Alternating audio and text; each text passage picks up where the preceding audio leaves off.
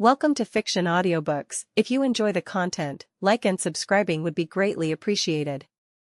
If you have any recommendations for novels, comment below. Please join my Patreon at https://www.patreon.com/fictionaudiobook. Chapter 251 Bell Test. The atmosphere in the entire training ground was stretched to the breaking point. The wide field paved with bluish-gray stone bricks was crowded with people at the edges. The deep blue standard flak jackets of the Star Ninja were particularly conspicuous in the crowd, while the academy students, wearing unified dark training uniforms, excitedly whispered to each other. In the center of the field, the four teenagers stood in a row, like four young pines facing the wind and frost, or like a group of young lions holding their heads high. Tonri stood straight, his snow-white eyes shimmering with a pearl-like luster under the sunlight. Yusuke habitually rested his left hand on the hilt of the ancient-styled sword at his waist, his gaze beneath the silver hair as calm as a deep pool. Ai pursed her lips slightly, her golden hair tied into a neat ponytail, her small frame taut like a bow. Sato grinned, a flame of anticipation dancing in his crimson pupils, the scar across his right eyebrow becoming animated as well. Nono stood on the high platform, about to announce the matchups via lottery. Wait.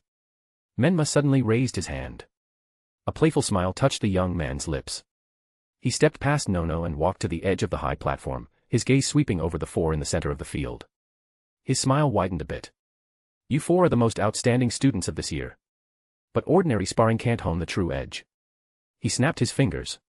A figure in deep blue landed soundlessly beside him. Hikari stood there in her sleek, dark blue, high-collared combat outfit, her forehead protector worn like a headband holding back her long black hair, her eyes calm and unreadable. Menma pulled a small, antique bronze bell from his sleeve and tossed it lightly to Hikari. Let's change your opponent, Menma said, his voice tinged with amusement. The four of you will form a temporary team and fight her. There's only one rule dash. Take this bell from her, and you win. The area below instantly erupted in an uproar. Hikari-sama. Someone exclaimed involuntarily. You're kidding. Sato blurted out, his crimson pupils contracting sharply. Hi Hikari-sama. Ai's small face instantly paled, and she subconsciously took half a step back. Yusuke's hand on his sword hilt tightened abruptly, his knuckles turning white, his heart pounding wildly. Even the usually calm Tonri had a barely perceptible twitch at the corner of his eye, perhaps remembering the colossal Susanoo from the battle on the moon. Uchiha Hikari, the commander of the Star Ninja forces. Widely acknowledged as the strongest Star Ninja under Shura. She simply stood there, a faint, almost imperceptible, appraising smile on her lips. The aura accumulated through years of battle, the absolute confidence of a powerhouse, the intangible pressure crashed down like a tidal wave, weighing heavily on the four teenagers' hearts, making them involuntarily swallow and their palms grow slightly damp. Fight Hikari-sama. Is this for real? Menma seemed quite satisfied with the four instantly tensing up as if facing a great enemy reaction. Smiling, he added, of course, Hikari will suppress her strength, controlling it at the Chunin level. And she won't use the Sharingan. He paused, glancing sideways at Hikari. How about it? Hikari weighed the almost weightless copper bell in her hand. Fine. Her voice was cool, a rare flicker of interest passing through her eyes, the corner of her mouth quirking up almost imperceptibly. If you can withstand the exam under my hand, I will take you as my students. Even if your development paths don't align with my areas of expertise, I will recommend you to the most suitable Jonin instructors. These words were like lighting a fuse. The initial shock was instantly swept away by ecstasy. Become Hikari-sama's students. Or be personally recommended for a Jonin instructor by Hikari-sama. This was the starting point countless ninja in the land of stars dreamed of. For pairs of young eyes instantly blazed with intense fire, even the air seemed to grow scalding. This was the supreme commander of the Star Ninja army, a powerful ninja who could stand side by side with Shura. The chance to cross blades with such an opponent, even in an exam, was enough to make them tremble with both fear and excitement. You have 10 minutes, Menma pointed towards a shaded area at the edge of the field, adjust your condition, formulate a strategy. Let me see if you are worthy of this promise. The four turned almost simultaneously and quickly walked towards the shade. Former potential opponents now became comrades who had to watch each other's backs. In the spectator stands, all eyes were focused on them. The Star Ninja were curious to see how their commander would instruct these rookies, while the students held their breath, both envious and sweating for the four on the field. Even Shisui leaned forward slightly, his scarlet three-tomo Sharingan showing keen interest. He wanted to see what kind of outstanding performance these seedlings, favored by Shura, could deliver in this confrontation. Elsewhere, the moment Kushina saw Menma take out the bell, she couldn't help but let out a soft snort, vigorously patting Minato's shoulder beside her. Ha ha ha. Minato, look. That boy Menma. He's even learned that bell test method passed down through your generations. Minato was also momentarily stunned by the sudden sense of déjà vu, then chuckled wryly, quickly making an apologetic gesture to the surrounding spectators who were looking at them curiously, his face full of nostalgia and a touch of amusement. I really didn't expect him to use this method. The 10-minute strategy discussion was precious. Under the shade at the field's edge, the four who had just been potential opponents quickly huddled together. Simultaneously, Menma had someone deliver 4 headset communicators to them. Situation's critical, keep it short. Yusuke spoke first, distributing the headset communicators. We have to cooperate, he said, his gaze beneath the silver hair sharp and steady, a calmness that belied his 13 years. I'm Ida Yusuke, first year. I specialize in close-quarters taijutsu and a practical swordsmanship passed down from a wandering samurai. I focus on speed and single-strike takedowns, but lack long-range options.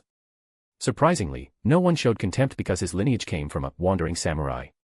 In this nation composed of wanderers, war orphans, and the rescued, strength and character were far more important than background.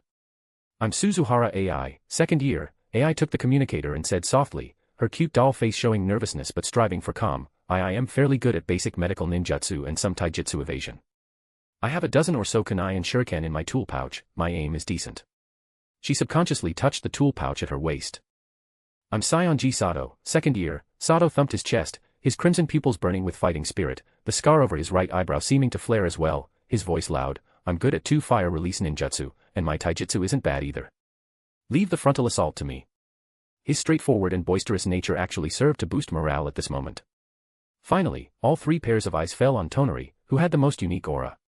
His Byakugan was the only Kekkei Genkai among the 4 and would be key in this exam. Otsutsuki Tonari, third year. Tonari's pale face showed no expression.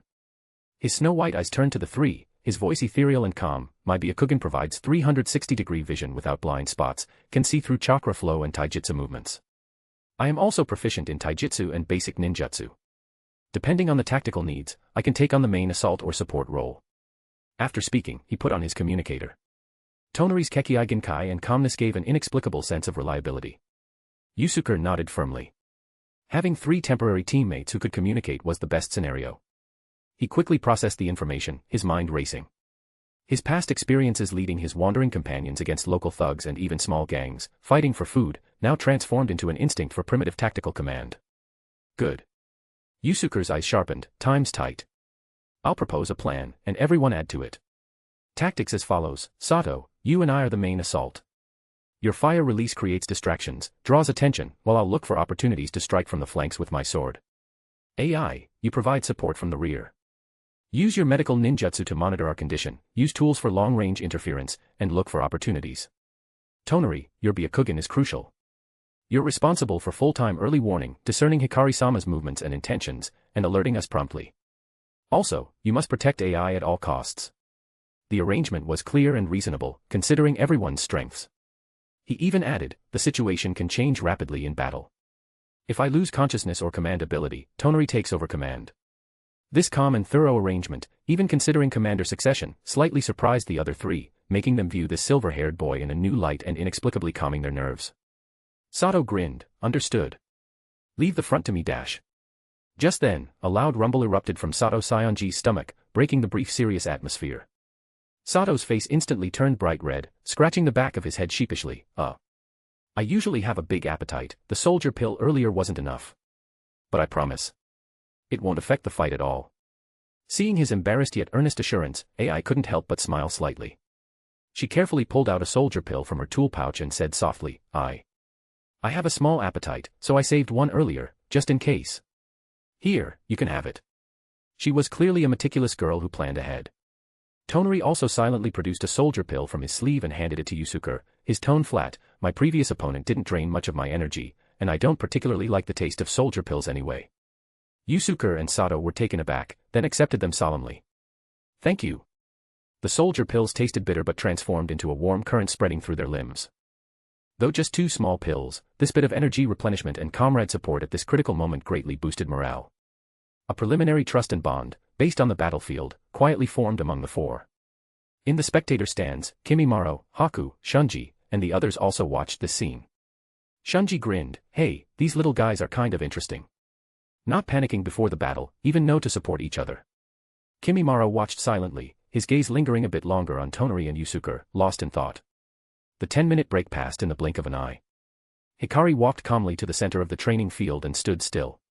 She didn't even assume a combat stance, just casually tied the bell with its red silk ribbon to her waist, a playful smile on her lips. The entire training ground instantly erupted with thunderous cheers and shouts. Countless gazes focused fervently on her, a mix of reverence and fanaticism. Hikari-sana. Do your best. Let them see your power. Go for it, kids. Opposite them, the 4 teenagers took a deep breath, exchanged glances, gave a firm nod, then dispersed, forming a semi-surrounding formation as they walked towards the center of the field, their expressions resolute, as if facing a formidable enemy. I announced dash, Hikari's cool voice rang out, clearly reaching everyone's ears, carrying a hint of barely perceptible anticipation. The final exam begins. You may attack. The moment her words fell, the battle erupted. Fire release, great fireball technique. Sato didn't hesitate. His hands flew through hand seals, his chest swelled, and he spat out a massive, scorching fireball that roared towards Hikari. He perfectly executed his role as the main attacker, drawing fire. Almost simultaneously, Yusuke's figure dropped low, hugging the ground, using the fireball as cover as he charged rapidly from the flank. The training short sword at his waist was already half-drawn, his eyes locked onto Hikari's potential movement trajectory. AI quickly retreated, gripping a shuriken in each hand, her gaze focused, looking for the right moment to throw.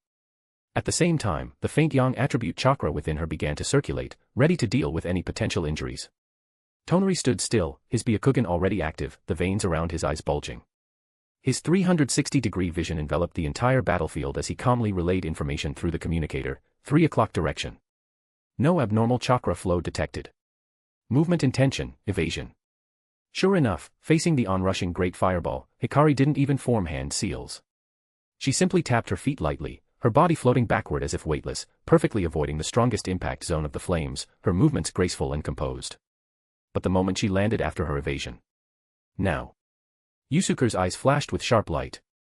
Seizing the tiny gap between her old force ending and new force not yet generated, he explosively increased his speed. The short sword left its sheath completely, tracing a sharp, cold gleam as it thrust directly at the bell hanging on Hikari's waist. This strike was fast, precise, and fierce, fully displaying the practical combat killing art taught by the wandering samurai, completely unlike an attack an academy student could deliver. A low gasp of surprise rose from the spectator stands. However, Hikari seemed to have anticipated it. Her body twisted at an almost impossible angle, her left index and middle fingers extending out seemingly casually. Clink. A light sound. Those 2 slender fingers had actually, with later timing but faster speed, accurately clamped onto the tip of Yusuke's full-force thrust. The powerful force was instantly neutralized. Yusuke's pupils contracted sharply. He tried to pull the sword back, but found the blade held fast as if by iron pliers, unmoving. Too impatient, Hikari commented indifferently. Her fingers exerted a slight, clever force. Yusuke felt a subtle yet powerful force travel up the blade. A sharp pain shot through the web between his thumb and index finger, the short sword nearly flying from his grasp, forcing him to stumble backward. Careful. Tonari's warning came again. But it was too late. Hikari's figure vanished from its spot as if teleporting, reappearing the next instant beside AI, who was trying to interfere with shuriken. Eek! AI only saw a blur before her eyes, let out a startled cry, and felt her wrist lightly tapped. The 2 shuriken in her hands clattered to the ground. Hikari didn't attack her further, merely swept past like a whirlwind. The wind pressure from her movement alone made AI lose her balance and fall sitting on the ground. Medical needs are important, but first, learn to protect yourself on the battlefield, a cool voice left these words in her ear. Don't look down on us. Enraged by the sight, Sato formed hand seals again, fire release, Phoenix Sage fire technique. Several smaller fireballs shot out dispersely, trying to block Hikari's movement options.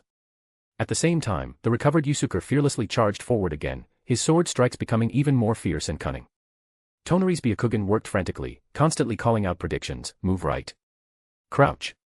Retreat. She's about to counterattack.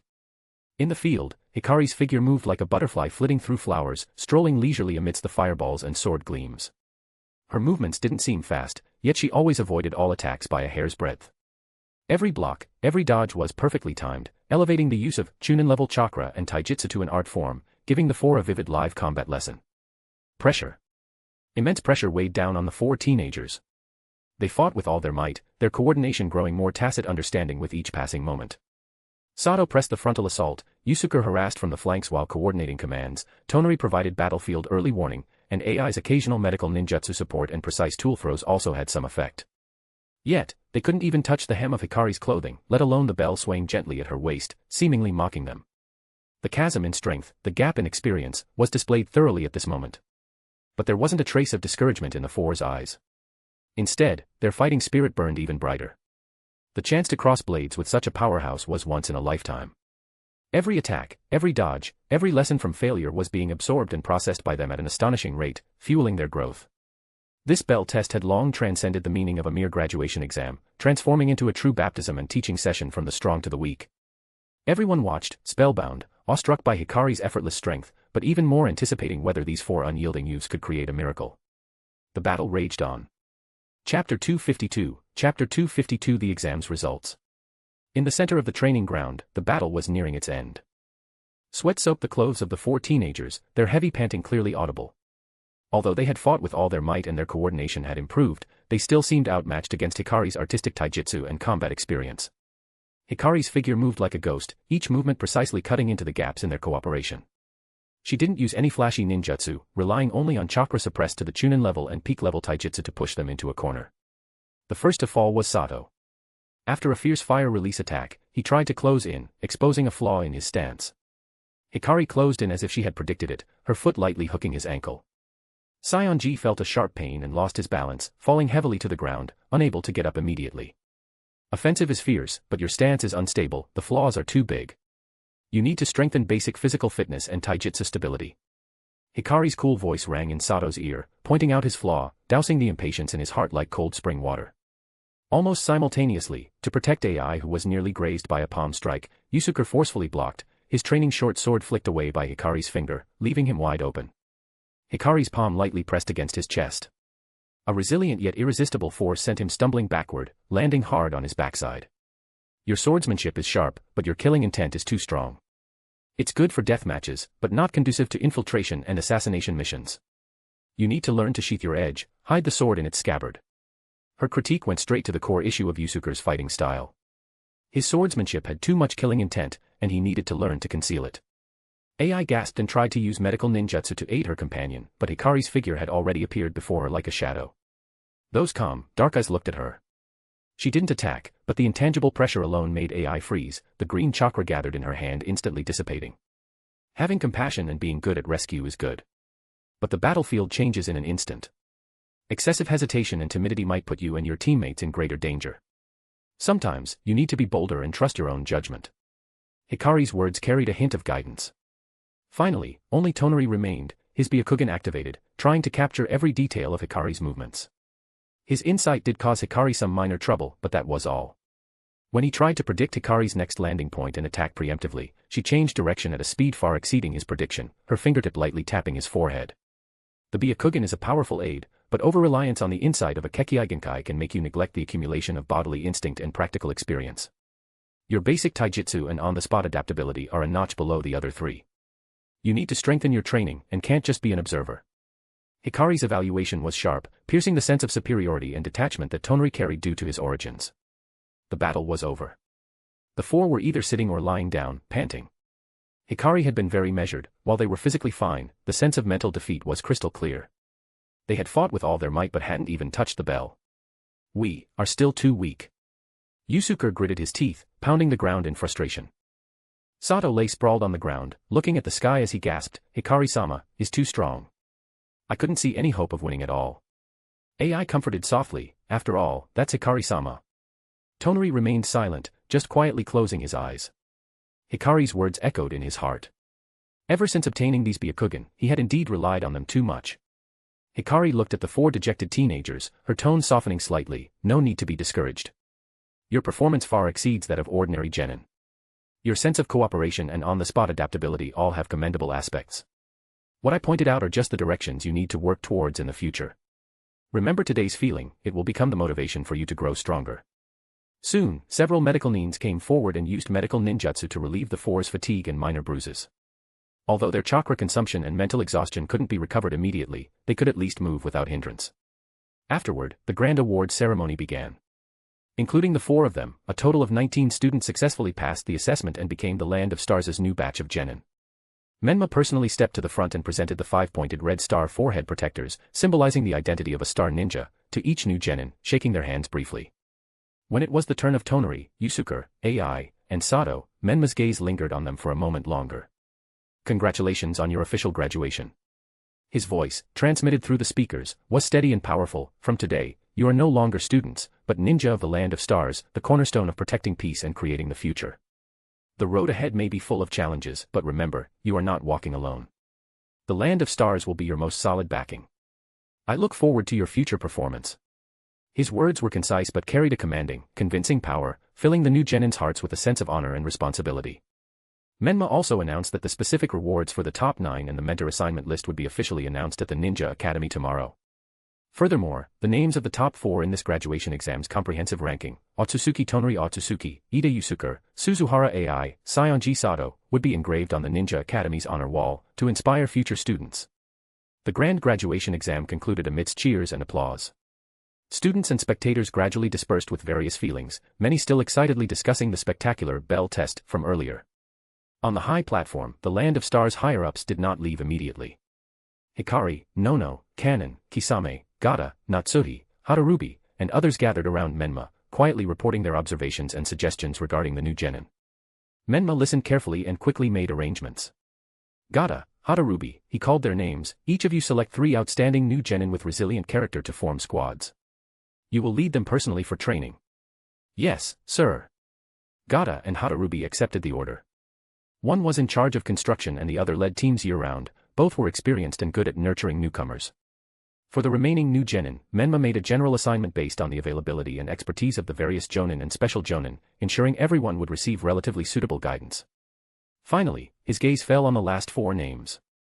Tonari, Suzuhara AI, Sionji Sato. Menma looked at Hikari. Hikari, these 3 children are entrusted to you. Hikari seemed to have expected it. The corner of her mouth lifted almost imperceptibly as she nodded. I will train them properly. Her gaze swept over the 3 teenagers whispering in the distance, making them shiver inexplicably. Then, Menma singled out Kisame. Kisame, Menma's voice lowered slightly, that child, Ida Yusuke, I want him to enter the ANBU. Kisame's shark-like eyes shifted, showing a hint of interest. ANBU. Sir, you want him to be exposed to the darker side early. He knew well that the missions carried out by the ANBU were completely different from those of regular ninja, filled with shadows, blood, and unavoidable choices. Menma nodded slowly, his gaze deep. Only by truly gazing into the darkness, by personally understanding what darkness is, can one more deeply comprehend the meaning of protecting the light, and can one wield the sword in their hand more firmly. Ida Yusuke, his taijutsu and swordsmanship talent are outstanding. More importantly, he possesses composure and calm far beyond his peers, and the potential for on-the-spot command. He is an uncut gem that needs the most severe polishing. Let him follow you. He can learn many things here that he can't learn in the light, and these things might save him and his teammates in the future. Kisame grinned, revealing his signature shark-like teeth. Understood, sir. I will polish this uncut gem properly. He had also developed a strong interest in that silver-haired, black-eyed boy with the resolute gaze. That evening, in a bustling barbecue restaurant in the Star City. Boss. Another 5 plates of premium beef tongue. My treat today. Shunji slapped the table, his voice loud, his face beaming with the joy of his mission reward arriving. He, Kimimaro, Haku, Yukimi, Chino, Hazuki, and the other students from the same year were gathered for a celebration. Whoa. Shunji, so generous today. Seems the reward from that last A-rank mission and the S-rank team mission from the Land of Darkness campaign was substantial. Yukimi teased with a laugh, picking up a sizzling piece of meat and putting it in her mouth. Shunji raised his chin proudly, his gaze flicking toward Kimimaro, who sat quietly opposite, only sipping water, a hint of competition in his eyes. Of course. I'm someone who's been through big scenes now. So, Kimimaro, how have your missions been lately? Want to exchange notes? Kimimaro lifted his eyelids, glanced at him, his tone flat and unfluctuating. Not bad. Completed 2 S-rank missions and 5 A-rank missions, that's all. Dash. Shunji nearly choked on the meat in his mouth, coughing violently, his eyes wide. How many? 2 S-ranks. 5 A-ranks. You're a mission machine. He had thought his own rapid progress had narrowed the gap, but the other party hadn't just stopped, he had left them in the dust at an even more terrifying speed. This feeling of being completely outclassed was both frustrating and unwilling, but more than that, it was a kind of admiration. Kimimaro's strength and efficiency were indeed far beyond ours. Haku smiled gently beside them, smoothing things over. All right, the number of missions doesn't mean much. It's good that everyone came back safely. Let's eat the meat, it's about to burn. The atmosphere at the gathering became lively again, though the look in Shunji's eyes when he looked at Kimimaro now held more respect and determination to catch up. Elsewhere, in the Otsutsuki clan's compound. This was a residence located in a quiet area of the Star City, with an ancient and mysterious style. Tonari returned home. His father, Otsutsuki Shudo, was sitting on the engawa. Though still aged, his expression was much more peaceful than before. He had lost most of his power, but his mind's eye perception remained. "Father, I'm back," Tonari said softly. How was today's assessment?" Shudo asked in a hoarse voice.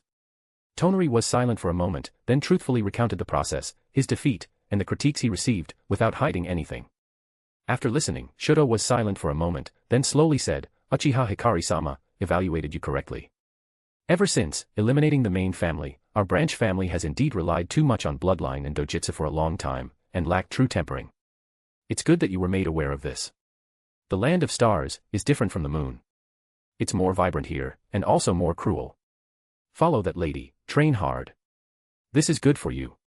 Tonari looked at his father and nodded solemnly. "I understand, father." Chapter 253, Chapter 253. A place of extraordinary people, Mangekyo. Early the next morning, the 19 new genin who had passed the assessment arrived early at the spectator stands of the first training ground, waiting with nervousness and anticipation for their fate to be assigned. Soon, one special jonin or jonin after another came to the edge of the field, called out names, and the called genin immediately stood up, excited or nervous, and left with their future mentor. The crowd gradually thinned. Finally, only 4 people remained in the spectator stands. Tonari, Yusuke, Ai, Sato. Sato fidgeted uneasily, muttering softly, "What's going on? Only the 4 of us left. Does no one want us?" Ai also looked nervous, wringing her hands together. Tonari sat with his eyes closed, seemingly unmoved. Yusuke sat straight, his gaze calm beneath his silver hair, silently waiting. Just then, the branches of a large tree nearby rustled slightly. Hikari's figure appeared soundlessly on the trunk like a falling leaf, looking down at them from above. Otsutsuki Tonari, Suzuhara Ai, Sionji Sato. She called out the 3 names coolly, "Come with me, to the second training ground." The 3 were startled, then immediately stood up, their hearts filled with both excitement and apprehension. Sionji and Ai instinctively glanced at Yusuke, who remained seated, a hint of confusion in their eyes, but they quickly followed Hikari and disappeared from the field's edge. Now, the empty spectator stands held only Yusuke. The sun rose gradually, time passed bit by bit. From early morning until nearly noon, Yusuke maintained his straight sitting posture, motionless, like a silent statue. Only the occasional soft rumble from his hungry stomach betrayed a hint of inner anxiety.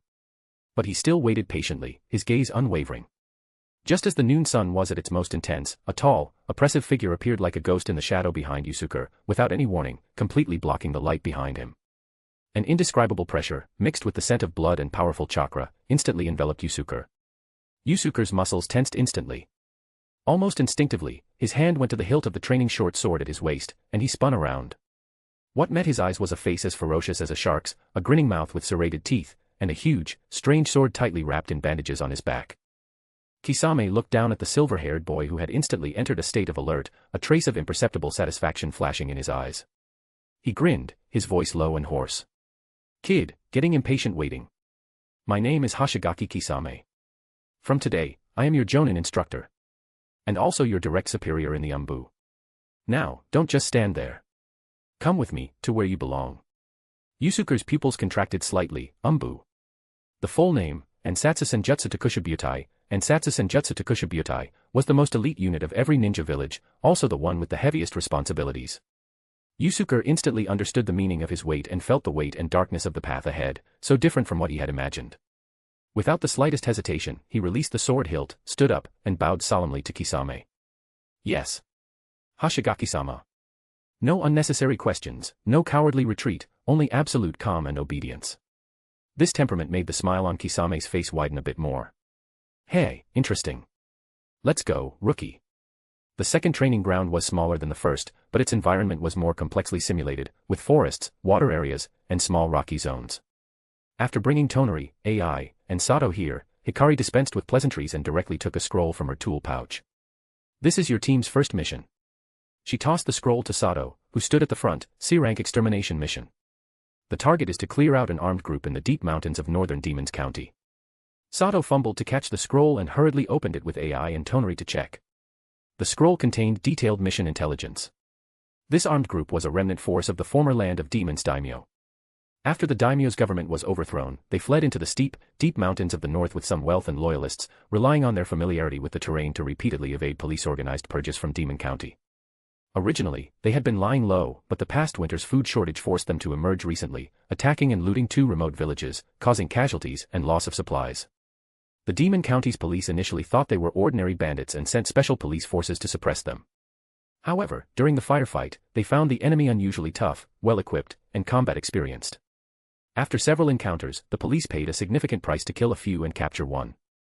From the captive, they learned that the leader of these remnants was the illegitimate son of the former land of Demons Daimyo, guarded by at least 3 skilled rogue samurai, and, most likely, had also hired rogue ninja. Therefore, the mission difficulty is on the higher end of the C-rank spectrum. Hikari's cool voice sounded, interpreting for them. If the presence of multiple rogue ninja is confirmed, the mission rank may be temporarily raised to B rank. For you 3 greenhorns, it's just right. You can experience real combat and bloodshed without facing enemies you can't handle at all. This mission was the only one Hikari could find among the many tasks that was below B rank but still challenging. If there were no rogue ninja, a few rogue samurai and some hardened bandits wouldn't require her intervention. Sato looked at the words on the scroll describing attacked villages, casualties, etc., his crimson pupils burning with anger, his fists clenching. These damned noble remnants. How dare they still come out to harm people? AI's small face also paled slightly, not from fear, but from sadness and anger for the victims. She subconsciously touched her medical pouch. Tonari frowned slightly, his white eyes unconsciously activating as he scanned the surroundings, seemingly simulating reconnaissance in a mountainous environment. The mountainous environment is complex, not conducive to large-scale searches, but favorable for small, elite raids and concealment. We need to formulate a detailed infiltration and attack plan. Hikari looked at the 3's reactions, relatively satisfied. You have half an hour to familiarize yourselves with the scroll's intelligence and discuss preliminary tactics. We depart for Demon County in half an hour. During the mission, I will not intervene easily unless an unforeseen circumstance beyond your capabilities arises. Understood. Understood. The 3 responded in unison, their expressions becoming serious and focused. They immediately huddled together and began discussing. Meanwhile, Kisame led Yusuke through the bustling streets of the Star City to an ordinary-looking warehouse on the outskirts of the military district. 2 guards who seemed lazy but had sharp eyes stood at the door. Seeing Kisame, they immediately saluted silently and opened the warehouse's door. Inside the warehouse were stacks of ordinary building materials. Kisame walked to the innermost wall, seemingly casually formed a few hand seals, and pressed his palm against a specific spot on the wall. After a slight chakra fluctuation, the wall slid open silently to the side, revealing a downward, brightly lit metal staircase. Follow. Kisame walked down without looking back. Yusuke took a deep breath, suppressing his curiosity and tension, and followed closely. The staircase was long, leading deep underground. At the bottom, the view opened up. It was an extremely vast underground space with astonishing height, its overall style cold and efficient, primarily made of metal and reinforced stone. Soft chakra lights were embedded in the ceiling and walls, providing illumination. The space was divided into several areas: training grounds, equipment depot, intelligence analysis room, rest area, mission briefing room, etc. Many figures shuttled back and forth, busy. Most wore black ANBU's uniforms or casual clothes. Although many wore animal masks, most didn't cover their faces completely or had their masks pushed up on their heads. They occasionally exchanged a few words in low voices. The atmosphere, while serious, wasn't lifeless. Instead, it had a tense feeling of efficient operation. This was completely different from the oppressive, blood-scented ANBU base Yusuke had imagined. Hashigaki-sama. Commander. Sir, you're back. ANBU members passing by stopped or nodded in greeting upon seeing Kisame, their tones carrying respect. Their gazes also curiously swept over the youthful yet calm-faced silver-haired boy behind Kisame. Yusuke tried hard to suppress the urge to look around, keeping his eyes forward as he followed Kisame. Kisame seemed to have eyes on the back of his head, his hoarse voice sounding, "No need to be so tense, rookie. Since you're here, look around openly. From today, you are also a member of the ANBU, with level 1 clearance here. You have access to most equipment and areas, as long as you don't foolishly touch those marked as dangerous restricted zones." Yusuke was startled, then relaxed slightly and began observing his surroundings cautiously. He saw people in the training grounds practicing high-speed moving target shooting, others practicing silent assassination techniques, and even some wearing more advanced chakra-powered armor than his, undergoing adaptive training. In the intelligence analysis room, huge screens scrolled with complex data streams and map information. The ANBU is the shield of the land of stars, and also the blade hidden in the shadows. Kisame introduced as he walked, using his unique voice. Main responsibilities are protecting important national figures, preventing and eliminating external threats and infiltration, scouting enemy intelligence, and carrying out some special tasks not suitable for public disclosure, including assassination. He paused, then added, different from the ANBU of other villages who only follow orders and become pure killing tools. Shirasama said, ANBU's ninjas are first and foremost people, ninja of the land of stars. So here, for every mission, we clearly know why we are carrying it out, who the target is, the cause and effect. What we need to do is understand the meaning behind the mission, then execute it, not become puppets swinging blades with blindfolds on. Remember this firmly. Yusuke listened seriously, engraving these words deeply in his heart. This philosophy gave him a strange sense of reassurance and identification. The two arrived at a door marked, Equipment. Kisame pushed the door open and said to a staff member inside who was cleaning tools and wearing a tanuki mask, the usual. A standard set for the rookie. Well, Commander, brought in another new one. A voice, slightly aged but vigorous, came from behind the tanuki mask as he looked Yusuke over. Kid, lucky you, to be personally brought by Hoshigaki-sama. Come here, let's get your measurements. Soon, a brand new set of matte black type 2 chakra armor, along with matching tight combat fatigues, a tool pouch, communicator, and other equipment were handed to Yusuke. After changing into it, he felt his body become lighter, and his strength seemed to have increased somewhat. Finally, Kisame pointed to a row of various animal masks hanging on the wall. ANBU's members all have their own code names and masks. Pick one, Rookie. From now on, in many situations, it will be your face and name. Yusuke's gaze swept over those ferocious, mighty, cunning animal masks, finally settling on one that looked inconspicuous, even somewhat plain, a bird mask. It looked like a young bird, not yet fully grown, slightly immature. He reached out, took down that mask, his voice calm but firm. Since you call me Rookie, then my code name will be Rookie. Kisame was taken aback for a moment, then let out a low laugh. Heh, suit yourself. From then on, the ANBU had a new member with the code name Rookie. In the following days, Yusuke, under the code name Rookie, began the high-intensity training and life in the ANBU, completely different from that of ordinary ninja. Due to the heavy and dangerous nature of ANBU's missions, although he was a genin, he was thrown into trials far exceeding those of his peers. Initially, the missions he carried out were mostly protecting important officials and escorting confidential supplies.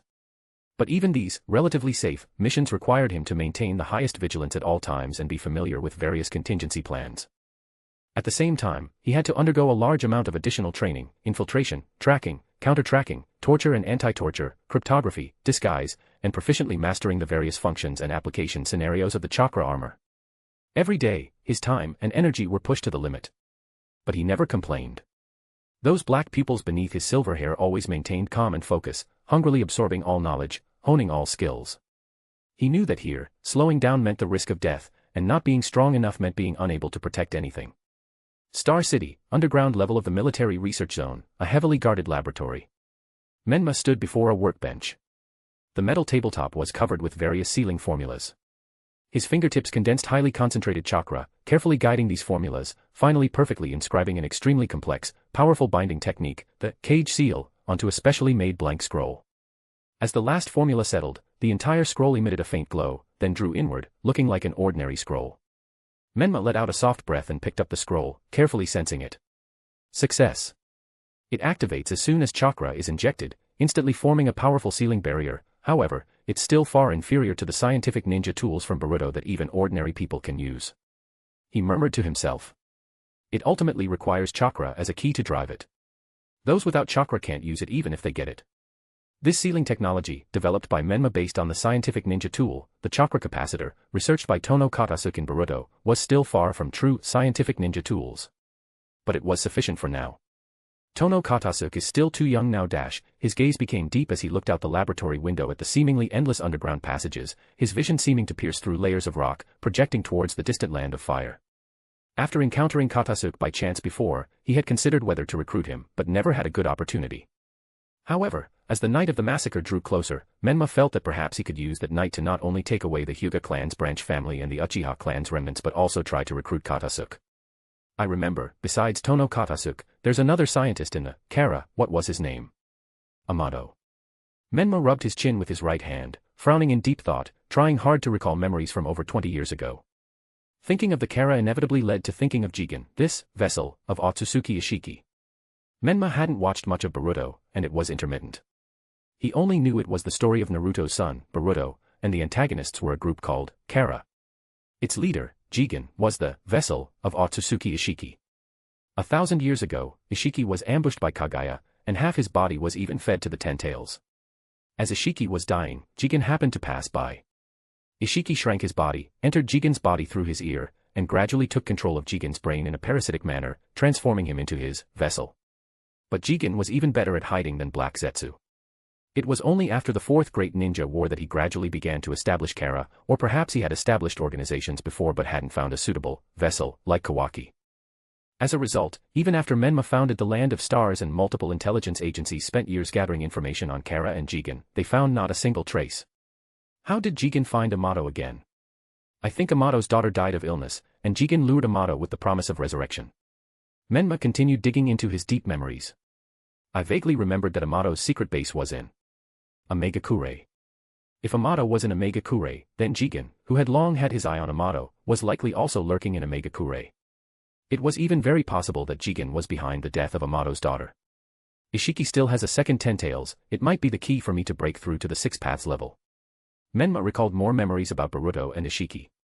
TCH, it seems I need to find an opportunity to go to Megakure. A map of the ninja world appeared in Menma's mind. This Megakure, located at the center of the ninja world, really was a place of extraordinary people.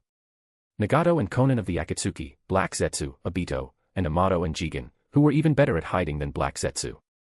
Chapter 254, Chapter 254 Script, Actors, Audience.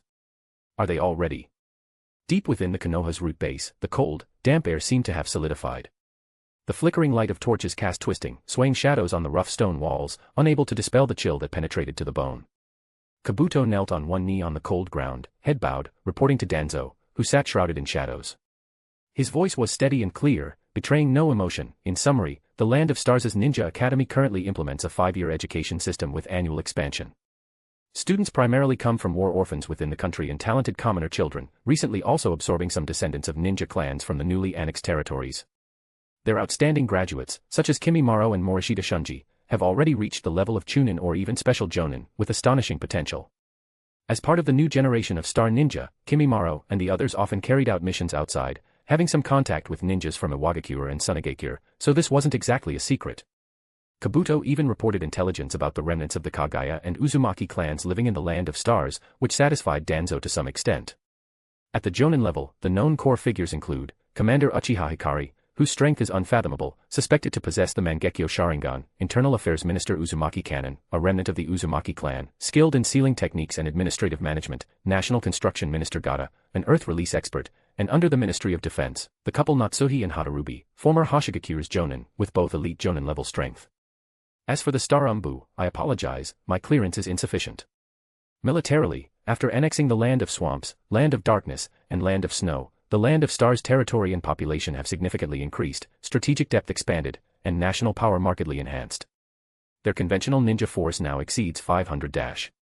Kabuto reported in detail everything he had seen and heard over the past year, from education to military, economy to internal affairs, logically clear and rich in content. However, Danzo, seated above, showed no trace of satisfaction on his wrinkled face. Instead, a flash of impatience crossed his single eye. I have no interest in these superficial matters. Danzo's cold voice interrupted him, like a blunt knife scraping stone. What about Shura? What have you found out about him? His true identity? His goals? The source of his power?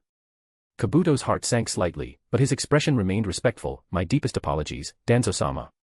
Shura's movements are extremely secretive. He rarely appears in public, even in the Star City. Daily affairs are mostly handled by Uchiha Hikari, Uzumaki Kanon, and others. At my current clearance level, I simply cannot get close to his inner circle. Information about him is scarce. Danzo's single eye stared fixedly at Kabuto, as if trying to see through him, inside and out. Silence fell like a massive pressure enveloping Kabuto. After a long while, Danzo spoke again, his voice betraying no joy or anger. Then, has the Land of Stars shown any special movements towards Iwagakure recently? Signs of large-scale military mobilization. Kabuto thought carefully and replied cautiously, during my infiltration period, I did not observe any large-scale military action plans by the Land of Stars targeting Iwagakure. Small-scale clashes and friction along the new border have indeed increased, but these fall within the scope of routine standoffs between border patrols and have not escalated. Another suffocating silence. Danzo's fingers lightly tapped the armrest of his chair, emitting a monotonous tap-tap sound. He clearly hadn't obtained the information he most wanted to confirm, or that could set his mind at ease, from Kabuto. Enough. Danzo finally waved his hand, a hint of barely perceptible irritation in his tone. You are dismissed. You've worked hard on this mission. Take a vacation, rest for a while. Remain in the village on standby until new orders arrive. Yes, Danzo-sama. Kabuto lowered his head, concealing a cold glint in his eyes. A vacation. On standby. This was just house arrest in all but name. This old fox Danzo had ultimately become suspicious of me, unable to trust me completely. He bowed respectfully, stepped back, turned, and left the oppressive room.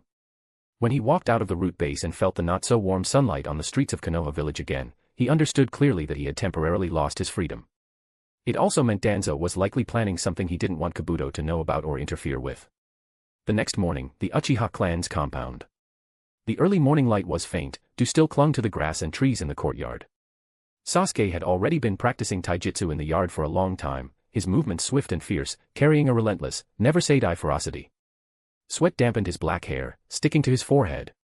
Itachi stood quietly under the eaves, wearing his ANBU attire, watching his younger brother's striving figure. Complex, indescribable emotions swirled in his black eyes, gratification, affection, and a deeply hidden, unspeakable heaviness. Brother.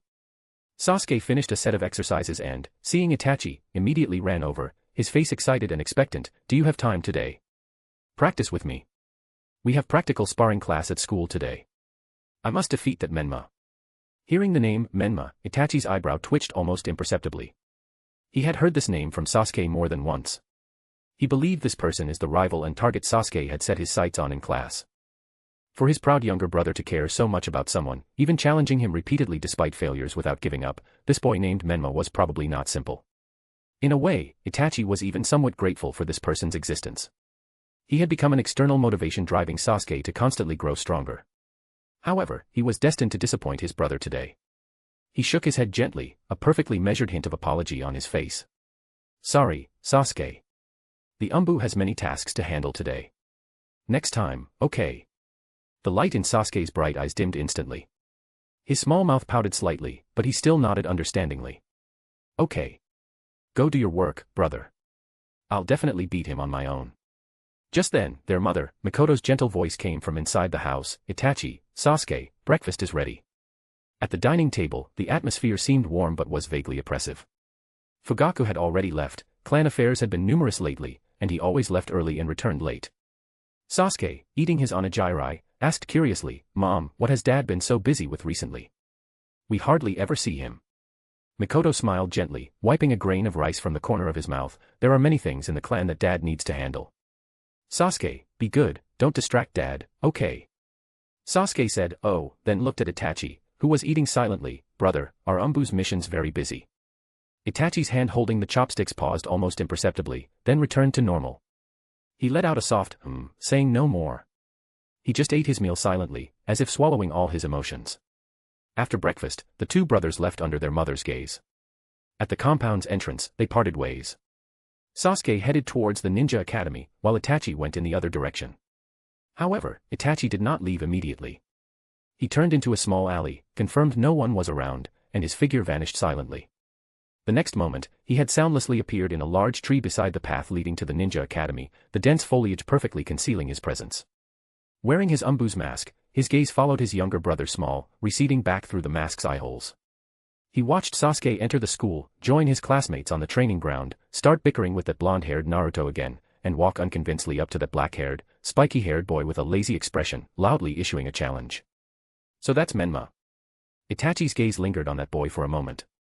He didn't seem particularly remarkable at first glance, his chakra felt ordinary too, but for some reason, when that boy occasionally looked around, there seemed to be a calmness in the depths of his eyes that didn't match his age. Just then, Menma on the training ground seemed to turn his head unintentionally, his gaze sweeping precisely towards the general direction where Itachi was hiding. Even though it was far away, Itachi, beneath his mask, instinctively held his breath, a strange thought flashing through his mind, my imagination. Mission time was approaching, so he could stay no longer. Itachi took one last deep look at Sasuke, then his figure vanished silently from the tree, speeding towards the Hokage building. Shortly after Itachi disappeared, Menma on the training ground frowned slightly, subconsciously touching the back of his right hand. For a moment just now, he had indeed felt an extremely subtle, yet emotionally complex, gaze fixed on him. Simultaneously, the seal on the back of his hand grew slightly warm. It was Kabuto sending an urgent message through the chakra seal network. Menma's consciousness connected to the seal network. Kabuto. What is it? His current response, in Kabuto's perception, was naturally from Shura. Kabuto's information was quick and clear. Shura-sama, I have returned to Konoha village and reported to Danzo. However, Danzo does not fully trust me. He has placed me under house arrest and surveillance under the guise of a vacation. Danzo is inherently paranoid, so this move is not unexpected. Menma's consciousness responded calmly. Kabuto continued his analysis. I speculate that Danzo's action likely means he is planning a major operation in the near future and does not want me, a potential unstable factor, to know about it or interfere. He will probably send other, more secretive spy channels to infiltrate the Land of Stars. We need to strengthen our internal screening. Menma was silent for a moment. His consciousness quickly flashed through the original timeline and the recent abnormal atmosphere in Konoha village, especially the oppressive, storm-brewing feeling within the Uchiha clan. Understood. Continue your infiltration, monitor Root's movements, and report to me at any time. Menma added another sentence, if there is danger, do not force yourself. Retreat immediately. I will arrange for someone to extract you. Kabuto hadn't expected to receive such an assurance. He instinctively wanted to politely refuse, Sir, I will try my best to dash. I promised Menma I would keep you safe. Menma's voice was steady, carrying an irresistible authority, but it made Kabuto's heart tremble, feeling a surge of warmth. He really wanted to go see Menma now, to see everyone at the orphanage, but his current identity wouldn't allow it. Understood, sir. I will be careful. After saying this, Kabuto cut the connection. In the Konoha's Ninja Academy, looking at Sasuke bickering with Naruto, Menma's thoughts had already drifted towards the Uchiha clan's compound. It's year 58 of Konoha calendar now. The Uchiha Massacre night is this year. It seems that Rat Danzo can no longer restrain himself. Since Danzo and Sarutobi Hiruzen have prepared the script and actors for this Massacre night, then I should also notify the audience to prepare and take their seats. Menma narrowed his eyes, already beginning to look forward to it. Chapter 255, Chapter 255 Secret Technique. 1,000 Years of Death. The spring sun filtered through tender green leaves, casting dappled spots of light on the training ground of the Ninja Academy. The air was filled with the scent of grass and earth, mixed with the vibrant energy of the boys and girls, and a faint, almost imperceptible tension. It was time for the weekly practical sparring class again. Sasuke took a deep breath, his sharp gaze locked on the figure on the other side of the field. He hadn't slacked off during the entire break, undergoing rigorous training under Itachi's rare and precious guidance. He felt stronger, faster, and his shuriken jutsu was more precise. He was confident. This time, he would definitely wash away the shame of his previous defeat. At the far end of Sasuke's line of sight, Menma was leaning lazily against the railing, seemingly completely unaware of the impending duel. He was slightly turned, saying something to Hinata beside him. Hinata had her head lowered, her cheeks flushed crimson, her fingers nervously twisting the hem of her clothes. She responded in a soft, almost inaudible voice, occasionally shaking her head slightly at something Menma said, her ears turning bright red. This intimate disregard for others, this casual attitude, pricked at Sasuke's proud heart like tiny needles. It seemed the other party never truly saw him as a worthy opponent to be taken seriously. This dismissal angered him more than defeat itself. Sasuke. This time I'll definitely beat you. Naruto waved his fists nearby, shouting boisterously, trying to grab Sasuke's attention, but Sasuke completely filtered him out. His eyes were only on that black-haired, spiky-headed guy. Umph. Sasuke snorted coldly, crossed his arms, and looked away, trying to calm his somewhat agitated mood as he waited for the teacher's instruction. At the edge of the field, Choji crunched on potato chips, his round eyes observing the confident Sasuke. He mumbled to Shikamaru beside him, feels like Sasuke is pretty confident this time. Shikamaru let out a big yawn, looking utterly uninterested in everything. Yeah. Probably. But the result probably won't change. What a drag. That guy's position as the top of our year probably can't be shaken by any of the so-called geniuses. Although he said it was a drag, his tone acknowledged the far-surpassing strength that the boy named Menma possessed compared to them. Kiba and Akamaru were also barking nearby, cheering for Menma, while Shino stood quietly in the corner, his gaze behind his sunglasses unknown. Ino, Sakura, and the other girls huddled together, cheering for Sasuke. Sasuke-kun, do your best. You have to win, Sasuke-kun. Although Menma was also good-looking and powerful, ever since two overconfident first-year girls had tried to ask Menma out to a movie last semester, only to be scared to tears by the sudden burst of killing intent from Hinata, all the girls in the school had tacitly understood. Menma was Hinata's exclusive territory, not to be touched. In contrast, the cold, aloof, super handsome, and unclaimed Sasuke naturally enjoyed even greater popularity. Hinata, hearing the girls' cheers, stole a glance at Menma. Seeing that he seemed completely oblivious, just watching Sasuke on the field, she sighed in slight relief and murmured in a voice almost only she could hear, "Menma-kun, do your best." Iruka walked to the center of the field, looked at the two ready participants, especially the burning-eyed Sasuke, smiled wryly, and announced clearly, "All right, next match, Uchiha Sasuke vs Menma. Remember, this is taijutsu sparring only. No lethal ninjutsu. Now, form the seal of confrontation." Sasuke and Menma stepped forward, forming the seal of confrontation with each other. Sasuke's gaze was fixed intently on Menma, as if trying to pierce through him with his eyes. Menma still had that sleepy look. "This time, I won't lose to you again," Sasuke said in a low voice, filled with determination. Menma yawned, picking his ear with his pinky finger carelessly. "Ah, got it. You said that last time too. Hurry up and start, Iruka-sensei." Sasuke gritted his teeth in frustration. This attitude was simply an insult. "Begin." Iruka-sensei's arm came down. Before the word fully left his mouth, Sasuke's figure shot out. His speed was indeed noticeably faster than before the break, creating a slight breeze as he instantly closed the distance between them. A sharp straight punch aimed straight for Menma's face. A flicker of movement passed through Menma's eyes, and he became slightly more serious. He sidestepped to avoid the punch, raising his hand to block the elbow strike that followed closely behind. The dull thuds of fists and feet connecting echoed across the field. Speed, power, reaction, all improved compared to last time. Seems he didn't slack off during the break, probably got some guidance from Uchiha Itachi. Menma calmly assessed Sasuke's progress while seemingly passively blocking and dodging, but his rhythm is still a bit rushed. Too eager to prove himself, which makes him prone to exposing openings. The reason he was probing so carefully wasn't because Sasuke posed any threat, but for the purpose of score control. Sasuke was undoubtedly the top student in their year, the benchmark for measuring genius. By figuring out Sasuke's limits, Menma could precisely control the performance level of Academy student Menma to be just a notch above Sasuke, enough to be considered a commoner genius without being shockingly outrageous.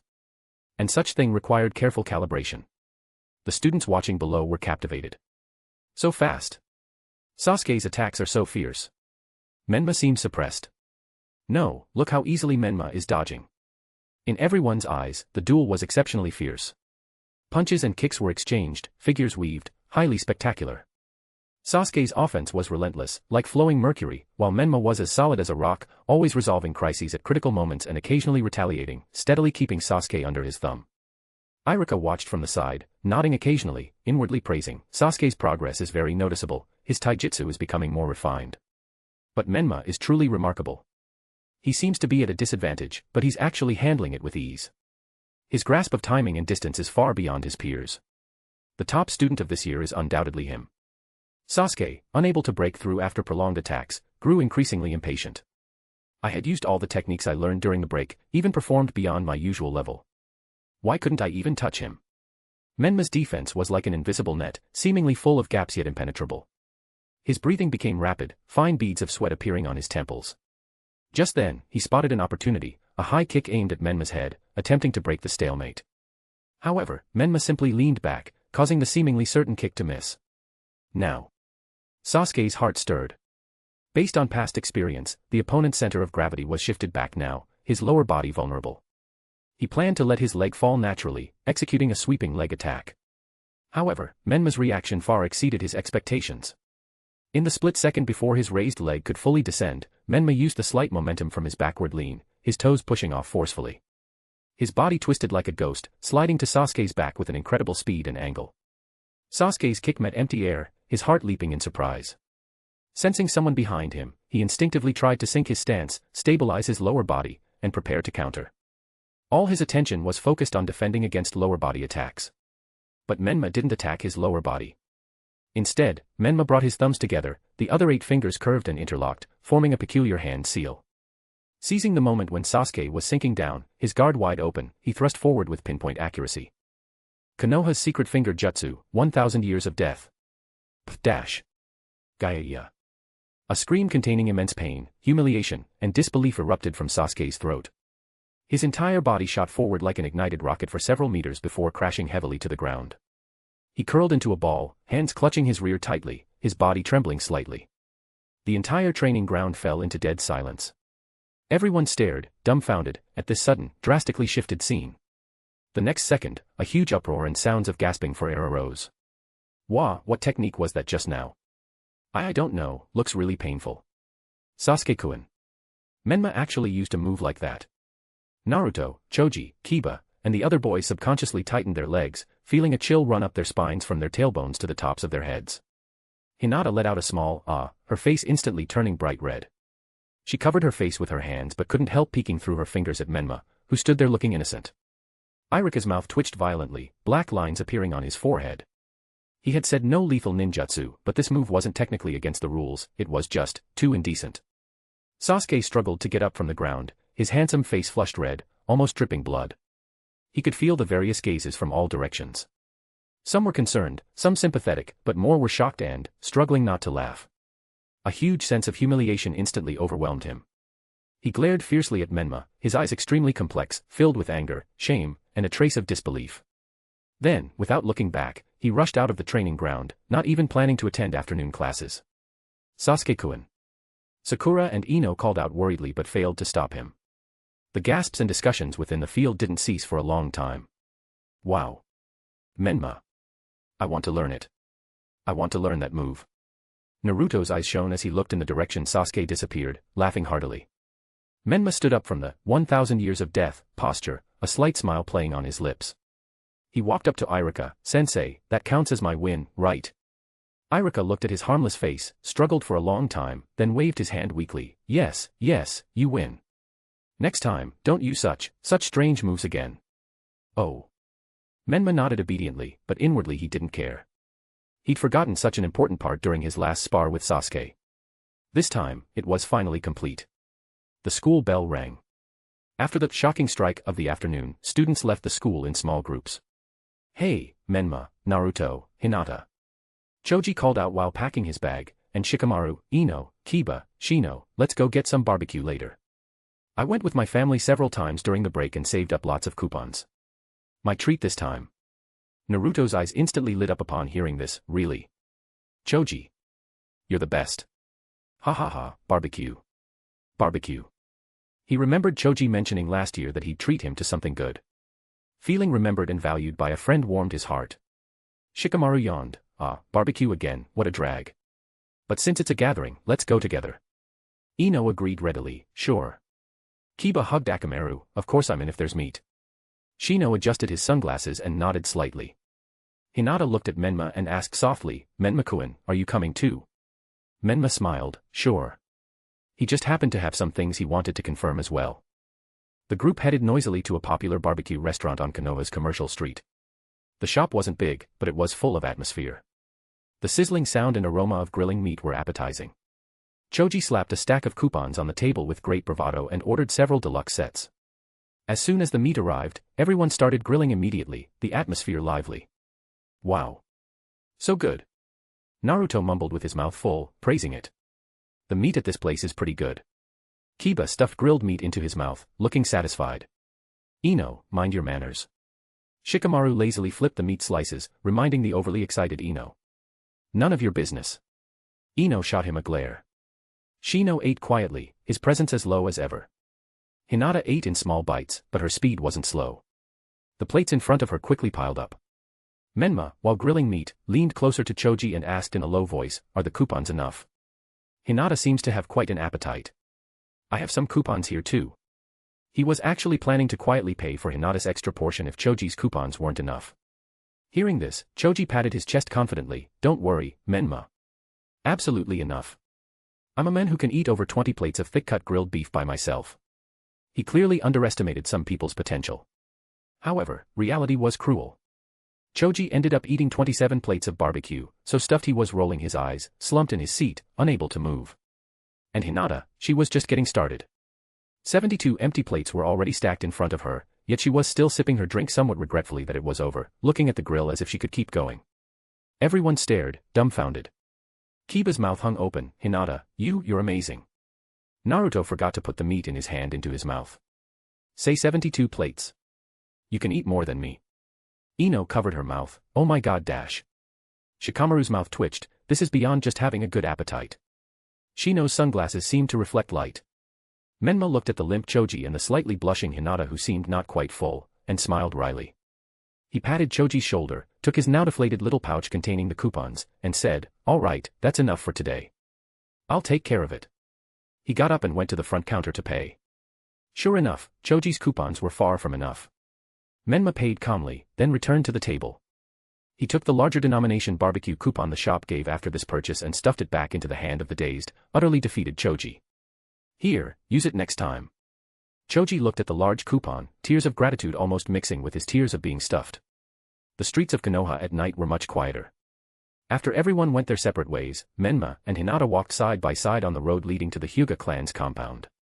The moonlight stretched their shadows long. "Menma-kun, thank you for today," Hinata said softly, referring to him paying the bill, a faint blush still on her cheeks.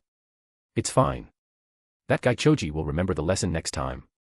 Menma smiled, "But, Hinata, your appetite seems to have gotten even better." "Ah, well." Hinata's head lowered even further, maybe it's because training has been harder recently. She couldn't very well say it was because seeing Menma put her in a good mood, making her eat especially well.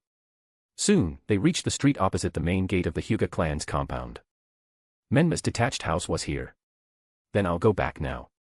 Good night, Menma-kun." Hinata stood at the compound gate, waving to Menma. "Good night, Hinata." Menma nodded, watching Hinata walk through the imposing gate before turning around, taking out his keys, and opening his own courtyard gate. The yard was quiet. The two housekeepers he hired usually went home after cleaning, preparing dinner or supper. If Menma didn't come back to eat, they would leave the food in the refrigerator. Menma didn't turn on the lights, walking straight through the living room to his training room on the second floor. The room was simple, with only necessary furniture and some training equipment, not much decoration. He walked to the desk and pulled open one of the drawers. There weren't many stationary items inside. Instead, a few blank letters made of special material lay quietly. These were the ones specially made for delivering the advance notices when he attacked the Hyuga clan's compound before. There were still some left unused. Menma picked one up, his fingers rubbing the smooth surface of the letter paper, his gaze becoming deep. The Uchiha massacre night must be soon. Danzo and Sarutobi Hiruzen have sharpened their blades. The script and actors are in place. He recalled the information Kabuto had sent through the seal during the day. Danzo's abnormal actions undoubtedly foreshadowed the coming storm. Then, how can this grand play proceed without an audience? A slight curve lifted the corner of Menma's mouth. Moreover, such a good opportunity, only taking the Uchiha would be too wasteful dash. Names and faces flashed through his mind. His parents, Minato and Kushina, definitely needed to be notified. They had the right to know about Konoha's plan to massacre the entire Uchiha clan and participate in the rescue operation. As for Shisui, he was the VIP among the audience. Menma was very much looking forward to seeing Shisui's breakdown when he witnessed the clan he had always protected being slaughtered by the very village he served. Hikari, Kanon, Oyasuhiro and Kimimaro. Especially Kanon, as a remnant of the Uzumaki clan, and Kimimaro, as the last orphan of the Kaguya clan, both had the right to witness the tragedy of the Uchiha clan, to see clearly that the so-called ninja village system pioneered by Senju Hashirama wasn't fundamentally different from the Warring States period. And the Hyuga clan's branch family. Taking advantage of the ANBU and root forces being drawn to the Uchiha clan's compound, with Konoha's internal defenses empty and vigilance lowered, it would be the perfect opportunity to take away the willing branch family members. Right, and Tono Katasu can also be recruited amidst the chaos. Menma's fingers tapped lightly on the desk as he began meticulously planning. Chapter 256, Chapter 256. How about inviting the first and second Hokage? The Star City at night had shed its daytime bustle. Only the underground military research zone remained brightly lit, permeated by a cold, focused atmosphere. The air was a mix of disinfectant, some peculiar medicinal liquid, and a faint scent of blood. From behind the heavy metal doors lining the corridors, occasional, indescribable subtle sounds could be heard. Menma moved silently through the pristine corridors, the hem of his dark happy coat swaying gently. He finally stopped before a heavy alloy door marked, Biological Gene Research. A scanner by the door swept over his iris, and with a faint hiss of pressurized air, the door slid open to both sides. The scene inside opened up abruptly. It was an extremely spacious laboratory, filled with various precision instruments and cultivation tanks. The most eye-catching was a massive observation room in the center, enclosed by reinforced glass. Currently, a violent slaughter was unfolding inside the observation room. A boy with short orange hair had crimson eyes, his skin an unnatural gray-black. Parts of his body had even developed ferocious keratinization. Violent chakra mixed with a chaotic form of natural energy surged from his body. He roared, tearing apart several other figures in identical prisoner uniforms within the observation room with terrifying strength and speed completely mismatched to his physique. Blood and dismembered limbs splattered across the glass walls, a gruesome sight. The researchers in the lab seemed accustomed to this, calmly recording data. Orochimaru, currently using a female body, stood outside the observation room. His pale skin and golden, vertical pupils shimmered with excitement and greed, his long black hair tied simply behind his back. He extended his tongue, licking his lips as if admiring a masterpiece. Such beautiful destructive power! His hoarse, uniquely magnetic voice echoed in the laboratory. However, the orange-haired boy's rampage seemed unstoppable. He began frantically crashing against the reinforced glass, emitting a grating, dull thud. Fine cracks began to appear on the glass. That's enough. Orochimaru frowned slightly and waved his hand. A researcher nearby immediately pressed a button on the control panel. Nozzles on the ceiling of the observation room instantly released a large amount of white sedative gas. After inhaling the gas, the boy's berserk aura rapidly subsided, the crimson faded from his eyes, and the physical mutations slowly receded. He finally collapsed to the ground, unconscious. Only then did Orochimaru seem to notice Menma's arrival. He turned, his golden serpentine eyes falling on Menma, a hint of a boastful smile on his face. Shura-sama, visiting so late, what a rare guest. It seems you're also interested in my new specimen. He gestured with his head towards the unconscious boy in the observation room, prime material obtained from the land of water. A very peculiar Kekkei, or perhaps, a certain talent. He can autonomously absorb natural energy, entering a state similar to, but much more violent and unstable, Sage mode. Quite interesting, isn't it? I'm researching how to stabilize this power, to create a cursed seal more easily tolerated by ordinary people. Menma's gaze swept over the chaotic scene in the observation room. He shook his head, his voice emerging from behind the white three-eyed fox mask, flat and unemotional. The power is indeed unique, but too chaotic and violent, difficult to control. A cursed seal based on this research might boost power in the short term, but it ultimately has limits and inevitably comes with significant backlash and risks. The smile on Orochimaru's face stiffened slightly. He knew well how sharp the judgment of this Shura before him was. Since the other party directly negated the potential of this research path, it almost meant that the immense effort he had invested might indeed only yield a clearly flawed, secondary product. This stirred a strong sense of unwillingness and the need for reassessment within him. If Shura didn't favor it, it meant the upper limit of Yugo's Sage mode might truly not be high. But he quickly masked it, letting out a light laugh, hee. Your insights are always so incisive. So, your visit today probably isn't just to evaluate my new toy. He turned and led Menma deeper into the laboratory. This way, please. The two passed through several corridors, arriving at another, more private laboratory. This one contained more equipment related to cell research and genetics. The air carried the scent of formaldehyde and special culture fluids. For you to grace us with a sudden visit, is there something urgent, Shura-sama? Could it be that Minato-kun and Kushina aren't keeping you busy enough? Orochimaru's words held a double meaning, a playful smile at the corner of his mouth. After seeing the reanimated Minato and Kushina, he was even more convinced that Shura had a deep connection to the fourth Hokage and his wife, perhaps even being some existence from the future. Menma ignored his teasing and stated his purpose directly. I need cell samples of the first Hokage, Senju Hashirama, and the second Hokage, Senju Tobirama. The most active, best preserved kind. A flicker of genuine surprise passed through Orochimaru's golden serpentine eyes. Oh? The cells of the first and second Hokage. He pondered for a moment. If you're thinking of using them for the impure world reincarnation, I'm afraid I must disappoint you. I have already completed their reanimation. This time, it was Menma's turn to be slightly taken aback. He truly hadn't expected Orochimaru to act so quickly. But upon second thought, given Orochimaru's obsession with forbidden technique and his research capabilities, it was entirely reasonable that after improving and mastering the impure world reincarnation, his first action would be to reanimate these two legendary Hokages to extract their knowledge and forbidden techniques. Especially the second Hokage, Tobirama, the original developer of the impure world reincarnation. With him under control, Orochimaru could undoubtedly obtain a wealth of precious information about this technique and others. Beneath the mask, a slight curve touched Menma's lips. This might actually be better. He let out a soft laugh and said, is that so? That's fine too. Orochimaru, soon, the Konoha's leadership will launch a purge against the Uchiha clan, just like how Kirigakure handled the Yuki clan and Kaguya clan back in the day. A night of the massacre, targeting the Uchiha. Orochimaru's pupils contracted sharply. For the first time, an expression of disbelief appeared on his face. Massacre, the Uchiha. Sarutobi-sensei, he would actually make such a decision. For the so-called stability of the village, has it really come to such unscrupulous measures? How increasingly ugly. While he held no fondness for the Konoha's leadership, the complete eradication of the Uchiha clan still exceeded his expectations. The Uchiha clan was one of Konoha's founding clans, with deep foundations and formidable strength. Exterminating such a great clan would cause unimaginable turmoil. The image of his teacher, always stubbornly preaching the will of fire, flashed through his mind, stirring complex emotions.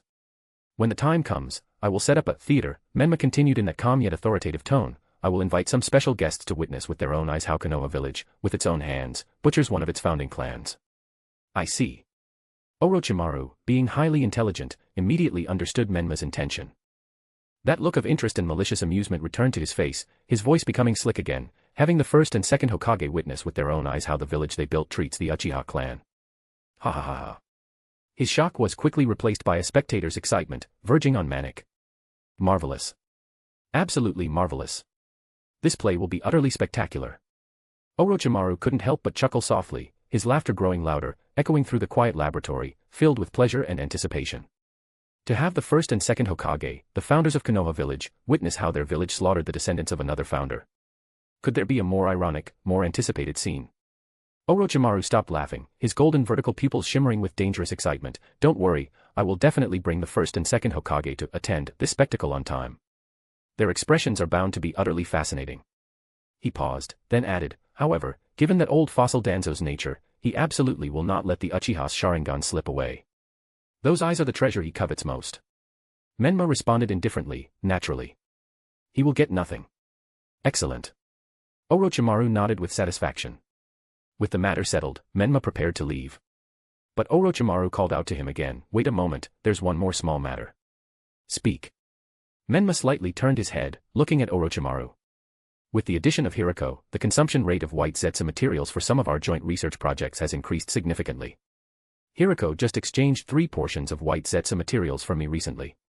He seemed somewhat afraid of you, not daring to apply for resources directly from you. Orochimaru's tone carried a hint of schadenfreude, and my own stock is about to run out. Menma remembered. He had previously promised Orochimaru 1 white zetsu per year, advising him not to be too wasteful. Now, with the addition of Hirako, who was equally enthusiastic about forbidden technique and human experimentation, it was logical that the consumption rate had doubled.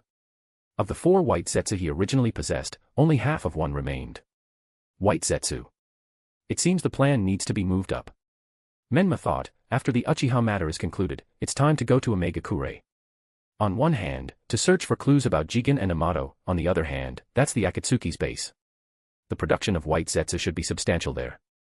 Obito and black zetsu have been pulling strings from the shadows for so long. It's time to cause them some trouble and collect some interest. I understand. Menma nodded, new white zetsu materials will be delivered in due course.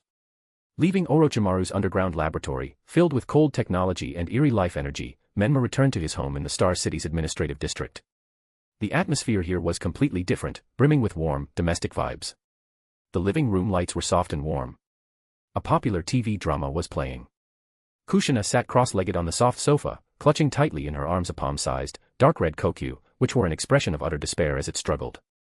Kushina watched the TV with great interest. Beside her, Hikari sat upright, her expression slightly awkward and carrying a hint of barely perceptible stiffness.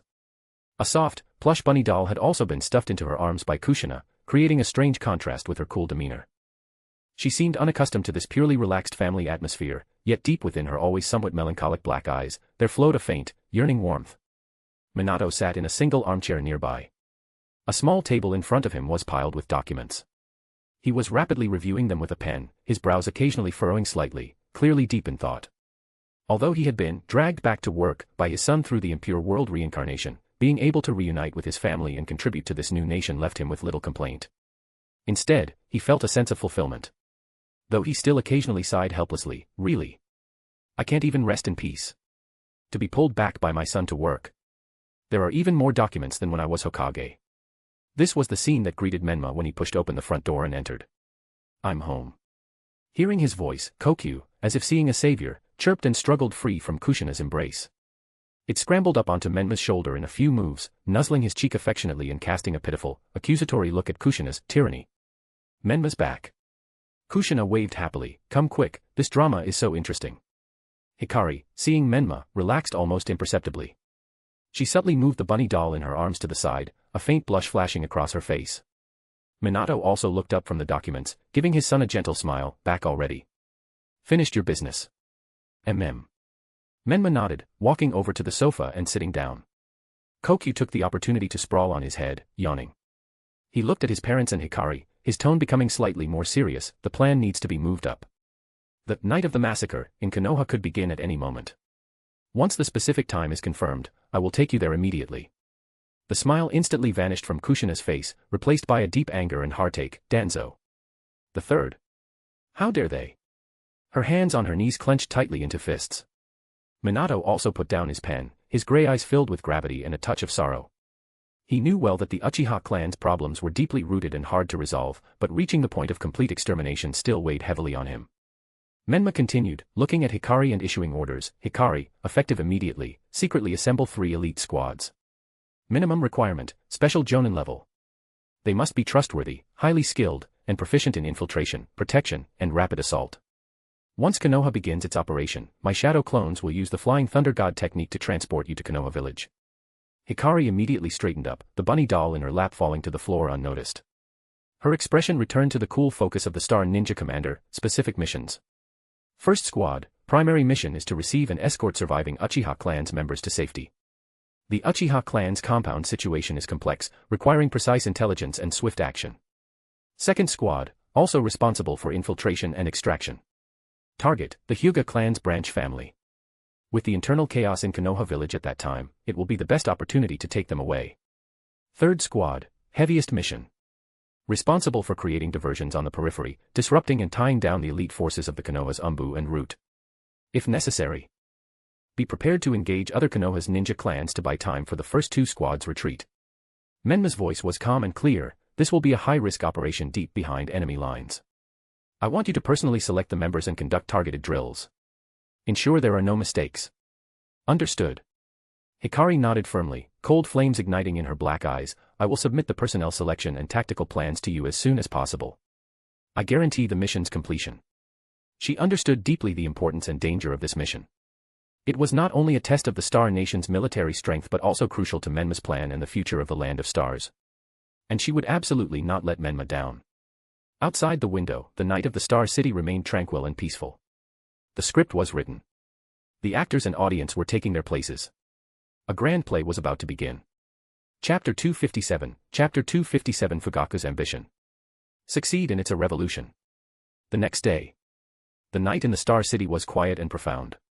In the office on the top floor of the administration building, the lights were brightly lit. Hikari presented a detailed action plan and roster to Menma. Sir, the preliminary action personnel list and plan have been drafted. Please review them. Hikari's voice was cool and clear, echoing in the quiet room. Even though the two were close, professional addresses were used during work. Menma took the scroll, his gaze sweeping over the familiar names and precise deployments. First squad, tasked with receiving Uchiha clan survivors, led personally by Hikari.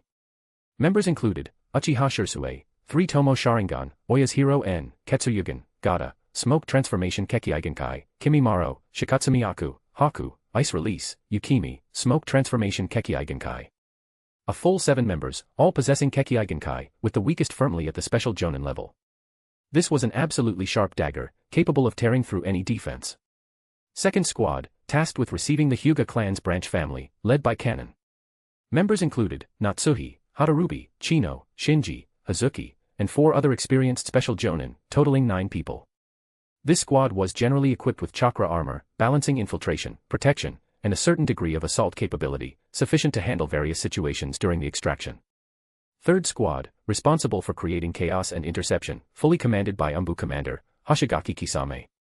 Members were all from the ANBU, 9 agents in total, including even someone with a Kekiigenkai like Oya's hero Jin and promising newcomers like Yusuke. They were experts in destruction, assassination, disguise, and interception, the best candidates for sowing panic and delaying enemy elites. Regarding the action plan, Hikari proposed a crucial modification. She pointed to a hidden mark on the map near the Land of Fire's border. Considering the massive chakra consumption and potential unpredictable effects of spatial turbulence from long-distance mass teleportation via the Flying Thunder God technique, especially involving many Uchiha and Hyuga clans' women and children, I suggest activating this backup route. Menma's gaze fell on the mark. It was a secret exit left by the passage connecting to the moon, located near the Land of Fire's border. After connecting the main passage to the Star City, this initial entrance hadn't been completely destroyed, only concealed with powerful seals temporarily applied by a sealing team led by Cannon. We can quietly unseal this location in advance, Hikari continued to explain. Before the operation begins, the 3 squads can quickly reach the Land of Fire's border exit via the main moon passage entrance in the Star City. From there, they can advance and lurk just outside Konoha's village barrier. Once the operation signal is given, we can forcefully breach the barrier from the outside. This allows for the fastest intervention into the battlefield, and the commotion of breaching the barrier itself can effectively create chaos and divert Konoha's attention. Menma's fingers tapped lightly on the desk. After a moment of contemplation, he slowly nodded. The plan is thorough, and the personnel allocation is reasonable. Proceed with the preliminary preparations and drills according to this plan. He looked up at Minato and Kushina nearby. Father, Mother, you will accompany the teams when the time comes, but unless absolutely necessary, no direct intervention. Your task is to witness with your own eyes and, if needed, ensure the safety of some key individuals. Minato nodded gravely, a trace of sorrow in his gray eyes. Kushina clenched her fists tightly, her red hair seeming to stir slightly with anger, but she restrained herself and nodded firmly. I understand. We will hold back. As for Shisui, Menma stood up. I will notify him personally. The night grew deeper. Shisui sat alone on the engawa of his house's courtyard, gazing at the sparse stars in the sky, his brow furrowed, burdened with heavy thoughts. Suddenly, the space behind him rippled with an extremely subtle disturbance, like a drop of water falling into a calm lake. Shisui's body tensed instantly, his right hand instinctively moving to his sword hilt, 3 tomos blazing to life in the darkness. Don't be nervous. It's me. A figure appeared soundlessly in the center of the courtyard, as if he had always been there. A black happy coat, a white 3-eyed fox mask, emanating an aura of mystery and authority under the cold moonlight. Shisui's tense body slowly relaxed. Shirasama. Visiting so late, what guidance do you have? Menma slowly raised his hand. Between his fingertips was a black letter made of special material. The surface bore no writing, just an exquisitely made invitation card with the Land of Stars' red 5-pointed star emblem. This is an invitation. The voice from behind the mask was flat and unemotional. The night of the massacre, theater that the Konoha's leadership has prepared for your clansmen, who share the same blood, is about to begin. Don't forget to attend on time. The black letter drifted lightly towards Shisui, landing precisely in his hand. It felt cool to the touch, yet seemed to carry a scorching heat. Shisui's fingers trembled slightly. Uncontrollably, the bloody, despairing, and realistic future fragments that Shura had shown him through genjutsu resurfaced in his mind. Clansmen falling in pools of blood, familiar streets consumed by flames, and that executioner holding a blade, expressionless. It was Itachi. Was all that really going to become reality? Would Itachi truly dash? Immense grief and disbelief assaulted Shisui's heart, making it hard for him to breathe. He clutched the invitation tightly, his knuckles turning white from the force. After a long while, he sharply raised his head. His scarlet 3-tomo Sharingan emitted an eerie glow in the night, his voice hoarse from extreme suppression. If Konoha truly raises the butcher's knife against the Uchiha clan, if Itachi really... He paused, as if using all his strength to continue, then I will hesitate no longer. I will lead all clansmen willing to live, away from that rotten cage. Beneath the mask, the corner of Menma's mouth seemed to move slightly. He said nothing more, merely giving a slight nod. The next moment, his figure dissipated as if merging into the night, vanishing without a trace. Only Shisui remained standing alone in the courtyard, clutching the black invitation symbolizing despair and choice, silent for a long time. A few nights later, Uchiha clan's compound, Naka Shrine. The atmosphere was more solemn and oppressive than any previous clan meeting. Inside the massive shrine, candle flames flickered, illuminating faces filled with anger, resentment, and resolve. Those who could enter here were almost all clansmen who had awakened the 3-tomo Sharingan. Even Mikoto, who had long retired to focus on her family, was present in the crowd, her face etched with deep worry. Itachi hid in the shadows of a large tree on the shrine's periphery, wearing his ANBU mask, coldly watching the familiar figures of his clansmen entering the shrine. His heart felt torn, pulled between the bonds of his clan and the orders of the village, the so-called greater good. After the clan meeting ended and the clansmen departed, with the shrine doors tightly closed, Itachi gestured to the other ANBU's members behind him and said in a low voice, "Continue strict surveillance of this place. Record all personnel entering and exiting. I will report the situation to Hokage-sama and Danzo-sama." Yes, several ANBU members responded softly. Itachi's figure vanished instantly. But he did not head for the Hokage building. Instead, he took a large detour and, relying on his familiarity with the compound security layout, moved in a few leaps and bounds, infiltrating the shrine's interior soundlessly and skillfully finding the entrance to the underground secret room. Pushing open the heavy stone door, the light inside the secret room was dim, illuminated only by a few torches.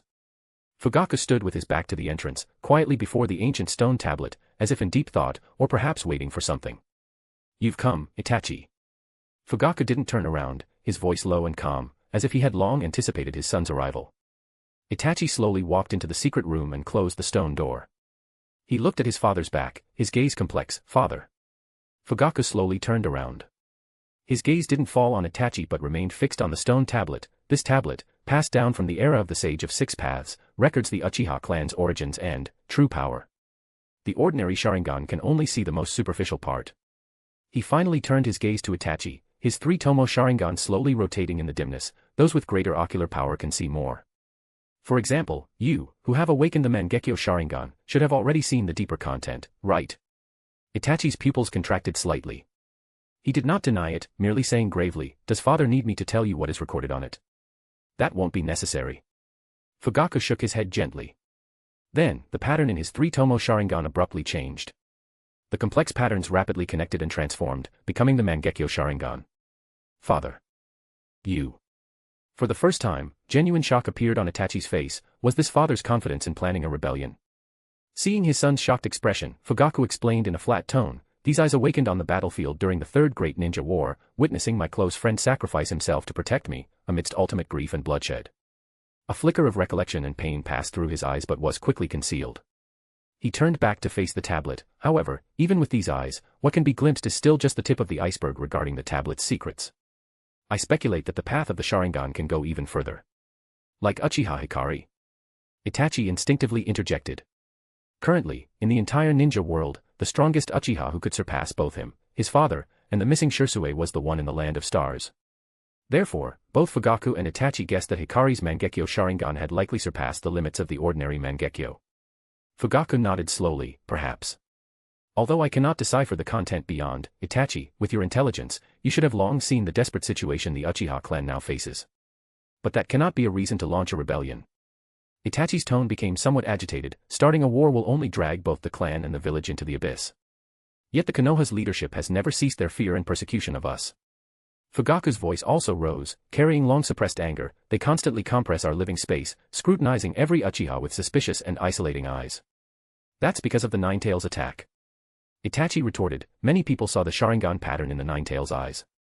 The leadership fears the Uchiha will control the tailed beast again, destroying the village." Fugaku turned, his gaze burning as he looked at his son. "In the Uchiha history I know, the only one capable of controlling the Nine-Tails is the legendary Uchiha Madara. Since him, no second person has been able to do it. Even the current Uchiha Hikari might possess that power, but 8 years ago." Fugaku recalled the visit from Hikari and Menma. Uchiha Hikari looked to be only 15 or 16 now. How old could she have been 8 years ago? For a baseless suspicion, they want to drive the entire Uchiha clan to extinction. His tone was filled with helplessness and sorrow. Since the path of peaceful coexistence has been completely blocked, then, for the survival of the clan, replacing those prejudiced rulers might be the only choice. Itachi's Mangekyo Sharingan stared fixedly at his father. "So, father intends to use the power of this Mangekyo Sharingan to overthrow the leadership by force and become Hokage yourself. This is the shared wish of the majority of the clan." Fugaku's voice lowered, carrying a barely perceptible weariness. "As the head of the clan, I cannot go against this surging popular will.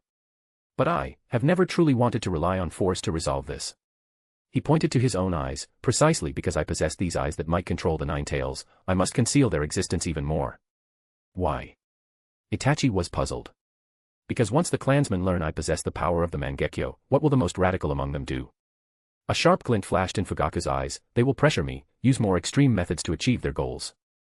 That will only drag both the clan and the village into an abyss of eternal damnation." Before the words fully faded, Fugaku's Mangekyo Sharingan suddenly focused on Itachi. Itachi felt the scene before him change abruptly. His consciousness was instantly pulled into an incredibly realistic genjutsu world. He seemed to be in a Konoha engulfed in flames, the sounds of battle cries shaking the heavens. He saw frenzied Uchiha clan's members kidnapping the young Naruto. They roughly pushed him before Fugaku. Countless pairs of bloodshot eyes stared fixedly at Fugaku, roaring. "Fugaku-sama. Use your power. Release the Nine-Tails." Let them see the Uchiha's wrath. Konoha gives us no way out. We will destroy it. Use the Nine Tails. Tear them apart. Amidst the chaos and being swept up by extreme emotions, Fugaku was forced to use his Mangekyo on the Nine-Tails Jinchuriki.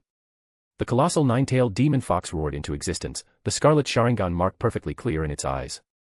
The Nine-Tails ran rampant. It began madly destroying the village. Massive claws came down, crushing houses like toys.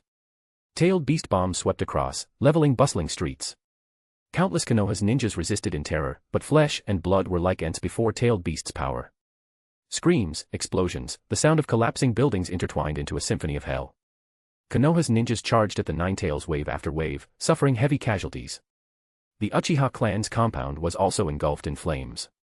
The elderly, children, women cried out in despair. Finally, the entire Konoha village turned into ruins, and the Uchiha clan was nearly annihilated. See. The genjutsu ended. In reality, Itachi's knees gave way, and he heavily fell to his knees. Cold sweat soaked his forehead as he gasped for breath, his eyes filled with horror and disbelief. The vision was too real, too brutal. Did you see it clearly, Itachi? Fugaku's voice carried weariness and a hint of relief. The Mangekyo pattern in his eyes slowly receded. This is one of the most hopeless futures I have foreseen. The Mangekyo brings not only power but also heavy chains. He looked at his nearly exhausted son, his voice suddenly becoming heavy and filled with a sense of entrustment. But, Itachi, if your power could join, if you are willing to help me. Itachi sharply raised his head. Fugaku's gaze was filled with the complex emotions of both a father and a clan's head. With your strength, if we coordinate from inside and outside, launch a lightning-fast assault, and take control of the third Hokage, Shimura Danzo, and the two advisors, Udatain Koharu and Mitokedo Hamura. As long as we control Konoha's highest decision-making level and paralyze their command system. Even if small-scale fights and conflicts break out during the process, as long as the core objective is achieved, the entire coup can be completed with minimal cost. At that time, we Uchiha will regain our voice in the village, obtaining the status and respect we deserve. Konoha will not have to endure the flames of war. This is the best outcome. A coup. No, succeed, and it's a revolution. A bloodless revolution. Since he had decided to rebel, Fugaku was prepared for the worst. Bloodless revolution. Itachi murmured the term, his heart surging with tumultuous waves. On one side was the hellish scene from the genjutsu, on the other was the seemingly possible path his father described, one achieved without bloodshed. Fugaku stepped forward, placing a hand on Itachi's shoulder. His tone was unprecedentedly heavy, even carrying a hint of pleading. Itachi, you are my son, and a once-in-a-century genius of the Uchiha. For the future of the Uchiha clan. I beg of you. Inside the secret room, only the crackling sound of the burning torches and Itachi's violent heartbeat remained.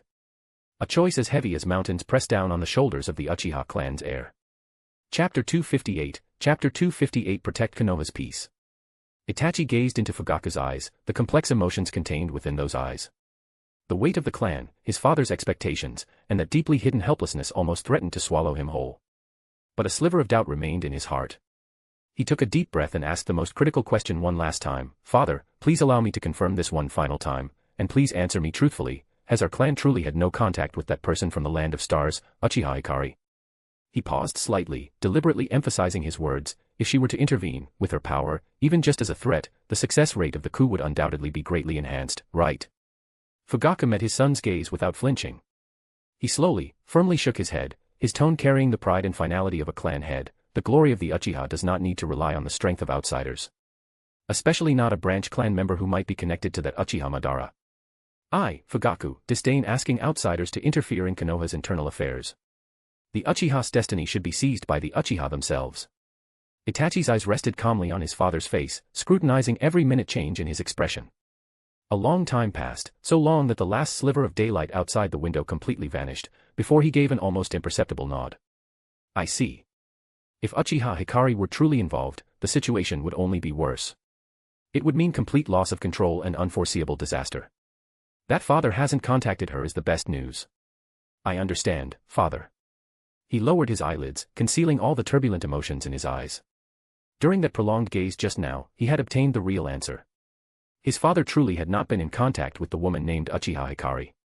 He had monitored the rebellion plan for so long and never detected any related information. This made the taut string in his heart relax slightly, but it was followed by an even deeper chill. Because he knew all too well that if Hikari were to intervene, it likely meant Shura would also intervene. That would signify the worst-case scenario. The power of Hikari and Shura was enough to drag the entire Konoha into an abyss of eternal damnation. Their destructive power far surpassed a rebellion confined within the village. The current situation perhaps still held a sliver of possibility for control amidst the despair.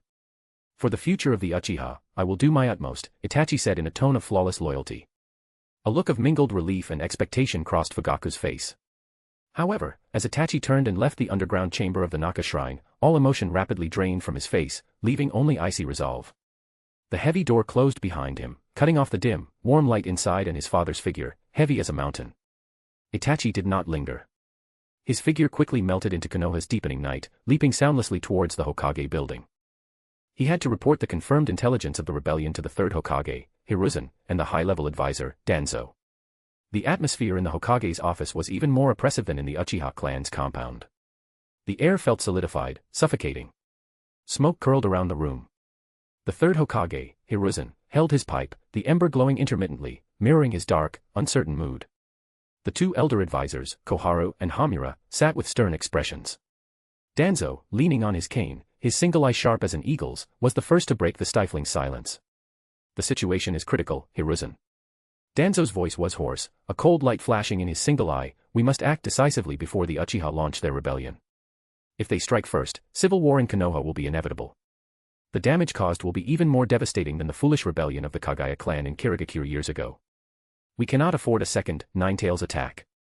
Sarutobi took a deep drag from his pipe, slowly exhaling a turbid smoke ring, his brow etched with weariness and struggle. Danzo, the Uchiha clan are one of Konoha's founding clans, our former comrades. I still hope we can find a peaceful resolution through dialogue. Only as an absolute last resort, when there is no other choice, will I ever agree to raise a blade against our own people, to use force. His words still held a thread of hope, but his conviction sounded less than solid. Hamura adjusted his glasses, his gaze behind the lenses flickering with worry. He voiced the deepest fear in everyone's hearts. Will others join the Uchiha clan's rebellion? For instance, the Land of Stars. He paused, his voice dropping lower, that man known as Shura, and the Uchiha woman by his side. The room fell into dead silence once more. That name was like a massive rock thrown into stagnant water, stirring up silent, towering waves. The rise of the Land of Stars was mysterious and rapid. Its leader, Shura, possessed unfathomable power, having attacked Konoha village twice and Kimogakure twice, moving freely in and out of both great villages alone, making him a figure of deep apprehension. And the Uchiha Hikari by his side, who possessed the Mangekyo Sharingan, according to Shisui's report after his encounter with them, likely possessed power rivaling that of Madara in his day. If Fugaku had made contact with them. Itachi, who had been standing silently in the shadows, spoke up at the right moment, breaking the silence. Based on my long-term surveillance and investigation, I have found no signs of any form of contact between the Uchiha clan's head and the Land of Stars. I also personally probed the Uchiha clan's head about Uchiha Hikari. His response was a firm denial, and he displayed a dismissive attitude towards the idea. He repeated Fugaku's words, omitting his own judgment. As of now, the Uchiha's actions remain confined within the clan. Sarutobi's gaze swept over the faces of the advisors, finally settling back on Danzo. I understand. Itachi, thank you for your hard work, he said heavily. I will consider our countermeasures carefully. You are all dismissed for now. The report concluded. Itachi left the Hokage building in silence. But his heart did not feel lighter, instead, it grew heavier. As he passed the famous temple on the outskirts of Konoha village, Danzo stood there like a statue merged with the shadows, as if he had been waiting for a long time. A bolt of lightning suddenly tore across the sky, ripping through the heavy curtain of night, momentarily illuminating the giant Buddha statue inside the temple. In the interplay of light and shadow, the compassionate face of the Buddha seemed to reveal a somewhat ferocious, evil aspect, much like the complexity and unpredictability of the human's heart. Itachi. Danzo's voice sounded low, without any preamble. Itachi stopped, his expressionless face turning towards the other men. Danzo-sama, is there further instruction? Not an instruction. It's a hope that you make your final choice. Faced with your clan's destiny, have you made your choice? Danzo's voice was low and full of pressure, his single eye glinting in the dim light following the lightning flash, flickering between brightness and shadow. The third Hokage speaks pleasantly enough.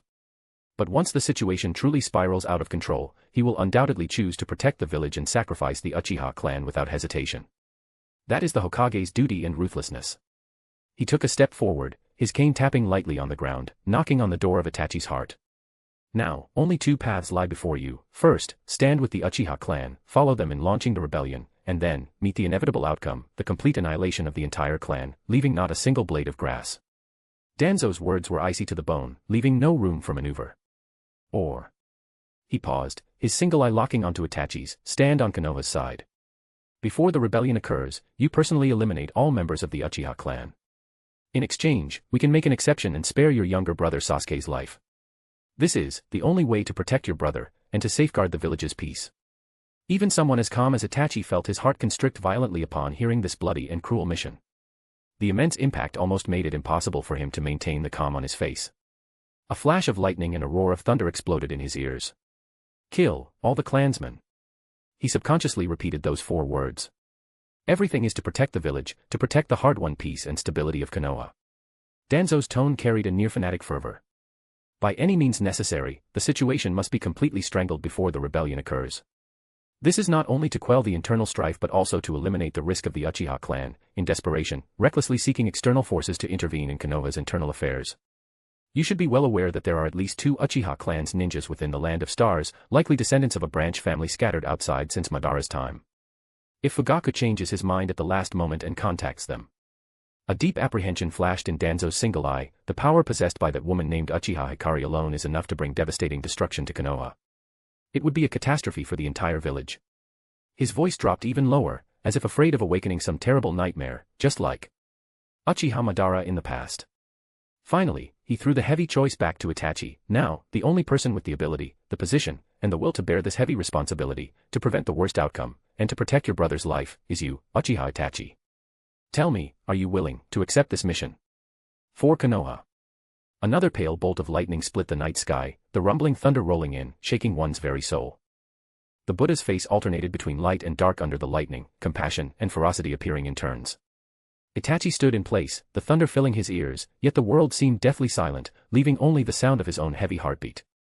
He did not answer immediately, only looked deeply at Danzo for a moment before his figure slowly retreated, eventually merging into the endless curtain of rain and darkness. His answer did not need to be spoken aloud at this moment. The next day, gloom still hung over Konoha, and over Itachi's heart. He had endured a night of agonizing struggle and contemplation, almost entirely sleepless. The blood ties of the clan, the survival of the village, his brother's innocent smile, his parents' expectations, the trust of his comrades, countless images intertwined, collided, and shattered in his mind. Itachi stood silently atop a tall building near the Konoha's ninja academy, his casual clothes fluttering slightly in the breeze. He looked down at the broad training ground below, where children were undergoing endurance running training. His gaze instantly found that familiar figure. Sasuke. His younger brother, with a look of trying to act cool, was running while bickering with a blonde boy, Uzumaki Naruto, who had a fiercely competitive expression. Other children around them, like Shikamaru, Choji, and Ino, were laughing heartily at their antics. The air was filled with the unique vitality and ease of youth. However, Sasuke's gaze soon shifted past Naruto, firmly locking onto the figure running at the front of the pack. Menma. That child whose grades were always top-notch, who was calm beyond his years. Sasuke accelerated again, charging forward with a stubborn, challenging expression, initiating another contest with Menma. Watching Sasuke amidst his group of friends, competing over such trivial matters, getting angry, yet full of life, seeing that innocence, so well protected and utterly unaware of the cruel fate approaching, a sharp, stabbing pain suddenly gripped Itachi's heart. This warm, ordinary scene, this smile of his brother's that he longed to protect, formed an unbearably cruel and stark contrast with the bloody path of rebellion his father had planned and the annihilation of the entire clan that Danzo had foretold. At that moment, the fog that had been swirling in his heart all night suddenly cleared. Itachi's eyes finally shifted from extreme pain and confusion to a deep, almost despairing resolve. He had made his decision. For Sasuke to continue living under the sunlight, to protect the seemingly ordinary yet precious peace, he was willing to bear all sin and fall into the endless hell. But the practical difficulties still lay before him. Relying on his strength alone, to quietly eliminate the entire Uchiha clan in a single night was undoubtedly a fantasy. Not to mention his father Fugaku's deeply hidden Mangekyo Sharingan and whatever dojutsu it concealed, just the 10 to 20 elite jonin with 3 Tomo Sharingan in the Konoha military police force were enough to pose a significant obstacle, potentially delaying him for a long time. Once the fight was prolonged, the other clansmen in the Uchiha clan's compound would inevitably react, scattering and fleeing or organizing a counterattack. The greater risk was that prolonged combat would definitely alert the night patrol ninja and the rapidly responsive ANBU. At that point, the clan extermination operation would fail completely, the fact of the Uchiha clan's rebellion would be immediately confirmed, and what awaited the Uchiha clan would be an even more thorough and chaotic massacre. Sasuke's life would be absolutely impossible to spare. Therefore, the operation had to be completed in an extremely short time, so fast that the successive screams wouldn't have time to spread beyond the compound, so fast that the patrolling ninja and ANBU wouldn't detect any abnormality before everything was settled. He needed a helper. A helper powerful enough to instantly crush numerous Uchiha clan's jonin, with mysterious methods capable of sealing off information to the greatest extent possible. Instantly, a figure appeared in Itachi's mind. That mysterious Uchiha ninja who had suddenly appeared years ago, attacked his team with overwhelming force, brutally killed his team leader and 2 teammates, and shown a strange interest in his Sharingan. The one who called himself Uchiha Madara. Only he possessed such ability and methods. Chapter 259, Chapter 259. The time has come. That night, the moon was dark, the wind high, and even the stars were hidden from view. On the outskirts of Konoha village, downstream of the Naka River, not far from the Uchiha clan's secret meeting shrine, lay an ancient ruin. This was once one of the Uchiha clan settlements during the Warring States period, now long abandoned, leaving only broken walls and overgrown wild grass, appearing particularly desolate and eerie in the howling wind. Itachi stood like a stone statue in the center of the ruins, waiting. His breathing was nearly still, all his chakra converged to the extreme, merging with the surrounding darkness. He didn't know how long he waited when the space in the ruin suddenly warped without warning, like ripples slowly spreading on water. A figure wearing a dark cloak and an orange, spiral-patterned mask materialized out of thin air, soundlessly. He seemed to be surveying the ruins, a complex, almost reminiscent look flashing in his single, visible eye. Itachi's heart jumped violently. It's him. He no longer hid, actively stepping out from the shadows. The sound of his footsteps was unusually clear in the silent ruins. Who's there? Obito was clearly startled, instantly turning alert, the Sharingan appearing behind his mask. Seeing Itachi's face, he was inwardly shocked. In just a few years, Uchiha Itachi's skill had actually advanced to such a level that he could approach this close without me noticing. Hey, I want to ask for your help. Itachi's voice was terrifyingly calm, without any greeting or preamble. He looked directly into the masked man's strange Sharingan and stated bluntly. Oh. Obito suppressed his surprise, his tone returning to that feigned, casual, strange pitch. How unusual. The Uchiha clan's genius youngster actually comes to seek help from a dead man like me. Let's hear it. When he heard the request, delivered in the most concise and cold terms, help me kill all the Uchiha in Konoha, Obito's eyebrow rose behind his mask, his single eye instantly erupting with a thick, twisted light of interest. Interesting. Truly interesting. He let out a low laugh, the sound echoing in the empty ruins, full of madness and pleasure. Fine, I'll help you with this. While Itachi was speaking with Obito, at the Konoha's Ninja Academy. After today's classes ended, the teachers suddenly notified all students to remain at school temporarily and not leave. As night fell, the atmosphere in the classrooms became subtly uneasy. Irika stood at the podium, his face unprecedentedly heavy and serious, even slightly pale, with fine beads of cold sweat at his temples.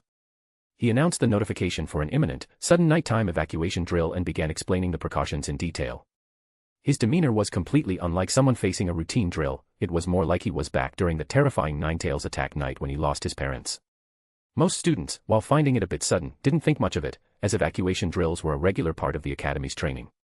Only a few sensitive children, like Hinata, vaguely sensed Irika's hidden unease, but she just timidly lowered her head and said nothing. In the corner of the classroom, Menma was originally gazing absent-mindedly out the window.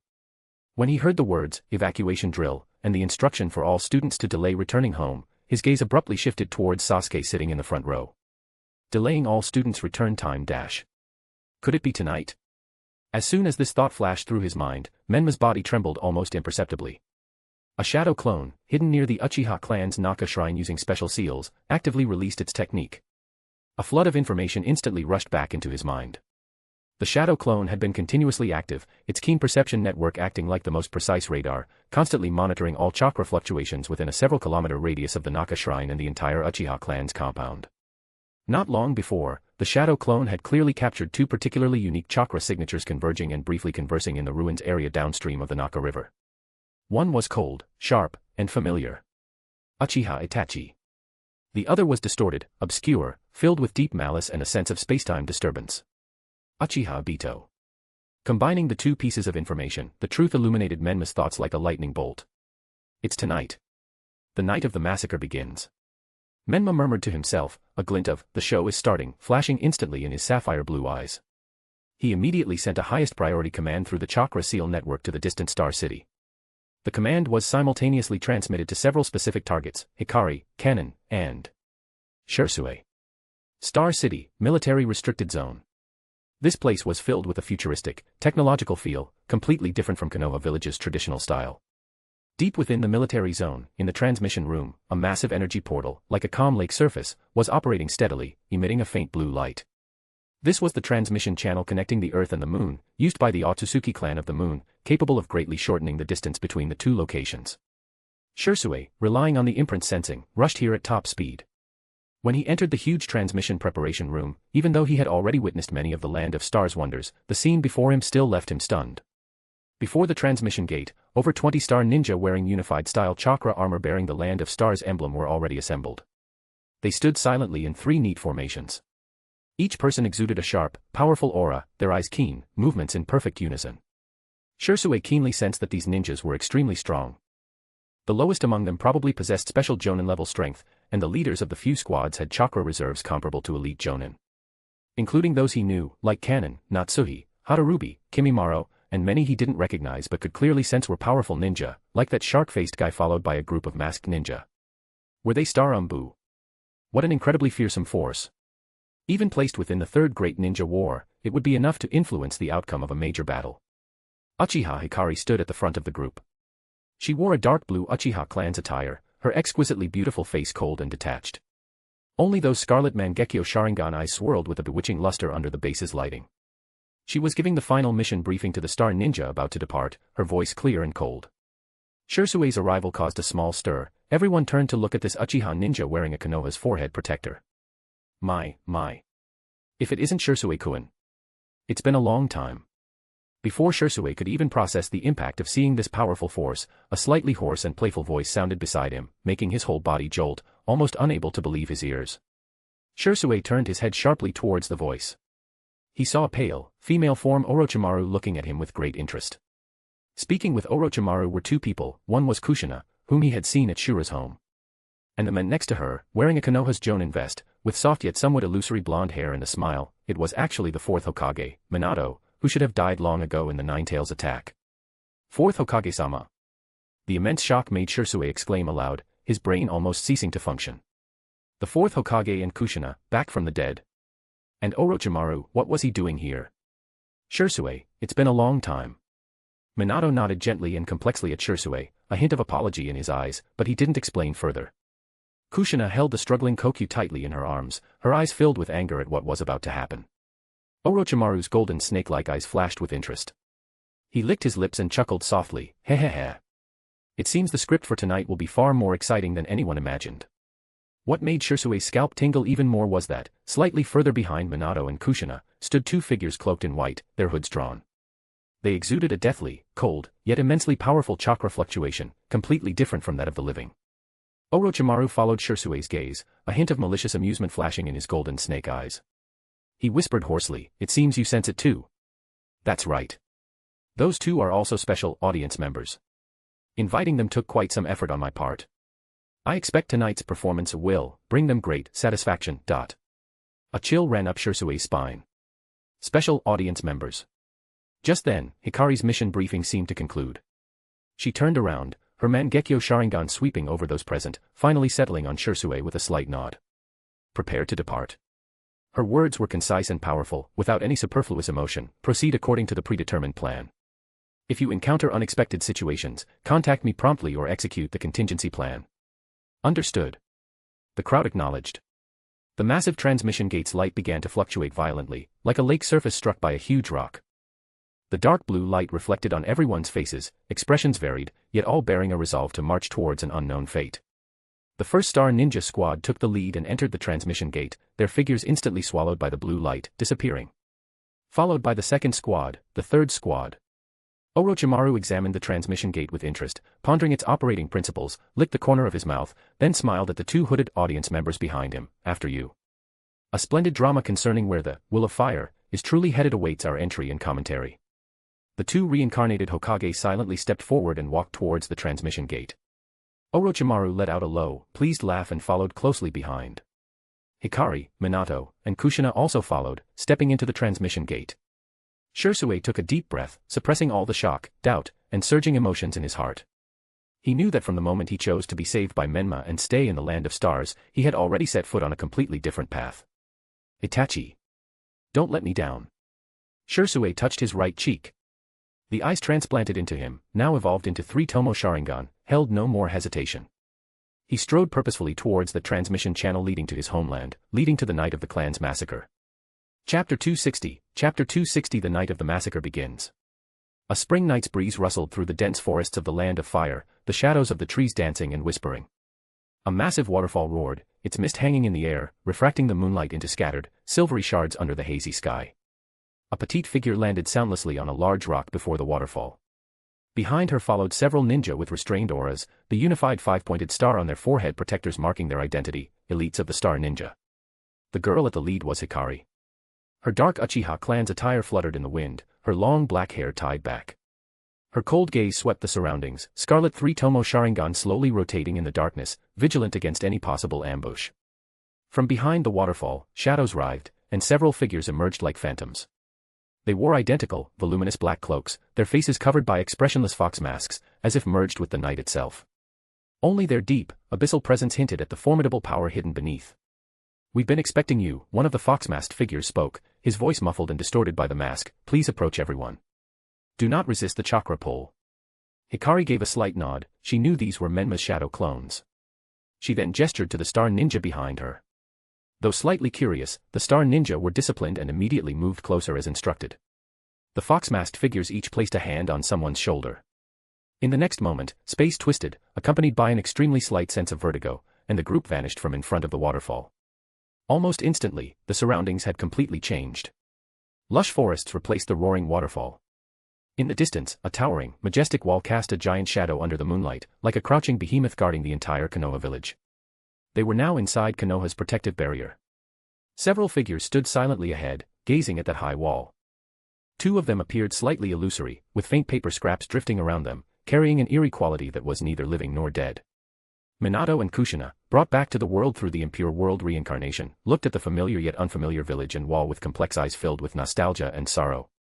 Minato's hand subconsciously lifted slightly, as if wanting to touch something, before slowly lowering again. Kushina clenched her fists tightly, her red hair moving as if in a windless breeze, her eyes shimmering with a mix of agitation and grief. "To think, we could see Konoha again one day." Kushina's voice held a barely perceptible tremor, "But this wall, it seems higher than when we left. For defense, but also like." Minato continued gently, but his gaze sharply scanned the structure of the barrier and the wall, a kind of isolation. Much has changed. Standing beside them was Shisui. He wore dark, form-fitting attire suitable for movement, the 3 tomos in his eyes grave as he stared intently in a direction beyond the high wall. That was the location of the Uchiha clan's compound. Memories flooded his heart, the clan's fate, his clansmen's resentment, his own death, the suspicion of the higher-ups. His fists clenched, knuckles turning white. Although his newly transplanted eyes had not yet reached the level of his former Mangekyo, his concern and worry for his clansmen had not diminished in the slightest. At that moment, a fox-masked shadow clone approached silently, breaking the brief silence. He gestured with his head towards the area beyond the high wall, his voice calm and even. "Beyond this wall lies the residential district of the Uchiha clan." Hikari took a deep breath of the cool air to calm herself further. She knew the critical moment of the plan was approaching. She turned to face the 3 squads led by Star Jonin behind her, her eyes becoming sharp and determined. She lowered her voice and issued the order, "According to the predetermined plan, all squads disperse and find optimal hiding positions. Without my command, absolutely do not expose yourselves. Be ready for combat at all times." "Yes," came the low, unified response. The order given, the well-trained Star Ninja immediately melted into the surrounding forest shadows like drops of water into the ocean, completely lying in wait for the signal that was destined to be stained with blood. The forest returned to a surface tranquility, with only moonlight filtering through the branches and leaves, casting dappled spots of light. Meanwhile, inside Konoha village. The Ninja Academy's nighttime training ground was brightly lit, students conducting evacuation drills under the supervision of their teachers. Among the crowd, Menma's performance was average, perfectly blending in, showing no abnormalities. However, the real Menma had already used a visual blind spot to switch places with a shadow clone. His main body instantly sensed the distant flying thunder god's marks, his chakra fluctuating slightly as his figure vanished from the academy. The next moment, he appeared within the Hyuga clan's compound. In the room of the branch family's head, Niji sat cross-legged on the tatami. Though only 8 years old, his face carried a composure beyond his years. His gaze occasionally drifted to the faint, almost invisible mark on the back of his hand, his small hands clasped tightly together in nervousness. Suddenly, the air stirred almost imperceptibly. A figure clad in a black robe, wearing a white, three-eyed fox mask, appeared in the room without warning. Shirasama. Niji immediately stood up, his voice suppressing excitement. Menma didn't speak, merely nodding to him. His right eye instantly changed, the black pupil replaced by a swirling pattern. Mangekyo dojutsu, aim no minakanushi. As his ocular power flowed, he reached out a finger and gently passed it over the green cross mark, the caged bird, on Niji's forehead. Niji's body shuddered violently. He felt a cool, powerful force seep into his forehead. The cursed seal that had bound him, pained him, and reminded him of his branch family fate since he was 3 years old was being ruthlessly erased and annihilated by this force. The process was brief yet incredibly clear, like a heavy shackle suddenly snapping. A few seconds later, Menma withdrew his hand. The Mangekyo in his right eye slowly faded, returning to normal. Niji eagerly channeled his chakra, activating his Byakugan. The previously insurmountable barrier of the cursed seal was gone. His Byakugan's field of view instantly expanded to a full 360 degrees, without any blind spots. An unprecedented sense of freedom washed over his mind and body. Immense joy and excitement made his eyes instantly moist, his body trembling slightly from the intense emotional fluctuation. He took several deep breaths, barely suppressing the sob that threatened to escape. "How does it feel?" Menma asked calmly. "Unprecedentedly good." Niji suppressed the excitement and joy in his heart, looking up with determined eyes at the person who had granted him new life and freedom. "Thank you, Shirasama." "Follow." Menma was terse. Niji quickly wiped the moisture from the corner of his eye and followed the figure without hesitation. The two moved silently, one after the other, through the corridors and arrived outside Hizashi's study. Menma knocked rhythmically on the door a few times. When Hizashi opened the door and saw Shura standing outside, and behind him, his son with a clean forehead, his pupils contracted sharply, and his body jolted. He instantly understood that the long-awaited moment had finally arrived. Inside the dimly lit study, Hizashi's gaze first fell on Niji's forehead. It was smooth and clean. The caged bird, symbolizing the branch family's fate and shame, had disappeared. Shock like a tidal wave assaulted Hizashi's mind. He opened his mouth but was momentarily speechless. His eyes were filled with disbelief and a tumult of emotions. He instantly realized that if he had not chosen to believe this mysterious Shura, had not agreed to cooperate with him, then perhaps tonight, it would be his son Niji who needed to risk defecting. A powerful mix of retrospective fear and relief intertwined within him. "Shirasama, this." Hizashi's voice was hoarse. Menma interrupted him, his tone calm to the point of cold. "Tonight, Konoha's higher-ups will carry out a massacre of the Uchiha clan." The words struck Hizashi and Niji like a thunderclap. The faces of father and son changed dramatically. Menma continued, "My forces have assembled outside the village. Once the massacre begins, we will assault Konoha to rescue as many Uchiha survivors as possible. Simultaneously, a squad will come to extract Hyuga clan's branch family's members, the birds willing to leave." The information was immense. Hizashi needed to process it with great effort. Uchiha clan's massacre. Star ninja assault. Rescue and extraction. It was all too shocking. But looking at the mysterious Shura before him, and his son's clean forehead, he had no more doubts. Hizashi took a deep breath, a look of resolve flashing across his face. He suddenly dropped to his knees, performing the highest form of respect towards Menma. He took out a scroll from his bosom, presenting it respectfully with both hands. "Shirasama, this is a list of branch family's members I have screened after long observation and probing. They all hold deep resentment towards the main family and even Konoha's higher-ups. They are reliable candidates. I contacted them under the pretext of my own intent to rebel. So far, the news hasn't leaked." Menma did not take the list, simply saying indifferently, "Since you chose them, I trust your judgment. Keep the list yourself." His words stirred a warm current in Hizashi's heart, the weight of absolute trust. Then, Menma took out a strangely shaped wrist device, like a metal watch, but its surface had complex seals and a small chakra conduction port. "Wear it.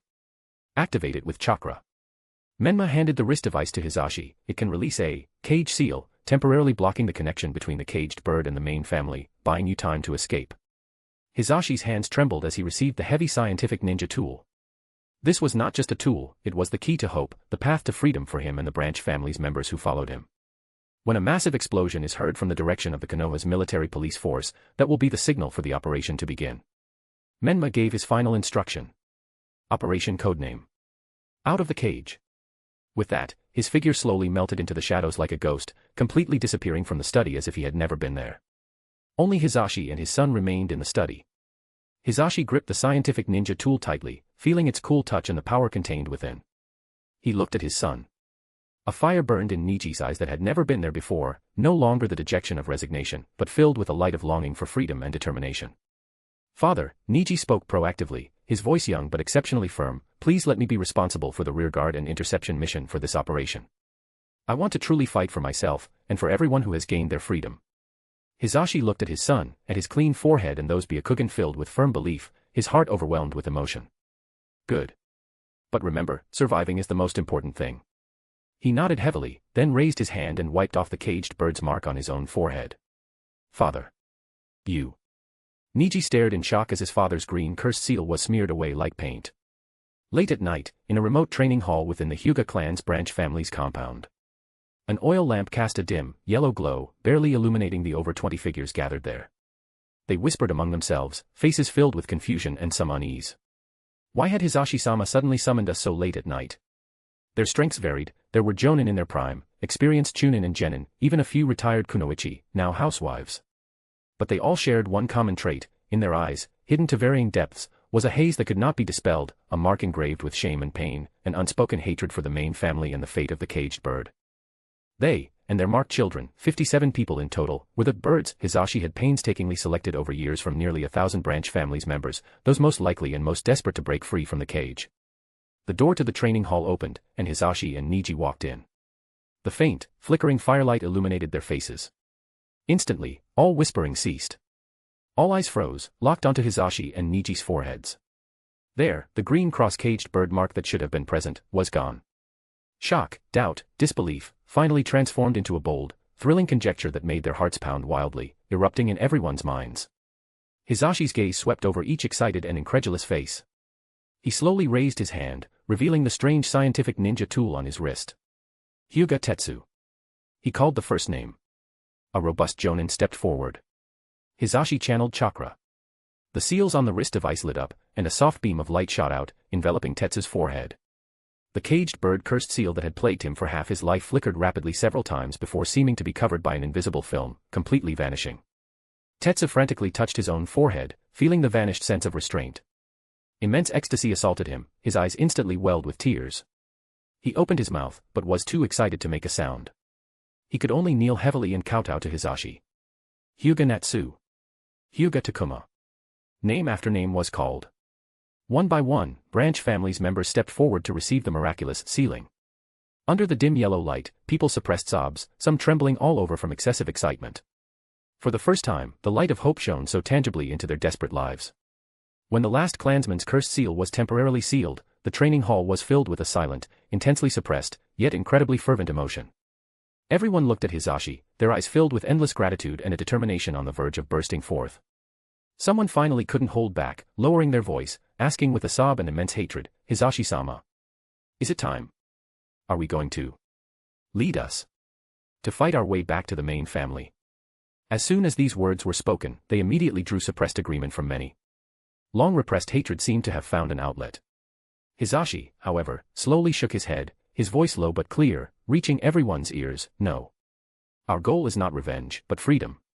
His white eyes swept over the crowd. "Tonight, Konoha's higher-ups will issue the order to massacre the Uchiha clan." The news was like another heavy bomb, stunning the impassioned crowd into a daze, plunging them into greater shock and disbelief.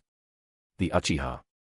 The most powerful, proudest ninja clan in Konoha, and even the entire ninja world, will be massacred. How is this possible? The higher-ups, they actually. Did the third Hokage order it? Hizashi raised his hand, quelling the commotion. "The Uchiha's disaster will be our opportunity.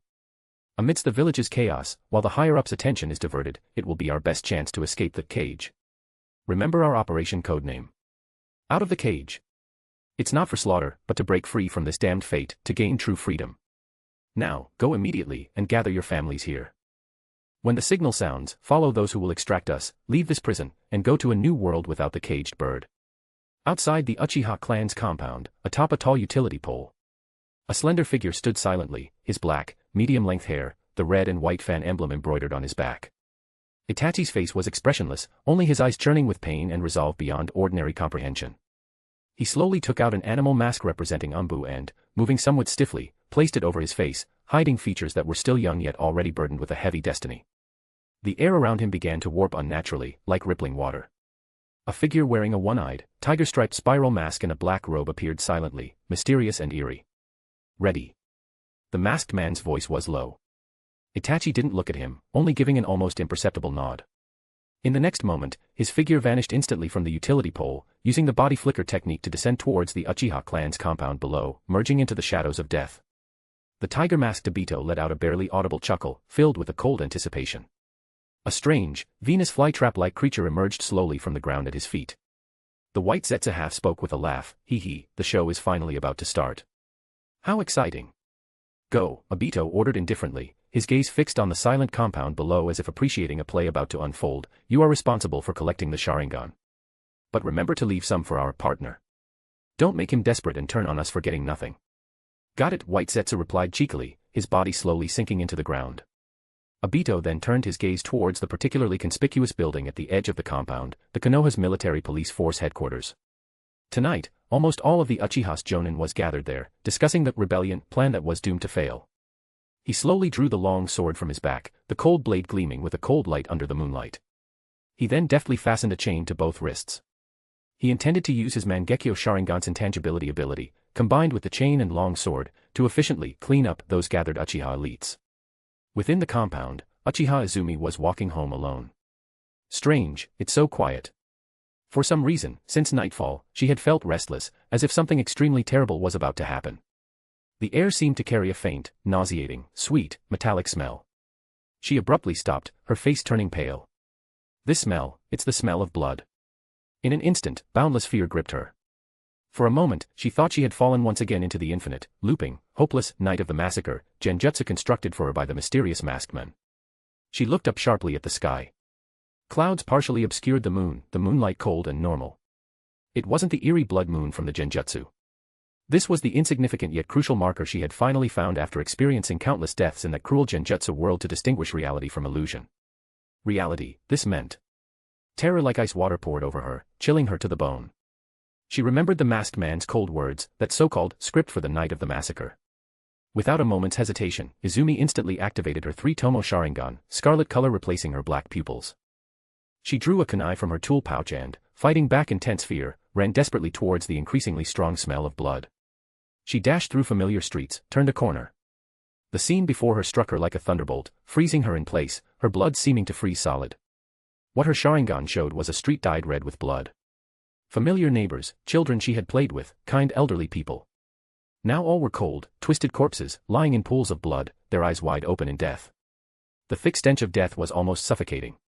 And amidst this mountain of corpses and sea of blood stood a figure she knew all too well. He wore ANBU's attire but was not wearing his mask. Black short hair, a handsome profile stained with glaringly bright blood, his expression cold as eternal ice. The sword in his hand was slowly being withdrawn from the neck of a familiar middle-aged woman. Uchiha Urachi. Warm blood spurted out, a few drops even splattering onto his pale, expressionless face. Uchiha Itachi. Izumi's pupils contracted to their limits. Immense shock and a sense of betrayal instantly overwhelmed her, making it hard to breathe. Itachi. She managed to utter, her voice soft like a whimper, filled with disbelieving despair. The sound was particularly piercing in the deathly silent street. Even after experiencing the night of the massacre genjutsu thousands of times, when the genjutsu became reality, seeing her clansmen fall in pools of blood, Izumi still found it hard to believe that the Itachi she trusted, the one she admired, could do such a thing. Chapter 261, Chapter 261 Shisui, Itachi, you've disappointed me so much. The Konoha village was immersed in an unusual tranquility. Beneath this peace, a murderous intent surged like an undercurrent. On the outskirts of the Uchiha clan's residential area, several black shadows moved silently, wearing the distinctive masks of the root. Their movements were swift and precise. Several Roots members skilled in barrier technique stood dispersed, their hands rapidly forming hand seals. Chakra light flowed at their fingertips as a massive, nearly transparent barrier gradually took shape, attempting to completely seal off the entire Uchiha clan's compound, turning it into a prison of despair. A faint energy fluctuation began to permeate the air. At that moment, the movements of one of the Roots ninjas, who was fully maintaining the technique, suddenly halted. He instinctively sniffed. An extremely pungent, foul odor, as if from burning low-quality tobacco mixed with strange medicinal herbs, violently assaulted his nostrils. Cough. Gak dash. He didn't even have time to issue a warning. Excruciating pain instantly overwhelmed all his senses. It wasn't simply suffocation, it felt more like he was inhaling not air, but scalding thick smoke and steel needles, burning and piercing from his throat all the way down to his internal organs. The hand seals he was forming instantly dissipated. He crumpled to the ground, curling up and convulsing violently like a fish out of water, only managing to emit meaningless gurgling sounds from his throat. The face beneath the mask must have been contorted in extreme agony. Another nearby Roots ninja immediately noticed his companion's strange condition, but he didn't rashly step forward to investigate. As a member of the Root, trained through strict elimination and discipline, his first reaction was extreme vigilance. He scanned his surroundings, his hand reaching for the short sword on his back. But the next second, that invisible, pungent smoke enveloped him too. The bizarre, deathly odor drifted into his mouth, nose, and even ears from all directions. Poison gas. No dash. The thought barely formed before the terrible pain descended. He experienced the exact same terrifying sensation as his companion. It felt as if an inextinguishable karmic fire had been lit inside his body, wildly burning his chakra pathways and organs. He staggered once, then fell powerlessly to the ground, joining his companion in a silent, death-throes struggle. At that moment, a faint sound of tearing air was heard. In the darkness, two pale bone spikes precisely pierced the vitals of the first ninja to fall. Almost simultaneously, a gleaming senbon needle pierced the second ninja's neck. Their struggles ceased instantly, their life forces rapidly fading. The next moment, several figures landed silently like ghosts. It was the members of First Squad, led by Hikari. Her scarlet three-tomo Sharingan scanned the corpses on the ground in the darkness, calmly assessing the situation. East side barrier node cleared. Shisui's voice came from a patch of shadow, appearing as if he had teleported. The forehead protector he wore was still Konoha's, standing out starkly among the star ninjas. A complex, indecipherable emotion flashed in his three-tomo Sharingan.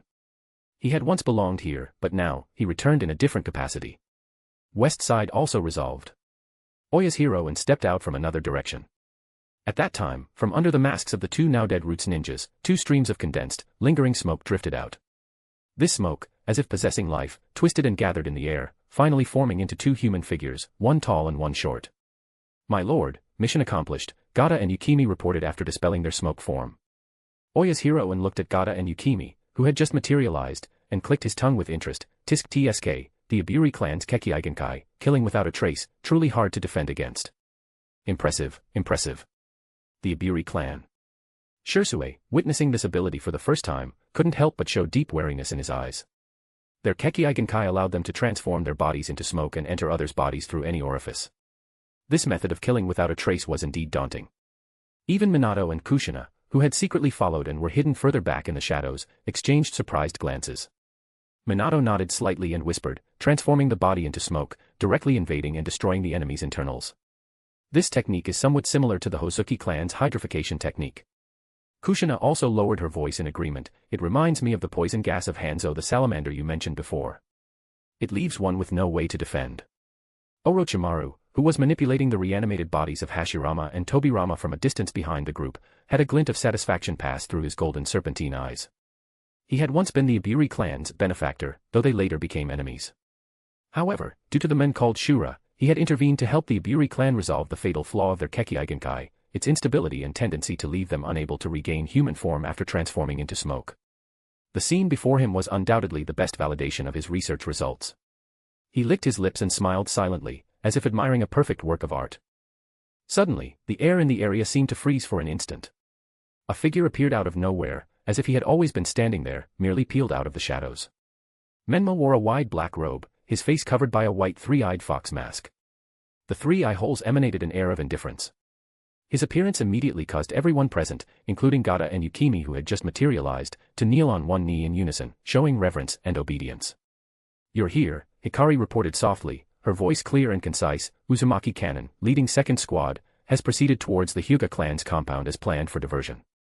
Hoshigaki Kisame's third squad has also headed to the Konoha's military police force area. They are expected to have made contact with the clansmen there and begun providing support." Menma's gaze swept through the mask over everyone, finally settling deep into the Uchiha clan's compound, which were shrouded in the shadow of death. He didn't utter any unnecessary words. He simply raised his hand and pointed towards the depths of the Uchiha clan's compound, from where sporadic screams and sounds of fighting could now be heard. He waved his hand calmly. The operation had begun. Meanwhile, on the main street of the Uchiha clan's compound, the smell of blood was so thick it was almost palpable, forming a horrifying contrast with the former bustle of the clan district. Itachi stood amidst the chaos, the sword in his hand still dripping with warm blood. His ANBU mask had long been removed, revealing a young face that was cold and devoid of any emotion. Only in those slowly rotating scarlet eyes lay a deep, unfathomable darkness and weariness. He seemed to sense something and looked up towards the end of the street. A figure stood there, staring in disbelief at the hellish scene before her. Izumi, the girl who held vague feelings for him, was now pale as a sheet, her body trembling uncontrollably. Her eyes were filled with horror, fear, and the deepest confusion. "You're here," Itachi's voice was terrifyingly calm, as if he were merely stating an unrelated fact. "Why?" "Itachi." Izumi's voice was choked with sobs, almost a scream. "Tell me this isn't true. Why are you doing this? They are your clansmen." For a long time in the past, Izumi had repeatedly fallen into a terrifying, vivid nightmare. In that genjutsu world, she experienced the tragic fate of her clan being massacred, where not even infants in swaddling clothes or the elderly could escape. And the one carrying out the slaughter was the person she saw before her now. Uchiha Itachi. She had told herself countless times that it was just a genjutsu, just a nightmare born from excessive worry. But tonight, the nightmare had manifested in the cruelest way possible. Faced with Izumi's questioning, Itachi's eyes held not the slightest waver, only a near-cruel calmness. "It's merely to measure my own capacity.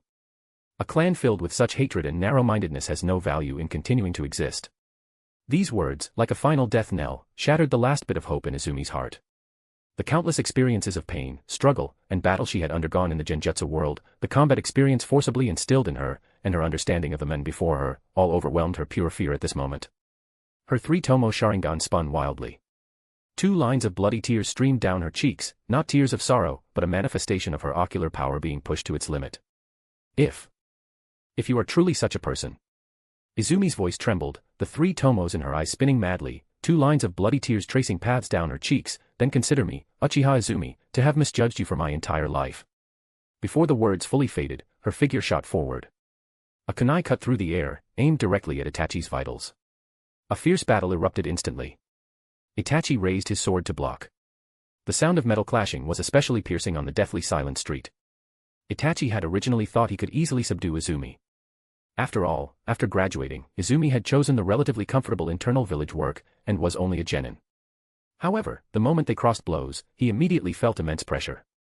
Izumi's attacks, evasions, and counters, every move was unbelievably sharp, precise, and seasoned. Her combat experience far exceeded that of a genin, even surpassing many 3-tomo Uchiha jonin who regularly carried out missions outside the village. It was as if she could predict Itachi's every intention, always defusing danger with minimal cost and launching deadly counterattacks. How is this possible? Waves of shock surged in Itachi's heart. Izumi's fighting style gave him a strange sense of familiarity, as if it was an instinct honed through thousands of life and death battles against him. Having long served in the ANBU, executing the highest level missions, his combat experience far surpassed his peers. In theory, dealing with Izumi should have been effortless. But now, the tenacity and combat skill Izumi displayed actually prevented him from quickly subduing her in a short time. "It seems you've been hiding something too," Itachi commented indifferently, the Mangekyo's pattern in his eyes suddenly becoming clear. He decided to end this meaningless struggle, using the highest level of ocular power to suppress her forcefully, and give this girl one final gift. An eternal, blissful genjutsu dream, allowing her to spend the rest of her life in a beautiful illusion, without having to face this cruel reality in him, this cruel executioner. The powerful Mangekyo's ocular power surged towards Izumi's mind like an invisible tide. However, the moment his ocular power invaded Izumi's mental world, what he saw wasn't the fragile defense he expected, but a high-hanging, ominous blood-red moon. In the center of that blood moon, a Mangekyo Sharingan he had never seen before, with a strange and unique pattern, suddenly opened, staring back at him with absolute repulsion. Cold, sinister, filled with protective fury, the ocular power slammed into Itachi's invading force like a substantial impact. Ugh!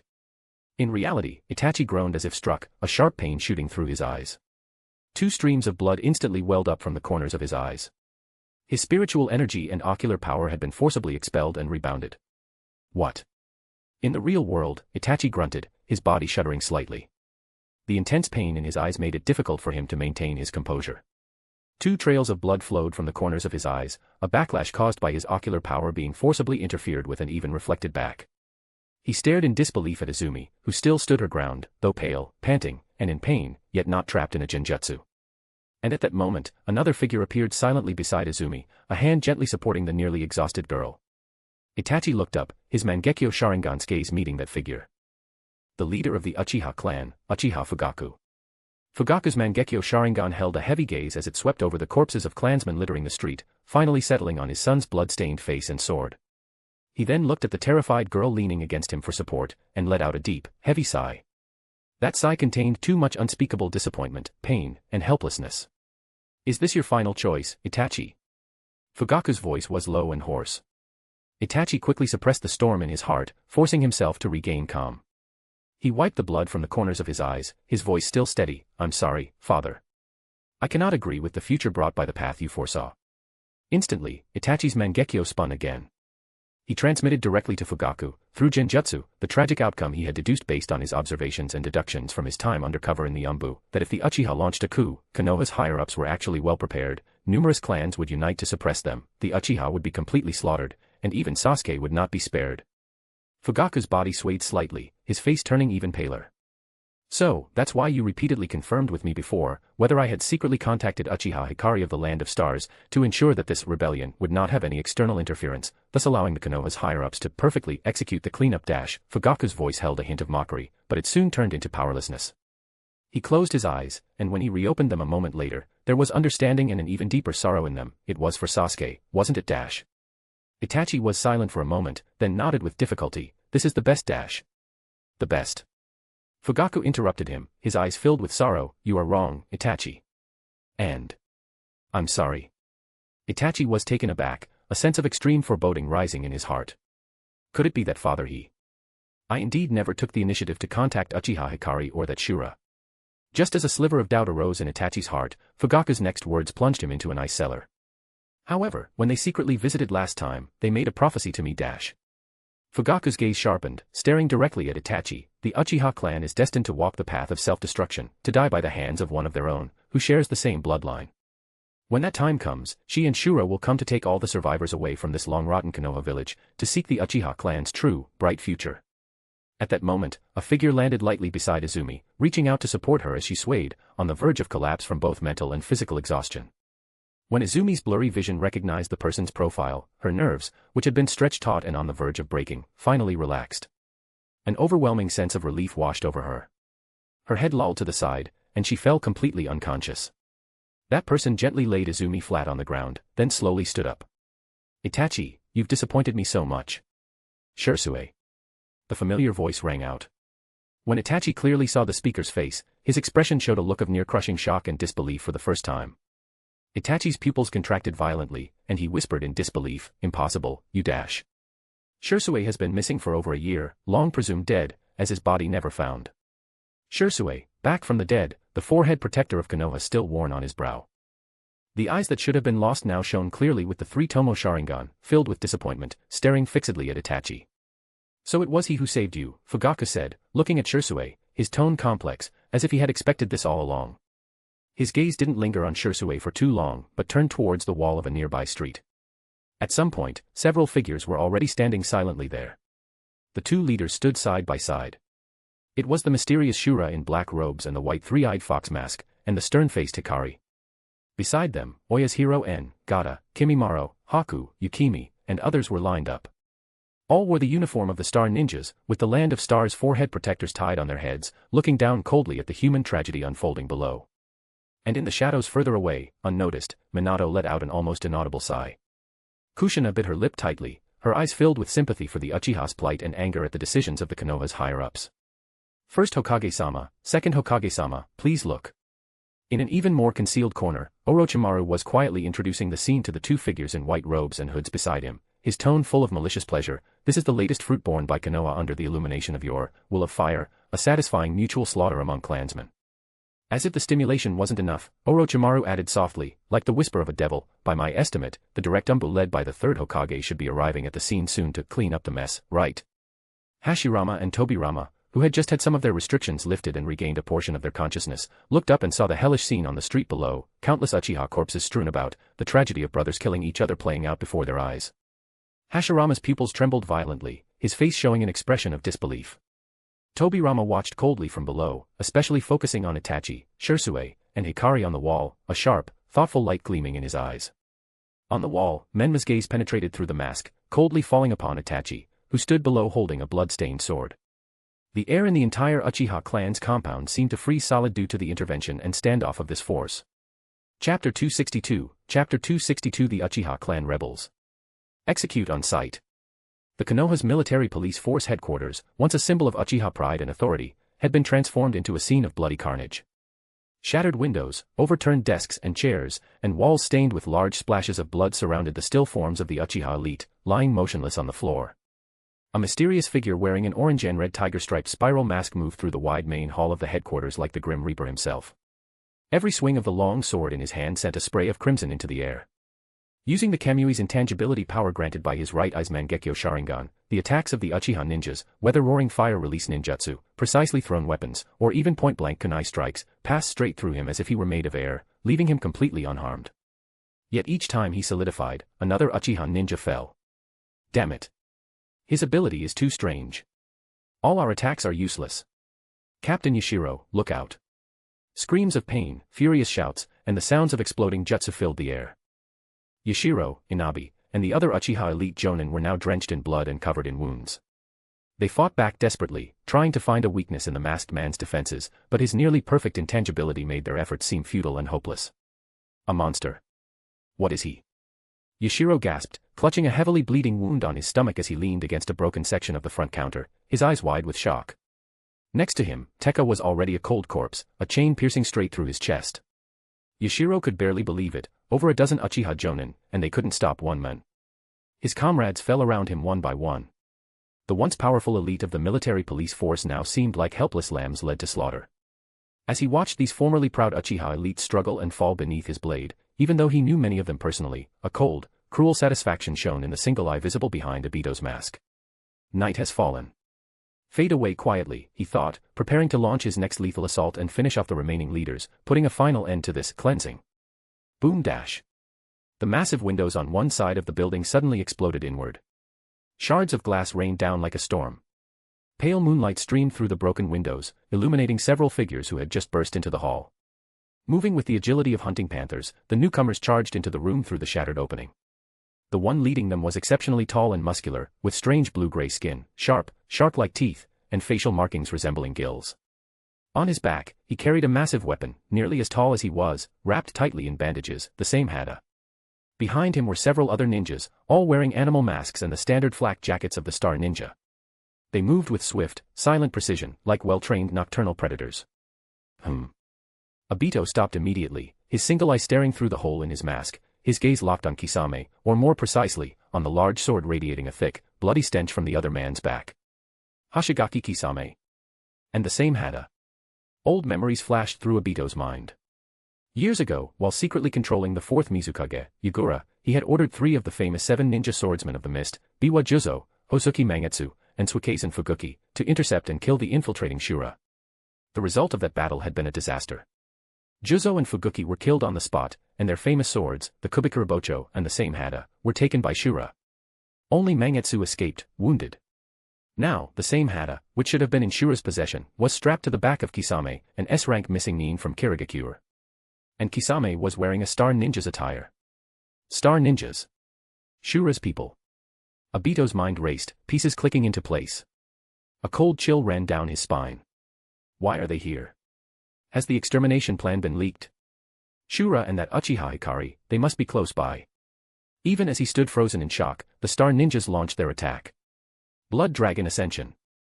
One of the Star ANBU, wearing a Tanuki mask, formed hand seals, his Crimson Ketsuryugen activating instantly. The blood of the Uchiha ninjas lying on the floor, not yet cold, began to flow from their wounds as if pulled by an invisible force, quickly gathering in the air to form a roaring, coiling dragon made of pure blood. Carrying a heavy scent of blood and hatred, the blood dragon let out a silent roar and lunged at Obito, claws extended. At the same time, the other Star ANBU acted without hesitation. Wind Release, Vacuum Great Sphere. Lightning Release, Earth Flow. Earth Release, Earth Dragon Bullet. Multiple elemental ninjutsu combined into a dense net of attacks, sealing off all of Obito's possible escape routes. Damn it. Obito cursed under his breath. Facing such a concentrated, multi-directional assault, he didn't hesitate, immediately activating Kamui. His body turned incorporeal. The blood dragon passed through him, the earth spikes, the water senbon, and the explosive tags all flew through empty space, blasting the walls and floor where he had just been standing. Kisame gave a ferocious grin, tearing the bandages off to reveal the spike-covered Samehada. Looks like we're getting an extra meal tonight. Samehada seemed to sense its master's fighting spirit, opening its tooth-filled mouth in excitement. Meanwhile, the younger member of the team, Yusuke, and 2 others rushed over to the surviving Yashiro and his men. "We're here to help. Don't resist," he said quietly. They pulled out first aid kits and soldier pills, starting emergency treatment on the wounded. My, how lively. A strange, sing-song voice suddenly called out. The ground near Obito's feet shifted like mud. A black and white figure, shaped like a pitcher plant, rose from the floor. White Zetsu waved his arms exaggeratedly. "Madara-sama, big trouble." A bunch of star ninjas in blue jackets showed up at the Uchiha clan's compound too. "The situation's bad, we got to run." Black Zetsu added in its low, raspy voice, "The intel was completely wrong. We have to abort the plan." "Humph. Shura." "I'll remember this," Obito growled, his face dark behind the mask. But now wasn't the time for a full-on fight with Shura. To be honest, with even Nagato defeated, Obito was already thinking that maybe the only solution was to revive Uchiha Madara after all. He shot one last look at Kisame and the well-trained star ANBU behind him, especially noting Oya's hero Jin's strange Kekkei Genkai. Seeing that the enemy had greater numbers and was clearly prepared, he decided not to press the fight. Kamui. A spatial vortex swirled around him, swallowing his form. He vanished without a trace. The black and white Zetsu sank back into the ground, disappearing as if they'd never been there. Kisame snorted, the bandages on Samehada twitching as if the weapon itself was disappointed not to have tasted enemy blood. "Ran away, that one," he said, his voice thick with a shark-like rasp, full of frustration at having let a prime target escape. One of the main culprits behind the attack on the 4th Mizukage, the one who had labeled him a traitor and forced him to flee Kirigakure, had just slipped through his fingers. The hall fell into a temporary silence, broken only by the thick smell of blood and the moans of the injured. Yashiro, Inabi, and the 7 other surviving Uchiha stood covered in blood, some leaning against the walls gasping, others barely standing with the help of their weapons. They stared warily at the group of star ninjas who had suddenly appeared and driven off the terrifying masked men, their eyes a mix of relief at having survived and deep suspicion. The floor was littered with the bodies of their clansmen, including skilled fighters like Tekka and Yukumi. Who are you people? Why are you helping us?" Yashiro asked hoarsely, supported by Yusuke as he struggled to his feet. His eyes swept over the corpses of his clansmen and the unfamiliar, masked ninjas before him. Kisame sheathed Samehada, his gaze taking in the wrecked hall and the survivors. As a man of few words by nature, he wasn't inclined to explain, but remembering Shura's orders, he answered bluntly, "By Shura-sama's command. We're here to rescue the Uchiha." Shura. Yashiro and Inabi exchanged glances. The name was familiar. Shura had attacked Konoha village twice, so elite jonin like them knew of him, though few were aware that Shura is the leader of the Land of Stars. Then Kisame, in his distinctive tone, delivered a blow that struck the survivors like a physical shock. The Konoha's higher-ups issued an extermination order. Uchiha Itachi is carrying it out. The root is setting up a barrier around the clan's compound to stop anyone from escaping. He paused, seeing the disbelief and rising fury in their eyes, and added, "I know it's hard to believe. But if you go back to the clan now, you might still find other survivors." His words were like a spark in a powder keg, instantly igniting the last embers of hope and a raging, desperate anger in the survivors' hearts. Itachi, an extermination order, the root barrier. The phrases connected, forming a horrifying picture that explained the nightmare unfolding around them, even as they struggled to accept it. So it really is Itachi. Yashiro's eyes burned with fury, his teeth grinding together. The Konoha's higher-ups. Danzo. Inabi let out a low, animalistic growl. "I knew it. The higher-ups must have been behind Shisue's death. Uchiha Itachi. That bastard must have been in on killing Shisui." Despite their severe injuries, the shock and rage gave them a final burst of strength. They didn't even stop to question the stranger's motives or tend to their wounds further.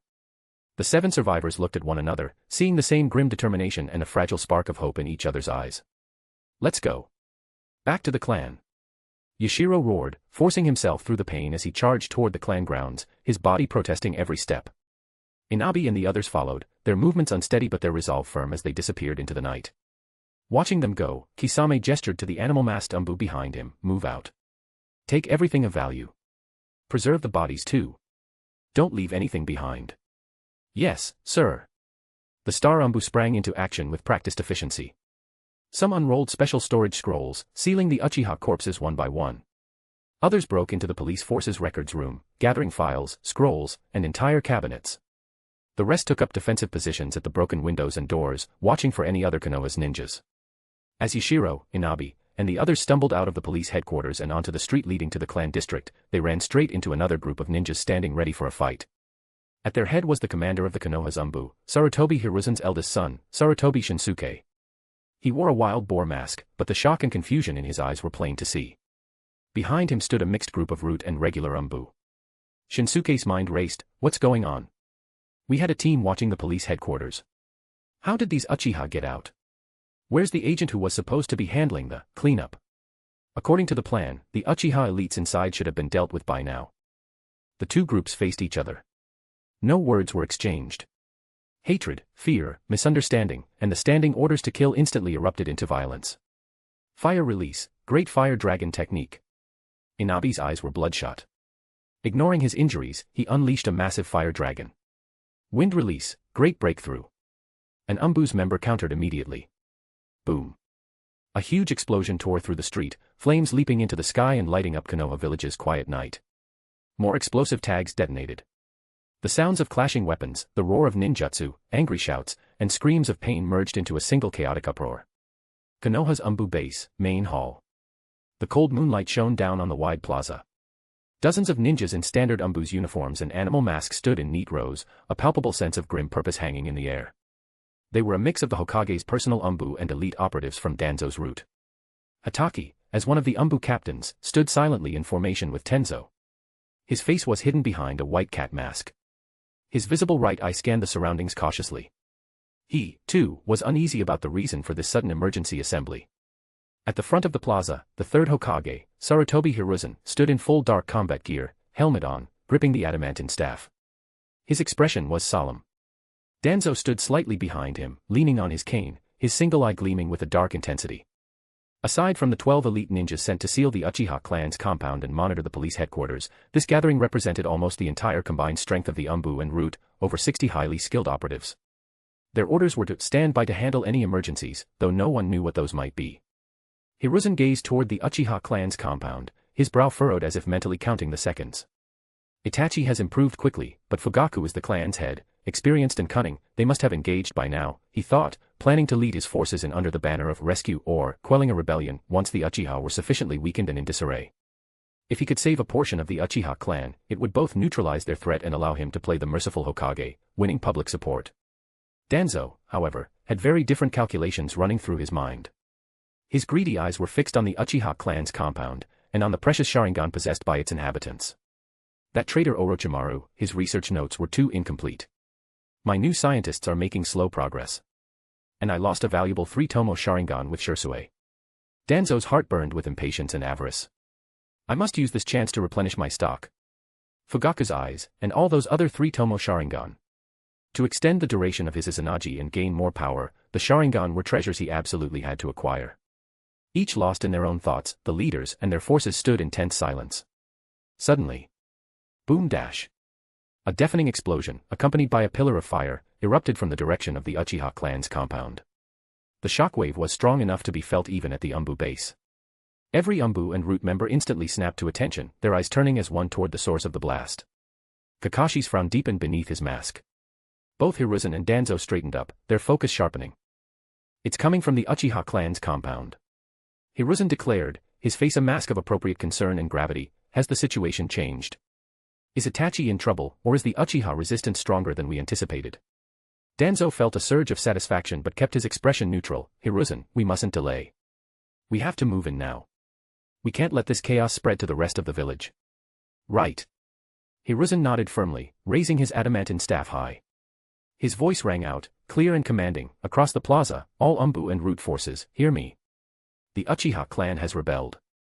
They are causing widespread destruction. Everyone, move out. Suppress the rebellion. Protect Konoha. Execute all resistors on sight. Yes, sir. The 60 elite ninjas shouted as one, their combined killing intent palpable. Over 60 figures shot forward like arrows. Led by Hiruzen and Danzo, they became a stream of blurred shadows, racing at top speed toward the Uchiha clan's compound, now glowing red with fire. Within the ranks, Kakashi was still reeling from the third Hokage's pronouncement, the Uchiha clan has rebelled. His sense of foreboding grew stronger with every step. The bloody storm, ignited by the Konoha's leadership themselves, who now sought to intervene as saviors, was now fully unleashed, sweeping up the destinies of countless people in its wake. Chapter 263, Chapter 263 The Rebellion of the Hyuga Clan's Branch Family. The earth-shattering explosion from the direction of the Uchiha compound was like a massive boulder hurled into a calm lake, instantly shattering the false peace of Konoha village's night. The tremendous shockwave, accompanied by towering flames, jolted the entire village awake, as panic spread like a plague. The Nara, Yamanaka, and Akimichi clans' compounds, located closest to the Uchiha clan's compound, bore the initial brunt. Their current heads, Nara Shikaku, Akimichi Choza, and Yamanaka Inoichi, rushed out of their homes almost the moment the explosion occurred. All three were experienced elite jonin with extremely sharp danger perception. Shikaku. Choza's large frame was unusually agile, his usually genial, chubby face was now filled with worry. That commotion, it's from the Uchiha side. His voice was grave, an explosion and disturbance on this scale, could it be? Something major has happened. Inoichi stated grimly, his sensory abilities already picking up the chaotic and massive chakra fluctuations from that direction. Shikaku's brow was furrowed, his eyes sharp as an eagle's. Mobilize all available combat personnel. Now. No further orders were needed. Well-trained ninja from the three clans swiftly poured out from their respective compounds, gathering around their leaders. Soon, an emergency response team composed of jonin and chunin from the Ino-Shikacho clans was assembled, the air thick with tension. Just then, a dark figure appeared before Shikaku. It was an ANBU from the Hokage's direct guard, wearing a mask. Shikaku-sama. Orders from Hokage-sama. The ANBU's voice, filtered through the mask, sounded urgent. The Uchiha clan has been confirmed to have launched a rebellion. Hokage-sama is personally leading the ANBU to suppress it. By order of Hokage-sama, Jonin Commander Nara Shikaku is to immediately lead the Jonin team and other available ninja to maintain order within the village, evacuate civilians, and strictly prevent traitor from Uchiha clan from causing destruction throughout the village. The suppression mission is to be handled by Hokage-sama. Rebellion. Shikaku, Choza, and Inoichi exclaimed in unison, their faces etched with disbelief. The Uchiha clan was rebelling. A chill ran down Shikaku's spine. His mind instantly flashed back to the brutal rebellion of the Kaguya clan in Kirigakure years ago. Although Kirigakure practiced a policy of isolation, news of such a large clan's extermination still leaked out, and Shikaku was aware of it. Shikaku knew the Uchiha clan's strength all too well. As the #1 prestigious clan in the ninja world, with their full clan strength, they could field at least 20 jonin and nearly 100 chunin. If this force erupted completely, could the Hokage with just the ANBU really suppress it? It would likely be a battle even more brutal than the Nine-Tails attack, one that could engulf the entire village. Hokage-sama with only the ANBU. I'm afraid. Shikaku forcibly suppressed the storm in his heart, leaving the sentence unfinished, but the meaning was clear. Relying solely on the ANBU to suppress the entire mobilized Uchiha clan was like a mantis trying to stop a chariot. Then, pushing down his worries, he turned to the messenger ANBU, his tone grave and urgent, please report to Hokage-sama immediately. The Jonin team and the Ino-Shikacho clans are assembled and ready to support the suppression. The Uchiha rebellion is no small matter, we must not underestimate the enemy. Yes. The ANBU nodded and flickered away. Shikaku was frantic with anxiety, the Hokage's decision seemed far too reckless in his view. He whispered to Choza and Inoichi beside him, Choza, take some people, assist the security forces in evacuating civilians around the Uchiha clan's compound, set up a cordon. Inoichi, use your mind-body transmission technique to contact the scattered jonin as much as possible, inform them of the situation, have them converge here. Everyone else, with me dash. Before Shikaku could finish. Boom. Another deafening explosion roared, accompanied by a towering plume of dust and smoke, erupting from a different direction. All eyes instantly snapped towards it. That direction was the Hyuga clan's compound. The Hyuga clan's compound. Why there too? Choza's eyes widened. Inoichi's face changed dramatically. Damn it. Did the Uchiha attack the Hyuga? Shikaku's heart sank to the pit of his stomach, a strong sense of foreboding enveloping him. The Uchiha rebellion was already a catastrophe. If something happened at the Hyuga clan's compound too, Konoha might face utter ruin tonight. The situation is wrong. Inoichi, Choza. Shikaku's expression turned extremely grim, the night's upheavals had completely exceeded his expectations and control, take half the personnel, come with me to the Hyuga clan's compound now. The rest, maintain order as planned. Quickly.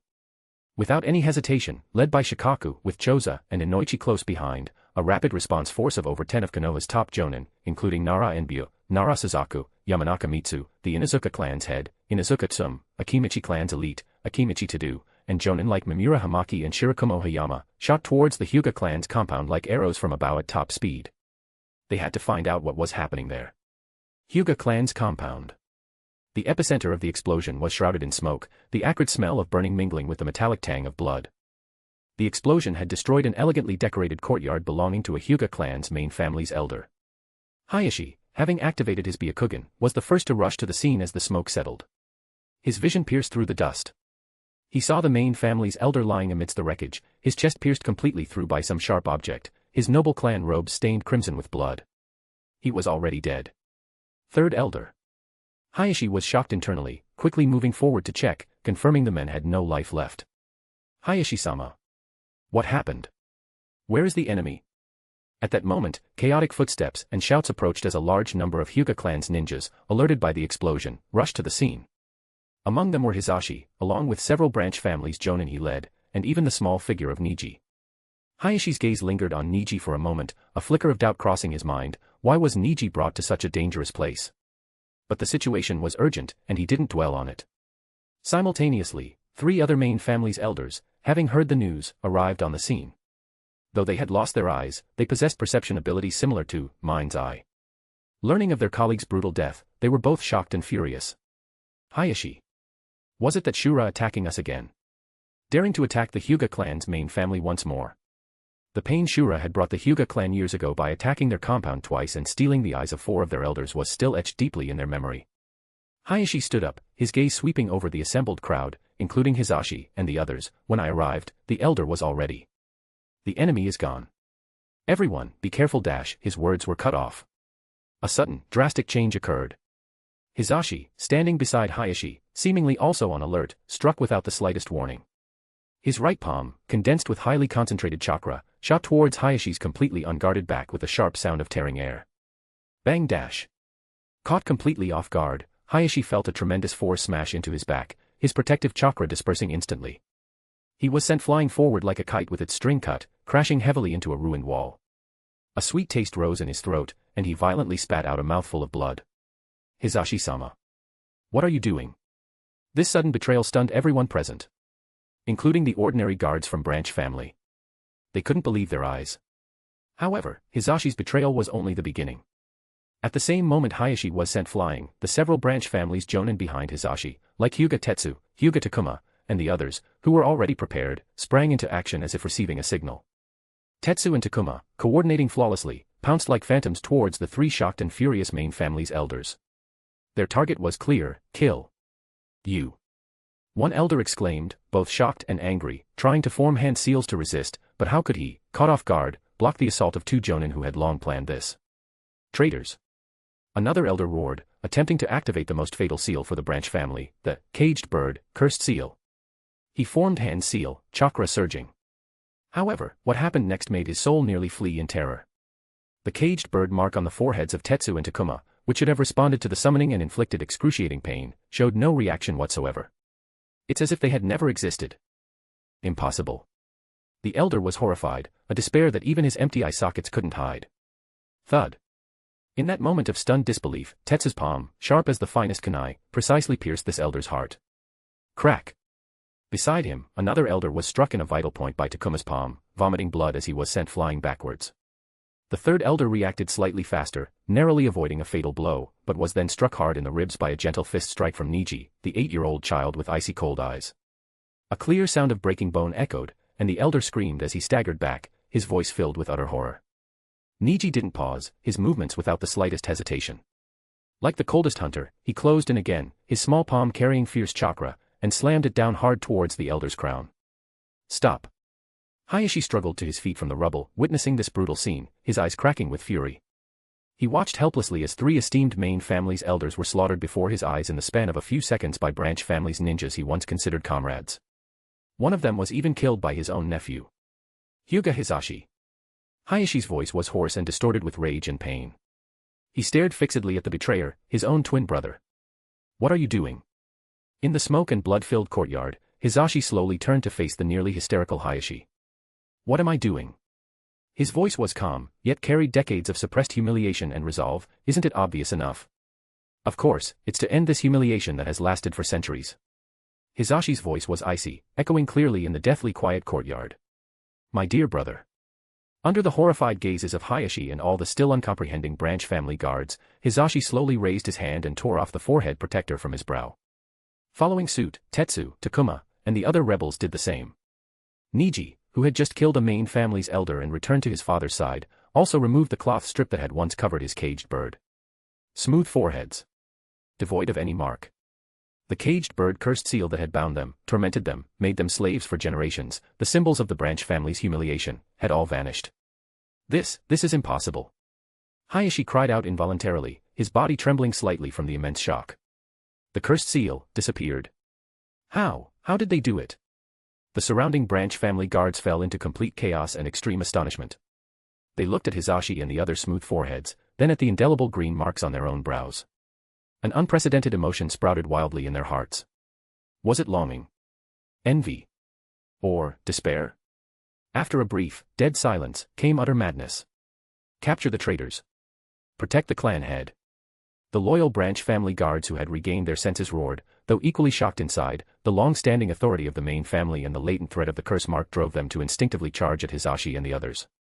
Hizashi, leading the 5 rebel branch family's ninjas and the young Niji, 6 in total, formed a defensive circle back-to-back. Facing enemies dozens of times their number, their eyes held no fear, only the determination of those with nothing left to lose. Gentle fist art, 8 trigrams vacuum palm. Gentle fist art, revolving heaven. A fierce internal war instantly erupted. Hizashi, though injured, was still powerful, engaging Hizashi in an intense close-quarters fight, the collisions of their gentle fist producing dense, dull thuds. Within the courtyard, the sounds of whipping gentle fist strikes, clashing chakra, the thuds of flesh and bone meeting, and the screams of the injured instantly filled every inch of space. Hizashi's group, vastly outnumbered, fought like cornered beasts against their numerous attackers. Though few, each was resolved to die, and freed from the threat of the caged bird, they fought without restraint, momentarily pushing back the encircling guards. While the core of the Hyuga clan's compound erupted in civil war, another group of rebel branch family's members, led by Hyuga Natsu, totaling over 50 people, mostly weaker ninjas, women, children, and elderly, took advantage of the explosion and the chaos created by Hizashi's group to swiftly escape the Hyuga clan's compound via a pre-planned route, desperately fleeing towards the outskirts of Konoha village. Their movements were tense but orderly, clearly the result of long planning and rehearsal.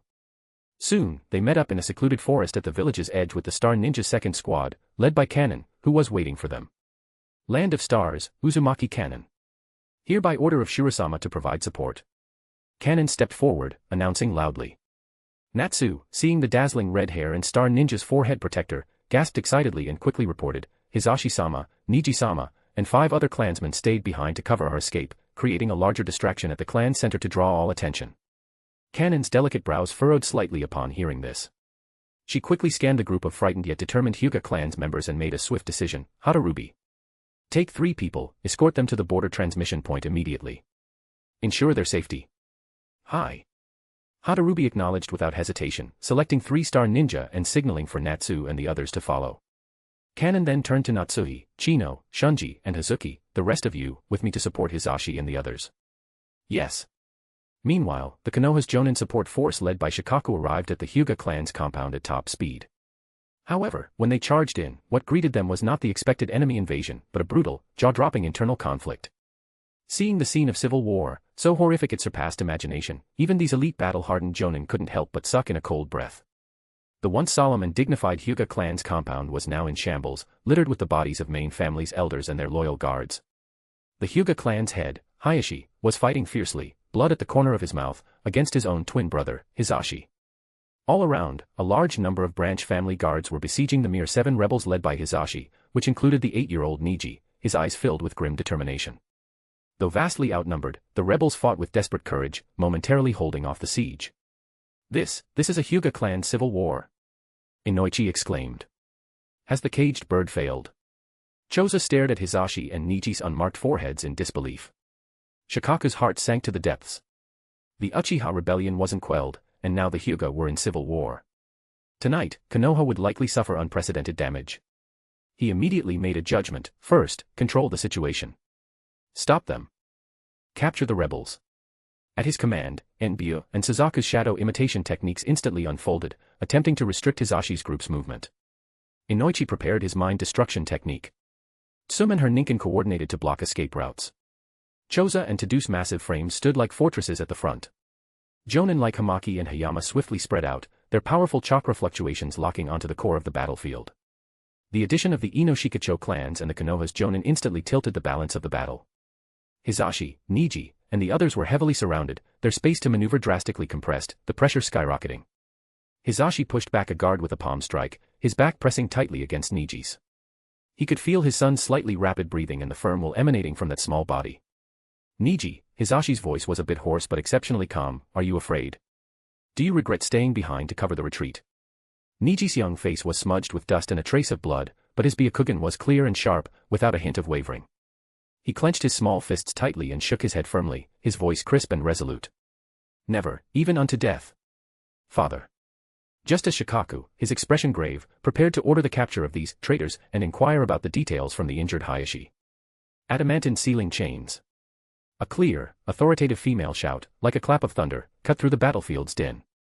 Following it, several dazzling golden chains, like the light of dawn, tore through the air with immense sealing power and a sharp whistling sound, descending with pinpoint accuracy. Whoosh. Crash. The golden chains, like living divine dragons, swept through violently. The branch family guards besieging Hizashi and Niji, along with several support Jonin Shikaku had brought who were trying to approach, were caught completely off guard and struck hard by this overwhelming force. Thuds sounded one after another as dozens of figures were sent flying like scarecrows hit by a giant hammer. The offensive instantly collapsed. The entire battlefield seemed to have been put on pause. All eyes, shocked, turned to the dazzling golden chains, looking towards their source, the roof of a higher building beside the courtyard. Under the moonlight, a woman stood against the wind. She wore a form-fitting dark blue outfit, very different from Konoha's style, which outlined her graceful figure, with a dark coat casually draped over it. Her long, curly red hair, like burning flames, flew wildly in the night breeze. On her forehead was the Star Ninja's five-pointed star protector. Behind her, several thick, pure golden energy chains unfurled like a peacock's tail, emanating a heart-palpitating, massive chakra fluctuation and sealing aura. That forehead protector. Star Ninja. Someone exclaimed. And that technique. Tsum's eyes widened. Shikaku, Choza, and Inoichi, these three experienced clan heads, the moment they clearly saw the golden chains, their pupils contracted sharply, their faces showing an expression even more shocked, even horrified, than when they saw the Hyuga clan's civil war. Add adamantine sealing chains. Shikaku's pupils shrank, he cried out involuntarily. Uzumaki clan. Choza's large body swayed slightly from shock. Kushina-sama. No, that's not right. Who are you? Inoichi's sensory perception instantly picked up the other's powerful chakra, but it was completely different from the fourth Hokage's wife he remembered. This signature secret technique, belonging to the Uzumaki clan's top sealing masters, had become a legend after the Nine-Tails incident and the Uzumaki clan's decline. Now, it had reappeared in the world. Beside the red-haired woman, four other figures stood quietly, also wearing Star Ninja uniforms and star-shaped forehead protectors. One was a woman with a curvaceous figure, wearing a Star Jonin's flak jacket. Another was a white-haired girl with blood-red eyes. The other two were a young man and woman wearing dark blue chakra armor, their auras sharp. It was Kanon's team, Natsuhi, Chino, Shunji, and Hazuki. Kanon's jade-green eyes, cold as a deep pool under the moonlight, swept over the Konoha's ninjas below, who were plunged into great shock and confusion, and over the temporarily protected Hizashi father and son, and the others. Her voice rang out clearly in the silent night sky. Land of Stars, Uzumaki Kanon. By order of Shirosama, here to receive the Hyuga clan's branch families. Caged birds who have broken free. Chapter 264, Chapter 264 Shisui vs Itachi. Uchiha clan's compound. Shisui's cold words, "You have disappointed me so much," was like a poisoned kunai, brutally piercing the frozen defenses of Itachi's heart. Immense shock and self-doubt surged within him like a tidal wave. He tried to construct all the reasonable explanations, unable to stop the rebellion, avoiding the village being plunged into war, protecting Sasuke. However, all words instantly seemed pale and powerless before the look of utter disappointment and alienation in Shisui's eyes, like fragile ice shells melting under the sun. Itachi opened his mouth, his voice dry. He wanted to explain, to speak of that heavy dilemma, but faced with the complete finality in Shisui's eyes, all words stuck in his throat. Shisui had clearly already concluded that he had chosen the most extreme, most unforgivable path. He did not wait for Itachi's defense. At this moment, those three Tomo Sharingan burning with fierce fury were fixed on Itachi, and he posed an even more fatal question. Who killed me? Itachi, don't you know? Shisui's voice was terrifyingly calm. Itachi's body trembled almost imperceptibly. Regarding Shisui's death, he had long had suspicions, but the truth was too dark, and he subconsciously avoided delving deeper. Danzo's shadow had always loomed over this matter. Shisui's voice, cold as ice, struck Itachi's heart word by word. It was Shimura Danzo. He led Roots elites to ambush me. And, he had transplanted a 3-tomo Sharingan and used Izanagi to alter reality, successfully stealing my right eye. Danzo. Izanagi.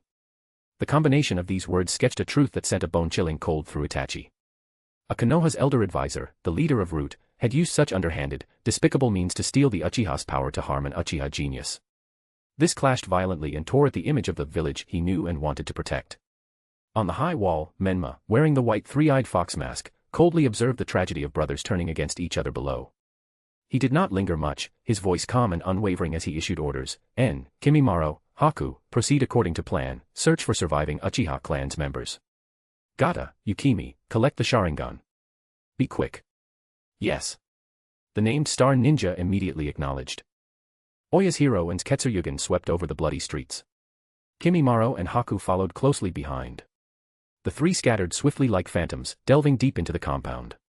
Gata and Yukimi glanced at each other, their bodies instantly turning into two streams of colorless, odorless mist, drifting towards the Uchiha clan's ninjas lying in pools of blood. On the other side, Fugaku, the clan head, merely watched all this silently, his scarlet Mangekyo Sharingan gazing deeply at Hikari and Shura on the high wall. He did not stop the star ninja's actions, his expression complex and inscrutable. To him, it was better for his clansman's eyes to be taken by Hikari than to fall into Danzo's hands. And all of this was just as Shura had predicted back then. Just then, intense fighting sounds and ninjutsu explosions came from the street entrance. Yashiro, Inabi, and the other 7 survivors who had fought their way out of the Konoha's military police force, covered in wounds and filled with towering hatred, had finally fought their way back. They broke through the ANBU and Root's interception, burst into the main street, only to see a scene even more brutal than at the police force. The ground littered with clansmen's corpses, and in a standoff. Itachi and, the one who should be dead. Shisui. Yashiro looked at the familiar figure, his voice filled with disbelief. But this shock was instantly replaced by even more surging rage. He turned sharply towards Itachi, who stood amidst the corpses holding a blood-stained sword, his eyes nearly bursting with fury as he roared, "Itachi! You beast! Why did you slaughter your own clansmen?" Inabi and the others also glared at Itachi with intense hatred. Itachi's gaze swept over the blood-soaked figures of Yashiro and the others, understanding dawning. The mysterious masked man calling himself Uchiha Madara had failed in his operation at the police force. His gaze turned back to Shura and Hikari on the high wall, instantly understanding the reason. They must have sent Star Ninja to intercept that person in time. But how did they know the date of the extermination operation? I had only been forced to accept Danzo's order yesterday, only finally resolved to carry out this hellish task today. A chill ran down his spine. Was the Land of Stars' intelligence capability really this terrifying? As for Yashiro and the others' questions, Itachi's face showed no expression, only a deathly, icy stillness. When he chose to shoulder the sin of slaughtering his clan, he had already exiled himself beyond humanity. He didn't need to explain to anyone, nor did he care to. Only, this chaotic situation far beyond his expectations had caused his desperate sacrifice plan to spiral completely out of control, heading towards an unknown abyss. At the street's entrance, almost simultaneously with Yashiro and the others' charge, Hiruzen and Danzo, leading over 60 elite ANBU and Roots members, surged forward like a tide, converging with Shinsuke's squad, which had been responsible for surveillance and blockade. Report, Hokage-sama. Intense rebellion at the Uchiha police force. The rebels have broken through and escaped back to the compound. Shinsuke quickly reported in a low voice. He naturally wouldn't publicly disclose his squad's role in blockading the police force perimeter, only emphasizing the facts of the Uchiha's rebellion and collaboration with Star Ninja. Shura. Hiruzen's face was livid.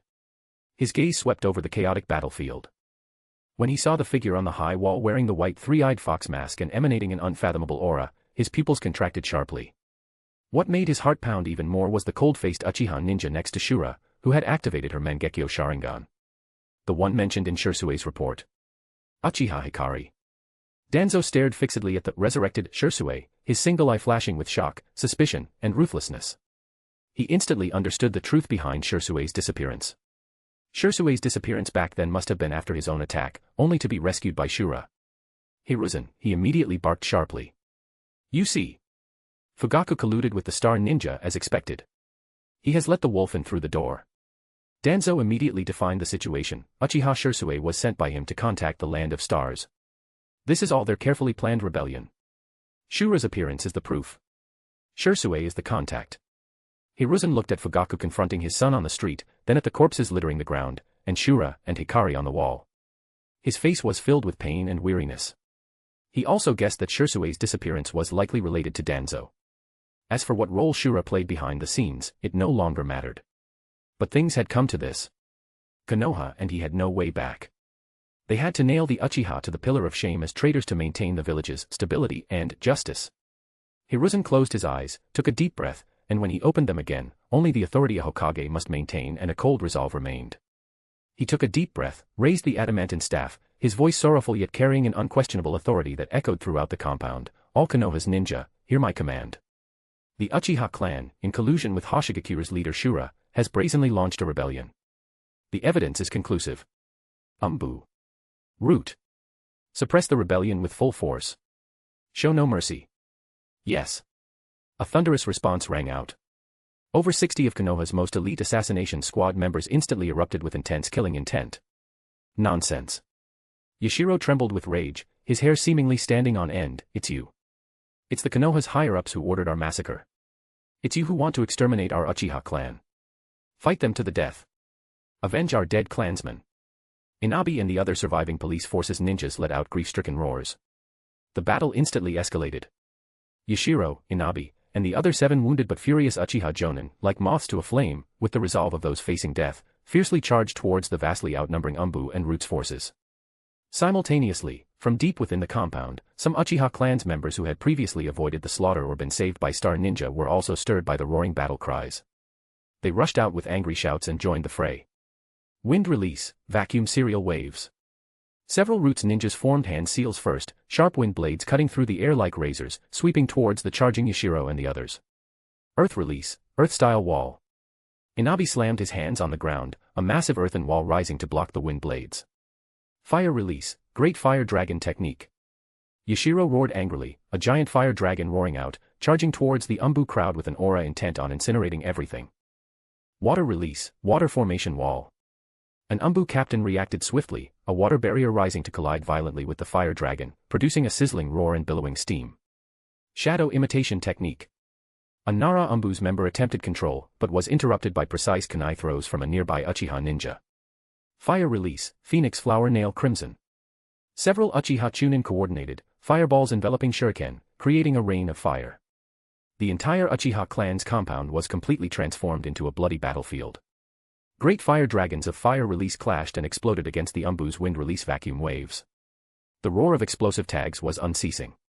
Kunai and shuriken flew like locusts. The light of the Sharingan and various secret techniques flashed wildly in the night. Screams, roars, the sounds of ninjutsu collisions intertwined into a symphony of destruction. Hiruzen and Danzo stood on a relatively high rooftop, vigilantly watching Shura and Hikari on the opposite high wall. Danzo's single eye flickered with greed and apprehension.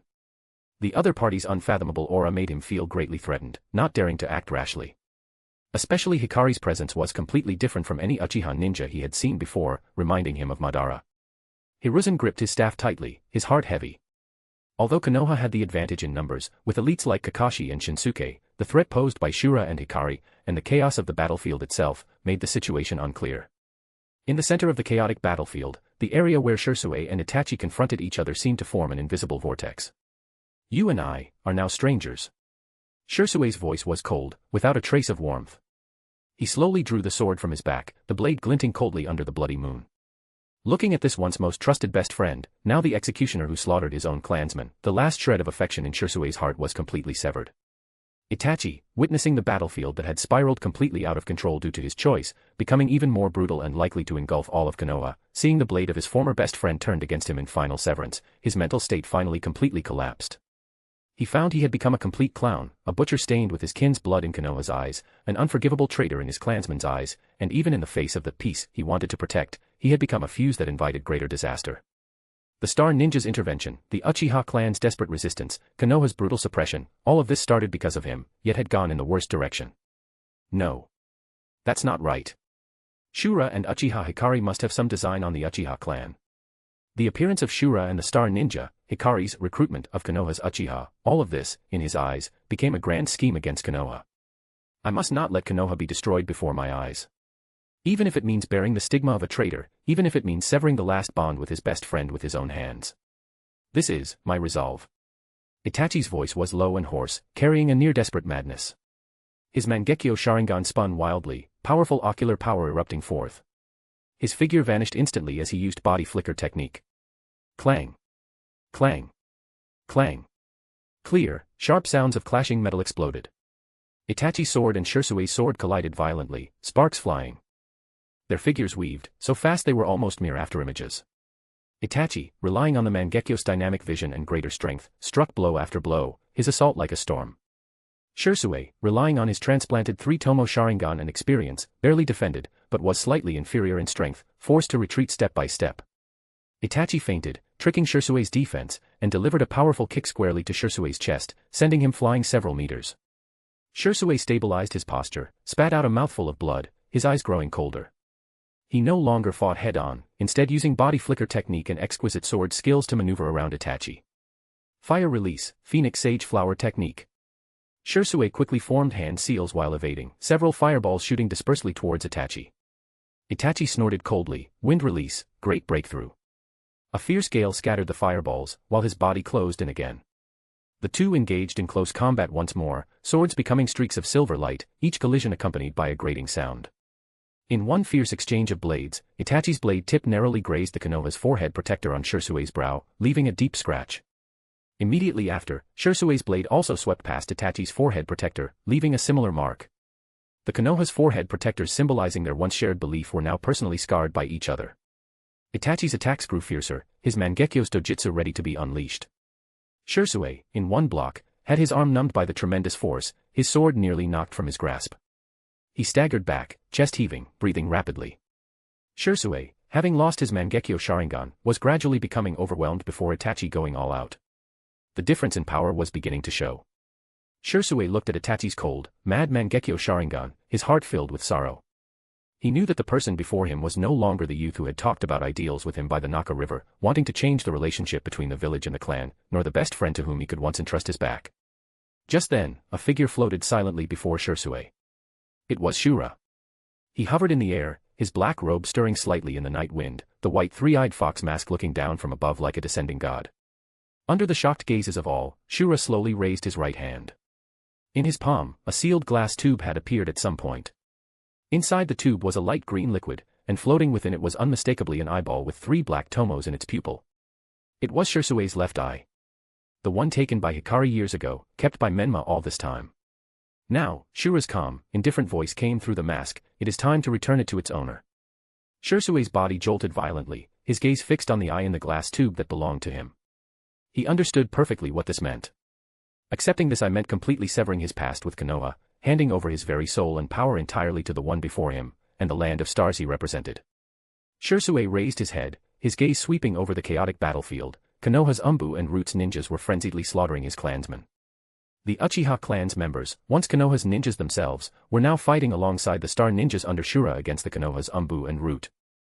The cold gazes of Hiruzen and Danzo, and before him, this person once considered a brother, now utterly fallen into darkness, Uchiha Itachi. His illusions about the village, his trust in the higher-ups, his bond with his best friend. Everything was completely shattered on this bloody night. He hesitated no longer. Swoosh. Shisui's hand shot out like lightning, grabbing the glass tube. His fingers tightened. Crack. The glass tube shattered, green liquid splattering over his hand. The warm, seemingly still pulsating Sharingan fell into his palm. Without the slightest pause, under the stunned gazes of all, Shisui unhesitatingly dug out his transplanted left eye and pressed this eye that originally belonged to him fiercely into the bloody, empty eye socket. Intense pain made him grunt, but his movements were exceptionally resolute. Versatile chakra connected to this Sharingan that had been dormant for over a year. After a brief silence. Whoosh. A massive, heart-palpitating chakra erupted violently from Shisui. An invisible shockwave centered on him blasted outwards, sending dust and debris on the ground flying. His eyes opened again. The 3-tomo pattern slowly appeared in his left eye, then the 3 tomos began to spin rapidly, distort, and merge. On the crimson background, the 3 tomos finally transformed into a complex, mysterious windmill shuriken form. A vast, blazing pupil power erupted from his left eye like a volcano. Susanoo.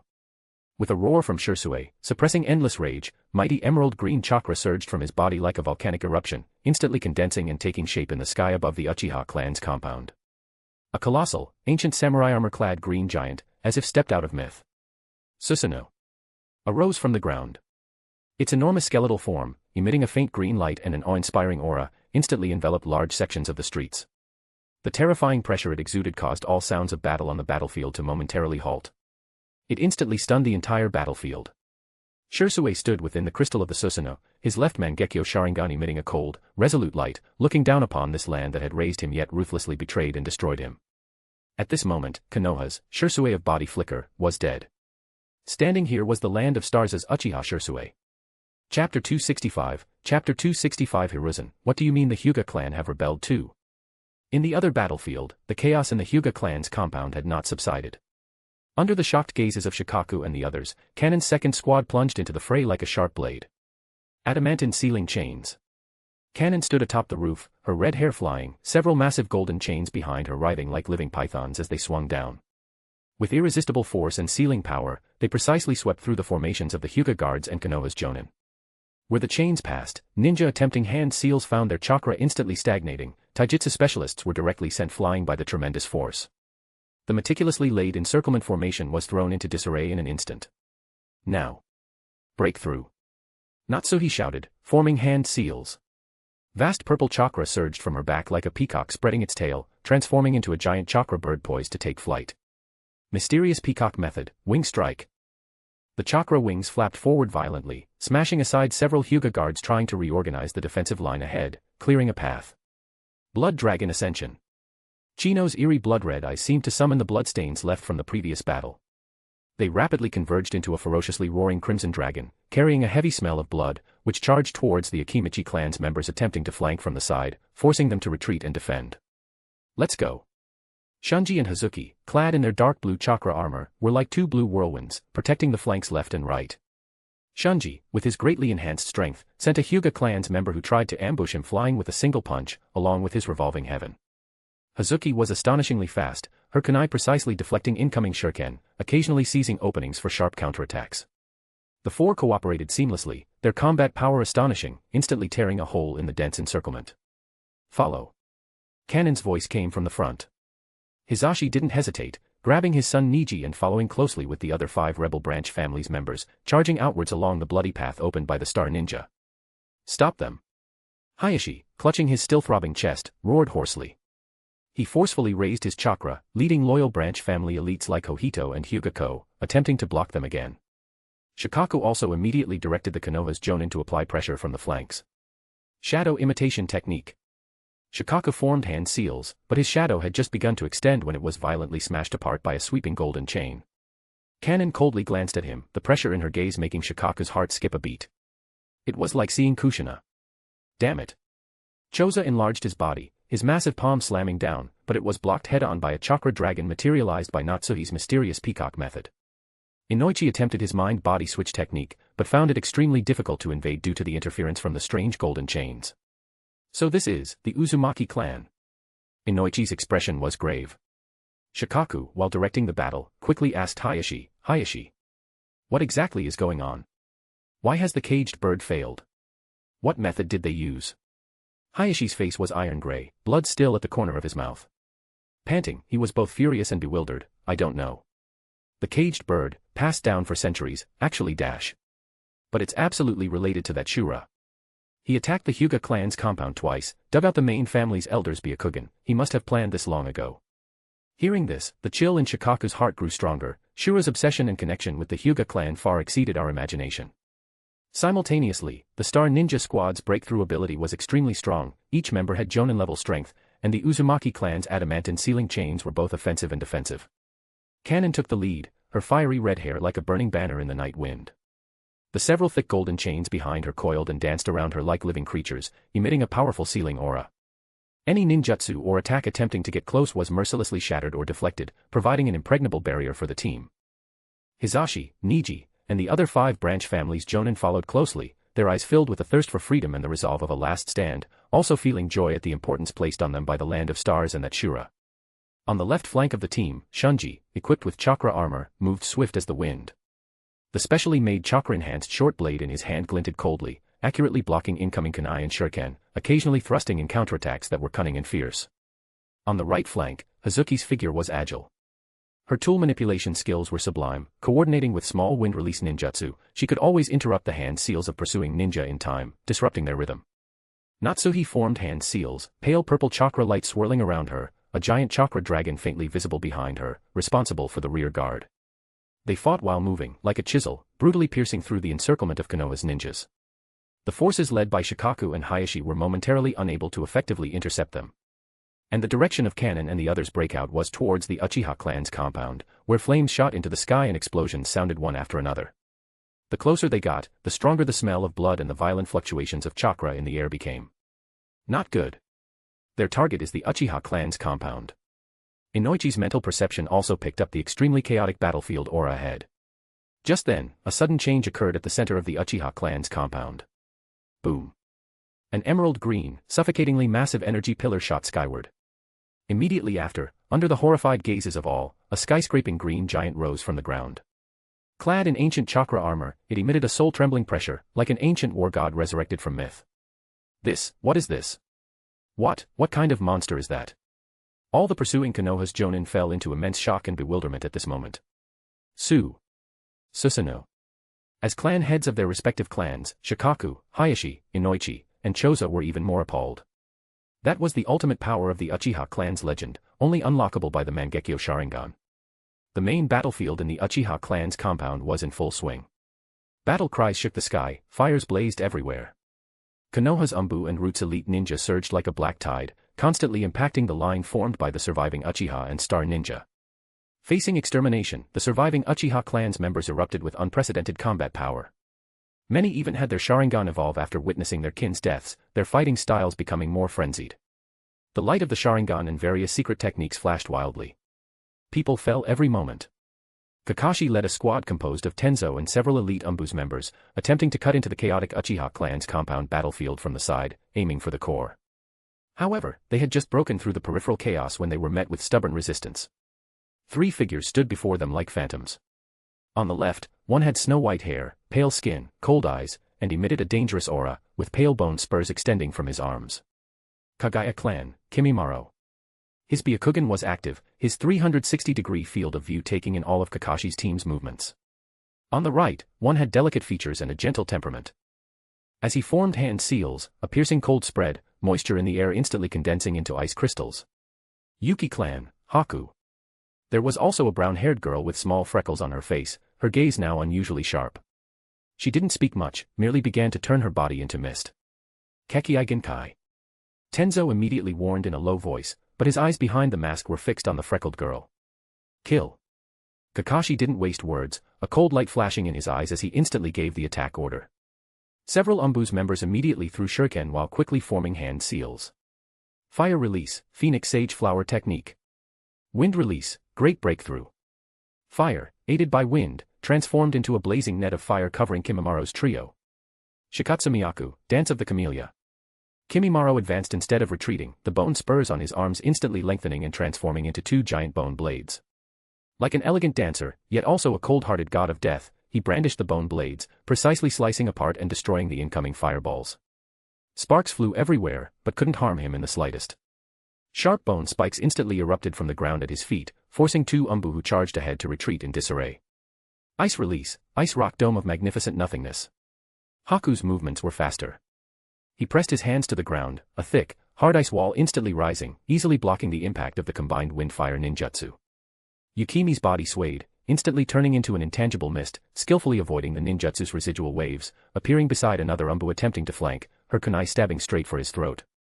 Her movements were fierce and precise. Careful. Her Kekei Genkai is mistransformation. Watch your breathing. Kakashi immediately warned, simultaneously bursting into action, his kunai carrying lightning stabbing towards Yukimi, trying to rescue his comrade. Clang. Yukimi's kunai collided with Kakashi's, producing a crisp sound. The close-quarters confrontation made Yukimi feel this person was somewhat familiar. Just then, Tenzo, evading to support the comrades forced back by Kimimaro's bone spikes, had his ANBU mask grazed by the edge of a sharp bone spur. Crack. The ANBU mask shattered and fell to the ground, revealing Tenzo's young but somewhat wooden face. Yukimi's movements halted abruptly. She stared fixedly at that face, her pupils contracting sharply. A long-buried name escaped her lips, Tenzo. Is that you? Tenzo's body stiffened, his gaze complex as he looked at Yukimi. Yukimi, why did you join the Star Ninja? Why are you aiding the villain? Aiding the villain? Yukimi's voice rose sharply, filled with anger and sorrow. Look around. Look at this hellish massacre. We're aiding the villain. Then what about you? Look at what the ANBU is doing. Not even sparing infants in swaddling clothes, not even letting go of the elderly who can barely walk. Is this the Konoha you want to protect? She pointed at the corpse of an old woman lying in a pool of blood not far away, her voice trembling with emotion. Kakashi remained silent, the exhaustion and confusion in his visible eye deepening. His father's suicide, Obito's sacrifice, Rin's tragic death, Minato's sacrifice, tragedy after tragedy had long dragged him into an abyss. He was just numbly carrying out orders, using missions to fill the void inside. His encounter with Yukimi, though brief, was one of the few lights in these past years, briefly warming his corpse-like body. He just never expected to meet her again years later on the battlefield.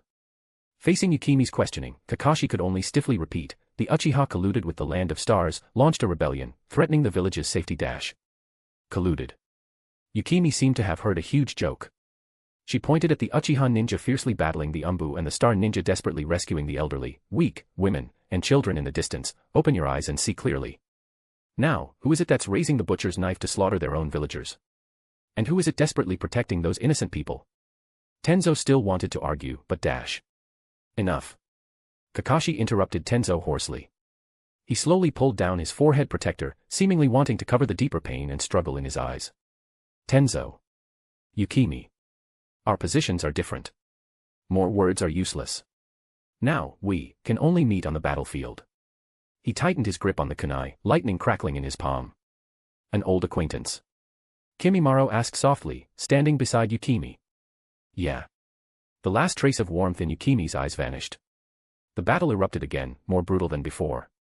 Kimimaro's Shikatsumiyaku, augmented by the Byakugan's insight, was simply like a meat grinder on the battlefield. Bone blades, bone spikes, bone bullets attacked the Konoha's ANBU from all sorts of tricky angles. The remaining Uchiha forces erupted with astonishing combat power. They were like mad tigers, completely disregarding their own casualties, frantically pouncing on the Konoha's ninjas. Their combat experience from the Third Great Ninja War against Kirigakuru's Kaguya clan made them unusually familiar with Kimimaro's fighting style, and they quickly began to coordinate. Two ninja clans who had been at war on the battlefield just years ago were now fighting side by side. Many Uchiha ninja, while fighting, raised their kunai or shuriken and angrily scored deep marks across the Konoha's forehead protectors on their brows or arms. The grating sound was like their final declaration of severance with this village. Wood release, smothering binding technique. Tenzo formed hand seals. Several thick wooden vines burst from the earth, coiling towards Kimimaro and a nearby Uchiha ninja like giant pythons. Shikatsumiyaku, Dance of the Pine. Kimimaro's body spun violently, countless sharp bone spikes instantly erupting from all over his body. These bone spikes not only instantly tore apart the coiling vines but also shot towards the surroundings like a storm of steel needles. Two ANBU's ninjas who failed to dodge in time were instantly pierced. Ice release, demonic mirroring ice crystals. Haku's figure shuttled rapidly between the instantly formed ice mirrors, the ice senbon in his hand like invitations from the god of death, constantly harvesting enemies trying to approach. Facing immense pressure, Kakashi had to open his tightly shut left eye, the scarlet three-tomo Sharingan slowly rotating. He didn't want Obito's eye to witness this scene of clansmen killing each other, but to complete the mission, to protect his comrades, he had no choice. Chidori. Dazzling blue lightning gathered in his hand, emitting a sharp sound like 1,000 birds chirping. Amid the piercing thunder, Kakashi turned into a blue flash of lightning, stabbing straight towards Yukimi. Yukimi turned into mist again, dodging the fatal blow. On the other side, Tenzo also stopped holding back, would release, deep forest emergence. The ground split open, giant trees surged out like living things, entangling towards Kimimaro and Haku, attempting to restrict their movements. Would release. The surviving Uchiha ninja, seeing this, were all horrified, exclaiming in disbelief. Those several thick trees, like demon claws reaching out from hell, burst from the earth and grew wildly. Though they didn't catch Kimimaro and Haku, they entangled 3 Uchiha ninjas attempting a surprise attack. Damn it. It's the first Hokage's would release. Isn't the Senju clan already Arg. The vine-like branches, with powerful constricting force, instantly entangled the 3 Uchiha ninjas. The sound of breaking bones was clearly audible, their screams cutting off abruptly. This scene deeply stimulated Yukimi. Yukimi, who had been carefully observing his hand seals and chakra flow, suddenly had a flash of understanding. The power that had always lain dormant within her, originating from the Kekkei stabilizer developed from the first Hokage's cells and White Zetsu cells integrated by Orochimaru, seemed to be stirred by a homologous force, becoming exceptionally clear and active. A strange resonance violently agitated deep within her bloodline. The vague power she had faintly felt in the land of stars in the past became incredibly clear at this moment. The instant Yukimi's mist recoalesced, she almost subconsciously imitated the hand seal sequence and chakra flows method Tenzo had just used, her hands rapidly forming seals. Her chakra surged wildly in an unprecedented manner, merging with the earth. Wood release, deep forest emergence. Rumble. Under the horrified gazes of Kakashi, Tenzo, and all other combatants nearby, the ground in front of Yukimi cracked open. Several tough trees burst from the earth, growing wildly at a speed no less than Tenzo's. With equally ferocious posture, they instantly tightly entangled three Konoha's ANBU who had charged too far forward and couldn't dodge in time. Under the terrified and despairing gazes of those three ninjas, the trees suddenly tightened and contracted. What? How is this possible? Arg. Crack. A teeth-grating sound of breaking bones rang out. The three ANBU were instantly crushed to death. The entire flank battlefield seemed to have been put on pause at this moment. The air seemed to freeze. Everyone who saw this scene, whether from Konoha or the Star Ninja and Uchiha side, showed expressions of extreme shock and disbelief. Kakashi and Tenzo's eyes widened to their limits. Would release. How is this possible? This was the Kekkei unique to Senju Hashirama-sama throughout the ninja world. How many people died in Orochimaru's human experiments before they got a would release's test subject like Tenzo? And Yukimi is clearly from the Iburi clan. What would release? Nearby fighting Uchiha ninjas were also drawn by the sight, exclaiming in surprise. Both Uchiha and Konoha's ninjas looked at this freckle-faced ninja, their eyes filled with shock and confusion. She a clansman of the Senju. Hiruzen, from afar, naturally noticed this shocking scene. When he saw another would-release user appear, and one standing on the Land of Stars side, an icy chill instantly shot from the soles of his feet to the top of his head. Hiruzen's first thought was of Orochimaru. After all, Tenzo was a product of Orochimaru's experiments. Could this girl also be from Orochimaru? And now, within the Star Ninja's ranks, not only were there Uchiha, Uzumaki, Kaguya, Ice Release, and several other Kekkei. Now even the Lost Wood Release had appeared. This Land of Stars. This Shura. Just how many Kekkei clans had he gathered? What exactly did he want to do? Hokage-sama. Urgent report from the Hyuga clan's compound. Just as Hiruzen's mind was reeling, an ANBU, covered in the smoke of battle and full of urgency, flickered to his side. The ANBU's voice carried a tremor as he reported rapidly, the Hyuga clan's branch family has rebelled. The caged bird has failed. Hyuga Hizashi colluded with Star Ninja, ambushed and killed three main family's elders. They are breaking through towards the Uchiha clan's compound with Star Ninja support. Shikaku-sama and Hayashi-sama are in pursuit. What? Hiruzen felt as if struck by lightning, his body swaying violently. The Uchiha rebellion wasn't quelled, and now the Hyuga clan's branch family has rebelled too. Uzumaki, Uchiha, suspected Senju bloodline with would release. Plus the Hyuga clan's branch family. He felt a chill run from the soles of his feet to the top of his head, his vision darkening. The foundation of Konoha, on this night, seemed truly on the verge of complete collapse. Chapter 266, Chapter 266. The audience is assembled, the judgment of truth. On the outskirts of the Uchiha clan's compound, far from the noisy, bloody battlefield, atop a giant ancient tree with lush branches sufficient to overlook the entire chaotic scene of the Uchiha clan's compound, space twisted slightly. Obito, wearing his orange-red tiger-striped mask, appeared silently. His single scarlet eye peered coldly through the mask's aperture at the compound below, which had turned into a hellscape. Flames shot into the sky, ninjutsu explosions roared, screams and howls were unceasing. The towering, awe-inspiring emerald-green Susanoo, radiating heart-palpitating power, made the scene especially surreal, absurd, and cruel. The tree trunk beside him writhed like a living thing as the black and white Zetsu slowly emerged. So much for the clan extermination, how did it turn into a massive brawl? White Zetsu waved his arms exaggeratedly, his tone excited, enjoying the chaos, while it's completely fallen apart. Obito. The plan has completely failed. That Shura guy actually brought so many people to crash the party. Forget exterminating the clan, we can't even get the Sharingan from the Uchiha we worked so hard to kill now. The power of that woman. The gloomy black Zetsu added in a low, hoarse voice, its gaze warily scanning the distant, steadfast figure of the woman on the high wall, is more troublesome than we anticipated. And that Shura beside her, unfathomable. Obito remained silent, frowning beneath his mask.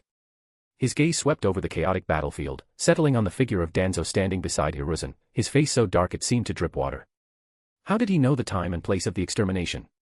Obito's voice was low and full of doubt, as if asking Zetsu, or muttering to himself, Itachi only came to me today on a whim, deciding to act tonight to avoid complications. Yet Shura could set an ambush so precisely. Unless. A cold glint flashed in his single eye. Unless the information was leaked from within Konoha's higher-ups. Or even. Danzo's own side has problems. He considered Danzo's greedy nature and the possibility that his route wasn't as monolithic as it seemed.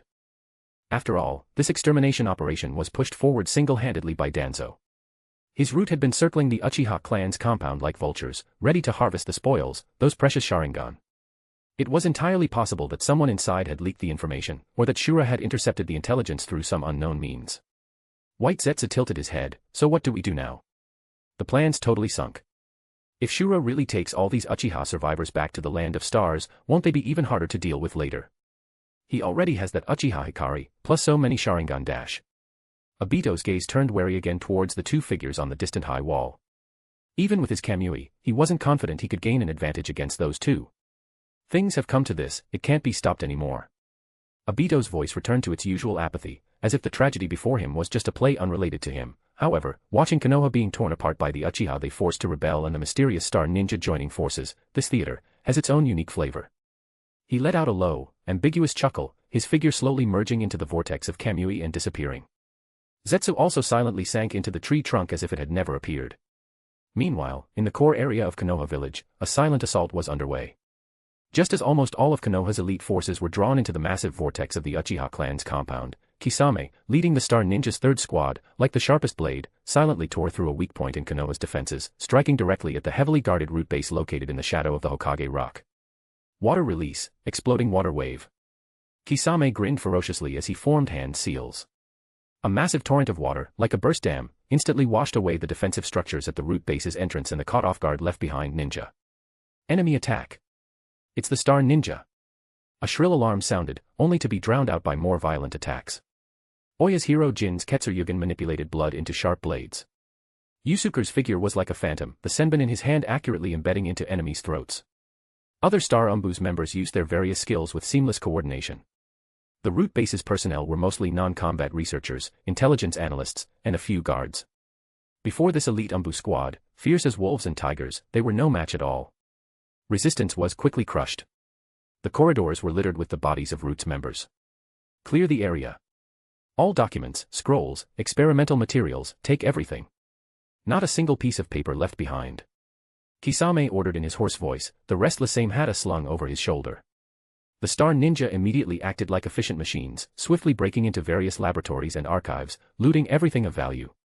Countless dark secrets, experimental data, and forbidden technique materials accumulated by Root over the years were packed into special sealing scrolls. Kisame himself strode towards the living quarters deep inside the base. Kisame looked around. It was unusually quiet, the empty corridor seeming devoid of people. He stopped and spoke in a low voice, "By order of Shirasama, I'm here to provide support." The sound echoed in the empty corridor. A moment later, a figure slowly emerged from the shadows on one side. It was Kabuto. He adjusted his glasses, surprised that Menma's actions were so swift and direct, actually sending people to storm the root base to extract him during this perfect opportunity. "Commander Kisame?" Kabuto cautiously confirmed. "Yeah. Time is short. Follow me." Kisame was brief.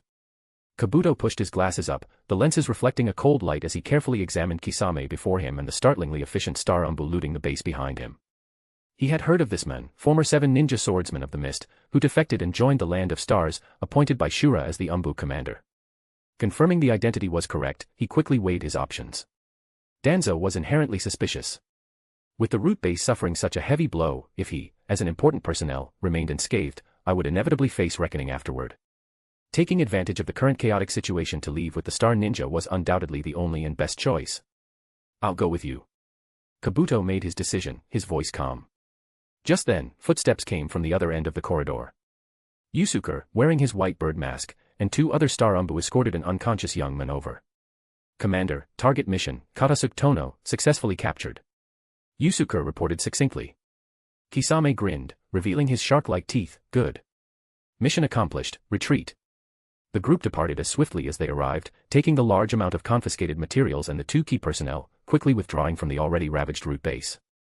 They encountered several waves of Konoha's patrol ninja who had heard the news and come to support, but before Kisame's elite ANBU, these sporadic resistances were like a mantis trying to stop a chariot, quickly crushed. They fought their way through and finally successfully reached the main battlefield at Uchiha clan's compound, successfully reuniting with the main force. By now, the Uchiha clan's compound had completely transformed into a meat grinder of a battlefield. The surviving Uchiha clan's members, supported by the Star Ninja, erupted with astonishing combat power, fighting a brutal battle against their former fellow Konoha's ninjas. Hatred, rage, despair, the will to survive. Various emotions intertwined, making every clash bloodier. Shisui's emerald green complete body Susanoo was like a war god descended to earth. Each swing of its massive chakra spiral sword stirred up destructive storms, forcing the Konoha's ANBU and large numbers of ninjas trying to organize and advance to retreat repeatedly, suffering heavy casualties. Its existence greatly reversed the situation on the battlefield. Itachi's eyes continuously streamed blood from the corners. The overuse of his Mangekyo placed a huge burden on him. He struggled to evade the Susanoo's attack aftershocks while also dealing with attacks from all directions, from both friend and foe. The Konoha's ANBU and root saw him as a fellow traitor, while the Uchiha clan's members wished they could eat his flesh raw. He seemed to have become an isolated island on the battlefield, battered by waves of hatred from both sides. I must preserve myself to be of use, for Sasuke's sake. I must survive. This thought supported Itachi. Gritting his teeth, he used his superb body flicker and genjutsu to strugglingly break free from the entanglement.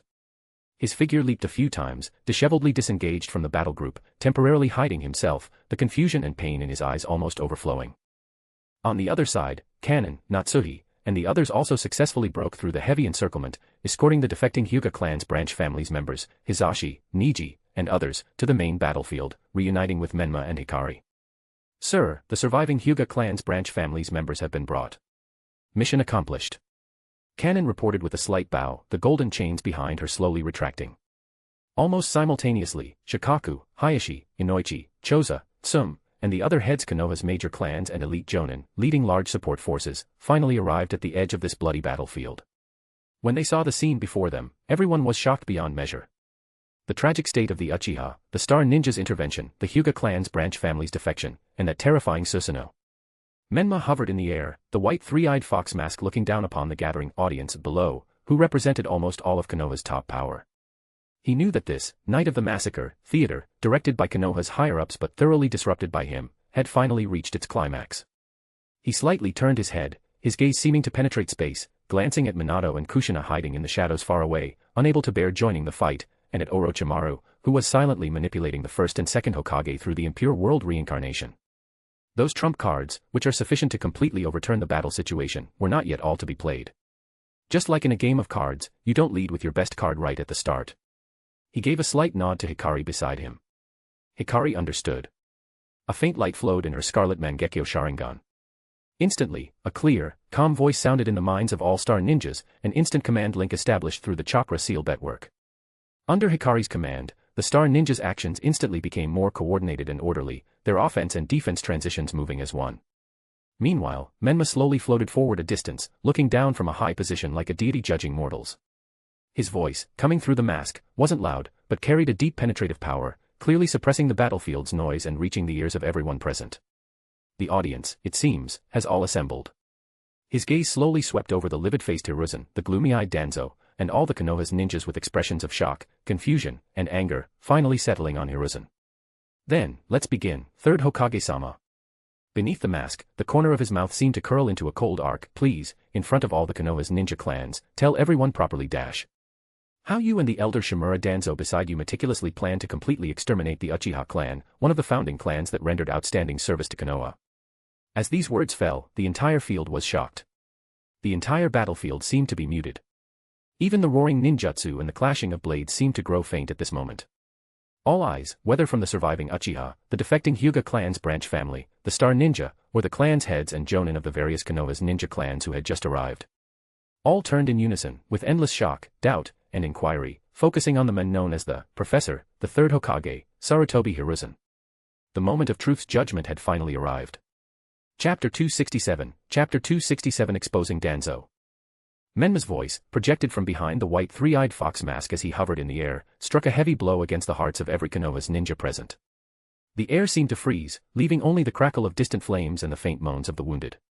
The third Hokage, Hiruzen, who had been directly named, felt his face instantly drain of color. His knuckles turned white from the force of his grip on the adamantine staff, but decades of leadership allowed him to quickly suppress the storm within.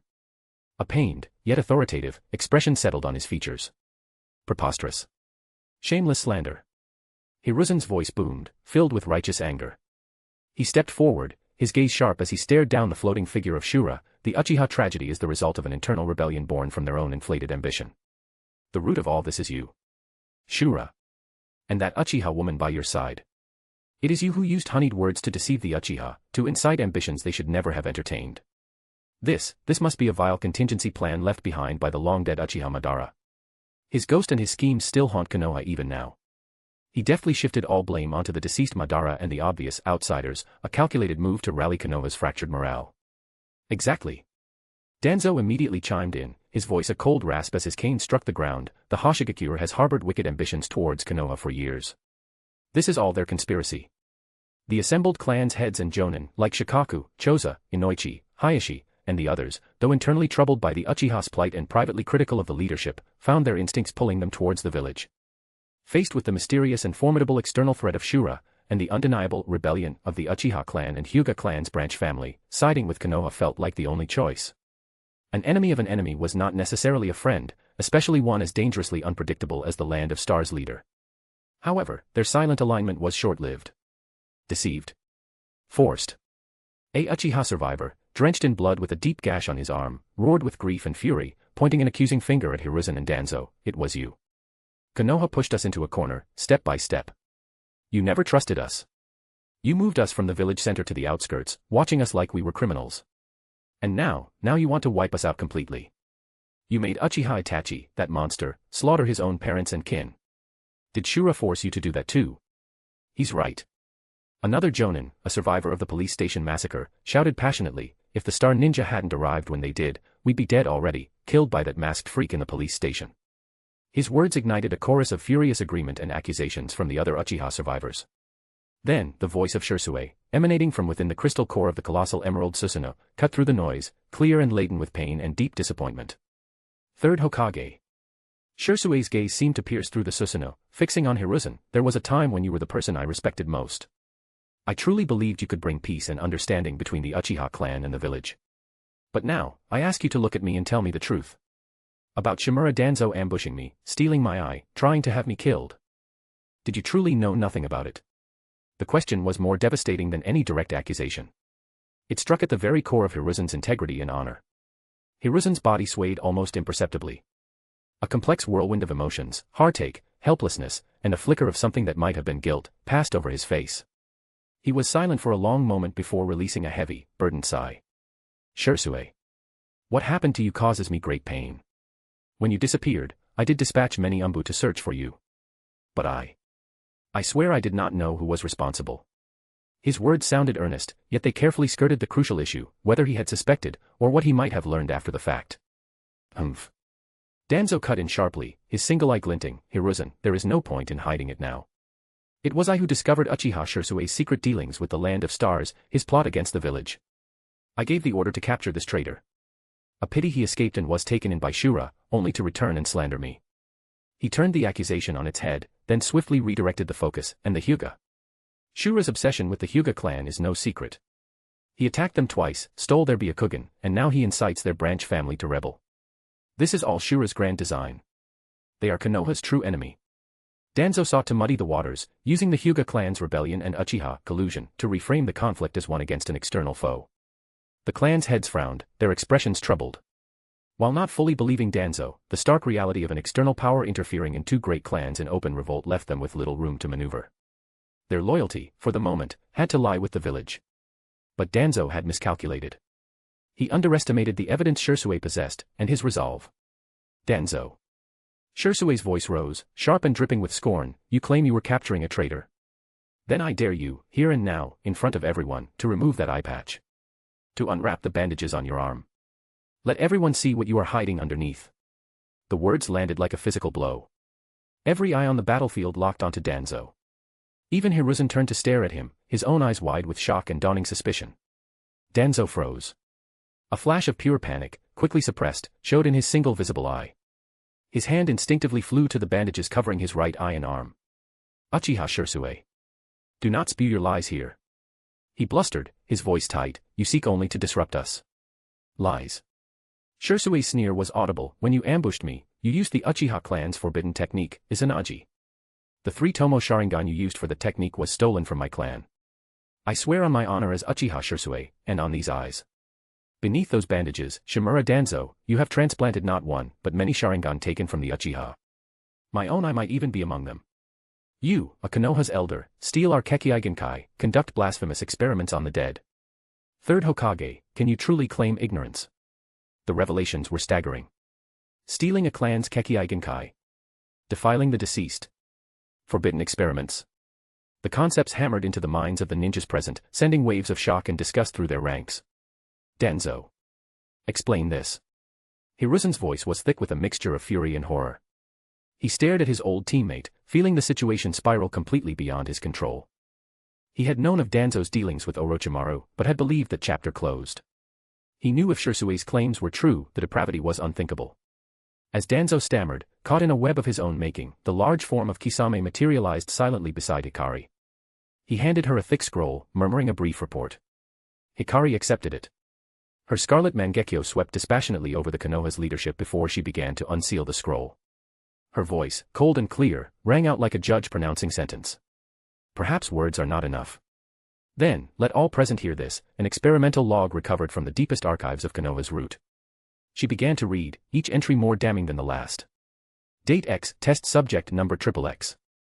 Implanted with 3-tomo Sharingan, source, Uchiha battlefield casualty. Severe rejection reaction observed. Deceased after 3 hours. Attempted fusion of first Hokage, Senju Hashirama's cells with Sharingan tissue. Test subject suffered catastrophic cellular disintegration. Following Orochimaru's defection, project progress has stalled. Replacement researchers lack comprehension of core data parameters. Feasibility report on Sharingan transplantation and Izanagi application. The cold, clinical entries laid bare the festering rot at Konoha's heart. The theft of the Uchiha's treasured eyes. The desecration of the first Hokage's legacy. Inhuman experimentation. All happening under the banner of the village's protectors, within the shadows of Root. After reading several pivotal entries, Hikari flicked her wrist. The scroll shot through the air, landing squarely in Hiruzen's grasp with the precision of a thrown kunai. Hiruzen's hands trembled as he caught it.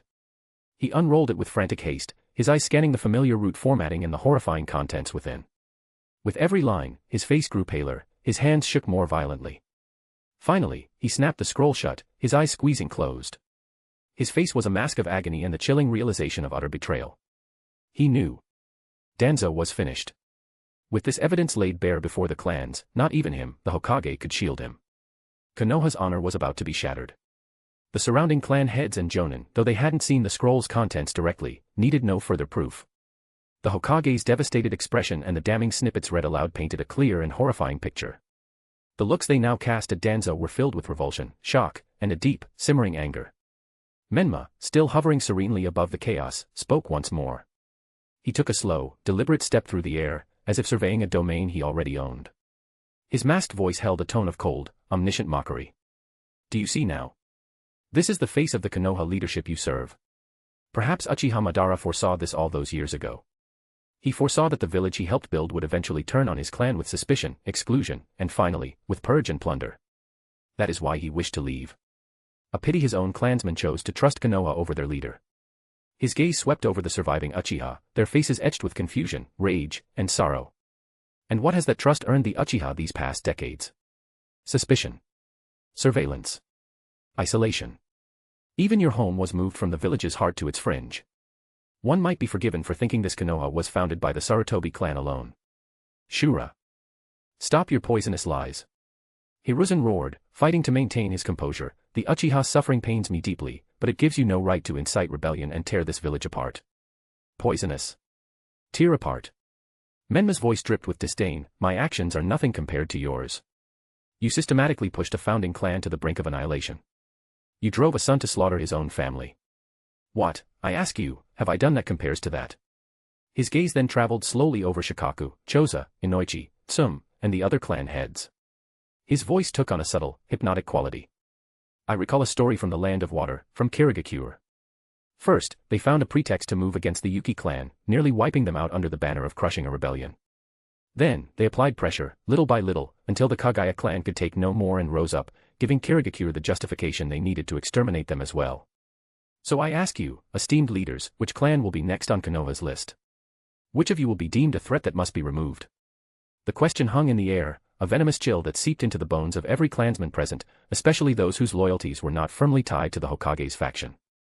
A cold dread settled over them. If the Uchiha clan, the founding clan of the village, could be treated this way, who was safe? The seed of doubt, once planted, began to sprout thick, gnarly roots. Menma seemed to decide the point had been made. He gave a slight, dismissive wave of his hand. Enough. Debate is pointless. Let those who wish to leave, make their choice. Killing Danzo and Hiruzen, or simply obliterating Konoha with a massive attack, would be too merciful. Death was simple. He wanted to break their spirit. He wanted to grind their corrupted, will of fire, into the dirt. As his words faded, Hizashi stepped forward. He ripped the Konoha's forehead protector from his brow and hurled it to the ground with contempt. His eyes burned into the pale faces of Hizashi and Hiruzen. The Hyuga clan is rotten to its core. The main and branch family system is nothing but a chain. And Konoha is the blacksmith that forged it and the warden that keeps it locked. I, Hyuga Hizashi, and all branch family's members who seek freedom, hereby declare our secession from Konoha. From this day forward, we pledge our lives to Shirasama. We will find a true home with him. Next, Shirsue's voice boomed from within the Susanoo, the Konoha's leadership is corrupt beyond saving. I, Uchiha Shirsue, withdraw from Konoha. He then turned his attention downward, Fugaku-sama. There is no place for the Uchiha in Konoha any longer. Look at our clansmen. Look at our dead. The time for a final decision is now. For the future of the Uchiha clan. Fugaku stood amidst the ruins of his clan's home. He saw the desperate, hopeful, and furious eyes of his surviving clansmen. He looked up at the enigmatic, powerful figures of Shura and Hikari. His original plan, which is to die with his clan to secure Sasuke's future, now seemed like a futile sacrifice in the face of this new, stark alternative. A path that could actually preserve the Uchiha's name, their bloodline, and their power. He drew a deep, shuddering breath, as if casting off an immense weight, or perhaps gathering the last of his courage. His voice, heavy with finality yet ringing with clarity, echoed across the silent battlefield. I, Uchiha Fugaku, leader of the Uchiha clan, hereby declare dash. The Uchiha clan secedes from Konoha, effective immediately. The words fell like a final, resounding gavel strike, marking the end of this bloody night, and drawing a fractured, permanent line through the decades-long history shared by the Uchiha clan and the village they helped create. Chapter 268, Chapter 268 3 Susanoo. The Power of the Uchiha. Fugaku's declaration, the Uchiha clan secedes from Konoha, intertwined with Hizashi's resounding, the Hyuga clan's branch family secedes from Konoha. Like twin thunderclaps, they crashed down over the ravaged Uchiha clan's compound, striking deep into the heart of every Konoha's ninja present. Shikaku, Choza, Inoichi, Hayashi, Tsum, the clan heads and Jonin, watched with profoundly grim expressions, their eyes complex as they gazed upon the burning homeland and the resolute survivors. The Senju clan had long since faded into the general populace. And now, the other great founder, the Uchiha, was leaving in such a tragic, bloody manner. The very foundation of Konoha was shaking violently tonight. In the shadows far away. Ku. What a truly spectacular play. What do you two Hokage-sama think? Orochimaru's hoarse voice held an amused lilt, his golden serpentine eyes observing the reactions of the first and second Hokages, controlled by his impure world reincarnation. Hashirama's face was devoid of its usual cheer. He covered his face with his hands, a low, pained sound escaping between his fingers. I knew it. I knew that Danzo was unreliable. But I never imagined it would come to this. Tobirama stood with his arms crossed, his stern face impassive, but his eyes were sharp as daggers, fixed on the distant figure of the woman on the high wall. Brother. What's the use of saying that now? Saru's handling was flawed, but the bigger problem undoubtedly lies with the Uchiha. Especially that Uchiha woman standing beside the masked men. I can feel it. The power hidden within her is terrifyingly strong, even, giving me the illusion of seeing Uchiha Madara in his prime. A dangerous existence like that is itself a source of instability. Madara. Hashirama lowered his hands, his face etched with memory and pain. Back then, when Madara wanted to leave the village, all the Uchiha clan's members chose to stay. That was undeniably their trust in me, the first Hokage, in Konoha. But after my death, what have you done to the Uchiha? To make them prefer trusting an outsider and betraying the village they helped build. Tobirama snorted coldly, while I have always been wary of the Uchiha's power, for the sake of the village's balance and peace, I gave them sufficient authority and status. The Konoha's military police force, responsible for the entire village's internal security, was that not enough trust and power? I even took Uchiha Kagami as my student, instructing him diligently. Was what I did still not enough? Kagami, that child. Hashirama's expression softened slightly, as if recalling that excellent junior, he truly was a good boy with clear eyes who loved the village. That made him all the more confused and heartbroken. Could even someone like Kagami not mend the rift? Then what exactly has Saru done? Orochimaru interjected at the perfect moment, his voice like a serpent's hiss, carrying a hint of provocation. First Hokage-sama, second Hokage-sama, perhaps you are not aware that Uchiha Shisui, who was ambushed by Shimura Danzo, had his eye stolen, nearly killed, and now stands with the Star Ninja, is the biological grandson of that good boy Uchiha Kagami you speak of. He inherited Kagami's will, always striving to maintain peace between his clan and the village. A pity, the reward he received seems to have been even more brutal than his grandfather's. What? Kagami's grandson? Hashirama jolted as if struck by lightning, his face a mask of disbelief and grief. His shoulders slumped, a deep sense of powerlessness washing over him. In just a few decades, has Konoha truly become like this? After a long while, he slowly raised his head, his gaze turning towards Orochimaru, who was manipulating all of this from behind. A trace of confusion entered his eyes. By the way, you, who are you again? The smile on Orochimaru's face stiffened for a fraction of a second. Then he resumed his nonchalant demeanor, giving a slight bow. My apologies, I forgot to introduce myself. My name is Orochimaru. I once had the honor of being a student of the third Hokage, Sarutobi Hiruzen. Back on the main battlefield. With the resolute declarations of the Uchiha and Hyuga, this theater directed by Shura had undoubtedly reached its climax. Menma hovered in the air, his gaze behind the white three-eyed fox mask calmly sweeping over the Konoha's ninjas below. Their expressions varied. His goal was achieved. The seeds were sown. Now, it was up to Konoha's internal forces to digest this earth-shattering upheaval. How would Hiruzen and Danzo face the doubts of the various clans? He was looking forward to it. Wow, so exciting. So exciting. Kokyu poked her head out from Menma's collar, munching on something, her eyes shining as she watched the battlefield below. As a chakra-formed tailed beast, she didn't understand humans' hearts, but she loved a good spectacle. Menma patted her head, then issued orders to the Star Ninja.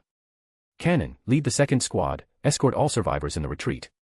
Hikari, Kisame, lead your teams, cover the rear and engage the enemy. The commands were concise and clear. Yes, sir. Cannon acknowledged immediately. Natsuhi. Hatarubi. Lead the team to cover the Uchiha clan's survivors. Hizashi. Your people, follow. The golden adamantine ceiling chains danced once more, organizing the surviving Uchiha elderly, weak, women, children, and the Hyuga clan's branch families members, beginning an orderly withdrawal. Hikari and Kisame narrowed their eyes, leading the Star Ninja and the Uchiha volunteers who chose to stay and cover the retreat, standing firm like a rock at the front. Hizashi glanced at the fierce battlefield, then at a weary-looking Niji, and said to Cannon, please take Niji and go first. Father. Niji looked up at his father's face, seeing a gentleness there he had never witnessed within the Hyuga clan's walls. Hizashi ruffled Niji's hair softly. Go. Seek your freedom, Niji. Then he looked towards the figure floating in the air, his eyes filled with resolve. As for me, I have already found mine. Takuma, Tetsu, and the other rebellious branch family's members stepped up beside Hizashi, smiling at Niji. Niji, if I die here, remember to tell Yuji what kind of man his father was. And Kotaro, that kid is so reckless, please look after him, big brother. Hey, my daughter is so well behaved, she really admires you, Niji. If you two get married in the future, remember to offer me some extra sake. Niji looked at these uncles, who were usually so stern and formal, now chattering away with completely changed personalities. Tears welled in his white eyes. Stop them. We cannot let them take the traitors. Hiruzen roared, forcefully suppressing the storm in his heart. He knew he couldn't hesitate now. He had to stabilize the situation. Even if it meant paying a heavy price to deal with Danzo later, he had to capture the traitors now. Hiruzen turned to the clan heads and Jonin beside him. Everyone. I will personally ensure Shimura Danzo gives you all an explanation later. But right now, we cannot allow the Uchiha and Hyuga traitors to escape Konoha with the Star Ninja's help. The consequences would be dire. For the future of the village, I ask for your assistance. Shikaku, Inoichi, and the other clan heads exchanged glances, seeing the resignation and resolve in each other's eyes. They knew this was not the time for internal conflict. Regardless of the higher-ups' failings, stopping the defection and maintaining the surface stability of the village was the top priority. Shadow imitation technique. Partial multi-size technique. Mind-body switch technique. Fong passing Fong. The elites of the various clans joined the fray. The great battle erupted once more, even more intense than before. The Star Ninja, relying on Hikari's Mangekyo coordination and Kisame's ferocity, clashed violently with the Konoha's forces. Water release, great shark bullet technique. Kisame grinned savagely as he formed hand seals. A massive water-style shark roared towards the masked ANBU commander, Sarutobi Shinsuke. Earth release, earth flow river. Shinsuke reacted swiftly, the ground beneath his feet turning into a mudslide, attempting to wash away the shark. Protect the Hokage. Hold them back. He shouted. The Uchiha clan's compound was completely transformed into a hellscape of interwoven flames and ninjutsu. Amidst this sea of fire, Shisui's emerald Susanoo stood like an undefeated war god. Each swing of its massive chakra sword created terrifying wind pressure and shock waves, smashing the Konoha's ninjas' lines into disarray, carving a path for the retreating group. Fugaku's heart ached as he looked at the burning compound and his fallen clansmen. Then, he noticed in a nearby skirmish, the already severely wounded Yashiro, covering for Inabi behind him, was caught off guard by a Konoha's ANBU. A cold sword brutally pierced his chest. Yashiro. Inabi's eyes nearly burst with fury. The ANBU tried to deliver a finishing blow but was forced back by Inabi's frantic fire release. Inabi held the collapsing Yashiro. This elder, like a father and brother to him, had blood gushing from his chest, his life fading rapidly. Yashiro-san. Inabi let out a bestial howl of grief. He and his brother Tekka had been raised by Yashiro. Now Tekka had died tragically at the police station, and the men he saw as a father fell before his eyes. Extreme pain and hatred instantly overwhelmed him. Yashiro, blood foaming at his lips, his eyes beginning to glaze over, grabbed Fugaku's sleeve as this clan head flickered over. With his last ounce of strength, he rasped, "Clan head, my forehead protector, score it. I don't want to die as a Konoha's ninja." Fugaku's hand trembled as he picked up a kunai from the ground. On the blood-stained Konoha's forehead protector, he deeply scored a mark. As if severing all past bonds and faith. Hearing the grating sound of metal, a trace of a relieved smile seemed to touch Yashiro's lips. His head lolled to the side, and he breathed no more. "Yashiro-san." Inabi's wail was heart-wrenching. Fugaku gently set down the kunai, his voice unbearably heavy as he spoke to Inabi, "I'm sorry. Inabi. It's all my fault. I, as the clan head, was too incompetent. I let everyone." His words cut off abruptly. Because he saw Inabi, kneeling before Yashiro's body, suddenly lift his head. In those eyes, where the three tomos had been spinning wildly, extreme grief, rage, and despair converged, compressed, and transformed. Within the crimson pupils, the three tomos twisted, deformed, extended. Finally morphing into three jet-black, kunai-shaped patterns that seemed to bear endless pain. It was a pair of Mangekyo Sharingan never seen before. Under this ultimate emotional impact, Inabi had awakened his own Mangekyo Sharingan. Fugaku felt both shock and a profound, sorrowful understanding. This power, must it always be paid for with the most heart-wrenching pain? On the other side of the main battlefield. As if responding to Inabi's towering hatred and sorrow, an even more violent, colder, more destructive chakra erupted from Hikari at the center of the battlefield. A dark red chakra, the color of congealed blood, shot towards the sky, rapidly condensing and taking shape. A dark red Susanoo, taller, more ferocious, and radiating an aura of ominousness and savagery than Shisui's Emerald One, rose from the ground. Its massive form seemed forged from hellish magma and resentment. In its hand, it coalesced an enormous chakra sword wreathed in dark red flames. Two skyscraping Susanoo. One green, one red. Like mythical titans descending upon the mortal world, their terrifying pressure instantly enveloped the entire battlefield, suppressing all sounds of combat. Countless Konoha's ninjas looked up in terror at this apocalyptic scene, crying out in despair. Another one. What kind of monsters are these? It's Uchiha Madara's power. Fear spread like a plague. Many ninjas who had experienced the Nine-Tails attack turned deathly pale, as these two giants reminded them of that horrific night. High above, the shock on the faces of Hiruzen and Danzo finally transformed into unconcealed horror. In Hiruzen's eyes, there was even a trace of regret. Since Madara, this was the first time they were witnessing the legendary third power hidden within the Uchiha clan's Mangekyo Sharingan. They were seeing this terrifying combat power, enough to change the course of battles, even overturn the ninja world. And now, this power was not under their control. Instead, they had personally driven it into rebellion, pushing it into the hands of the mysterious Shura and the Land of Stars. The Uchiha actually have two. Hiruzen's voice was unbearably dry. Danzo's single eye was filled with greed, apprehension, and profound gloom. He clenched his fist so tightly his nails nearly dug into his palm. So this is the power Uchiha Madara possessed. Damn it. Shisui's eye. And that Uchiha Hikari. Danzo's extreme unwillingness frantically intertwined. Why could a one-eyed Shisui manifest the Susanoo, while I could only grasp the preliminary power of that right eye? I could have completely resolved the Uchiha problem for Konoha and utilized their Sharingan on myself. And now, everything was out of control. Not only had we handed over this originally Konoha-owned, world-shaking power to outsiders. Now this very power was turning around to destroy Konoha. This bitterness and miscalculation stuck in their throats, their faces extremely grim. On the ground, Fugaku watched the green and red Susanoo wreaking havoc, recalling Shisui's report about his battle with Hikari. As expected, she is a ninja as powerful as Madara was.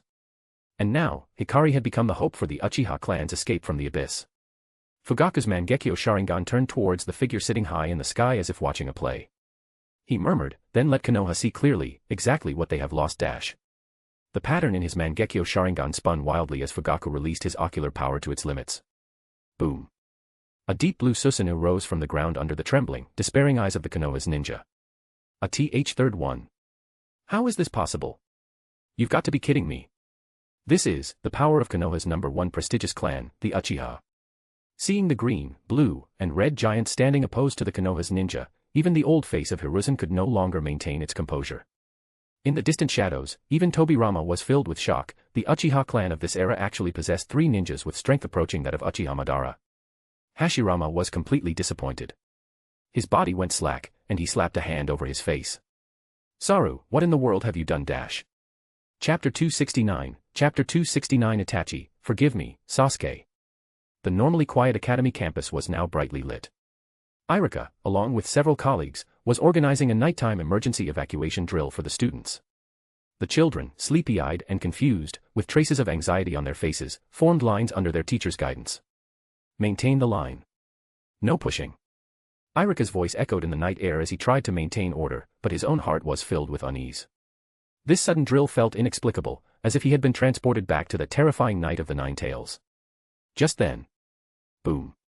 A deafening explosion sounded from the direction of the Uchiha clan's compound, followed by even more dense explosions and faint shouts and clashes. The ground shook violently, causing the school's windows to rattle noisily.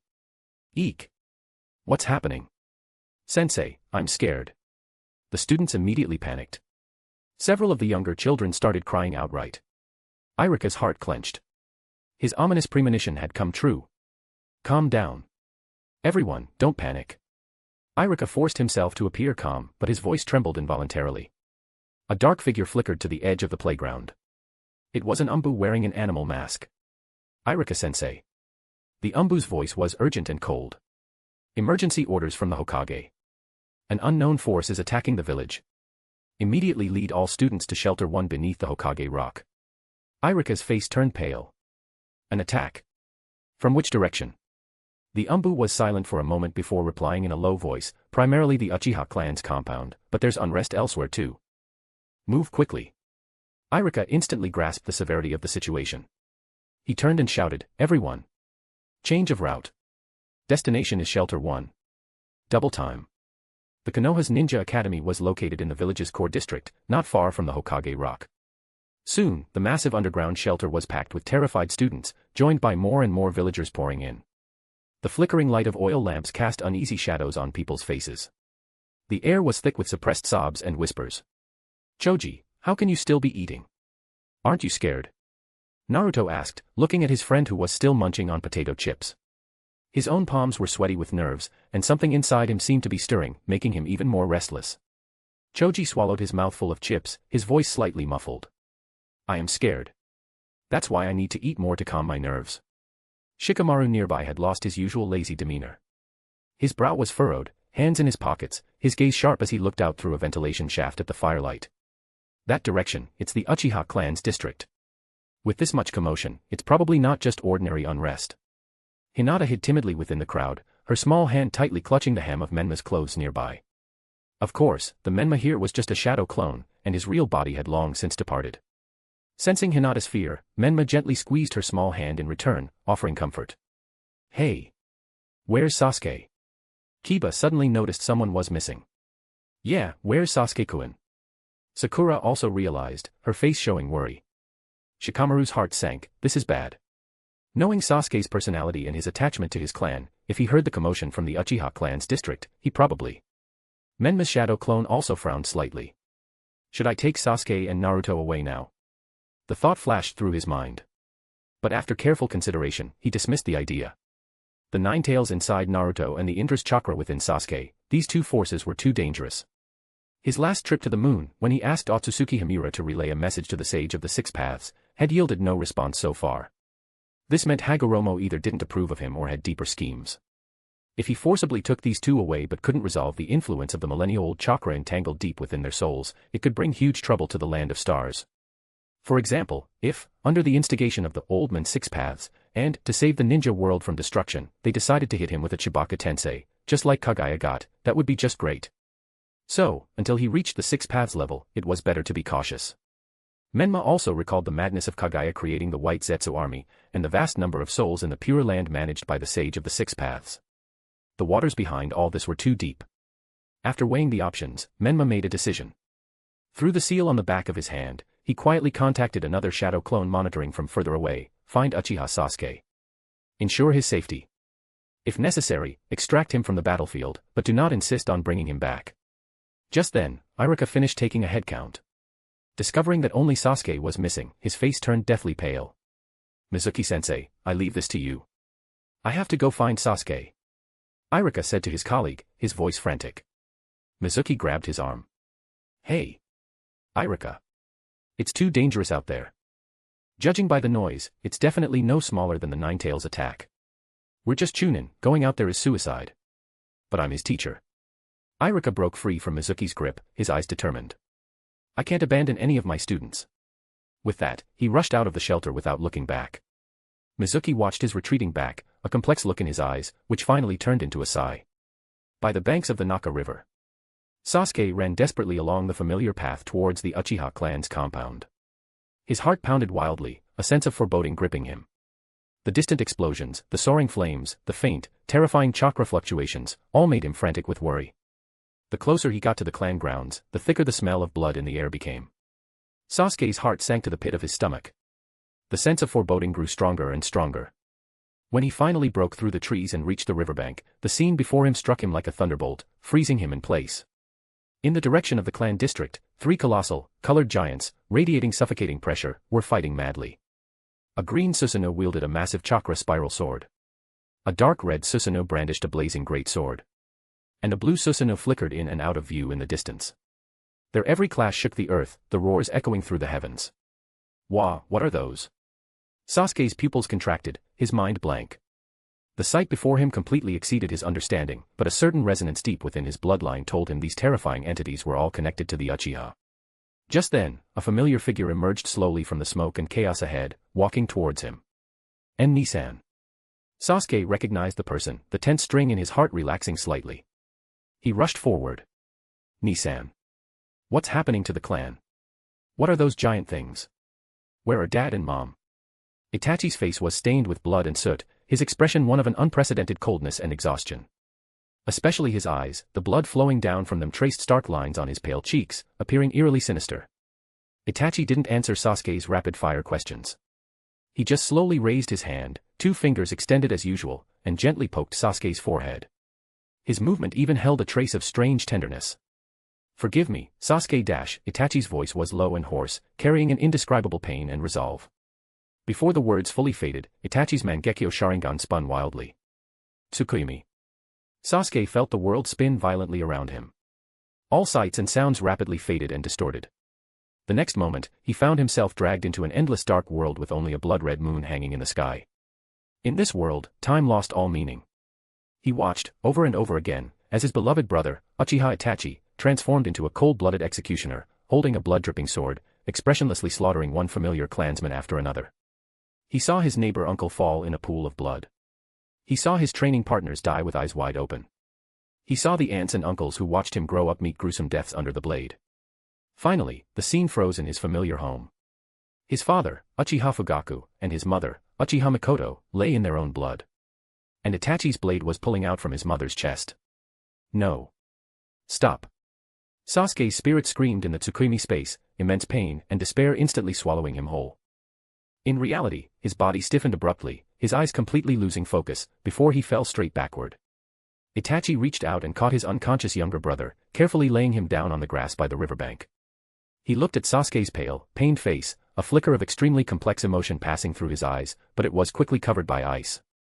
"Forgive me, Sasuke." Itachi murmured, his voice so soft it was almost inaudible. Only this way can you gain enough power." Just then. "Let him go. Uchiha Itachi." An angry shout came from the side. Irika had arrived, panting heavily. He had clearly witnessed Itachi casting a genjutsu on Sasuke. Although he didn't know the specifics, Itachi's bleeding eyes and Sasuke's unconscious state were enough for him to judge the extreme danger. "Irika-sensei." Itachi slowly stood up, facing this teacher who, despite only having Chunin strength, dared to confront him directly. His tone was flat. "You shouldn't have come. What did you do to Sasuke?" Irika demanded sharply, a kunai pointed directly at Itachi. "Let him go. Just a small genjutsu to help him recognize reality." Itachi said lightly, the three tomos in his eyes instantly appearing and spinning. Demonic illusion, hell viewing technique. Irika didn't even have time to react. His vision blurred, and the surroundings instantly transformed. It was as if he had returned to that nightmarish evening. The Nine-Tails Rampage through the village, its massive claws crushing houses. And his parents, dying before his eyes. "No, stop." Irika screamed, clutching his head as he collapsed to his knees, his body trembling violently. The endless pain and despair swallowed him once more. He was completely trapped in the infinite loop of painful illusions woven by Itachi. Having easily dealt with Irika, Itachi's gaze returned to Sasuke. He took a deep breath, preparing for the next step of his plan. However, just then. Clap. Clap. Clap. A clear, slow series of claps sounded abruptly from the shadows of a large tree nearby. Itachi's body stiffened. He whirled around. His Sharingan instantly locked onto the source of the sound. He hadn't detected anyone there at all. Under the moonlight and the glow of the distant battle, a figure wearing a white three-eyed fox mask and a black robe stepped slowly out of the shadows. His posture was leisurely, as if he weren't on the bloody edge of a battlefield, but strolling in his own backyard. "Marvelous, truly a magnificent performance, Uchiha Itachi." The voice from behind the mask carried a hint of amusement and icy appreciation, clearly reaching Itachi's ears. "Personally annihilating your clan, then implanting endless hatred and pain into the heart of your beloved younger brother, all to shape his future power, such resolve, such capacity, it's truly, utterly repulsive." The figure, Shura, tilted his head slightly. The white three-eyed fox mask appeared especially eerie under the flickering light of the distant battle fires. The newcomer tilted his head slightly, his gaze seeming to pierce through the mask and land on Itachi's blood-tear-streaked eyes. "This theatrical play named, Clan Annihilation, the script I prepared for you, are you satisfied with it?" he asked softly, as if chatting with an old friend. "Shura." Itachi's voice was icy, the kunai in his hand ready to strike. His Mangekyo Sharingan contracted violently, spinning madly, trying to see through this mysterious person's true nature. But to his shock, he found his ocular power seemed to vanish without a trace, completely unable to penetrate the other party's mask. He couldn't even sense the other party's chakra. In the distance, the roars of the three Susanoo and the sounds of slaughter from the clan compound served as the background music for this confrontation. Itachi's mind raced, assessing the situation. The other party could approach silently and articulate his most secret intentions. His strength was unfathomable, far beyond what Itachi, in his current state of massive chakra consumption, physical and mental exhaustion, could hope to match. He had to be extremely cautious. To avoid exposing the almost paranoid protection he held for Sasuke deep in his heart, Itachi forced himself to relax, even deliberately letting a tone of casual mockery enter his voice, trying to divert the other's attention elsewhere. "Shura of the Land of Stars, what skillful methods. Seizing the chaos to intervene and reap the spoils. You want the Uchiha clan to serve you. Then congratulations, your goal seems to have been achieved." His gaze swept over the three giants in the distance, implying that Fugaku, Shisui, and the entire Uchiha clan had already sided with the other party. Menma, upon hearing this, slowly shook his head. His gaze lowered, falling upon the unconscious Sasuke on the grass. This subtle action made Itachi's heart constrict violently. He almost lost control and lunged forward, but he suppressed the impulse with astonishing willpower. "Use. Service." Menma's voice came through the mask, carrying a sense of detached scrutiny. "Uchiha Itachi, those who play with fate will ultimately be devoured by it. This blood-soaked path you have chosen, all these sacrifices, are they truly worth it? Worth it?" These words were like a poisoned kunai, precisely striking the most vulnerable part of Itachi's heart. Images of his clansmen falling flashed before his eyes, Shisui's disappointed, resolute gaze, his father's complex and disappointed eyes. He knew what Shura was asking, especially after his brief but intense clash with Shisui, where he learned of Danzo's despicable actions, ambushing a fellow villager, stealing Kekkei, spewing lies. The foundation of the justice he had personally carried out had long been eroded by rot. But he couldn't regret it. Once he regretted, all the sacrifices would lose their meaning, and he would fall into the abyss completely. He could only attribute it all to fate, to the inescapable destiny of each individual. Everyone has their own path and choices. Worthiness is irrelevant. Itachi's voice was low and hoarse, deliberately avoiding the core of the question, trying to maintain a facade of calm. These are just necessary costs. He quickly changed the subject, directing the spearhead towards the strongest combatant in the other's camp. As for you, Shura, you seem quite interested in the Uchiha's power. Uchiha Hikari's strength is indeed astonishing, capable of fighting against many of Konoha's elites simultaneously, but she is still far from the legendary Uchiha Madara. Whether it's her or Shisui, their Mangekyo Sharingan are ultimately just ordinary, possessing fatal flaws. Uchiha Madara's power had long surpassed the ordinary Mangekyo. He stared intently at the masked men, trying to find a trace of desire or curiosity for greater power in the other party. This was the bait he was casting, attempting to grasp a shred of initiative in the conversation. However, the response he received was a disdainful sneer from behind the mask. Heh. Menma seemed to have heard something extremely ridiculous. Should I play along and ask with feigned surprise, oh? A stronger Mangekyo? What is it? Could it be related to you slaughtering your entire clan yet sparing only your brother? Itachi's pupils contracted sharply. Menma's voice suddenly turned cold, laced with unconcealed sarcasm. Save it, Uchiha Itachi. Don't treat everyone like fooled idiots. Do you think the eternal Mangekyo Sharingan is some ultimate secret? Even the stone tablet your Uchiha clan has guarded for generations, enshrined as a treasure, inscribed with the so-called ultimate secret beneath the Naka shrine dash. He deliberately paused, savoring the look of shattered composure on Itachi's face, before slowly uttering words enough to overturn Itachi's understanding. Was tampered with long ago by a certain individual, used as bait to deliberately guide your Uchiha clan towards hatred, paranoia, and mutual slaughter. What? It was like a thunderclap exploding in his mind. The cold mask Itachi had struggled to maintain instantly shattered. The color drained from his face, replaced by utter disbelief. The stone tablet beneath the Naka shrine. That was an absolute secret known only to a very few high-ranking members of the Uchiha clan. Even the Mangekyo Sharingan couldn't see the tablet's full contents. How could this outsider possibly know? And tampered with. Bait. He originally thought the other party was merely coveting the Uchiha's power or had a grudge against Konoha. He never expected to hear such outrageous statements about his clan's most core secret from the other's mouth. You, just who are you? Itachi's voice held a trace of imperceptible tremor for the first time. The kunai in his hand tightened its grip.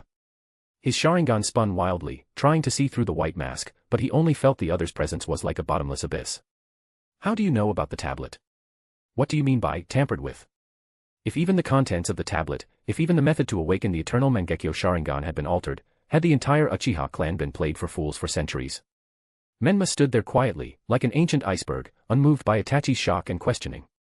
The white three-eyed fox mask seemed to emit an even more mysterious and unpredictable aura under the flickering light of the distant battle fires. For me, the ninja world holds no secrets. Menma's voice was calm and even, yet carried a heart-palpitating pressure. For example, the one who gave you the order to exterminate the clan was Shimura Danzo. And the person you sought for help, who was he? Another bombshell was dropped. Itachi's body swayed almost imperceptibly. This matter was something he decided on the spur of the moment. The details were known only to the two people involved, not even Danzo knew. Just what are you trying to say? Itachi shouted sternly, attempting to use forcefulness to cover the storm raging inside him.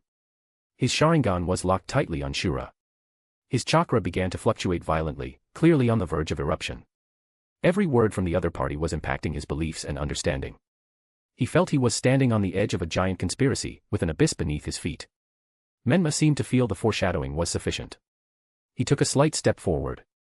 Just this minor step made Itachi react as if facing a great enemy, instantly crossing his kunai in front of him, assuming a perfect defensive and offensive stance. What I want to say, Menma's voice remained flat, yet carried the weight of a final judgment, is that the correctness you believe in has been guided and distorted from its very root. The sins you have committed perhaps satisfy the deeper schemes of certain individuals. And the path of revenge for your brother that you pin your hopes on for the future dash. His gaze swept over the unconscious Sasuke once more. From the very beginning might be an arranged path leading to even deeper despair. Shut up. Itachi could no longer maintain his composure. The massive impact of the information and the other party's curse upon Sasuke's fate pushed his strained nerves to the limit. He could not allow anyone to tarnish the plan for which he had sacrificed everything. He absolutely could not allow anyone to threaten Sasuke.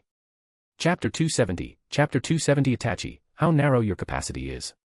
The fate of the Uchiha is not for an outsider like you to judge, Itachi said coldly, while his right hand formed a seal with extreme subtlety. Outsider. Menma tilted his head slightly, the three eyes on his mask seeming to stare at Itachi. When your vision is limited to just one clan, one village, of course everyone else seems like an outsider. How narrow your capacity is. But the moment Menma's words fell, Itachi moved. He didn't charge directly at Menma, but instead shot rapidly sideways to the left without any warning, simultaneously opening his mouth to exhale. Fire release, great fireball technique. Though just an ordinary C-rank ninjutsu, under Itachi's use, a massive fireball like a small sun roared forth with scorching heat waves, instantly charring the surrounding grass and trees, heading straight for Menma. Yet Menma didn't even move. He merely raised his right hand, palm facing the surging flames. An invisible force field spread out from the center of his palm. Shinra Tensei. In a soft whisper, the enormous fireball seemed to crash into an invisible, absolutely insurmountable wall. After a moment of intense distortion and compression, it roared back, rushing towards Itachi instead. Itachi's pupils contracted sharply. What kind of technique was that? Definitely not any known ninjutsu or Kekkei Genkai. He pushed his body flicker technique to the limit, leaving behind a lifelike afterimage that was swallowed by the flames. His true body appeared behind and to the side of Menma. Several shuriken, held in his hand at some point, were thrown in an extremely tricky angle, sealing off all space above, below, left, and right. Shuriken Shadow Clone Technique. The flying shuriken instantly multiplied midair, 1 becoming 2, 2 becoming 4, transforming in an instant into a sky full of cold glints, enveloping Menma completely like a sudden storm. Facing this attack sufficient to turn any jonin into a sieve, Menma remained standing in place, merely stamping his foot lightly. An even more bizarre scene occurred. All the shuriken about to touch his body seemed to suddenly fall into an invisible quagmire, their speed drastically reduced, until they completely halted in the air half a foot around him, like insects frozen in amber. 9 Mask Svaha, Nanto Sennin's forbidding power. Itachi's Sharingan spun wildly, trying to analyze this unbelievable phenomenon, but he could only sense a vast and strange energy field distorting the space around him. This wasn't a change in chakra shape or nature, it was more like a crude interference with the rules themselves. Is this all you have, Uchiha Itachi? Menma's voice remained flat. He slowly raised his hand, his fingertip lightly tapping one of the suspended shuriken. Then, I return them to you. Shinra Tensei. Repulsive force erupted again. All the halted shuriken shot back along their original paths with greater speed and ferocity than before. The sound of them cutting through the air was shrill and piercing. Itachi's figure transformed into countless swirling crows, scattering in all directions, skillfully evading all the attacks. The crows regrouped into his main body not far away. His expression was even more grave as he put more distance between himself and Menma. Physical attacks ineffective. Couldn't even get close. His hands flew through hand seals, so fast only a blur could be seen. Fire release, Phoenix Flower Nail Crimson. He used fire release again for another probe. Clusters of blazing fireballs spewed forth, each core containing a spinning shuriken. Their trajectories were erratic, enveloping Menma from all directions. This was not only the power of an A-rank ninjutsu but also contained the exquisite combination of fire release and shuriken jutsu. Menma raised his right hand, fingers slightly spread, and pressed lightly towards the sky full of fireballs. Bansho Tenin. A powerful gravitational force instantly acted upon all the fireballs and the shuriken within them. The originally erratic trajectories abruptly changed. All attacks uncontrollably veered off course, colliding with and detonating each other in empty air several feet in front of Menma. Boom. Boom. Boom. Explosions rang out consecutively. The firelight dyed the river surface red, and scorching waves of air rolled out, yet they failed to even stir the hem of Menma's clothes. Before the flames died down, Itachi's figure pierced through the fire screen like a ghost. The kunai in his hand was wrapped with sharp wind attribute chakra, stabbing directly at Menma's throat. His Sharingan spun wildly, capturing all possible blocking or evading routes. Menma seemed to have nowhere to dodge.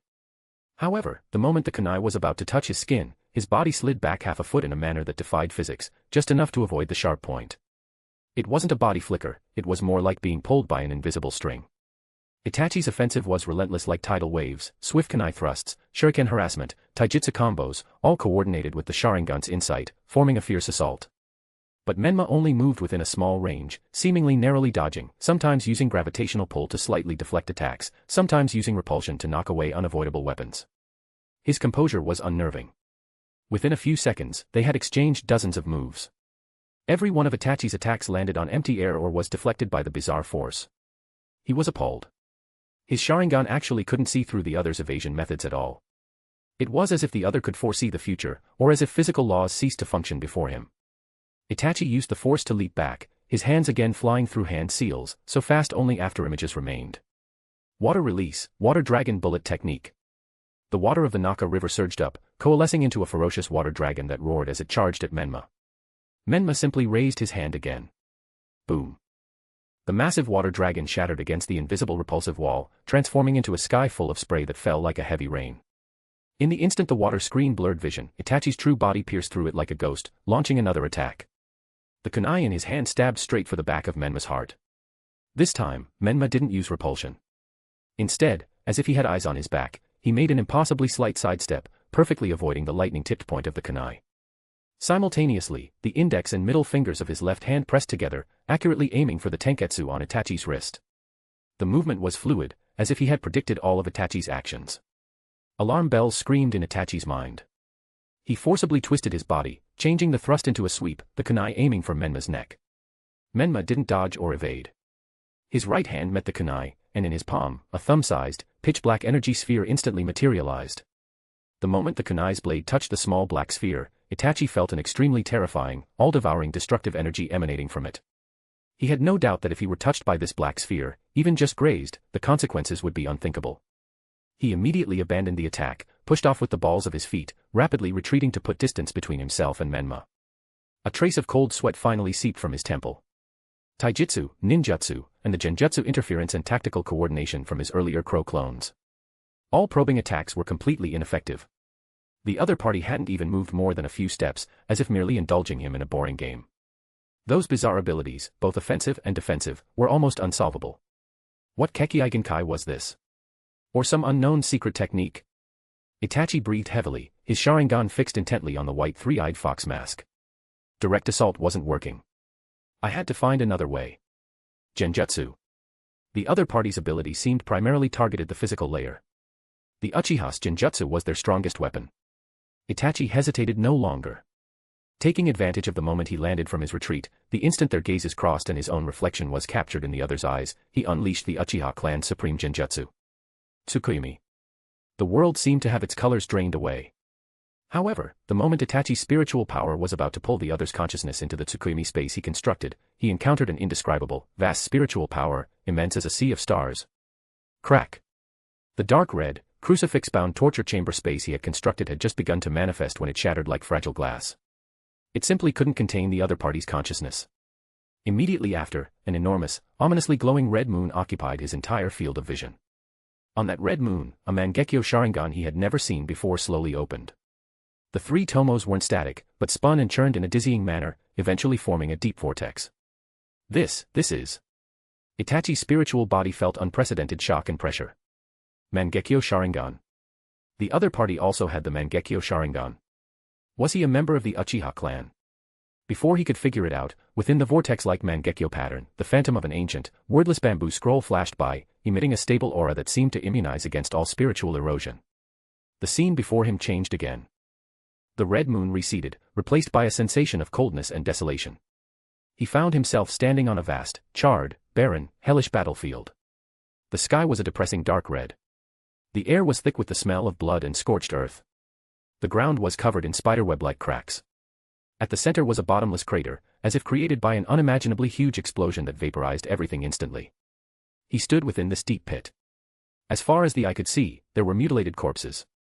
The forehead protectors they wore came from all over, not only from the great ninja villages but also many rare, small village symbols, as if the entire ninja world's ninjas had gathered here and met their end. And at the very center of the battlefield, atop a terrifying mountain of corpses piled from countless shinobi, lay a massive, dark red nine-tailed demon fox. It radiated overwhelming resentment and killing intent, like a throne symbolizing death and destruction. Upon this throne sat a young man wearing a black robe with red clouds, his figure slightly slender, yet perfectly merging with the aura of the mountain of corpses and sea of blood, as if he were the master of this land of death. He tilted his head slightly, seemingly leaning against the black Nine-Tails head. The next moment, the young man slowly turned his head. Itachi saw a young face, black hair, with a faint, familiar quality that gave Itachi a sense of illusion. Then he saw his eyes. What empty, weary eyes they were.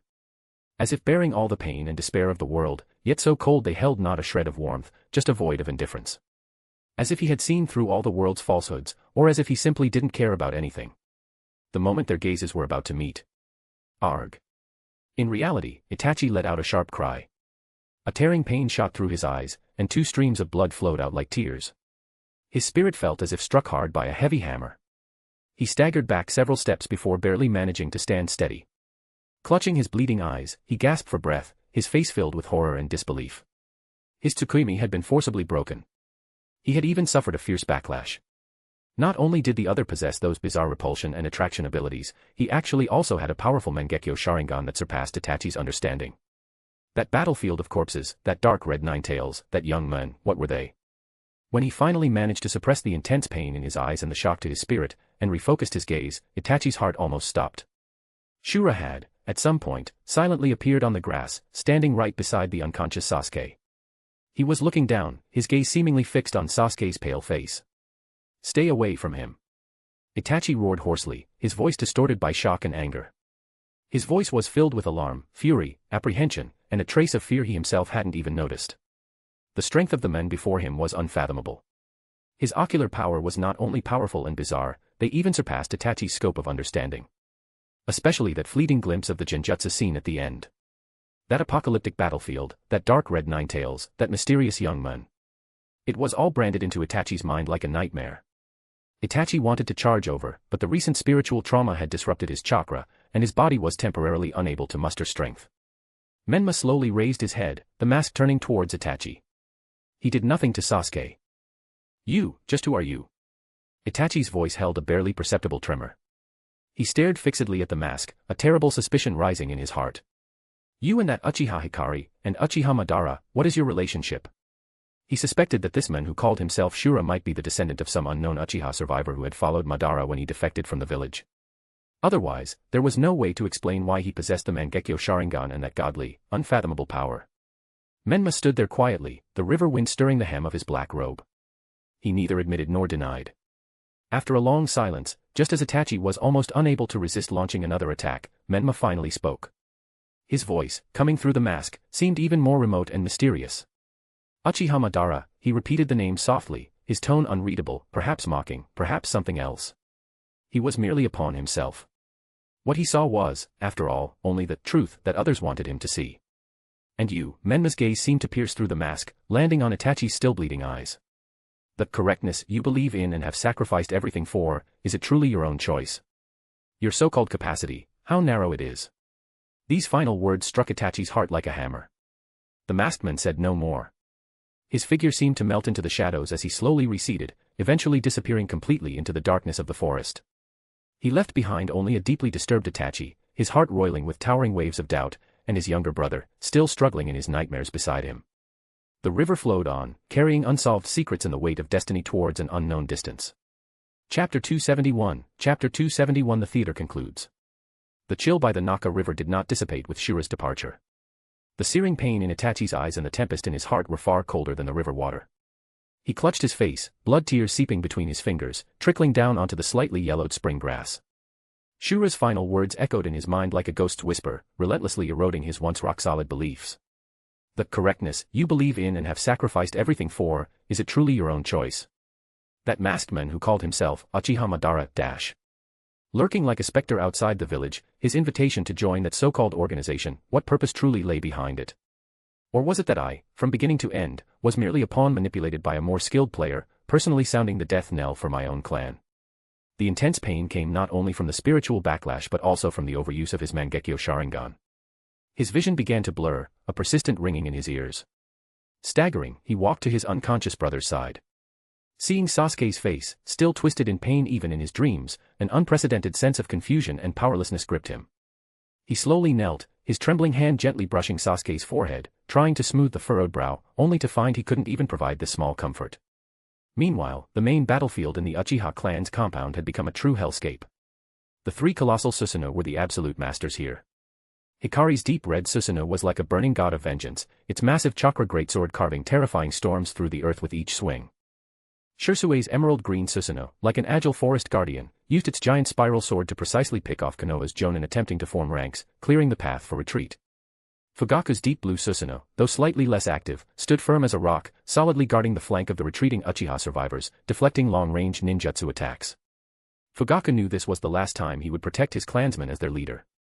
Under the pressure of the Susanoo, the Konoha's ninja lines completely collapsed. Even with Hiruzen personally commanding and Jonins from various clans fighting desperately, individual bravery seemed so pale before this near-mythical power. The surviving Uchiha ninjas erupted with astonishing combat prowess. Their coordination with the star ninjas grew more seamless as they fought and retreated, forcibly pushing the battlefield out from the burning clan grounds towards Konoha's core area. Don't panic. Hold the formation. Ranged support. Hiruzen's voice was hoarse as he swung the adamantine staff to knock away a giant shuriken aimed at him, but more attacks came from all sides. Shikaku's shadow imitation technique attempted several times to control the ninja within the Susanoo, but the massive chakra entities themselves strongly interfered with his secret technique. All attempts failed, backfiring and causing him internal spiritual injuries. Choso's multi-size technique lost its usual intimidating power before the Susanoo. His giant palms slapped against the chakra armor, only creating ripples while his own arms went numb from the recoil. Inoichi's mind-body switch technique found it even harder to penetrate the dense, substantial barrier of In attribute chakra. Hokage-sama. Their goal is to retreat. Forcing an interception will cause too many casualties. Shikaku used his shadow sewing technique to dodge a sweeping slash, landing beside Hiruzen, his face covered in soot, breathing rapidly. Hiruzen knew this all too well, but he understood even more clearly what allowing these traitors, especially the Uchiha survivors with such terrifying power, to escape would mean for Konoha's future. Gritting his teeth, his gaze sweeping over the Konoha's ninjas whose eyes already showed fear and exhaustion, he could only roar heavily, "Pursue. We cannot let them leave easily. Hizashi. Shinsuke. Lead teams to harass them." Hayashi's Byakugan veins bulged. He could clearly see his brother, Hizashi, among the retreating forces, his heart a turmoil of mixed feelings, but hesitation was not an option now. He led the Hyuga clan's elite in an attempt to flank them. The ANBU commander, Sarutobi Shinsuke, remained silent, his eyes cold beneath his mask, leading the most loyal ANBU team like a dagger thrusting into the rear of the retreating column. Hikari stood within the crystal at the forehead of her Susanoo, her crimson Mangekyo coldly watching the pursuers. Seeing Shinsuke leading the ANBU's elites charging forward recklessly, she snorted coldly. Amaterasu. Black flames ignited silently on Shinsuke's right arm as he led the charge. The pain, sufficient to burn all things, made him grunt, his movements instantly faltering.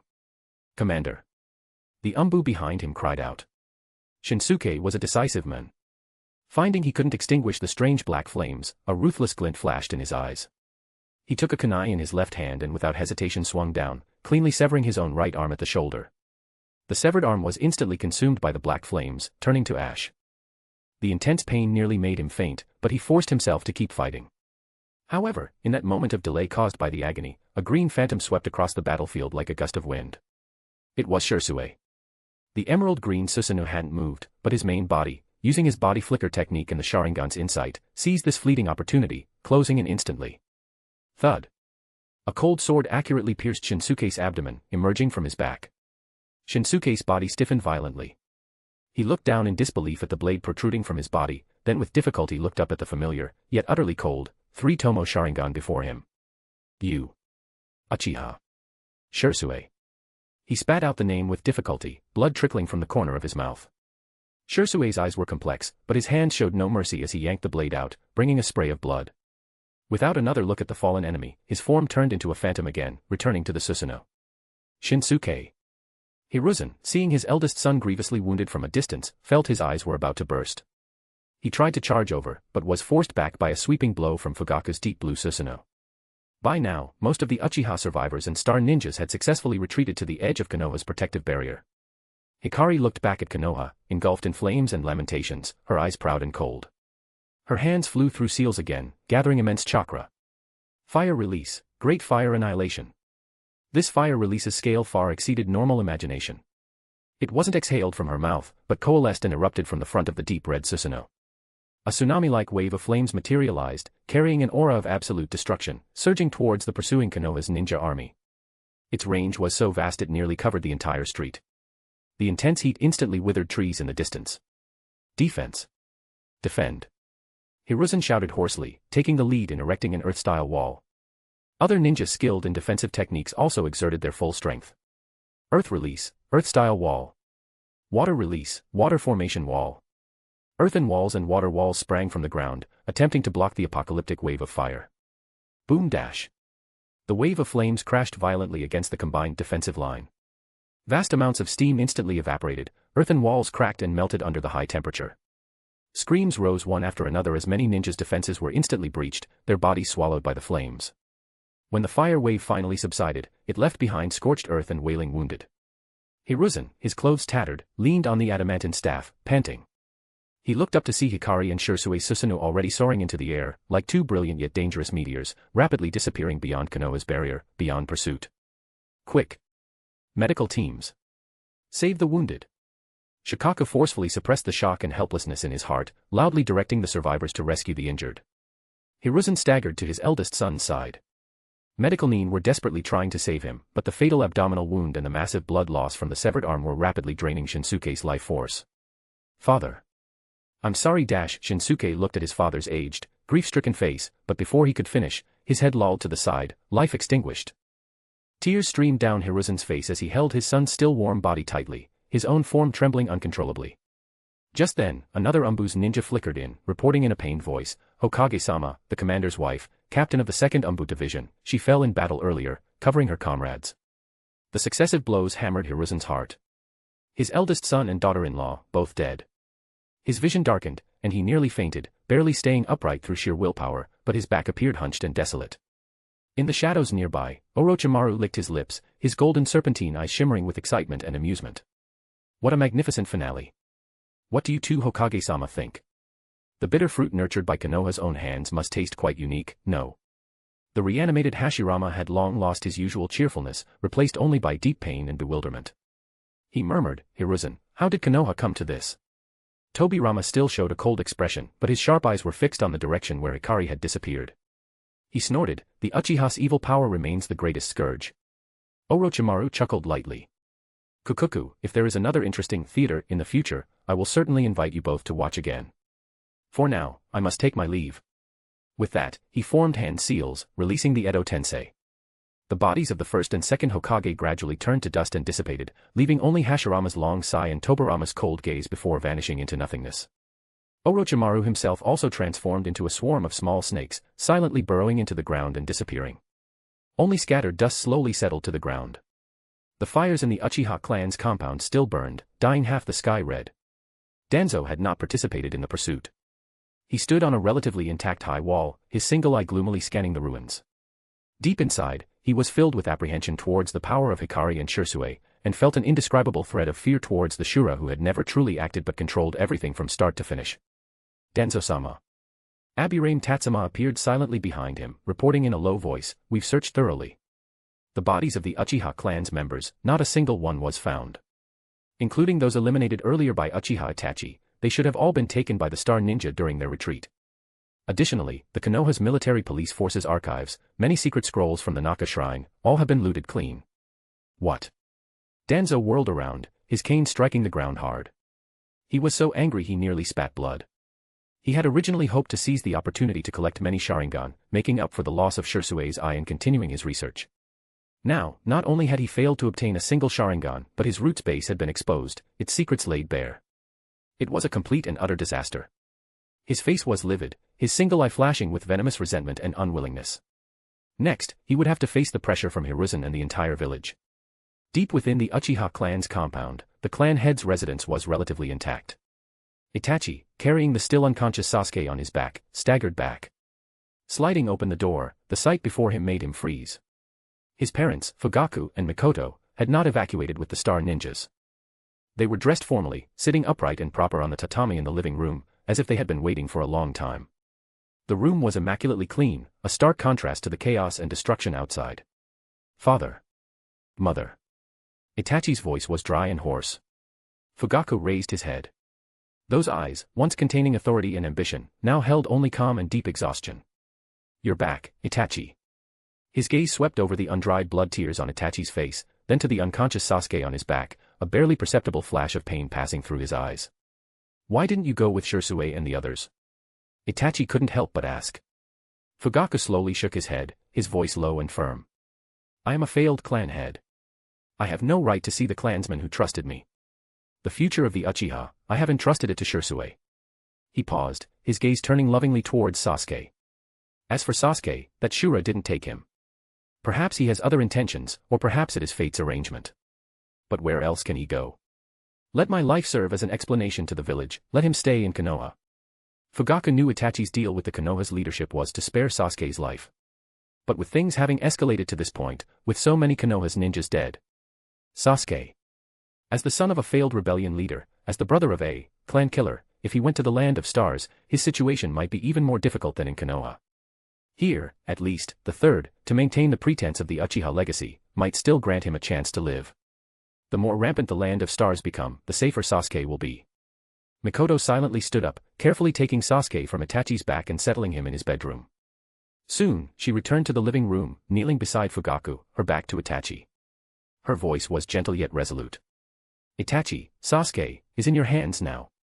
Fugaku closed his eyes, speaking slowly. Do it, Itachi. My eyes, remember to leave them for Sasuke. Itachi's body trembled violently, immense pain threatening to tear him apart. He looked at his parents, resolved to die, knowing he had no choice. This was perhaps his parents' final wish, the ending they had chosen for themselves to maintain their last shred of dignity. Trembling, he raised the sword in his hand. The cold blade reflected the burning firelight from outside the window. Father. Mother. I'm sorry. Tears mixed with blood tears fell from his eyes again. Gritting his teeth, steeling his heart, he thrust the blade accurately and swiftly into Fugaku's back. Fugaku's body shuddered. He grunted, falling forward, blood quickly staining the tatami beneath him. His eyes were fixed in the direction of Sasuke's bedroom, finally losing their light. Pulling out the blade, blood dripped from its tip. He turned towards his mother, who had closed her eyes. Tears mixed with blood tears streamed down his cheeks as he raised the sword once more. At this critical moment. Swish dash. Several golden chains suddenly burst through a side wooden door, shooting into the room with astonishing speed. One chain accurately deflected Itachi's descending blade, producing a clear metallic clang. The other chains, like gentle tentacles, swiftly wrapped around Mikoto's waist and, under her shocked gaze, forcefully pulled her backward. Mother. Itachi was horrified and immediately tried to reclaim her. But the golden chains possessed immense strength and were even faster, instantly dragging Mikoto out of the room, disappearing into the dark end of the hallway. Who? Itachi, both shocked and furious, immediately flickered out into the courtyard. Under the moonlight, two figures clad in black robes, wearing white fox masks, stood there as if they had been waiting. The one who had bound Mikoto with the adamantine sealing chains nodded to the other, then quickly left with Mikoto. The other emanated a powerful aura, facing Itachi, raising a kunai. Give back my mother. Itachi roared, his Sharingan instantly activating, charging forward with kunai in hand. Clang. Clang. Clang. Sparks flew. Their taijutsu was fast as lightning, exchanging over a dozen blows in an instant. The opponent's taijutsu was extremely refined, movements concise and efficient. Every block, every dodge was perfectly timed. What shocked Itachi even more was the opponent's speed. Using only taijutsu, they pressured him. Moreover, the opponent seemed intimately familiar with both his Uchiha-style taijutsu and the Konoha's ANBU's combat style, often able to predict his movements a step ahead. Itachi, exhausted from consecutive battles, both physically and mentally, and worried about his mother, found himself momentarily unable to break through the opponent's defense. Who are you? Star ninja from the Uzumaki clan. Itachi demanded sharply, the golden chains immediately reminding him of the red-haired Uzumaki woman from the earlier battlefield. The masked person didn't answer, their attacks only growing fiercer, clearly aiming only to delay. Sensing his mother's chakra signature rapidly moving away, Itachi was frantic with anxiety but couldn't shake off this troublesome opponent. On the other side, Mikoto, bound by the golden chains, was swiftly moved through Konoha's ruins and alleyways. She tried to struggle but found the chains not only incredibly sturdy but also capable of suppressing her chakra, making escape impossible. Despair began to spread. Soon, they passed through Konoha's protective barrier, reaching the forest outside the village. The mysterious person finally stopped, gently placing Mikoto in a forest clearing. Mikoto watched the other warily, prepared for the worst. However, the other person slowly loosened the chain's restraints. Under Mikoto's astonished gaze, the person reached up and slowly removed the white fox mask, revealing a pale face covered in strange cracks, like fragile porcelain, and that fiery, dazzling red hair. A voice she thought had been lost for years, carrying a hint of hoarseness and emotion, softly sounded. Long time no see, Mikoto. Moonlight fell on that face. Mikoto's pupils contracted sharply, her breath catching. She covered her mouth in shock, almost unable to believe her eyes. You're Kushina. Chapter 272, Chapter 272 Dealing with Danzo. What if they really find something? The first light of dawn dispelled the smoke over Konoha village, but it could not clear the scent of blood and scorched earth hanging in the air. The first golden rays of sunlight fell upon the Hokage rock, illuminating a weary, aged face. Hiruzen stood for a long time between the statues of the past Hokages, clad in his Hokage robes, a smoking pipe in his hand. He looked down upon the village below, his gaze finally settling on the distant, ruined, scorched land that was once the Uchiha clan's compound. Among the rubble, Konoha's ninjas could be seen carefully clearing the scene. The losses from the night, primarily concentrated on the village outskirts, had not exceeded those of the Nine-Tails attack. The casualties were mainly among the ANBU, root, and supporting ninjas who had engaged in the subsequent fighting. Footsteps sounded from behind, breaking the morning's tranquility. Hiruzen did not turn, merely taking a deep drag from his pipe, allowing the acrid smoke to swirl in his lungs as if it could suppress the bitterness in his heart. Hokage-sama. Itachi knelt on one knee, his voice low, hoarse, and laced with undeniable exhaustion. His pale complexion, the faint crimson threads deep in his eyes, and the traces of blood on his ANBU attire spoke volumes of the torment he had endured the previous night. The mission failed. Father and mother have taken their own lives. The situation spiraled out of control to this extent. I bear responsibility for my failure. I await your punishment, Hokage-sama. He kept his head bowed, perfectly playing the role of a failed operative burdened by guilt. Hiruzen slowly turned, looking at the young genius he had once placed such high hopes in. Those eyes, always clear and calm, were now bloodshot and weary. Something deeper within them seemed to have fundamentally changed. He sighed, the smoke dispersing with his breath. The one who should apologize is me, Itachi. Hiruzen's voice was heavy with powerlessness. It was I who failed to detect Danzo's actions, failed to stop all this in time. I never imagined he had secretly crossed so many lines. His gaze swept towards the direction of Root, a flicker of pain and anger in his eyes. Itachi remained kneeling, silent. Any words felt superfluous now. Hiruzen continued, his tone carrying a note of reassurance. I have officially revoked Shimura Danzo's position as Hokage advisor and relieved him of his leadership over Root. The specific follow-up actions regarding him will require consultation with the great clans. This was both an explanation and a probe. He wanted to gauge Itachi's reaction. Itachi bowed his head even lower, seemingly unconcerned with Danzo's fate, and asked urgently, Hokage-sama, what about Sasuke? His future. I will take good care of Sasuke, Hiruzen immediately interjected, his tone firm, attempting to convey an unquestionable promise. He will live well in Konoha, receive the best education and protection. He will become an excellent Konoha's ninja. The Uchiha bloodline will continue and thrive within Konoha. In the past, such an assurance might have brought Itachi a sliver of comfort. But now, hearing these familiar words, remembering Shura's cold mockery, Shisui's accusations, and the mysterious masked man who called himself Uchiha Madara, his heart was filled only with cold doubt and confusion. Could Konoha's promises still be trusted? Would Sasuke's future truly be as bright as the third promised? I needed a backup plan. I had to find another possible path for myself and Sasuke. So, he lifted his head, allowing an appropriate amount of gravity and worry to show in his eyes. Hokage-sama, regarding last night's operation, there is one more matter I must report. Oh. Hiruzen's gaze sharpened. During the operation, a mysterious person sought me out and offered assistance. Itachi chose his words carefully, reporting selectively. He wore an orange-red mask with a spiral pattern and a single eyehole. He called himself Uchiha Madara. Uchiha Madara? Hiruzen exclaimed, his pipe nearly slipping from his hand. The shock brought by that name was too immense. Yes. He possessed the Mangekyo Sharingan, and his abilities were extremely bizarre. The one who attacked the Konoha's military police force last night, causing heavy casualties, was this very person. Itachi continued, his tone heavy. Moreover, he is not alone. He revealed that behind him is a mysterious organization called Akatsuki. I suspect the Nine-Tails attack might be connected to them. By revealing the intel about Uchiha Madara and the Akatsuki, especially linking them to the Nine-Tails attack, he successfully diverted Hiruzen's attention from the internal Uchiha problem to an external threat. Sure enough, Hiruzen's face instantly turned gravely serious, his wrinkles deepening. The Akatsuki? Are you certain? That is what he stated personally. I believe its credibility is high. Itachi affirmed, then proposed his plan. This individual and his organization are extremely dangerous and harbor hostility towards Konoha.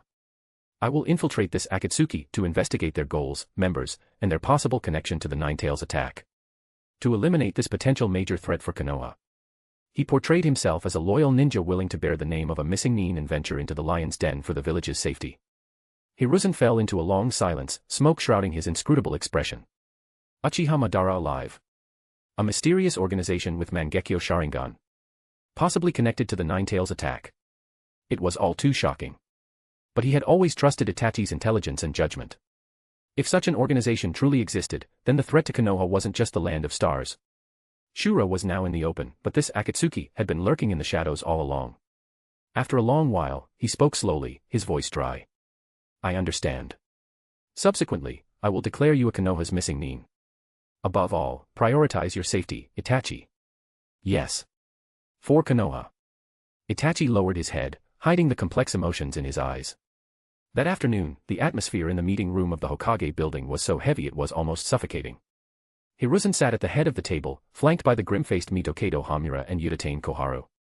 Danzo also sat to the side, expressionless, his single eye downcast, as if it had nothing to do with him. Below sat the leaders of Konoha's great clans, Shikaku, Choza, Inoichi, Hayashi, Inazuka Tsum, Abirame Shibi. A layer of frost seemed to cover each of their faces. Shikaku, as the Jonin commander, was the first to stand, reporting cold numbers with an impassive face. Preliminary statistics from last night's turmoil, 69 combatants from our side, ANBU, Root, and supporting ninjas, confirmed Kia. This includes 5 Jonin and 7 special Jonin. Over 100 severely injured, countless minor injuries. Among the Hyuga clan's main family, one of the 3 elders was killed in the attack, another is still in critical care. 57 members of the branch family defected or were abducted. Civilian casualties are in the single digits, primarily because the battlefield was the Uchiha clan's district, far from Konoha's main residential areas. Additionally, the Roots base was raided by Star Ninjas, a large amount of confidential data was stolen. As for the Uchiha clan's casualties, since the bodies and survivors were all taken by the Star Ninjas, we cannot provide statistics. With each number recited, the temperature in the room seemed to drop a degree. The clan leaders' expressions grew increasingly grim, especially when hearing their own clan's casualty figures. After the report, Shikaku sat down in silence. Hiruzen slowly stood up, his aged frame seeming somewhat stooped. He faced the assembly and bowed deeply. The events of last night spiraled out of control, resulting in such heavy losses. As Hokage, I bear ultimate responsibility. I offer my deepest apologies to all of you, and to all the ninjas and civilians who lost their lives. His voice was heavy and raspy, carrying sincere remorse. Straightening up, he continued, in light of Shimura Danzo's actions before and during this incident, and the serious dereliction of duty and overstepping of authority within the Root under his leadership, it has been decided to formally relieve him of his duties as Hokage advisor and as leader of Root. Root will be temporarily taken over by Abirame Tatsuma, who will be responsible for reorganization and aftermath. After this announcement, the meeting room fell deathly quiet.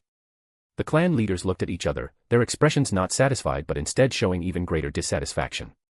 The accusations Shisui had hurled last night still echoed in their ears. The potential secrets hidden beneath Danzo's right eye and arm were like poisonous thorns lodged in everyone's hearts. Every ninja clan had its own secret techniques and Kekkei, and none wanted to be the next target of Root. Such a light punishment, merely a removal from office. It was utterly insufficient to quell the public anger. Even the leaders of the Inoshikacho trio, who usually stood with the Sarutobi clan, remained silent now. Shikaku even closed his eyes slightly, clearly unwilling to voice support. Hiruzen smiled wryly inwardly. Didn't he know this wouldn't satisfy everyone?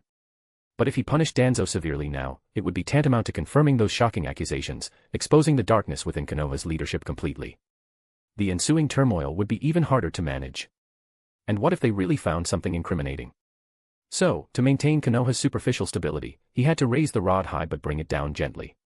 It was at this moment that Danzo himself stood up. His single eye swept over the assembled leaders, his voice low and tinged with a sense of aggrieved indignation. Hiruzen, esteemed clan leaders. I, Shimura Danzo, have dedicated my life to Konoha. My methods may have been radical, but my loyalty is unwavering. As for Uchiha Shisui's slander dash. He suddenly raised his hand and, to the shock of everyone present, ripped off the eye patch over his right eye, revealing the crimson, 3-tomo Sharingan. This eye was not stolen. It was entrusted to me on his deathbed by my old comrade, Uchiha Kagami. He wished for me to see Konoha's future in his stead. For years, I have never used its power, out of respect for my comrade's legacy. I never imagined it would become a pretext for accusations by a traitor. His voice was impassioned, as if he had suffered a grave injustice. Shisui conspired with the Star Ninjas. His plot was discovered by Roots members.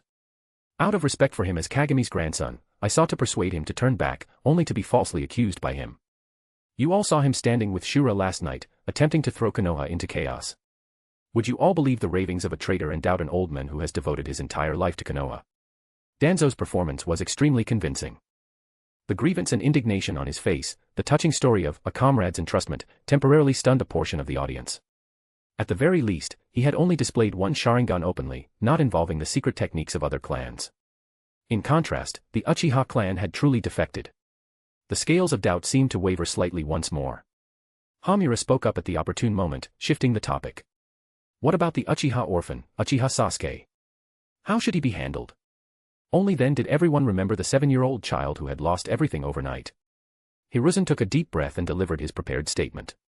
According to our investigation, Uchiha Fugaku and his wife took their own lives last night. As for Uchiha Itachi he paused, his tone pained. He conspired with a mysterious organization called Akatsuki. In pursuit of the so-called ultimate power of the Uchiha, he brutally slaughtered his entire clan. His crimes are heinous. His younger brother, Uchiha Sasuke, is young and completely unaware. He is a victim of this tragedy. I have decided that the village will raise him. But to the ears of the clan leaders, this sounded like making excuses for Danzo. By solidifying the narrative around Itachi and the Uchiha clan's issues, Danzo's problems could be handled with kid gloves. Subsequently, Hiruzen announced the official orders. All defectors are hereby officially designated as Konoha's missing nin. Uchiha Itachi, Hyuga Hizashi, Uchiha Inabi, and other former Konoha's jonins are classified as S-rank missing nin. Bounties will be issued. All Uchiha clan's assets within Konoha and the Land of Fire are confiscated and will be used to compensate the clans who suffered casualties in this incident. Hearing Hizashi's name listed among the missing nin, Hayashi's fists, resting on his knees, clenched violently, his knuckles turning white, his face dark with barely suppressed fury. The meeting concluded in an atmosphere of extreme oppression and distrust. The division of the Uchiha clan's legacy left the clan leaders rising and departing in silence. But this silence itself was the greatest expression of their dissatisfaction with the leadership. This third Hokage was gradually losing the people's hearts. After everyone had left, and only Hiruzen and Danzo remained in the meeting room, the indignation on Danzo's face vanished instantly, replaced by sheer coldness. Hiruzen, he spoke, his voice devoid of emotion. Hand Uchiha Sasuke over to my root for training. Hiruzen whirled around, looking at him in disbelief, anger finally igniting in his eyes. Danzo. Have you learned nothing? You are now just an ordinary Konoha's ninja. You have no authority to command anyone. Sasuke will definitely not be handed over to you. Danzo met Hiruzen's gaze with his single eye, not yielding an inch. Shura took away so many Uchiha survivors. They are all unstable factors. If we do not conduct more thorough guidance on Sasuke, to instill in him an absolutely unshakable loyalty to Konoha, then sooner or later, he too will be swayed by those traitors and betray the village. This is the inherent rebelliousness deep within the Uchiha bloodline, as the second Hokage-sama stated. Just like Uchiha Madara back then. You must take preventative measures. Which is precisely why I will not hand him over to your root. Hiruzen interrupted sharply. I will teach him personally, make him a true Konoha's ninja who inherits the will of fire. Not turn him into an emotionless tool. Your weakness and indecisiveness will bring greater disaster to Konoha sooner or later. Danzo took a step forward, his single eye gleaming with a fanatical light. Hiruzen. You will regret this. Danzo. I am the Hokage. Hiruzen met his gaze without flinching, enunciating each word clearly. This statement completely blocked all of Danzo's attempts. Danzo stared fixedly at Hiruzen, his chest heaving a few times, before he finally snorted coldly, turned abruptly, and slammed the door shut behind him. Bang. The heavy sound of the door closing echoed for a long time in the empty conference room. Hiruzen stood alone, closing his eyes wearily. After leaving the Hokage building, Tatsuma appeared beside Danzo, still maintaining his respectful demeanor. Danzo-sama, Sasuke has woken up. Let's go to Konoha Hospital. Upon hearing that the unconscious Sasuke had awakened, Danzo cast a cold glance back at the Hokage building. If it's Sasuke's own choice, what will you do then, Hiruzen? Chapter 273, Chapter 273 The new member of Akatsuki. The sky of the Land of Rain seemed perpetually shrouded in an impenetrable gloom. A steady drizzle fell, soaking the mountains, rivers, and land in a monotonous gray hue.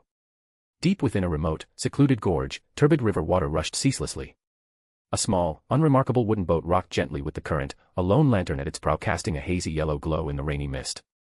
Itachi, still clad in his ANBU attire, stood silently at the boat's prow, the Konoha's insignia still visible on his forehead protector. His face was expressionless as he watched the mist-shrouded river ahead, his Sharingan glinting with a faint crimson light in the dim illumination. Cold raindrops pattered against his face, but they could not cool the turbulent thoughts and vigilance churning within him. The boat slid silently into a hidden river inlet. Behind the rocks on the bank, space distorted, and a figure wearing an orange-red spiral mask, revealing only a single crimson Sharingan, appeared soundlessly. It was Obito, the one who called himself Uchiha Madara. "You've come," Obito's voice, filtered through the mask, was low and raspy. Itachi's gaze swept over him, his tone flat and devoid of emotion, yet carrying a barely perceptible note of questioning. "The Konoha's military police force, you failed to clean it up thoroughly. This does not match your previous promise." He was referring to the survivors like Yashiro and Inabi, unnecessary flaws and variables left in his perfect clan extermination. Obito let out a noncommittal snort. "Heh, plans never keep up with changes. That Shura from the land of stars, his eyes have been fixed on Konoha. Excessive entanglement is not a wise move." He brushed off the responsibility lightly, offering no detailed explanation, clearly unwilling to discuss the specifics of his encounter with Shura. Itachi fell silent, but his heart grew heavier. Even this self-proclaimed Uchiha Madara, with his bizarre space-time ninjutsu, was so wary of Shura. Guided by Obito, the boat continued deeper into the gorge. The cliff walls grew steeper, the light dimmer. Obito suddenly switched to a frivolous, bouncy tone, a complete contrast to his previous demeanor. "By the way, within the organization, my identity is that of a newbie called Toby. I'm not even a full member yet. Senpai, you have to be careful about your attitude towards me, don't blow my cover." This abrupt change made Itachi frown slightly. "Concealing your identity? Why the unnecessary complication?" Toby waved his hands exaggeratedly. "Of course it's because if the news that Uchiha Madara is still alive got out, it would be a huge hassle. It would scare a lot of little kids. So this is top secret, you know." Using his buffoonery, he once again emphasized the mystery and importance of the Uchiha Madara identity. Itachi didn't press further, simply filing this piece of information away. It seems this organization was far more complex than it had imagined. The boat finally entered a massive cavern hidden behind a waterfall. The entrance was artificially carved into the shape of a giant torii gate, exuding an eerie, sacred aura. The space inside the cavern was vast, dimly lit by a few torches flickering on the walls, casting twisting, dancing shadows. But the most shocking sight was the unimaginably colossal statue at the center of the cave. It resembled a giant carved from withered wood, its hands bound by countless thick chains, kneeling on the ground, emanating an ancient, desolate, and terrifying presence. Merely looking at it induced a sense of oppression at the soul level. Itachi didn't know this was the Ghetto statue, but he had a feeling it could come to life. And standing silently upon the bound palms of the statue were two figures. Both wore the same black cloaks with red clouds. One of them had black chakra reception rods pierced through his face, his eyes possessing strange, concentric purple rings. This was the Deva Path Pain. The other was Konan with her blue-purple hair. The Deva Path Pain's emotionless Rinnegan looked down upon Itachi and Obito below, his voice low and filled with authority. "Is this the new recruit you recommended for the organization?" Obito immediately switched back to Toby mode, hopping and raising his hand, introducing in an exaggerated tone, "Yes, yes. Boss Pain. This is the famous clan killer Itachi. Super powerful." Uchiha Itachi ignored Toby's antics. His gaze met the Deva Path's Rinnegan midair. For a moment, he felt an indescribable, immense pressure descend upon him, those eyes seemed capable of seeing through all falsehoods. Steadying his mind, he spoke calmly. "I need to know, what is the goal of the Akatsuki?" The Deva Path and Konan gracefully leaped down from the statue's palm, landing not far from Itachi near a torch. The flickering firelight illuminated his indifferent face. "Akatsuki's objective is to gather the tailed beasts, create the ultimate weapon, and make the entire world experience true pain." The Deva Path's voice was devoid of fluctuation. "Under the fear born of pain, humanity will cease its endless conflicts, thus achieving true, absolute peace for the ninja world. To this end, we recruit all powerful shinobi, regardless of origin or past. Clan Killer Itachi, welcome to Akatsuki. Gather the tailed beasts. Create the ultimate weapon. Bring peace through pain." The grandiosity and extremity of this goal sent a chill down Itachi's spine. This was indeed a mad plan far exceeding the ambitions of ordinary ninja villages. A truly grand objective, Itachi evaluated slowly, then shifted the topic, asking the question that concerned him most. "Then, what is your relationship with the Land of Stars Shura?" Hearing the name, Shura, Conan's brow furrowed almost imperceptibly, a trace of gravity flashing in her eyes. The Deva path remained expressionless, his Rinnegan deep as an abyss. Shura, he also possesses the power and will to change this world, the Deva path's voice was still flat. I once acknowledged his goals and attempted to invite him to join Akatsuki to accomplish this great undertaking together. Unfortunately, the negotiations ultimately broke down. He didn't elaborate on the process, but the information revealed was enough for Itachi to analyze. The Akatsuki had not only been in contact with Shura but had likely clashed with him. Moreover, Akatsuki seemed unable to suppress him, otherwise it wouldn't be negotiations broke down, but subdued or eliminated. An existence capable of rivaling this leader with the unfathomable Rinnegan, and even making the self-proclaimed Uchiha Madara wary. Shura's strength was elevated once again in Itachi's mind. And the fact that Akatsuki could negotiate and even clash with him and still exist spoke volumes about its own strength and foundation.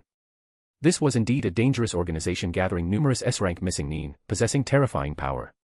Infiltrating here was undoubtedly walking into the tiger's den. Itachi hesitated no longer. He raised his hand and removed the forehead protector bearing the symbol of Konoha. The tip of a kunai scraped across the metal plate, producing a harsh screech. A deep gouge thoroughly defaced the Konoha's symbol.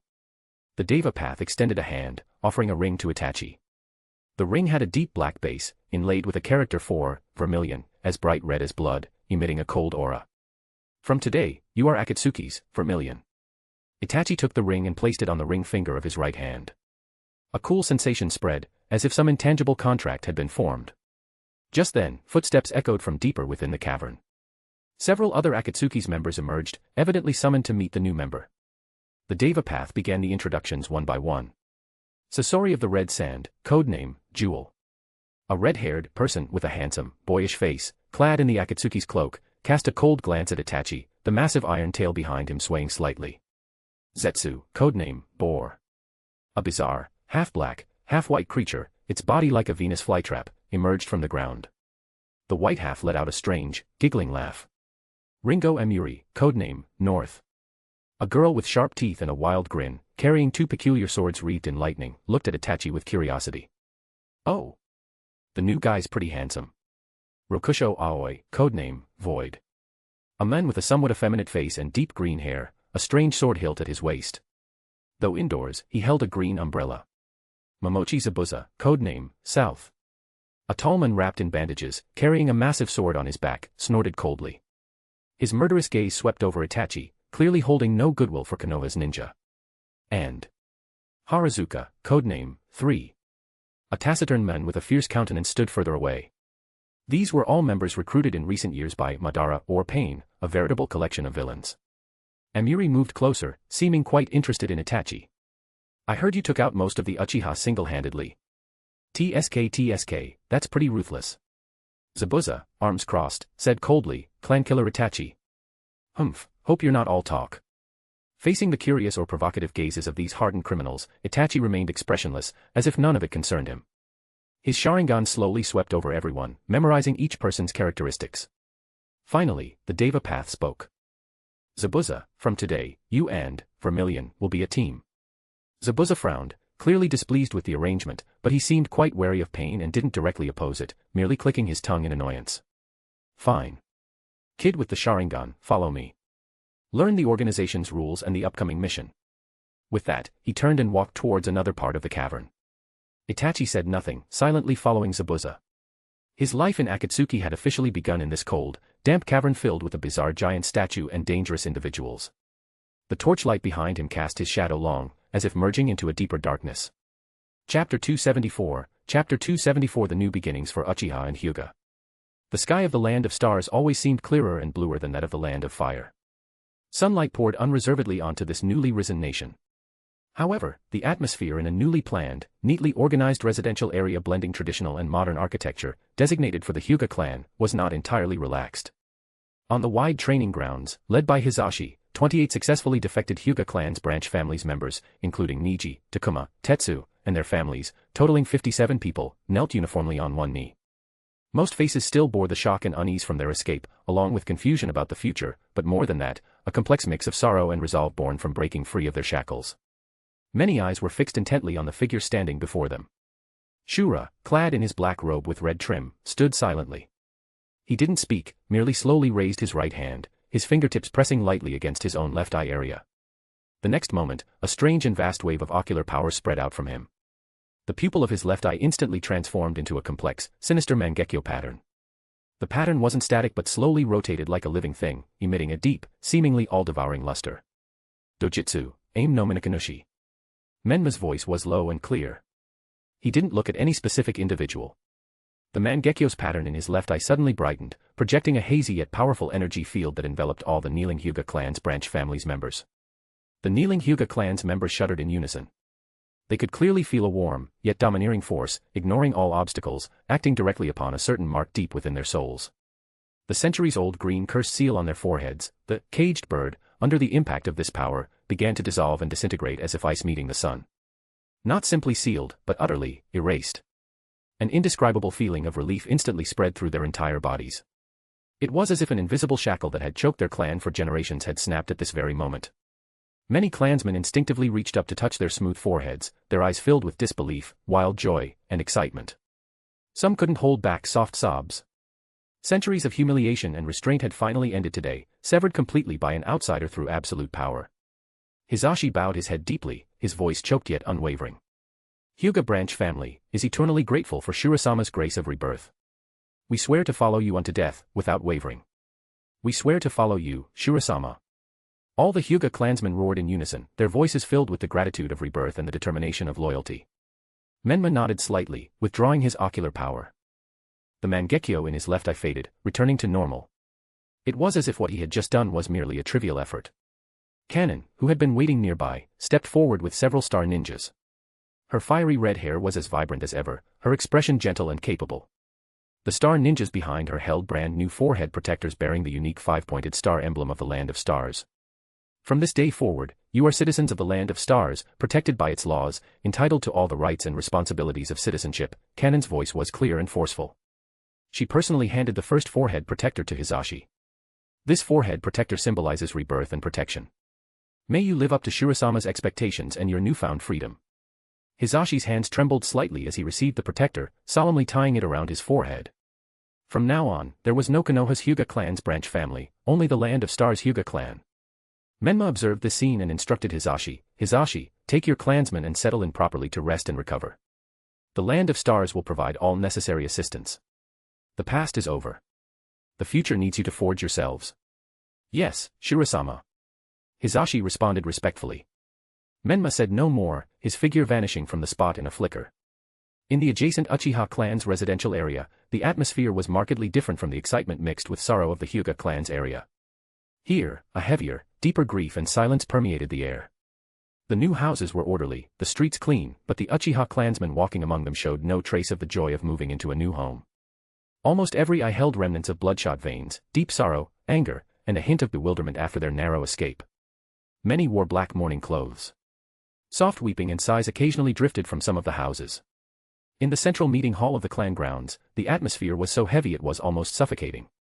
Hikari, Shisui, Inabi, and Izumi sat together. Each face was exceptionally grim. Even Izumi, who, after hearing the news of her mother's death, with whom she had relied on each other for survival, had unlocked her Mangekyo Sharingan amidst extreme anguish. The bodies of the deceased clansmen have all been cremated. Izumi's voice was hoarse, tears still glistening in her eyes.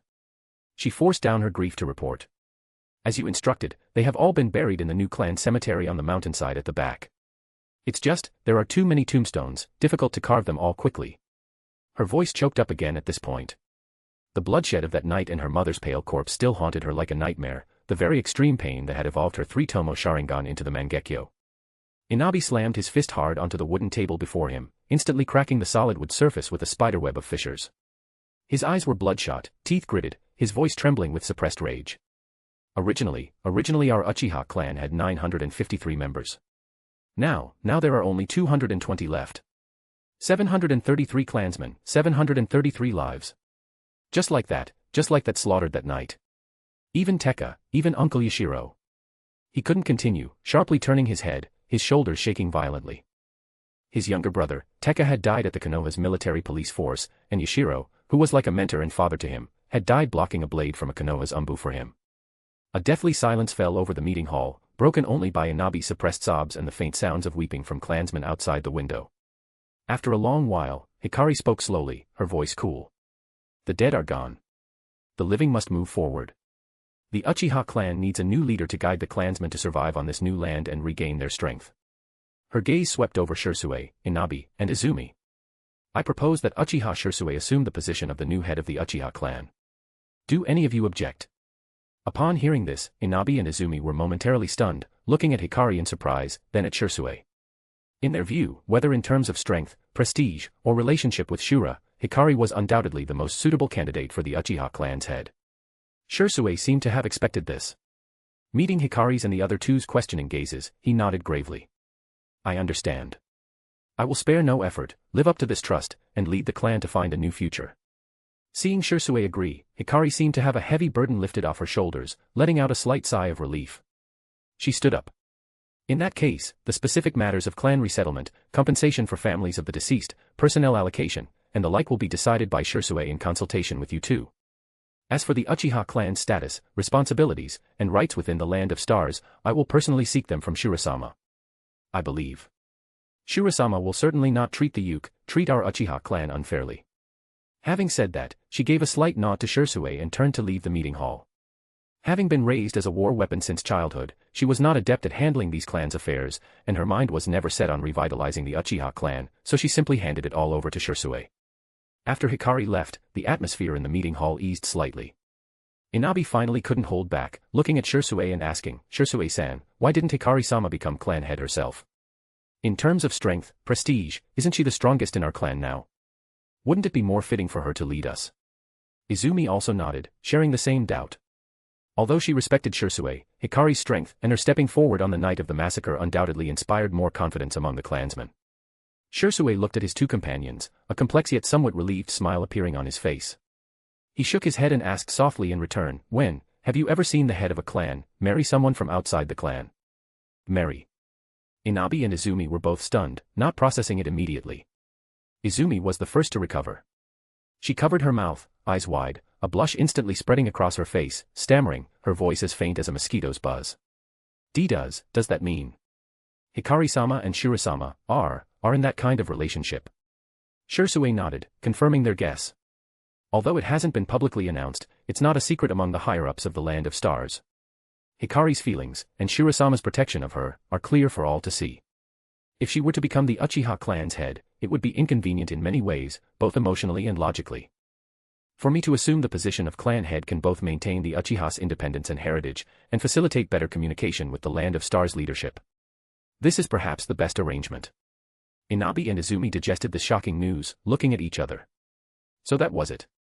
That incredibly powerful, aloof Hikari-sama actually had that kind of relationship with the mysterious Shura-sama.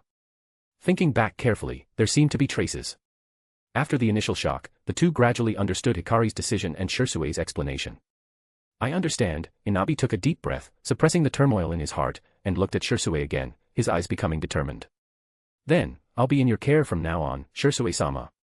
Izumi also nodded firmly. Though sorrow still lingered in her eyes, there was now more hope for the future. Shisui-sama, there is still much we need to do. For the revival of the Uchiha, let us strive together. Shisui looked at his two reinvigorated companions, feeling somewhat comforted. He knew the road ahead, leading this traumatized clan of just over 200 survivors to rebuild their home in a foreign land, would be fraught with thorns. But at least they had escaped Konoha's suspicion and persecution, gained a reliable sanctuary, and a brand new beginning. The sunlight outside the window filtered through the lattice, entering the meeting hall still steeped in sorrow, seemingly bringing a faint trace of warmth. Chapter 275, Sasuke's Thirst for Revenge. The air in the special care unit of Konoha Hospital was filled with the sterile, cold scent of disinfectant. Sunlight streamed brightly outside the window, birds chirped clearly, but none of it could dispel the chill and lifeless silence within the room. A dash. A piercing, terrified scream shattered the quiet. Sasuke jolted upright in the hospital bed, his forehead covered in cold sweat, chest heaving as he gasped for breath. His eyes, once dark and bright, now held lingering fear and a tinge of crimson.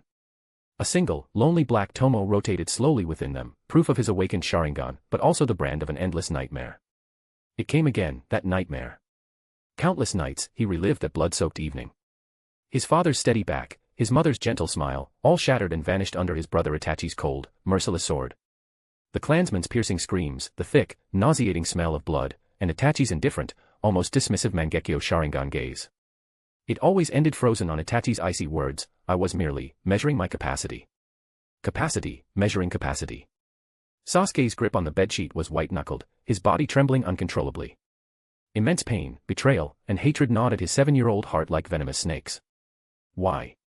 Why did Nisan do it? Why did the powerful Uchiha clan fall overnight? Not far outside the window, amidst the dense foliage of a large tree, a figure crouched silently, blending into the shadows. Silver-white hair, a white cat mask, it was Kakashi, assigned to secretly guard the Uchiha's sole remaining heir. Through the mask's eye-hole, he watched the child curled up on the bed, looking incredibly fragile and pained. A complex emotion flickered in his visible right eye. He remembered his own father, remembered Obito, remembered Rin. The pain of losing someone important was something he knew all too well. But what Sasuke had experienced was far more brutal than most could imagine. Overnight, he went from the cherished second young master of the Uchiha clan to an orphan bearing a sea of blood and hatred. And the ultimate irony, the one who carried out the slaughter was the brother he had once most admired and relied upon. The last Uchiha in Konoha. Kakashi sighed inwardly. He had fought that night and naturally knew far more than Sasuke, that Shisui and a large number of Uchiha were alive, just in the land of stars. But for Sasuke, left behind in Konoha, he truly was alone now. Just then, Kakashi's pupil contracted sharply. The hospital door opened silently, admitting an uninvited figure. The man leaned on a cane, his right eye and right arm thickly bandaged, exuding a gloomy aura. Shimura Danzo. What is he doing here? Kakashi's heart tightened, instantly alert. After all, Danzo should have been under semi-house arrest. Without hesitation, Kakashi's figure vanished from the branch, heading straight for the Hokage building at top speed. I had to report this to Hokage-sama immediately. Inside the room, Sasuke, still immersed in the aftermath of the nightmare and the torment of hatred, didn't immediately notice the newcomer. Uchiha Sasuke. Danzo's low, raspy voice sounded, like the cry of a night owl. Sasuke looked up sharply. Seeing the visitor, he instinctively grew wary, his single Tomo Sharingan fixed warily on the man. Who are you? I am Shimura Danzo, a Hokage advisor of Konoha. Danzo slowly approached the bed, his single eye assessing Sasuke's single Tomo, his tone carrying a hint of feigned pity. It seems you already know some things, about the tragedy of that night. Sasuke gritted his teeth, not answering, but the hatred in his eyes said it all. Danzo seemed pleased with his reaction and began weaving his web of half-truths and lies. That night was complicated. The root cause was Uchiha Shisui. He secretly colluded with a woman from the land of stars named Uchiha Hikari, intending harm towards Konoha. Shisui and I. Sasuke was taken aback, confusion flashing in his eyes. Shisui and I was always so gentle, always working to improve relations between the clan and the village. Uchiha Hikari. That name sounded familiar, where had I heard it before? Yes, Uchiha Shisui. His plot was discovered by the village. During his pursuit, he mysteriously disappeared. We originally thought he was dead. Danzo continued without batting an eye, throwing mud at the already defected Shisui. And your brother, Uchiha Itachi, he was even more deranged. Not only did he conspire with an extremely dangerous mysterious organization, he personally slaughtered numerous Uchiha clansmen who resisted him, even including your parents. He deliberately omitted the fact that Hikari and Shisui had taken many survivors, making Sasuke believe he was truly the last Uchiha sprout. As for Uchiha Hikari and Uchiha Shisui, they took advantage of the chaos Itachi created to attack Konoha, causing even greater casualties. Now, the great Uchiha clan, the bloodline remaining in Konoha, consists of you alone. Danzo's voice was full of enticement, guiding Sasuke completely towards the abyss of hatred and despair. Sasuke felt as if struck by lightning, his entire body freezing. The single Tomo in his eye spun wildly as he uncontrollably recalled that night. Running towards the clan's compound, meeting his brother's blood tear-streaked eyes, then the endless torture of the genjutsu, and waking to the reality that had become a living nightmare. Why? Even Shisui and I. Sasuke's voice trembled, filled with incomprehension and pain. He couldn't understand why the brothers he knew and loved had overnight become villains who betrayed their clan and village. Watching Sasuke descend into confusion and pain, a cold glint flashed imperceptibly in Danzo's single eye. He leaned closer, his voice dropping lower, like a venomous snake hissing. With your current meager strength, this mere single Tomo Sharingan, no wonder Itachi mercifully spared you. These words were like the sharpest needles, piercing the most vulnerable part of Sasuke's heart. Yes, his brother possessed such powerful 3 Tomo Sharingan, perhaps even greater power, which was how he could slaughter the clan so easily. And himself? Weak, helpless, not even qualified for revenge.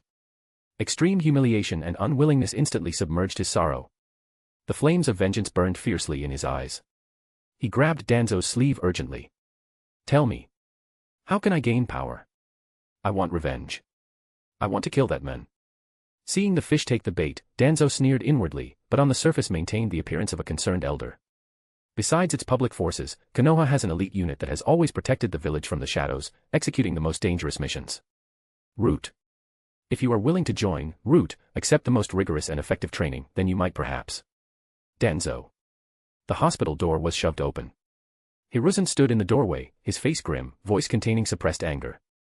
He had rushed over after Kakashi's emergency report, happening to hear Danzo's final words. Who gave you permission to approach Sasuke privately? Leave this place at once. Danzo's movements halted. His single eye coldly glanced at Hiruzen, then gave Sasuke a deep look, as if saying, see, even the chance to become stronger is being taken from you.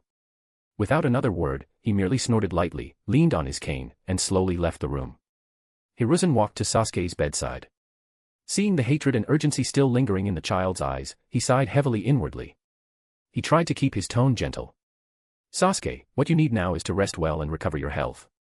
Don't listen to the words of those with ulterior motives. Once you're better, return to the Ninja Academy. I don't want to go back to the academy. Sasuke interrupted him sharply, his voice shrill with excitement. I just want to get stronger. I want revenge. I want to kill that man. Hiruzen looked at the child completely consumed by hatred, his heart aching yet helpless. He attempted to persuade him. The Ninja Academy is for building foundations. Like constructing a house, only with a solid foundation can you build a towering structure. Why could that beast graduate early at 7? Sasuke retorted agitatedly, his eyes filled with defiance and questioning. Hiruzen was momentarily speechless. Should he tell him it was because Itachi was a genius, his strength far surpassing that of an ordinary genin at 7? That would only further provoke Sasuke's sensitive and proud nerves. He was silent for a moment, looking at Sasuke's stubborn and desperate eyes, and thinking that Danzo had already made contact. If left unchecked, this child might truly be lured by Danzo onto the dark path of becoming a tool in Root. That was something he absolutely did not want to see. After a long while, Hiruzen seemed to reach a decision, speaking slowly.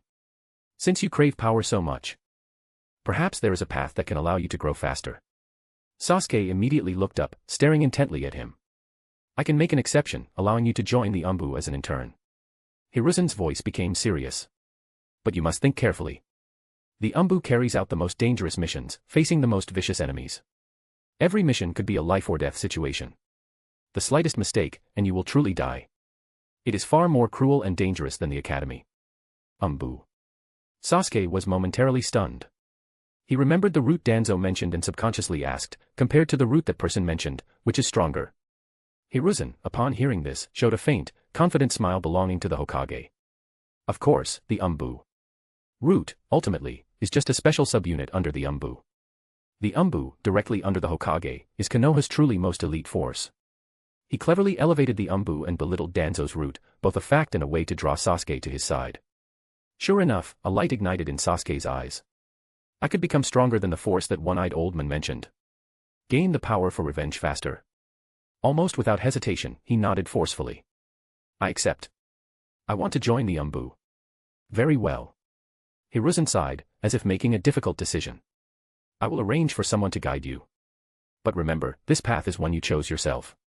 After reassuring Sasuke a few more times, Hiruzen left the room, his brow furrowed even tighter. He knew this was only a stopgap measure.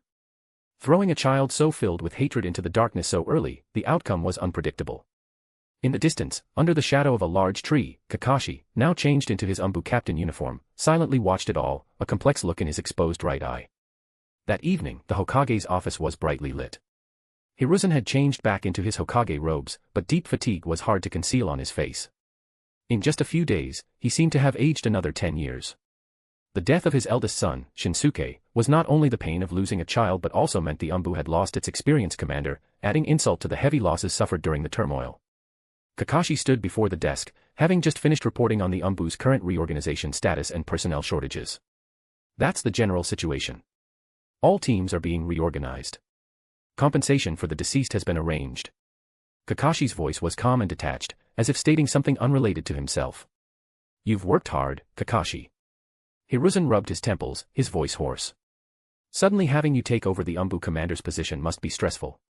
I'm sorry. After Shinsuke, I truly couldn't think of anyone else qualified for this position. For a long time to come, I'm afraid your rest time will be very limited. It is a ninja's duty. Kakashi replied indifferently, as if long accustomed to heavy responsibilities and sacrifice. Hiruzen nodded, pondered for a moment, and brought up another matter. Regarding Uchiha Sasuke. I have decided to make an exception and allow him to join the ANBU as an intern. Kakashi's visible eye twitched slightly, but he remained silent, waiting for the Hokage to continue. I will assign him to your direct team. Hiruzen looked at Kakashi, his tone solemn. You, along with Tenzo, will be personally responsible for teaching him mission execution and training. At the same time. He paused, meaningfully adding, you must also make him understand what the true will of fire is. I hope hatred won't completely consume that child. Kakashi was silent for a moment, finally giving a slight bow. Understood, Hokage-sama. He knew this was another heavy and complex task. Guiding a hate-filled Uchiha orphan towards the correct path, the difficulty might be greater than facing an S-rank missing nin. Outside the window, Konoha's nightscape remained bustling, but beneath this bustle surged undercurrents of hatred, conspiracy, and reconstruction. The wheel of Sasuke's fate, after losing everything, was being forcibly pushed forward in an unexpected way, heading towards an unknown, dark depth. And Kakashi, a man also bearing countless wounds and secrets, would become one of his guides on this dark journey. Chapter 276, Chapter 276 Mission, Infiltrate Konoha's Ninja Academy. A few days later, Sasuke was discharged from the hospital. He changed into a clean Uchiha clan's attire. The red and white Fen clan emblem on his back now seemed particularly glaring and heavy. Clutching a thick envelope given to him by the third Hokage, containing a sizable sum for living expenses, a key with a specific apartment number, and a simple map of Konoha, he made his way. Following the map's directions, he arrived at a relatively new apartment building not far from the hospital. Using the key, he opened the designated door. The smell of new renovation materials greeted him. The room was large, a standard two-bedroom layout. The living room was spacious, the bedrooms bright. Furniture and appliances were all provided, even more modern and comfortable than his previous room in the Uchiha clan's compound. But for a 7-year-old child who had just lost everything, this excessive comfort and completeness only emphasized a suffocating emptiness and coldness. There was no father's stern yet caring guidance, no mother's gentle figure preparing dinner, no sounds of his brother occasionally returning, none of the familiar clansmen from the compound. Only him, and this dead, silent, unfamiliar space. A massive sense of loneliness engulfed him like a tidal wave. Sasuke turned abruptly and rushed out of this so-called new home, almost instinctively running towards the direction of his most familiar memory, the Uchiha clan's compound. He ran through familiar streets, his heart pounding violently in his chest, carrying a sliver of unrealistic hope that perhaps it was all just a nightmare. Perhaps the compound was still there, the clansmen still living. However, when he finally reached the remembered location, the sight before him plunged him into an ice-cold despair. The once vast, building-filled Uchiha clan's compound was now almost completely leveled. Only scattered sections of broken walls and charred foundations remained, testifying to its former existence. In their place were several huge construction sites cordoned off with temporary fencing. Various construction machinery roared, workers busy shuttling back and forth. From the erected planning boards and displayed clan emblems, this land had been quickly allocated to other clans for reconstruction. His home was truly gone. Completely, utterly erased from this world. Looking at the unfamiliar clan emblems and busy workers, Sasuke's small face turned pale, fists clenched tightly. He walked back, utterly disheartened. Arriving in Konoha's core area, passers-by noticed the child in the Uchiha attire with the conspicuous fan emblem, casting strange glances, mixed with low whispers, pointing fingers, and even undisguised disgust and fear. Look, it's the Uchiha kid. How dare he still wear those clothes outside? I heard it was his brother who. Stay away from him, he's bad luck. Those gazes and whispers pricked Sasuke like needles, making him feel intensely awkward, humiliated, and angry. He lowered his head sharply, wanting to quickly leave this place. In that instant, he suddenly remembered scenes he often saw before, Naruto walking alone on the street, surrounded by people looking at him with similar, even more blatant disgusted looks, pointing fingers. So, this is what it feels like to be surrounded by everyone's strange stares. An indescribable, cold feeling of loneliness and rejection spread through his heart for the first time so clearly. He used to think Naruto was just a noisy idiot, but now, he inexplicably felt a sliver of indescribable resonance. Distracted, he accidentally bumped into someone coming the other way. Both let out an oof, and fell to the ground. Ow. That hurts. Don't you watch where you're going, Sasuke? A familiar, noisy voice complained. Sasuke looked up to see Naruto rubbing his backside and standing up, his bright blonde hair particularly striking in the sunlight. And behind Naruto followed a group of familiar faces, Shikamaru, Choji, Shino, Ino, Sakura, and Menma, leisurely sipping a milk tea, with a timid Hinata sticking close to him. Shikamaru looked at Sasuke, a flicker of understanding and complexity in his eyes. He probably knew some of the inside story. Menma remained in his usual lazy, spectator mode, straw in his mouth, his gaze from behind the mask examining the distraught Sasuke with interest, as if watching an amusing play. The other friends mostly looked concerned and curious. Sasuke-kun, are you okay? Sakura and Ino almost simultaneously stepped forward, worried. They noticed Sasuke looked unwell and hadn't been to school for days. Naruto also came closer, asking bluntly, yeah, Sasuke, where have you been these past few days? Were you sick? Sasuke looked at these still innocent classmates living in the sunlight, then compared them to the cataclysm that had befallen him and the pointing fingers around him. A huge sense of disparity and unexplained irritation welled up inside. He stood up abruptly, brushed the dust off his clothes, and deliberately used a cold, arrogant tone to mask his inner vulnerability and confusion. I won't be coming to the ninja academy anymore. Eh? Why? Naruto's eyes widened, full of confusion. Sasuke raised his chin, trying to appear impressive. I've graduated early. As he said this, he specifically glanced at Menma, who always outscored him and hadn't spoken, seemingly wanting to see a trace of surprise on the other party's face. Graduated early? Naruto sure enough exclaimed, his face full of envy and unwillingness. How'd you do that? So sneaky, Sasuke.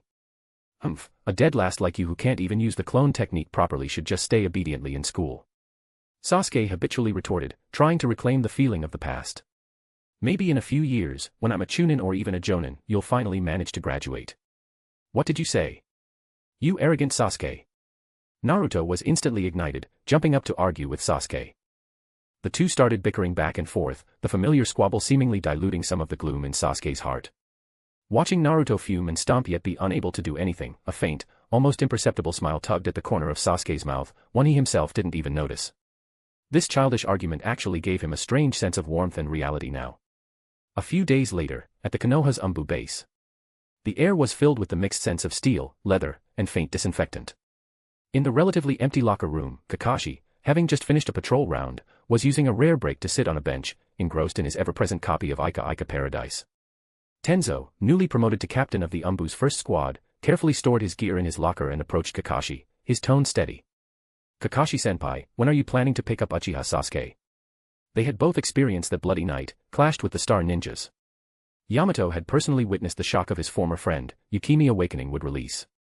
Taking on the task of mentoring the Uchiha orphan was complex, but he felt more a sense of responsibility. Kakashi's gaze didn't leave the page as he answered lazily, already sent someone to get him. No sooner had he spoken than an ANBU wearing an animal mask appeared at the locker room entrance, reporting respectfully, Commander, Uchiha Sasuke has been brought in. He's waiting in the training ground. Kakashi finally closed his book and stashed it in his pouch. Let's go. Time to meet our intern rookie. The ANBU base's training ground was sizable. Many ANBU's members were engaged in high-intensity taijutsu sparring, ninjutsu practice, or tactical coordination drills. The clanging of kunai, the roar of ninjutsu explosions, and sharp commands filled the air. The atmosphere was tense and efficient.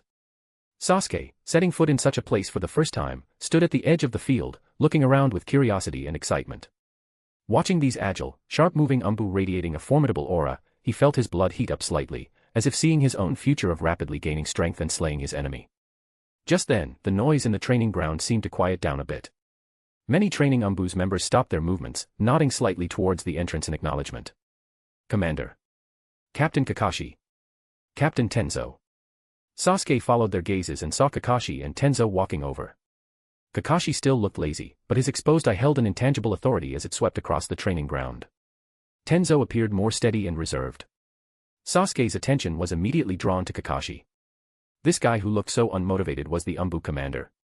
Kakashi walked up to Sasuke, his tone flat. Follow me. He led Sasuke through part of the training area, giving a brief introduction as they walked. ANBU, full name Ansatsu Senjutsu Takushibutai. Directly under the Hokage. Responsible for executing the most dangerous, high-classified missions, reconnaissance, assassination, guard duty, cleanup. This is Konoha's most elite force, but it also means the highest casualty rate. The training intensity here far exceeds your imagination. If you think you can't handle it, you can still back out now. I won't give up. Sasuke immediately responded loudly, a determined fire burning in his eyes. He suddenly remembered a question and couldn't help asking, "Hey, Commander, compared to that man, who's stronger?" He was clearly referring to Itachi. Kakashi's steps paused slightly, as if genuinely considering Itachi's strength during his ANBU days. Then he scratched the back of his head and said in his signature lazy tone, probably about 50-50. After all, Itachi had never shown his Mangekyo in front of them. The vague answer made Sasuke frown, but he didn't press further. The three arrived at the equipment room. A logistics staff member had already prepared a standard ANBU's combat uniform in Sasuke's size and a pure white animal mask without any patterns. Kakashi handed the gear to Sasuke. "Put this on. From today, during ANBU's missions and training, you are the intern codenamed Hawk." Sasuke took the cold combat suit and mask, a strange sense of purpose rising within him. However, the first mission Kakashi assigned next made Sasuke freeze completely. "Your first mission, infiltration." Kakashi's voice was still lazy, without any fluctuation. Target location, Konoha's Ninja Academy. Mission requirements, disguise yourself as an ordinary student for covert infiltration. Participate normally in school curriculum. Establish good relations with surrounding classmates and teachers. Secretly gather basic intelligence on their daily behavior, interpersonal relationships, ability inclinations, etc. Report periodically. Simultaneously, every day after school, you must report to the base on time for ANBU physical, ninjutsu, genjutsu, tactical training, and Sharingan usage. What? Go back to the academy? Sasuke thought he had misheard. He joined the ANBU to get stronger for revenge, not to play house. Yamato spoke up to explain. Disguise and infiltration are required skills for ninja, especially ANBU's elites. The highest form of infiltration is complete integration into the environment without raising any suspicion. The Ninja Academy is the most suitable place for you to practice this skill at your current stage. Kakashi took over, his tone carrying a note of finality. Building a theoretical foundation, honing infiltration skills, while also completing high-intensity additional training, this is the daily rhythm of an ANBU. Think you can't handle it? I told you, you can still back out now. Another challenge. Sasuke looked at Kakashi's seemingly all-seeing gaze, and a wave of defiant spirit surged within him. He gritted his teeth and responded loudly, "Who says I can't handle it? I accept this mission. I will complete it." Kakashi looked at this youth driven by hatred yet forced to temporarily return to his cage, a complex emotion flashing unseen in his exposed eye. This path was destined to be fraught with thorns. Chapter 277, Chapter 277 Big Sis Hinata's Resolution. Inside Konoha's Ninja Academy.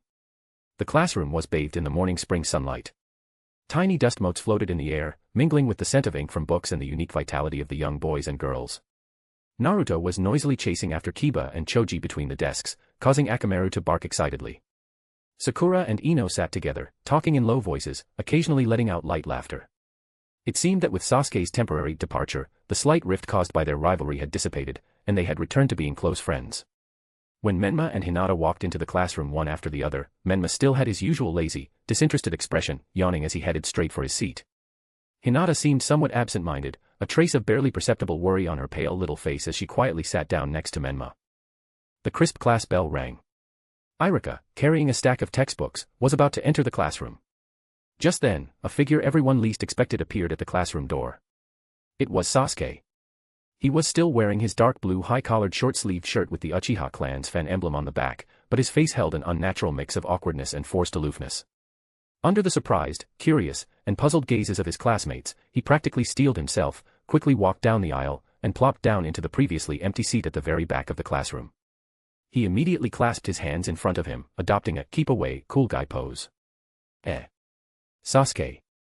Naruto was the first to shout, running over to Sasuke's side with his usual bluntness, his face full of disbelief. "Why are you back at school? Didn't you say you already grad dash? Shut up, dead last." Sasuke snapped his head around, glaring fiercely at Naruto. Even the whites of his dark eyes seemed tinged with red. "If you don't know how to talk, then don't. No one thinks you're mute." Naruto, startled by Sasuke's sudden ferocity, shrunk back, muttering, Fine, I won't say anything, no need to be so mean." He slunk back to his seat but couldn't resist frequently glancing back at Sasuke with curiosity. By then, Irika had stepped onto the podium. His gaze lingered on Sasuke for a moment, a complex emotion flashing in his eyes, but he didn't ask any questions. He just cleared his throat lightly to quiet the classroom. "All right, students, let's begin class." Irika's voice was as gentle as ever. "Today, we'll continue explaining chakra extraction and basic application. This is the foundation of all ninjutsu and is very important. For Sasuke, who had long since mastered chakra extraction and even awakened his Sharingan, these basic lessons felt exceptionally dull and childish. He forced himself to listen for a while, his gaze involuntarily wandering around the classroom. Then he remembered his infiltration mission. Hesitating for a moment, he pulled out a palm-sized, ordinary-looking notebook and a pen from his pouch. He took a deep breath and began observing his classmates with a target assessment gaze, trying to take notes. Uzumaki Naruto, impulsive, blunt, extremely poor concentration. Terrible chakra control, numerous failed clone technique attempts. However, physical stamina seems abnormally high. Simple interpersonal relationships, aside from occasional interaction with Nara Shikamaru, Akimichi Choji, etc., often alone. Threat level, very low. Note, observe for possible hidden traits. Nara Shikamaru appears lazy, shows little interest in class content, often stares at sky or naps. However, excels in theoretical exams, quick thinking. Witnessed instantly solving complex board game. Suspected proficiency in strategic analysis. Danger level, low, but note potential variables from intellect. Akimichi Choji, good-natured, spends most time eating snacks, physique, substantial.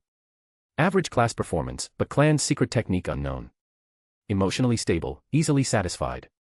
Threat level, low.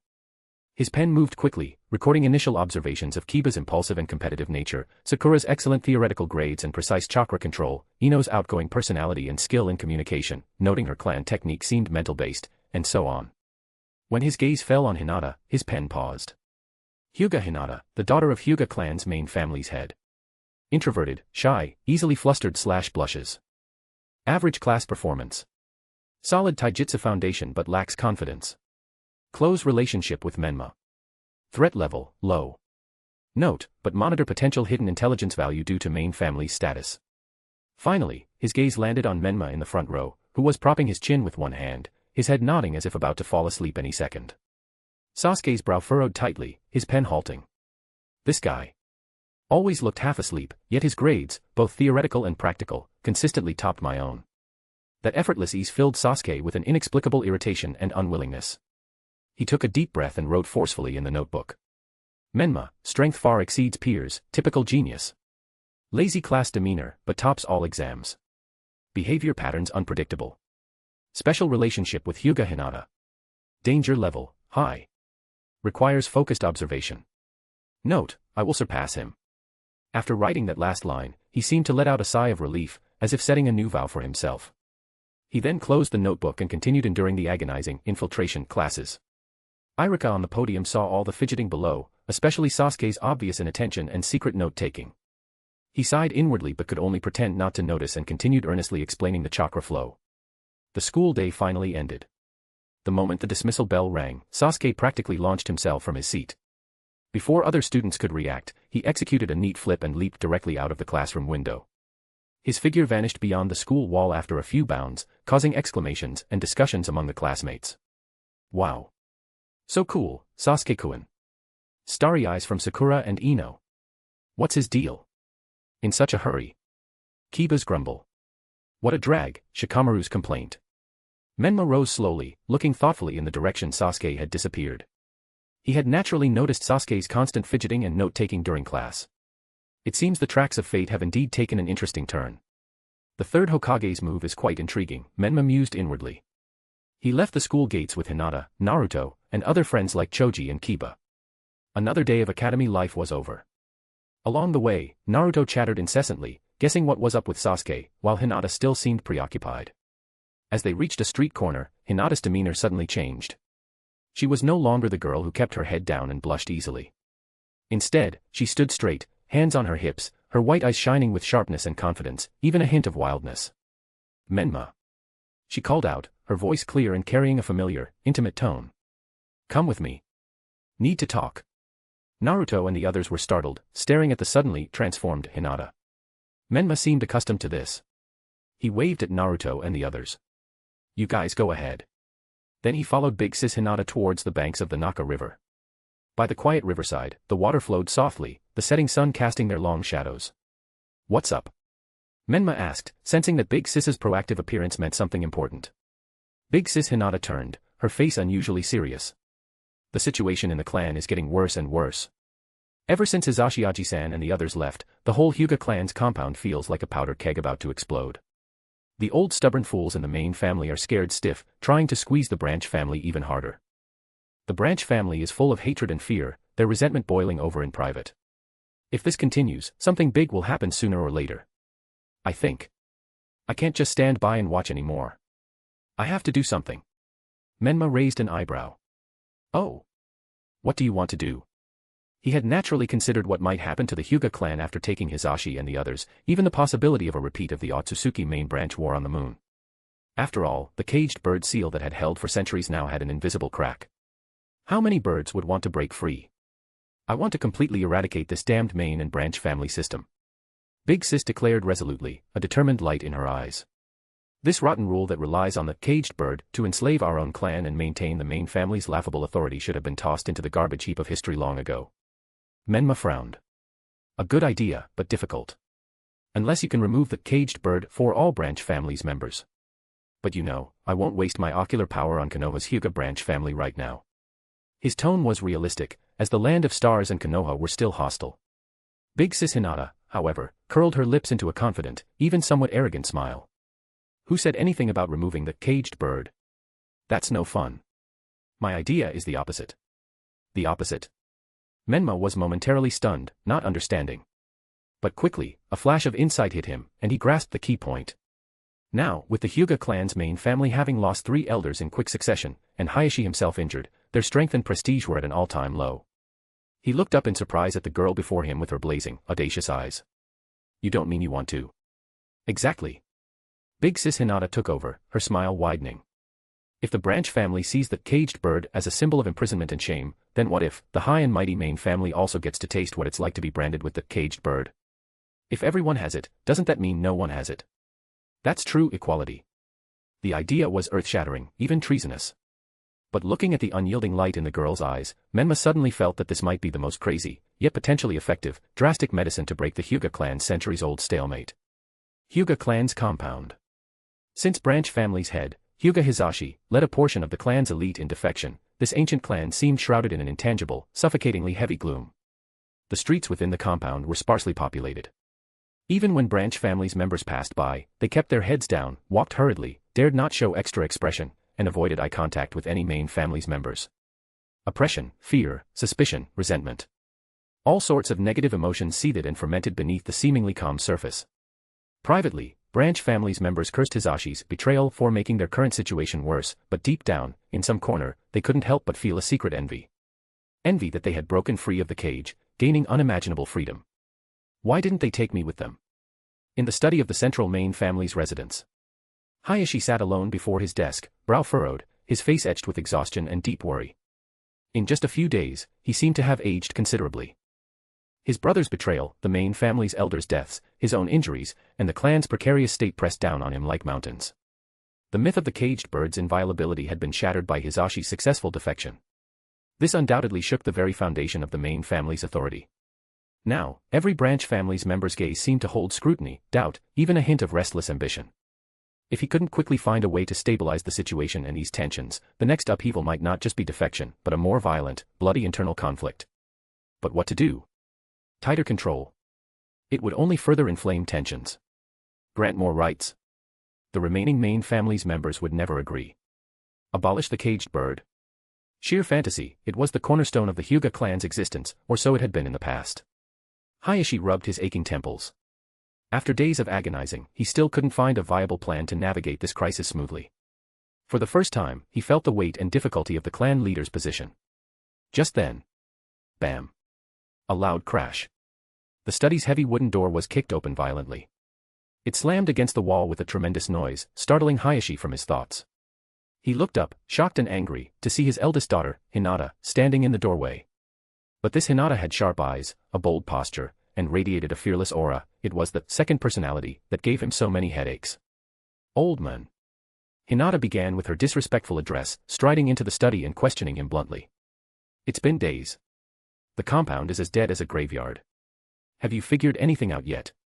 Hizashi, infuriated by the sudden intrusion and questioning, slammed the table, trying to assert paternal authority. Hinata. How dare you?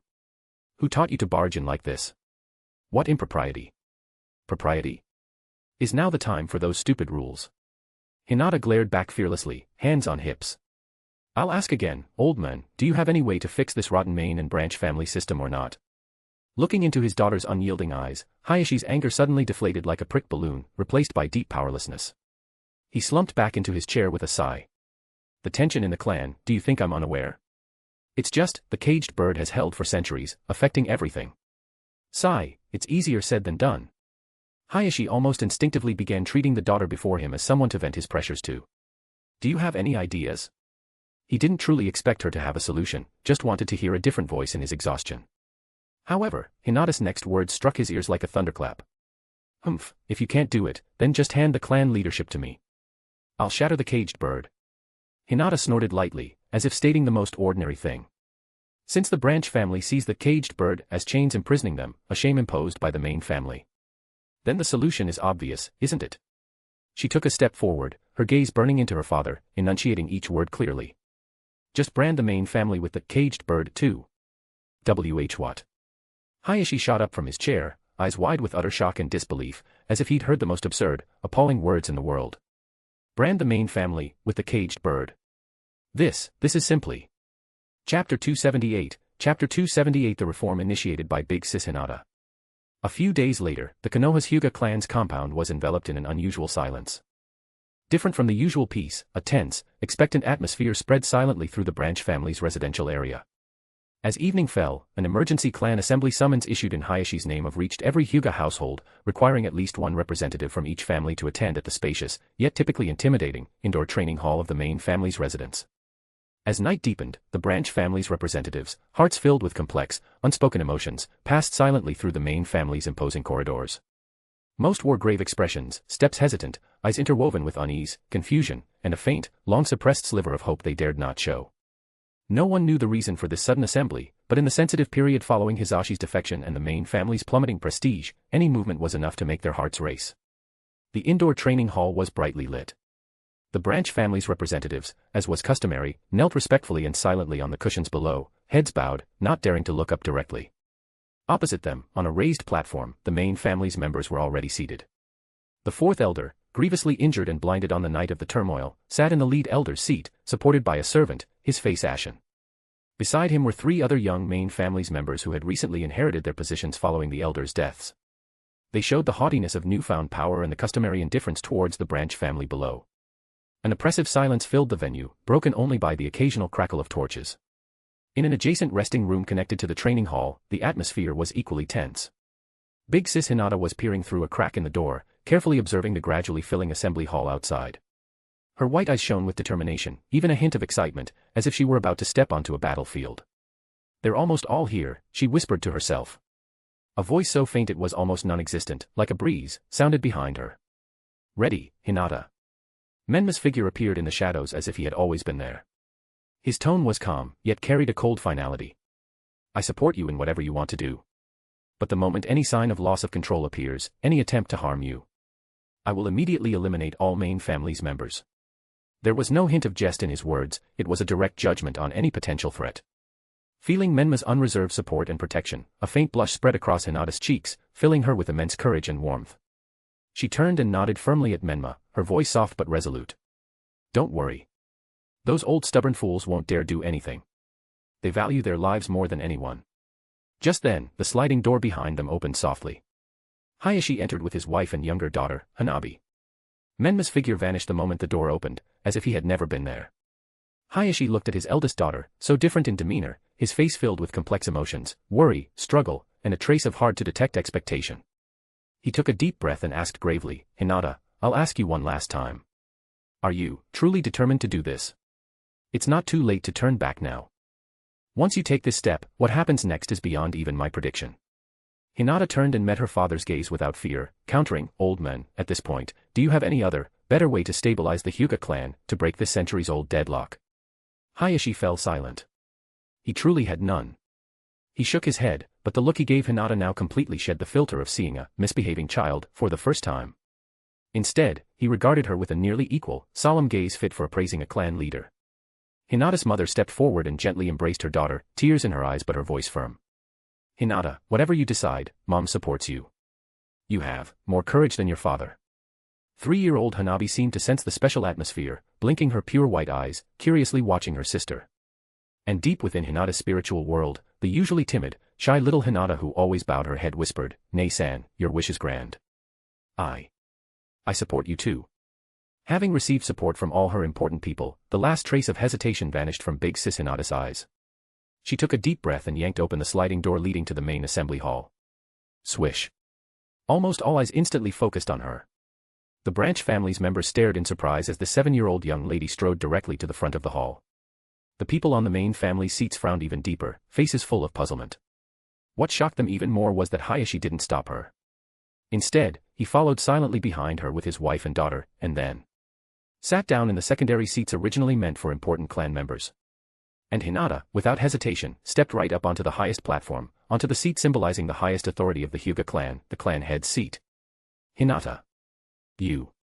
One of the newly promoted young main family's elders couldn't help but shout, finding this utterly absurd.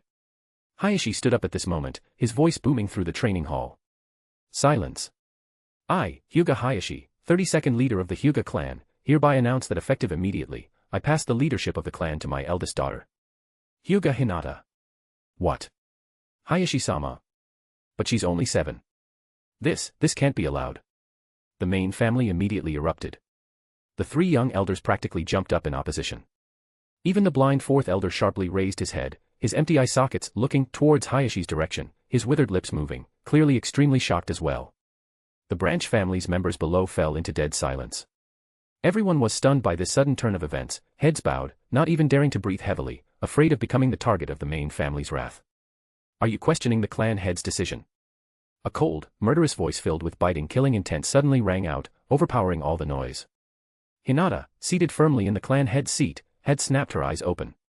Her pure white eyes seemed to shoot out sharp light.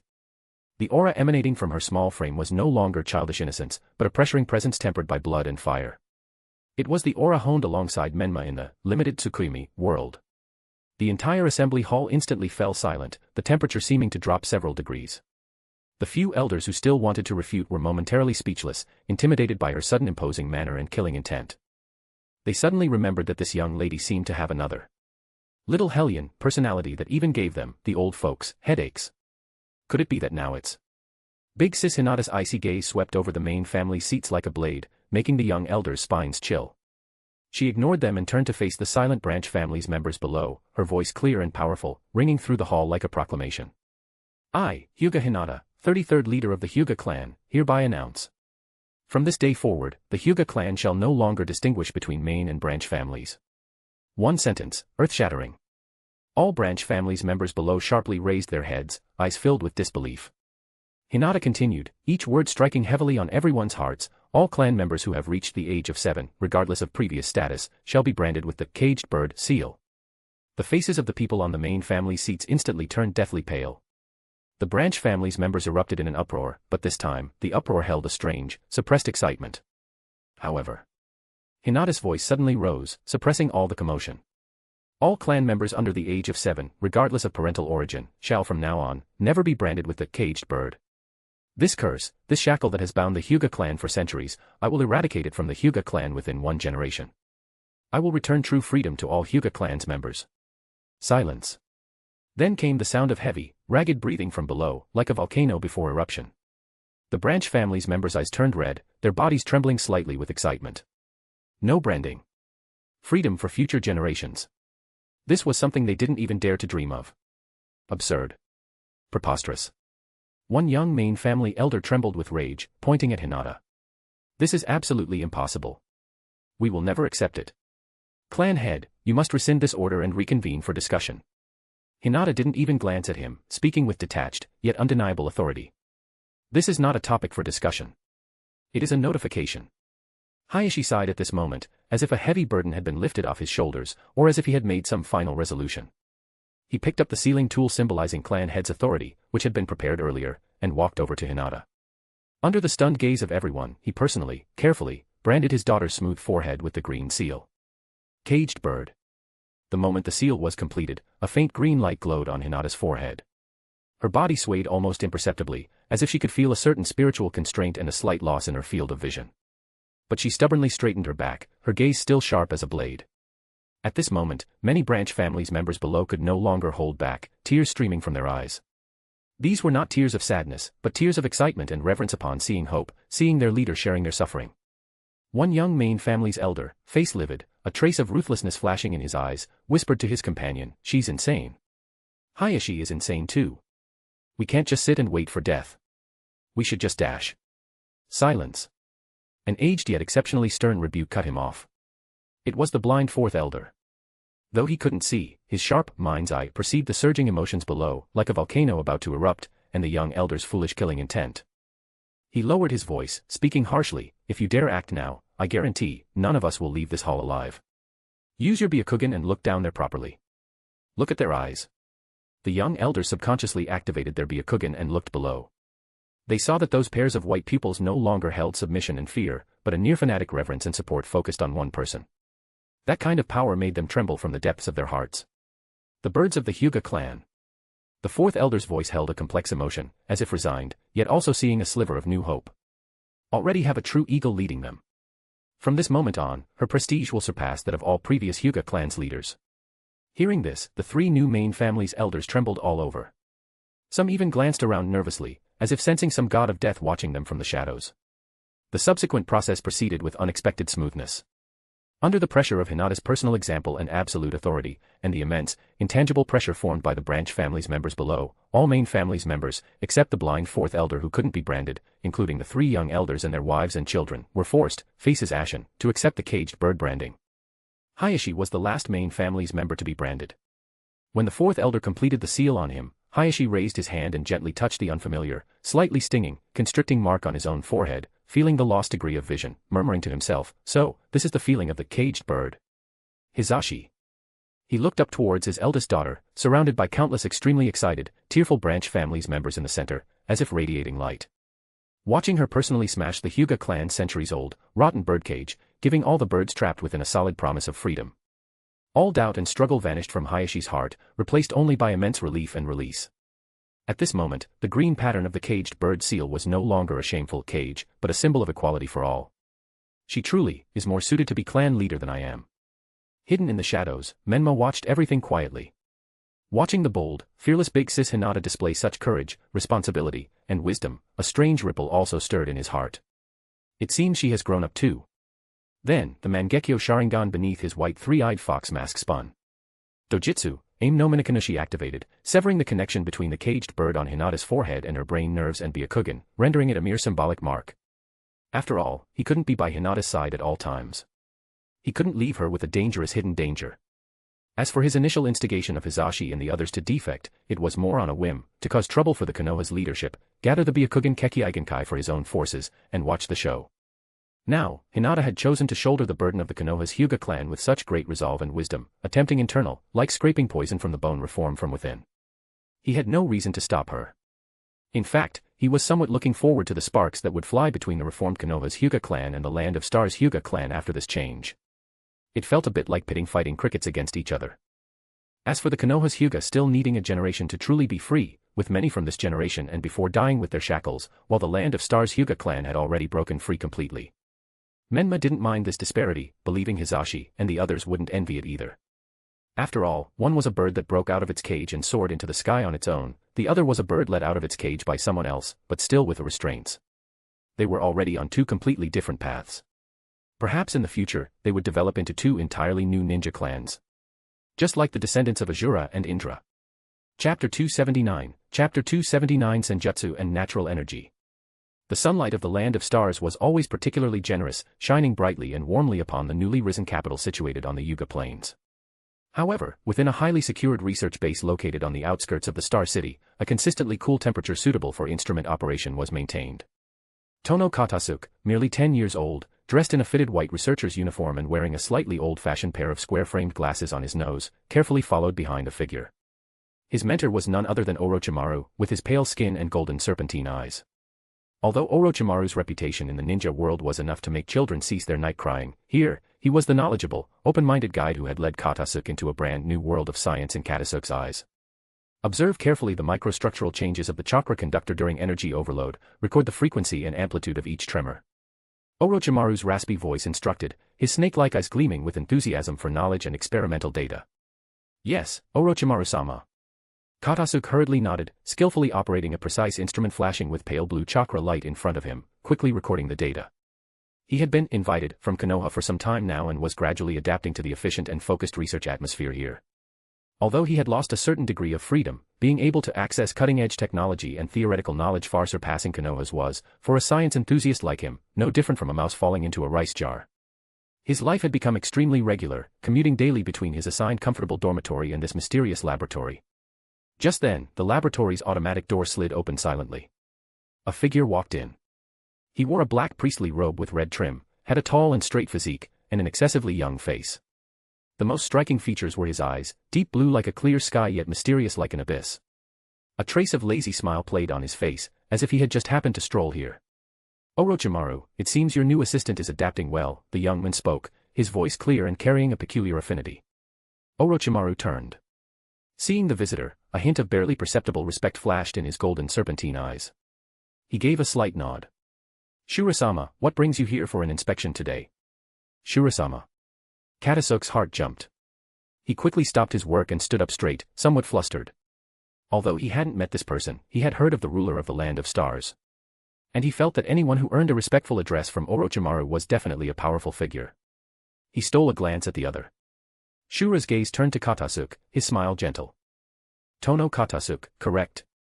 Are you settling in well here? Katasuke adjusted his glasses, replying somewhat nervously, why yes, sir. I've adapted. Orochimaru-sama has taught me a lot.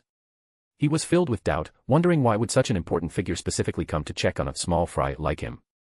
Menma, as if seeing through his thoughts, continued, my apologies for the impolite method of inviting you to the Land of Stars. However, from what I understand, as an orphan, you don't have any relatives left in Konoha, do you? Katasuke was taken aback for a moment, then nodded. His parents had died in the Nine-Tails attack years ago. He had grown up alone.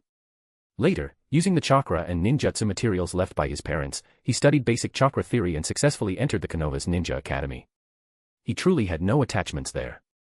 In Konoha, his obsession with researching various novel technologies made him somewhat of an outlier among his peers. He still had few friends, as his personality wasn't particularly withdrawn, so he occasionally played video games with classmates, maintaining generally average relationships. Seeing the other's peaceful attitude, Katasuke mustered his courage and asked the big question on his mind, Shura-sama, why are you paying attention to a child like me? He truly couldn't figure out what was so special about him that warranted sending people to kidnap him. A flicker of appreciation passed through Menma's eyes. Much more mature-minded than his peers, daring to ask questions. Good. He smiled, using a tone half joking, half serious. What if I said I have a bit of an ability to foresee the future, and I saw extraordinary potential in you? Would you believe me? Foresee the future? Katasuke's eyes behind his lenses widened instantly, filled with a childlike curiosity and disbelief. Really? Then what will my future be like? Menma looked at his knowledge-seeking eyes, as if seeing the shadow of a future scientific giant. He reined in his smile, his tone becoming serious and certain. You will become a very great scientist, Tono Katasuke. Your name might change how this world perceives the concept of power. So, stay here, follow Orochimaru, and study hard. The Land of Stars will provide you with all the resources you need. Become a great scientist. Change the world. Katasuke's heart pounded wildly, an unprecedented warmth surging through his body. Although it sounded incredible, the other's resolute tone and gaze made him involuntarily believe and aspire strongly. He nodded vigorously, his small face slightly flushed with excitement. Yes. I will work hard. Thank you, Shura-sama. Menma nodded satisfactorily, then turned his gaze aside. He didn't raise his voice, merely called out calmly, Rookie. Before the words faded, a figure appeared as silently as a ghost behind Menma, kneeling on one knee. The newcomer wore the standard Star ANBU's mask, but his figure was slightly slender, his aura restrained extremely well. Sir, the ANBU addressed as Rookie replied respectfully. Beneath the mask was none other than Ida Yusuke, who had excelled in the previous academy graduation exams and possessed outstanding swordsmanship talent. Though young, his experiences were turbulent, and his personality was steady. Menma, favoring his potential, had specifically assigned him to the ANBU for training. From now on, you will be responsible for Tono Katasuke's daily life and personal safety. Fulfill his reasonable requests as much as possible, ensure he is free from any interference, Menma instructed. Understood. Yusuke responded succinctly, without extra words. His figure vanished once again, as if never there. But Katasuke knew he now had an unseen guardian. This made him feel secure and more aware of his own value. After dealing with Katasuke's matter, Menma turned to Orochimaru and asked casually, "What do you think of the kid?" Orochimaru's golden serpentine eyes showed unconcealed appreciation and fondness for Katasuke. He even licked his lips, letting out a low chuckle. He. A perfect uncut gem, Shirasama. His talent is more than one level higher than any so-called researcher I've ever seen. Especially his intuitive understanding of combining chakra energy with electronic machinery, he's a genius. Sometimes, even his casual thoughts and questions can bring brand new inspiration and direction to my research. His look towards Katasuke was like admiring a priceless treasure. Orochimaru asked with keen interest, "It seems his achievements in the future you saw are indeed extraordinary." Menma nodded affirmatively. He will become an absolute authority in a certain field, leading a transformation. Although he didn't specify the field, this recognition was enough. Hearing this, the excitement in Orochimaru's eyes intensified, as if he had found an extremely interesting and infinitely potential new toy. Then, Orochimaru seemed to remember something and said to Menma, "By the way, I might need to leave the land of stars for a while." Menma raised an eyebrow, seemingly not surprised. "Oh. Planning to travel somewhere?" He showed no intention of stopping him. Orochimaru explained, "Although the cooperation is very pleasant and the Land of Stars provides an excellent research environment, my foundation and most of my subordinates are, after all, still in the Otogekure in the Land of Rice Fields. I need to return to handle some matters. And also..." A gleam of inquiry and greed flashed in his serpentine eyes.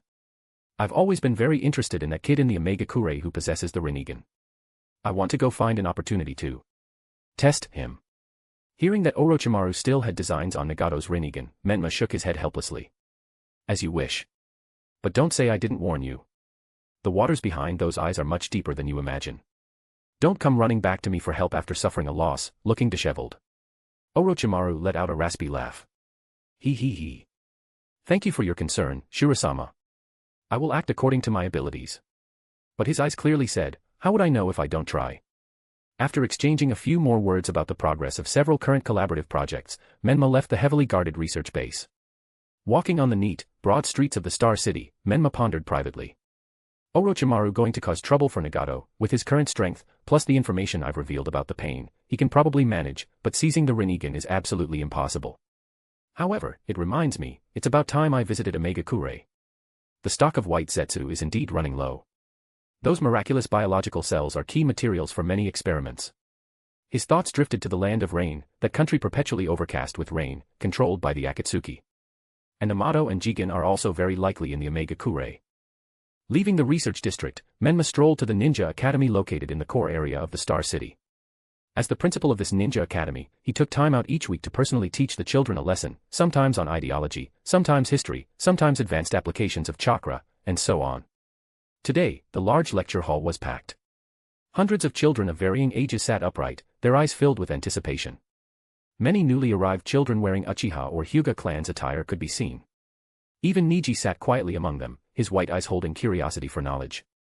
In the corridor outside the classroom, Menma met the school's actual manager, the experienced educator and medical nin, Yakushi Nono. She still wore her round-framed glasses, her demeanor gentle and intellectual. "Sir," Nono bowed slightly. "Principal Nono, thank you for your hard work." Menma nodded in response and inquired, "How are the newly arrived children, especially the Uchiha and Hyuga, integrating? Are there any difficulties?" Nono adjusted her glasses, a gratified smile appearing on her face. "Please rest assured. The school's psychological counselors have provided them with one-on-one guidance. The children are very resilient and cherish this new environment and learning opportunity. They are integrating even better than we anticipated." She paused, her tone becoming more sincere. "And I must thank you again, sir, for bringing Kabuto back." Mentioning Kabuto, her eyes filled with maternal radiance and gratitude. Menma recalled the youth retrieved by Kisame from the Konoha's route and asked, "How is Kabuto lately? Is he adapting well?" "That child seems to have developed a great interest in medical ninjutsu," Nono said with a smile. "After returning, he's practically living in the medical department's library and laboratories, studying very diligently under several medical jonin. He says, he wants to become a medical nin who can help more people." Medical nin. Menma's heart stirred slightly. Kabuto reminded him of other matters. Right, senjutsu and natural energy. His thoughts rapidly diverged. Based on the information about the Great Toad Sage and Otsutsuki Hagoromo from the anime he remembered from his previous life, natural energy was the most fundamental energy existing on the planet itself. The god trees planted by the Otsutsuki clan had the core function of insanely absorbing the planet's natural energy and converting it into chakra fruit. And those powerful native creatures, like those from the three great sage regions, toads, snakes, and slugs, the power source of the senjutsu they mastered and utilized was precisely natural energy itself, or a purer form of energy called sage power. In theory, using senjutsu didn't necessarily require mixing natural energy with one's own chakra in a specific ratio to form senjutsu chakra like ninja did. Perhaps there was a way to directly harness pure natural energy.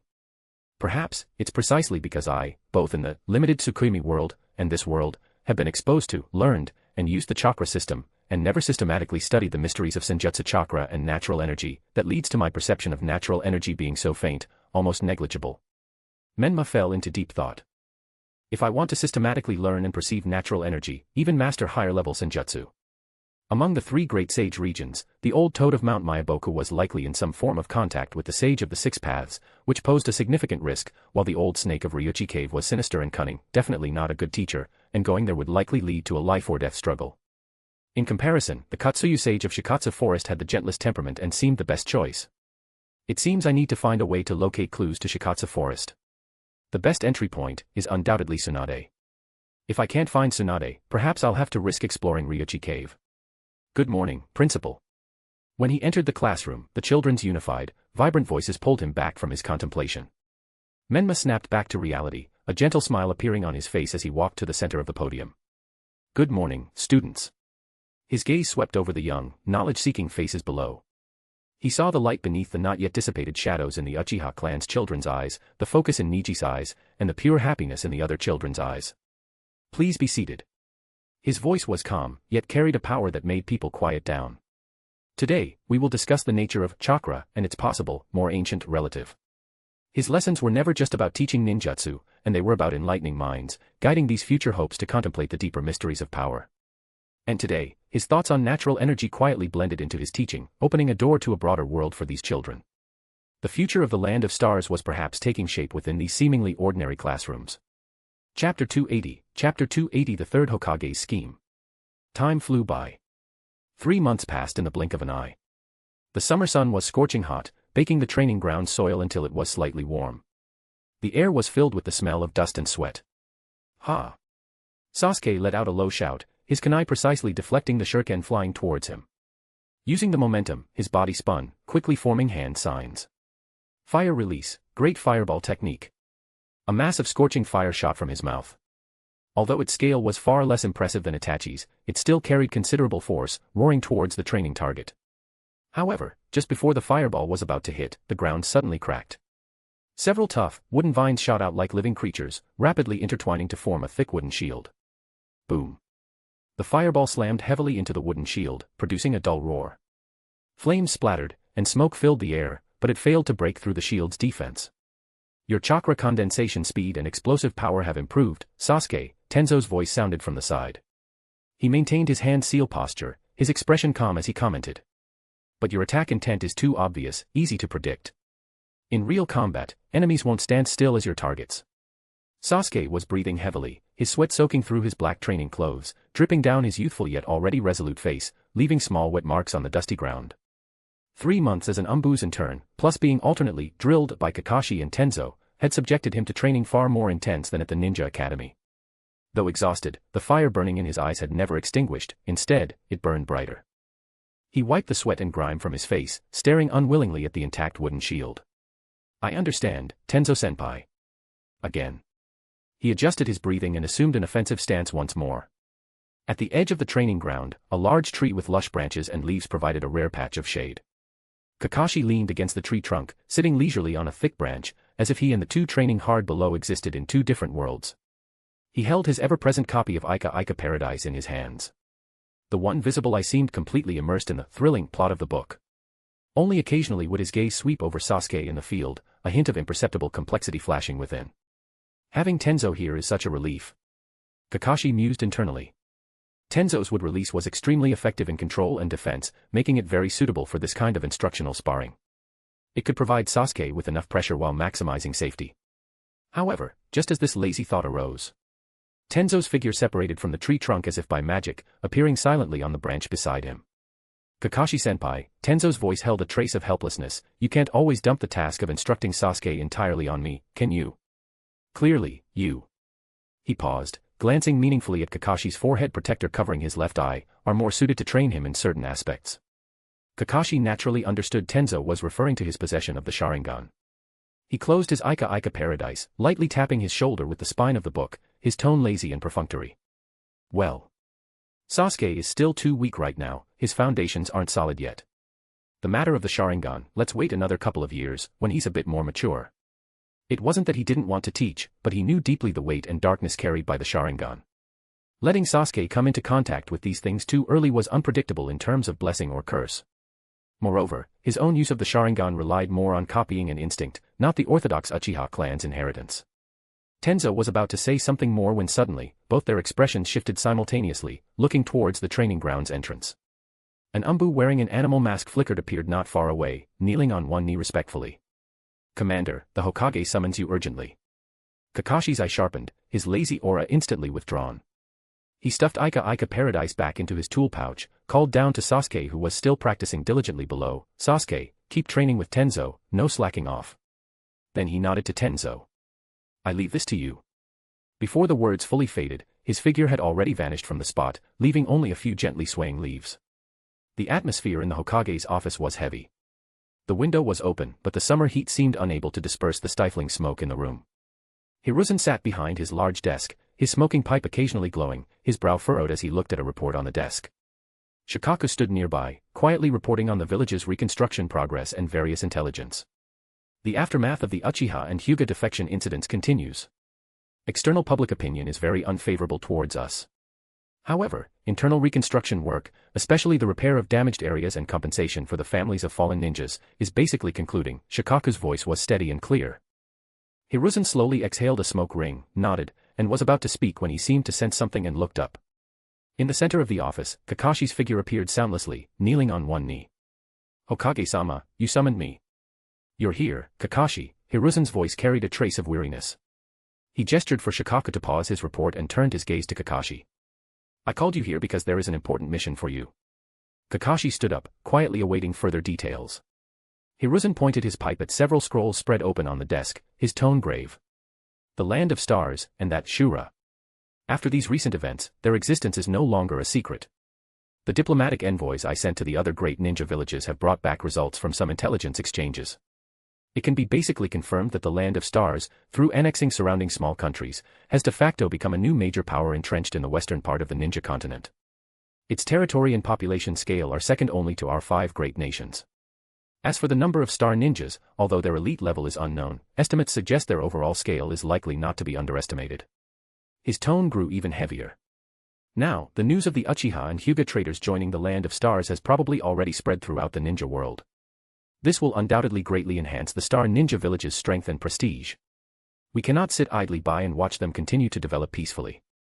Kakashi's heart tightened slightly, seeming to have a premonition of something. Sure enough, Hiruzen's next words made his pupils constrict sharply.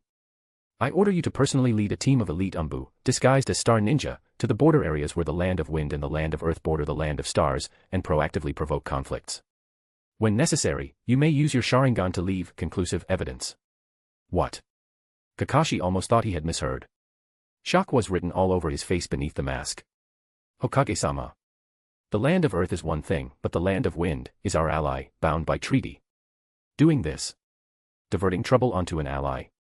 This wasn't just simple tactical deception, it was outright betrayal of the alliance. And the Sharingan. Currently, the only publicly known Sharingan in Konoha, besides Sasuke's one-tomo eyes, was his own. Doing this, wouldn't that be?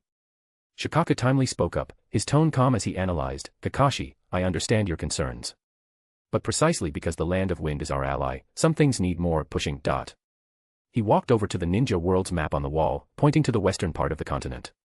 The Land of Stars slaughtered all the old nobles and daimyos, implementing a completely different system. It's like a malignant tumor, causing fear and unease among the daimyos and nobles of all surrounding countries. According to our intelligence, as early as 3 years ago, the daimyos of the Land of Earth and the Land of Wind had secretly contacted the Land of Fire's daimyo, attempting to form a tri-nation alliance or even a joint force to thoroughly exterminate the Land of Stars, this unorthodox threat. However, due to inherent suspicions between the nations, difficulties in coordinating benefit distribution, and other reasons, this alliance has been delayed and never truly materialized. Shikaku's finger traced across the map. But now the situation is different. The addition of the Uchiha and Hyuga has greatly enhanced the Land of Stars' military power, making the Land of Earth and Land of Wind feel even more threatened. According to intelligence, they are also undergoing military expansion within their own countries. More importantly, his finger pointed towards the Land of Stars' heartland. We have confirmed through merchants and undercover spies that the Land of Stars is investing enormous manpower and resources into transforming the vast Hyuga plains in the west and several rivers, attempting to turn large tracts of wasteland into fertile fields. Kakashi, you understand what stable food production areas mean for countries like the Land of Wind and Land of Earth, where most of their territory is desert and wasteland. Kakashi fell silent. He certainly understood. It meant strategic-level resources and national power enhancement. Enough to make the Kazekage and Tsuchikage restless while simultaneously coveting those lands drooling with desire. Hiruzen took over, his voice low and filled with political calculation. The war in the West will inevitably erupt sooner or later. Just like the past 3 great ninja wars, the root cause is nothing more than the struggle for resources and interests.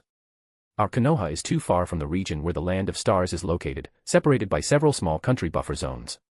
Sending large-scale ninja forces on a long-distance campaign would be the gain not worth the loss. Therefore, we need to help our allies, especially the Land of Wind, make up their minds. Hiruzen's gaze turned sharp. Let them see with their own eyes the aggressiveness of the Star Ninjas, feel the pain keenly. Then they will more urgently need Konoha's support, whether in military supplies or limited ninja force support. And we can use this to consolidate the alliance, drain the strength of potential opponents, while keeping the flames of war controlled far away from the Land of Fire. Kakashi listened to this cold strategic layout, a chill running down his spine. Was this high-level politics? Treating allies as pawns too? He could almost already see the flames of war about to ignite on the border, and the lives that might be innocently lost because of this conspiracy. But Hokage-sama, deliberately provoking conflicts like this, what if it spirals out of control, escalating into a 4th great ninja war? Kakashi voiced his greatest concern. It won't, Hiruzen's tone was quite certain, as if everything was under control. With the addition of the Hyuga and Uchiha, the main forces of Tsunagakure and Iwagakure will be firmly tied down on the western battlefield against the Land of Stars. Kirigakure of the Land of Water is still under its isolation policy. Kumogakure of the Land of Lightning, according to intelligence, the situation of their 2 Jinchuriki isn't great. The 4th Raikage, A, has even lost an arm. If they intervene in a war far in the western part of the ninja continent, the logistical pressure and cost would be heavy.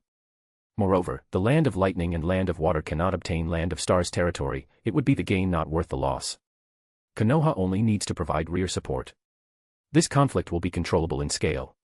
Kakashi looked at the 3rd Hokage's seemingly calm yet unquestionable expression and knew it was already decided. As the ANBU commander, he had no room for questioning, only the duty to execute. He took a deep breath, suppressing the complex emotions in his heart, knelt on one knee, and said in a low voice, "Understood, Hokage-sama. I will personally lead the team and complete the mission." Chapter 281, Chapter 281 Mikoto's Guilt and Hope. The summer afternoon sun in the Star City filtered through sparse clouds, casting light on the city's wide, clean streets. In front of the Ninja Academy located in the city's eastern district, the cheerful sounds of children always filled the air. Recently, a new snack shop had opened across from the school gate, quickly becoming a favorite haunt for students after school. The shop was small but exceptionally tidy and clean. A glass display case showcased various types of oden. The broth was clear, with radishes, eggs, kelp, and fish cake soaking inside, emitting an enticing sheen and steam. In a nearby fryer, golden tempura and fried chicken sizzled, their aroma carrying far. The shop owner was a woman with a gentle demeanor, long, straight black hair, and deep black eyes. She always showed a faint, somewhat sorrowful smile as she busily attended to the children.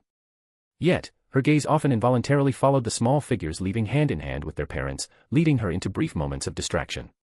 After school one day, Uchiha Yuta and a few classmates walked out the school gate.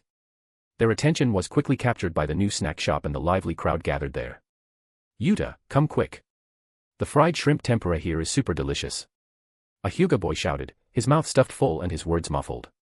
Yuta felt the pocket holding his allowance for the day, swallowed his saliva, and squeezed his way over. Looking at the golden, fragrant snacks in the glass case, he finally pointed and said, "2 grilled sausages, please." "Okay, just a moment," Mikoto replied gently, skillfully packing the sausages in a paper bag and handing them to the child. As Yuta looked down to fish out his money, she looked at his black hair and somewhat familiar facial features. Her movements paused slightly. She then picked up a small paper box, put a plump fried shrimp tempura inside, and gently placed it on top of Yuta's paper bag. "This is for you." Mikoto's voice was even softer than usual. Yuta was taken aback. He looked up and met the shop owner's black eyes, which held a complex emotion. He didn't quite understand, but extra food was always welcome. A bright smile spread across his face. "Thank you, Auntie." Mikoto watched the child's back as he thanked her and skipped away. Seeing the small Uchiha fan emblem on the back of his clothes, her eyes grew distant again, as if seeing through him to another black-haired boy far away in Konoha village. "Sasuke. It seems you've settled into life here, Mikoto." A familiar, energetic voice pulled Mikoto from her thoughts.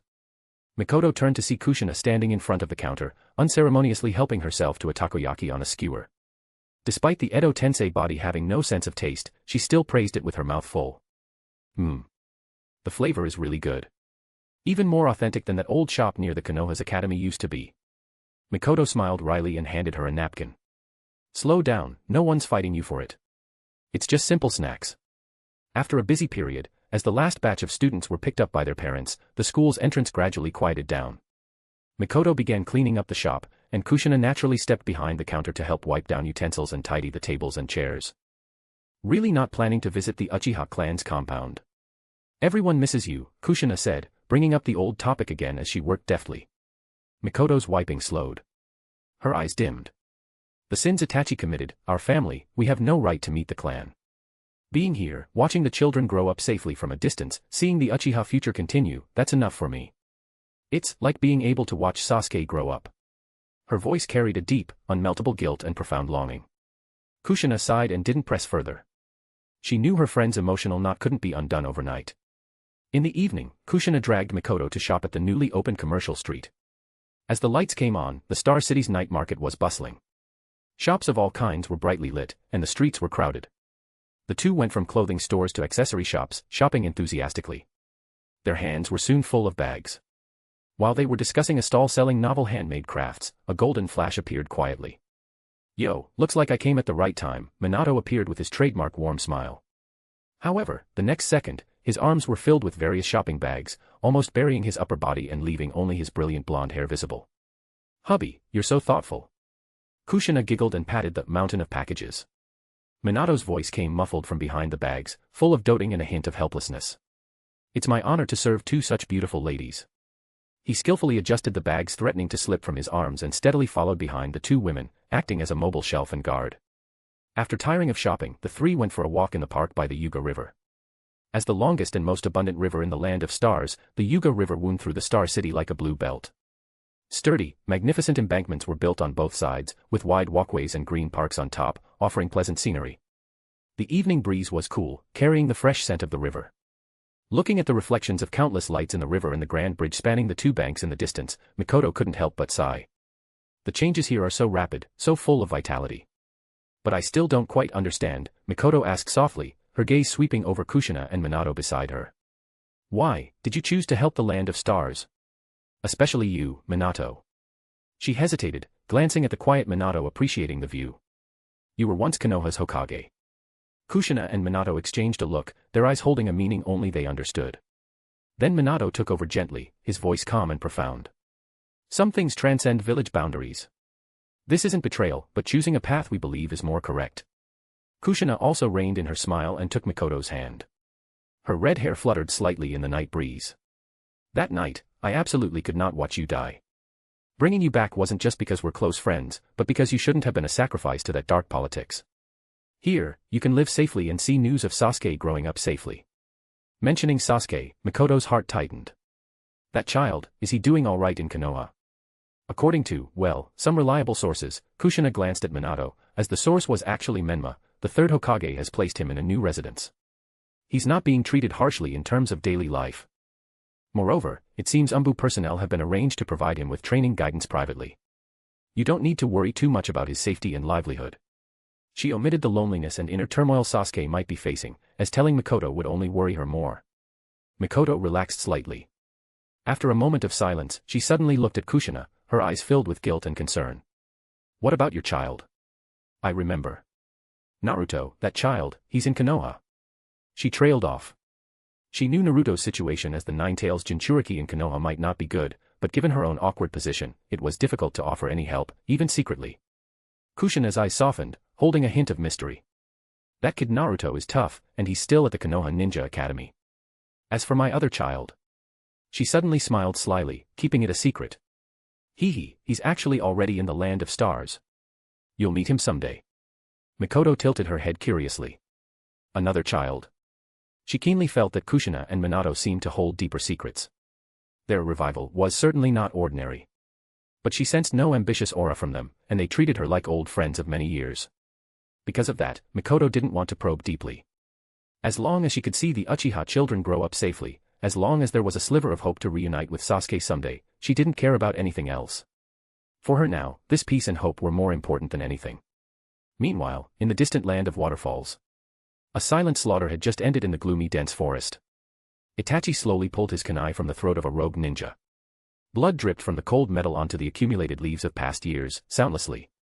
His eyes were as calm and indifferent as ever, as if he hadn't just ended a life but brushed away a speck of dust. Zabuza, standing nearby, hefted his exaggerated large sword and made a dissatisfied sound. TCH. Again, not even enough to warm up. The quality of new recruits the organization wants lately is getting worse and worse. He kicked another long cold corpse at his feet. Trash like this dares to defect. What a waste of our time. Over the past few months, besides performing various high-difficulty missions for the Akatsuki to raise vast funds, their pair's other job was to test newly joining members. Unfortunately, both newcomers so far couldn't last a single move against Itachi's Sharingan or Zabuza's sword, easily turning into departed souls. Itachi silently wiped his kunai clean. He had long seen that the demon, Zabuza beside him was a pure ninja through and through, with cruelty and wildness carved into his bones, irritable and a worshipper of strength. But beneath that surface, Itachi keenly detected that Zabuza seemed to be hiding deeper secrets. Especially during the organization's rare gatherings, his seemingly impulsive conflicts with the genius girl from Kirigakure, Ringo Amuri, who was obsessively searching for information on the lightning blades, always felt somewhat deliberate to Itachi. Just as the two were preparing to dispose of the bodies and head to the underground bounty exchange for the 8 million Rio reward, a bizarre, Venus flytrap-like figure slowly manifested on a nearby tree trunk as if mold were growing. My, the mission was completed smoothly, White Zetsu's flippant voice sounded first. The target is confirmed dead, Black Zetsu's low voice added immediately. The leader has new orders. Itachi and Zabuza simultaneously looked at Zetsu. North. The land of iron. The port city of Tsuruga. Zetsu conveyed Pain's command. Investigate a bounty hunter named Kakuzu. Obtain his detailed information as much as possible. If conditions permit, attempt contact or elimination. Kakuzu. Itachi frowned slightly, searching his memory for the name. Kakuzu. Zabuza, however, seemed to have some impression. He said in his rough voice, "Heard of that guy? A veteran bounty hunter in the underground exchange, active for decades. They say he's an old monster from the era of the first Hokage. But a few years ago, he seemed to be hired by that big merchant, Gato, as a bodyguard. Haven't heard much about him taking big bounties lately." He licked his lips, a battle-hungry light in his eyes, and patted the heavy sword on his shoulder. "Itachi, this target's mine. Perfect chance to test the sharpness of my new blade." Itachi had no objection, nodding indifferently. "Fine. Intelligence gathering is the priority.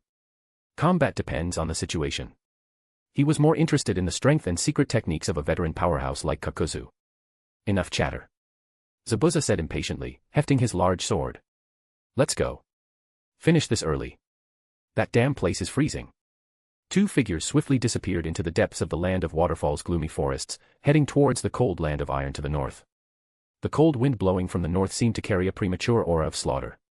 Chapter 282, Chapter 282 The Akatsuki wants to recruit Kakuzu. Tsuruga Port, on the northeastern coast of the land of iron. The sea breeze, carrying a salty dampness, swept through this busy port city. As one of the few countries in the current ninja world without a ninja village, famous for its samurai and exquisite forging techniques, the land of iron had always maintained a unique neutrality and isolation. However, in recent years, with the rise of the land of stars in the western part of the continent, everything had been quietly changing. Tsuruga Port was more prosperous than ever before. Massive cargo ships docked at the deepwater piers. Cranes roared, hoisting containers ashore or loading tons of iron ore with a metallic gleam onto ships. Most of this high-quality iron ore from the land of iron's various mines had one destination, the land of stars.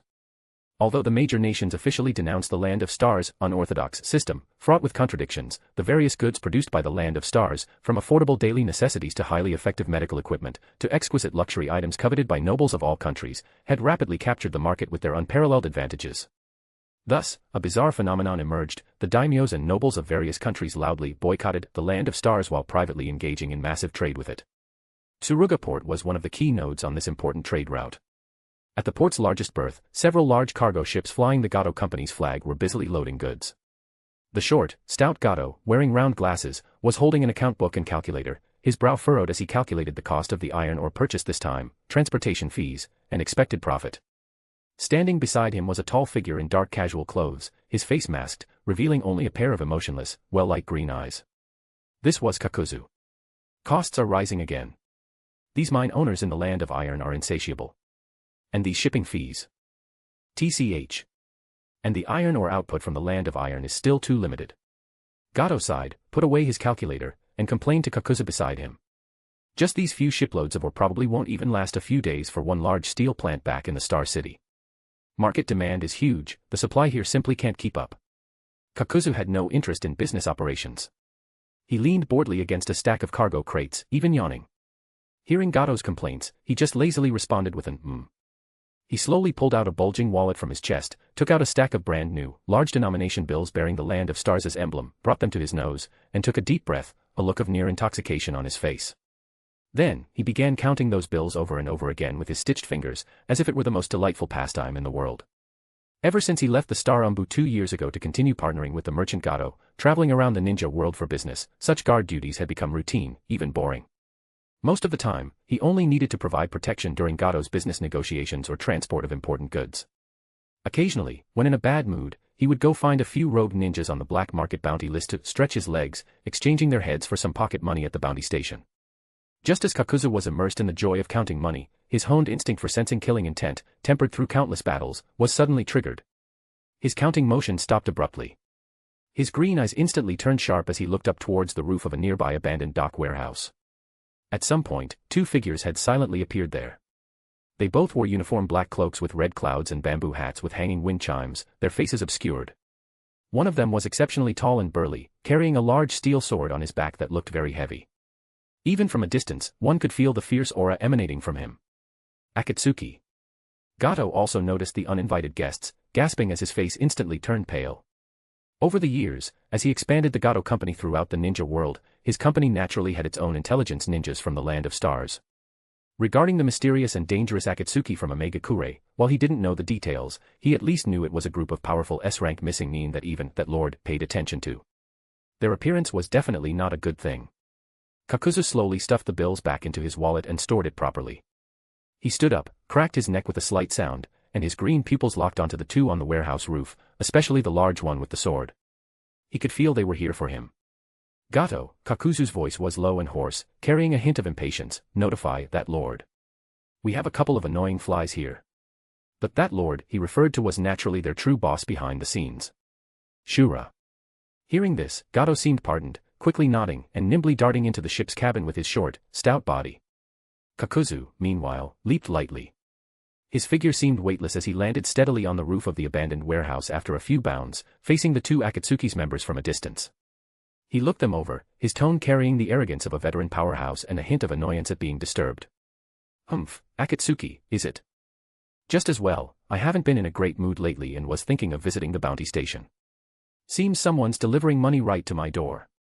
Arrogant. Zabuza tore off his hat, revealing his face wrapped in bandages, with only his murderous eyes visible. He grinned ferociously, drawing the heavy steel sword from his back. The blade reflected a cold gleam in the sunlight. Let's see whose head is worth more today. Before the words faded, Zabuza forcefully pushed off with his feet. The sturdy warehouse roof instantly cracked under the impact. He shot towards Kakuzu like an arrow from a bow, the massive sword whistling through the air as he delivered a powerful vertical slash aimed straight at Kakuzu's head.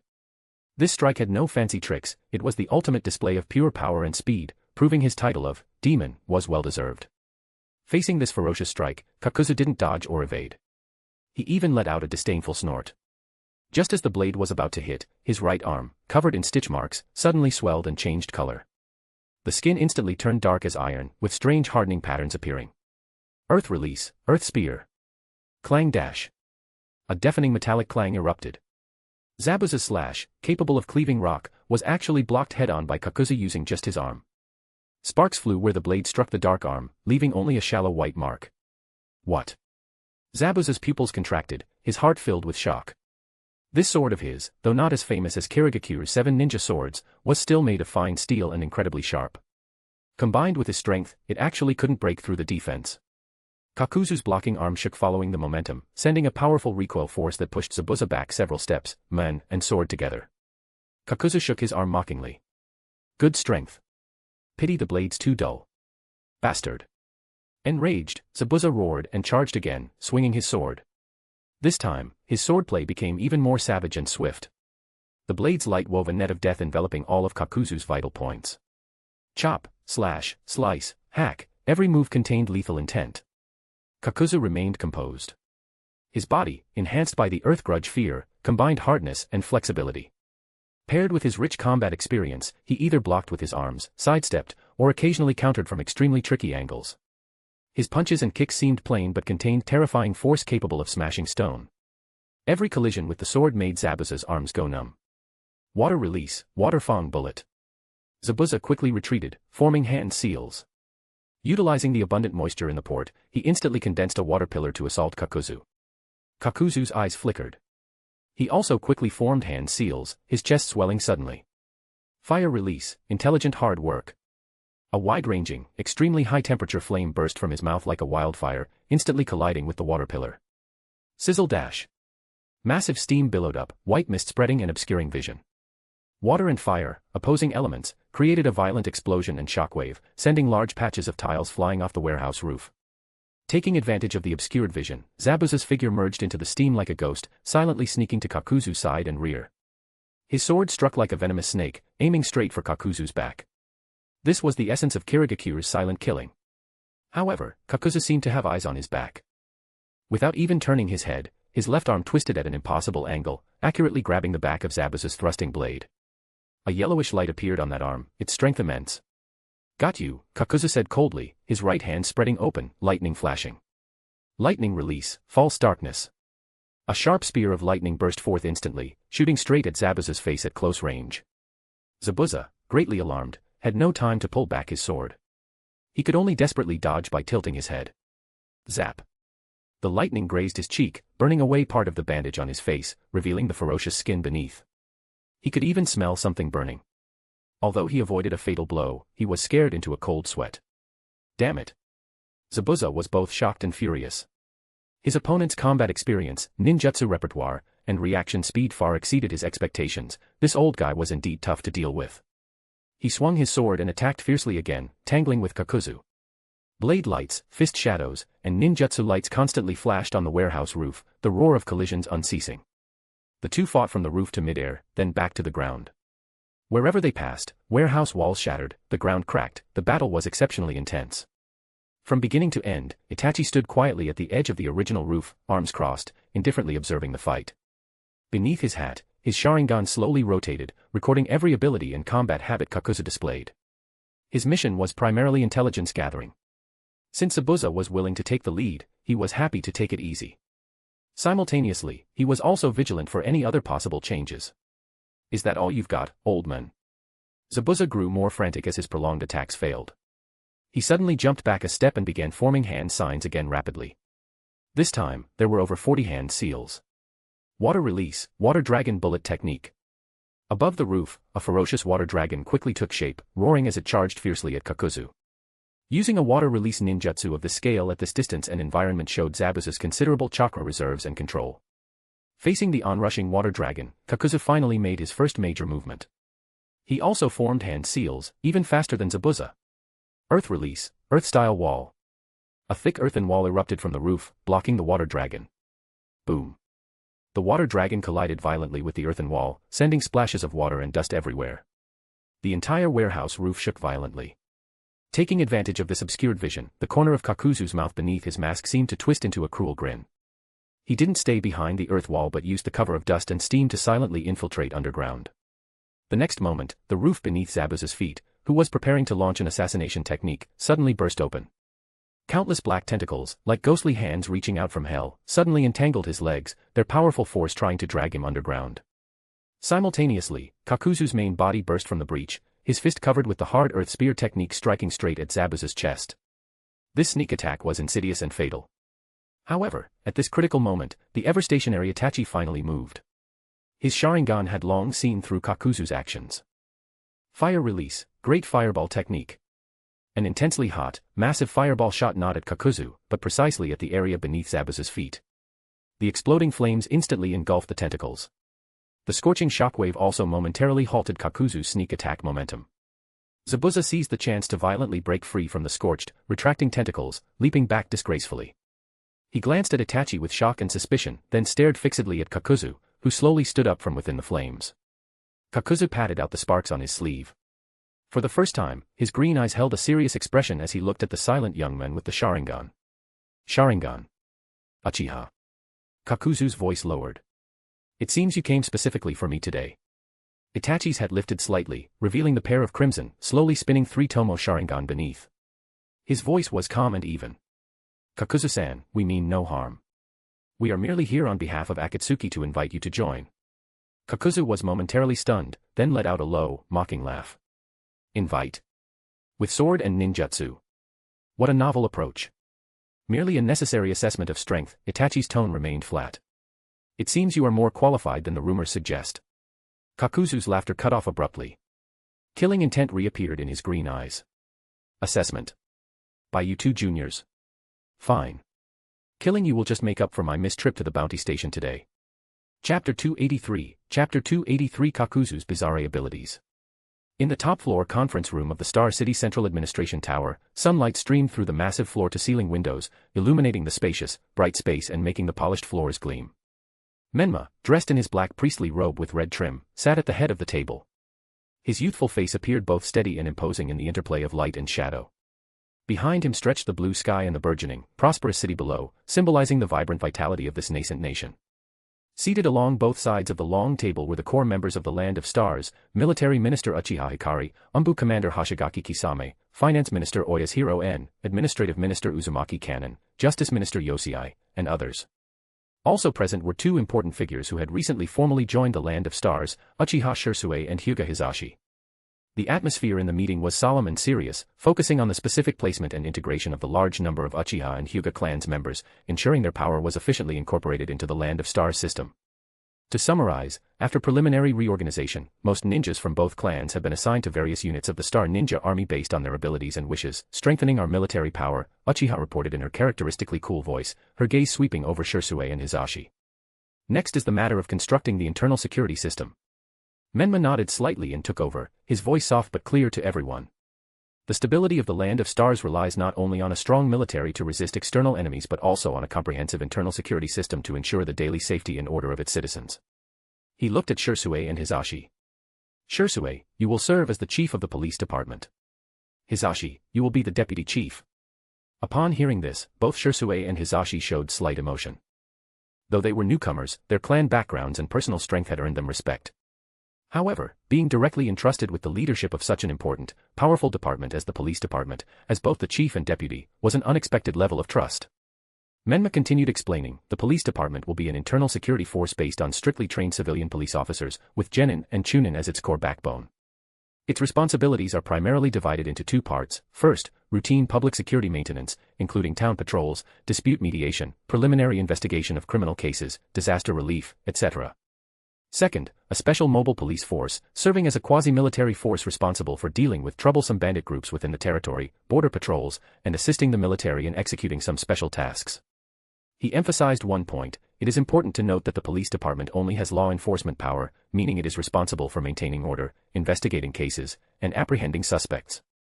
However, the final determination of a suspect's guilt and the specific sentencing will be independently adjudicated by the judicial department. Without a formal arrest warrant issued by the judicial department, the police department's coercive measures against anyone are limited to designating them as a suspect and requesting their cooperation in the investigation, for a duration not exceeding 24 hours. We must ensure checks and balances of power to prevent miscarriages of justice and the abuse of rights. Shisui listened attentively, a flash of understanding in his eyes. He nodded deeply, thinking of the Konoha's military police force, which was formerly solely managed by the Uchiha clan.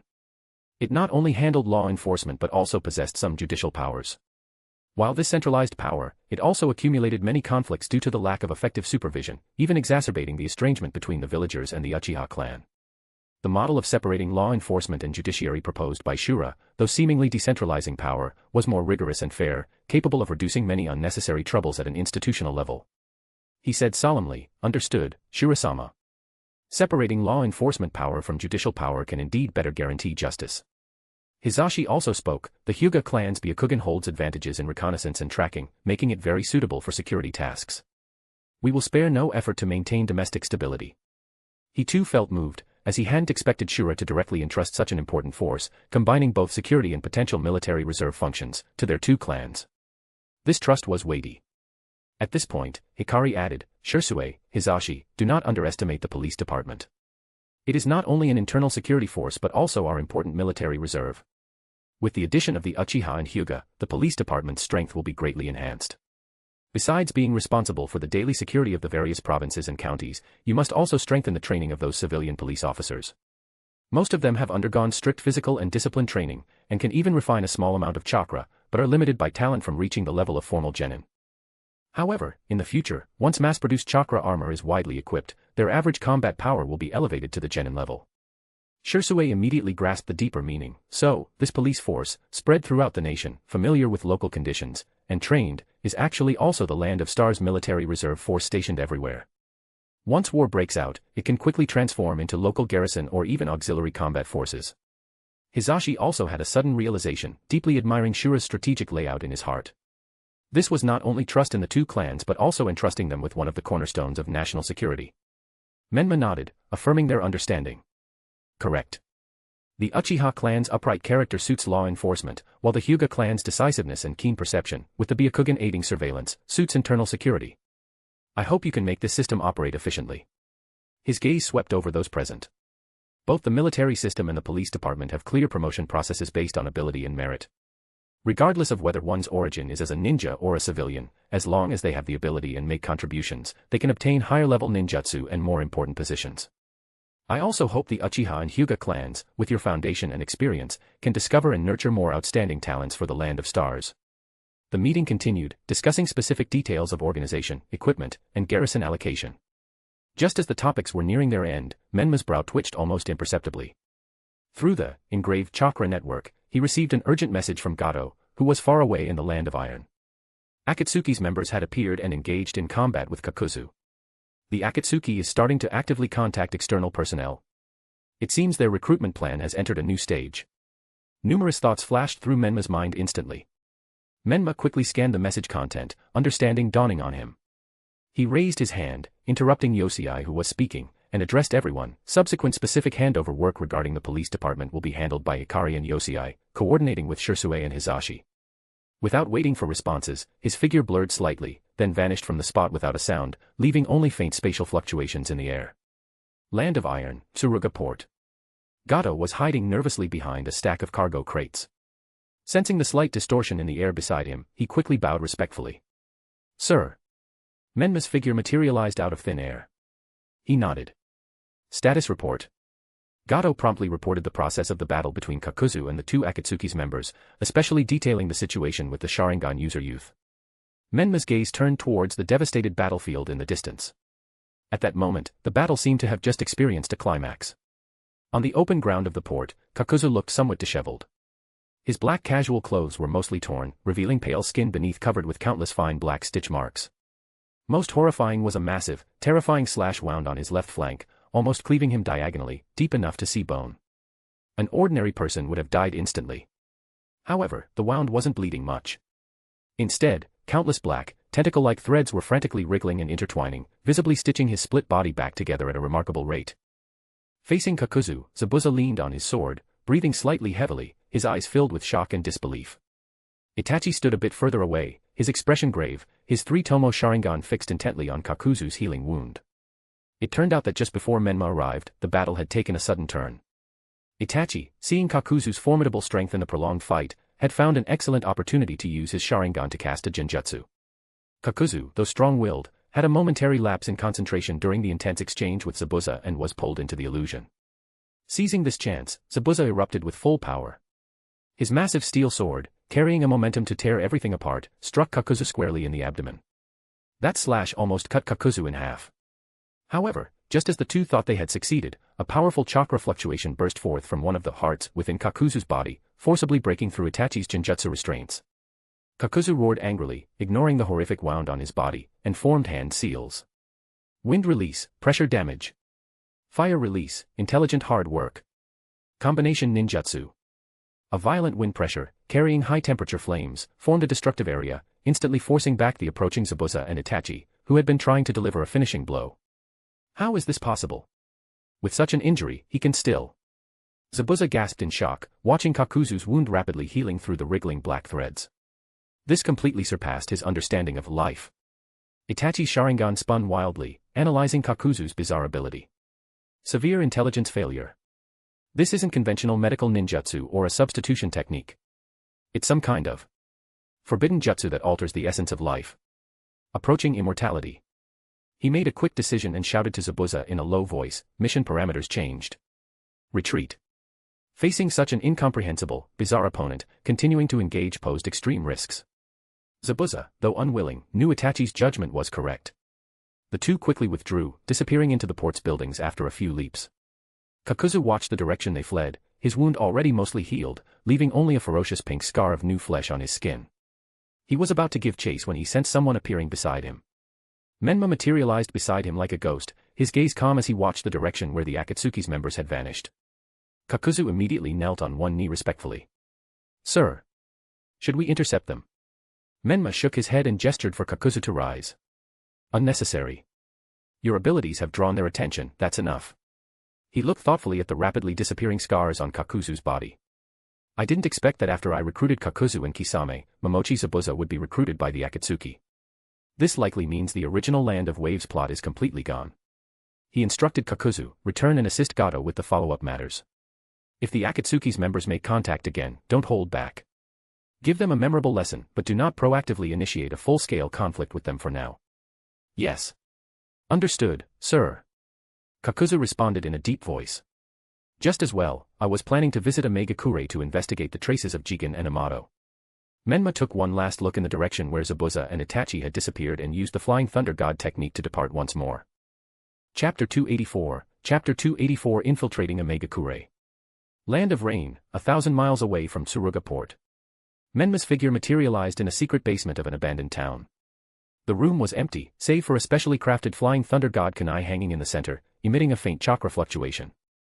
The air in the Land of Rain, perpetually shrouded in overcast skies and continuous drizzle, was filled with dampness and the smell of dust. After my last encounter with pain, the Akatsuki lay low for a while. I wonder which talents Nagato has recruited since then. Menma pondered privately. With Kisame and Kakuzu, two original members, poached by him in advance, the Akatsuki's development trajectory was bound to deviate.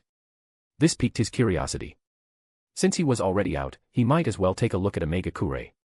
However, he didn't barge directly into the village. Nagato's Rain Tiger at Will technique likely covered the entire village. Any abnormal chakra fluctuations could alert them. So, he decided on a more stealthy approach. Leaving the basement, Menma blended into the rain. After a few flickers, he arrived at a main trade route leading to Mangekyo nearby. He silently infiltrated a merchant caravan struggling through the rain, hiding deep within the cargo pile of a wagon loaded with cloth, suppressing all his chakra fluctuations, like an inanimate object. Meanwhile, in a dense forest on the border of the Land of Rain, raindrops pattered on leaves, creating a rustling sound. The Deva Path, Konan, and Amiri stood in a triangular formation, blocking the path of a figure ahead. That person had pale skin, golden serpentine eyes, and exuded a cold, dangerous aura. It was Orochimaru. Orochimaru, your subordinates have been quite active in the Land of Rain lately, Konan spoke first, her cold eyes filled with vigilance. Gathering intelligence on the Akatsuki, what is your intention? Orochimaru's serpentine eyes examined the Deva path with interest, especially those Rinnegan with their concentric circles. The corner of his mouth curled into a greedy, eerie smile. Kukuku. What, are you here to silence me today? Though he smiled, his body was slightly tensed, ready to act at any moment. The legendary Rinnegan, truly a fascinating treasure. Despite Shura's repeated warnings about the Rinnegan's dangerous depths, seeing these coveted eyes with his own made Orochimaru's desire almost uncontrollable. You could interpret it that way, the Deva Path's voice was devoid of emotion, like a cold machine. How direct, Orochimaru licked his lips. However, I am very interested in your Akatsuki. Perhaps, we could communicate in a different way. Before his words faded, a powerful chakra erupted around him, cold, viscous, carrying the fishy smell of snakes, breaking the stalemate first. You're dead. Amiri shouted sharply. She had been impatient for a while. Her figure shot out like lightning. The seemingly ordinary sword in her hand instantly became wrapped in dazzling lightning. A sharp lightning slash shot straight towards Orochimaru's face. Orochimaru seemed unhurried. His body twisted at an angle that defied human anatomy, narrowly avoiding the sword. His hands quickly formed hand seals. Hidden shadow snake hands. Several ferocious venomous snakes shot out from his sleeves, hissing as they bit towards Amiri. Amiri reacted extremely quickly. Her sword swung, lightning flashing, severing and electrocuting all the incoming snakes. She didn't stop, closing in on Orochimaru. Her swordplay was swift and savage, lightning accompanying the blade, forming a deadly attack net. Orochimaru's taijutsu was equally elusive and unpredictable. His body was as flexible as if boneless, always managing to evade vital points in unbelievable ways. He occasionally used some earth or wind release ninjutsu for interference, but seemed not to be using his full strength, more like he was probing. The two moved and clashed at high speed in the rain, blade lights, snake shadows, and lightning intertwining. The scene was intense. During a seemingly dangerous exchange, Orochimaru deliberately showed a flaw, his movements slowing half a beat. A glint flashed in Amiri's eyes. Seizing the opportunity, her sword thrust forward sharply, piercing through Orochimaru's shoulder blade. Got him. Amiri thought with joy, following the momentum kicking Orochimaru away. He crashed into a small tree, breaking it. Orochimaru lay on the ground motionless, as if lifeless. Amiri sheathed her sword, a trace of disdain on her face. One of the legendary Sannin, and this is all you're capable of. Truly disappointing. However, the moment she let her guard down, a sudden change occurred. The corpse of Orochimaru on the ground suddenly opened its mouth in an extremely horrifying manner, stretching to the limit. Another, completely unharmed Orochimaru emerged wetly from inside as if shedding skin. Even more astonishingly, the newly appeared Orochimaru's body stretched and elongated like rubber. His neck instantly extended several meters, his right hand shooting straight towards the Deva path, who had been standing still observing the fight, with lightning speed. His target was unmistakably clear. The Rinnegan. This change was too sudden, and even Conan couldn't react in time. Orochimaru's scheme was ruthless and precise. The previous fight was entirely setting the stage for this final surprise attack.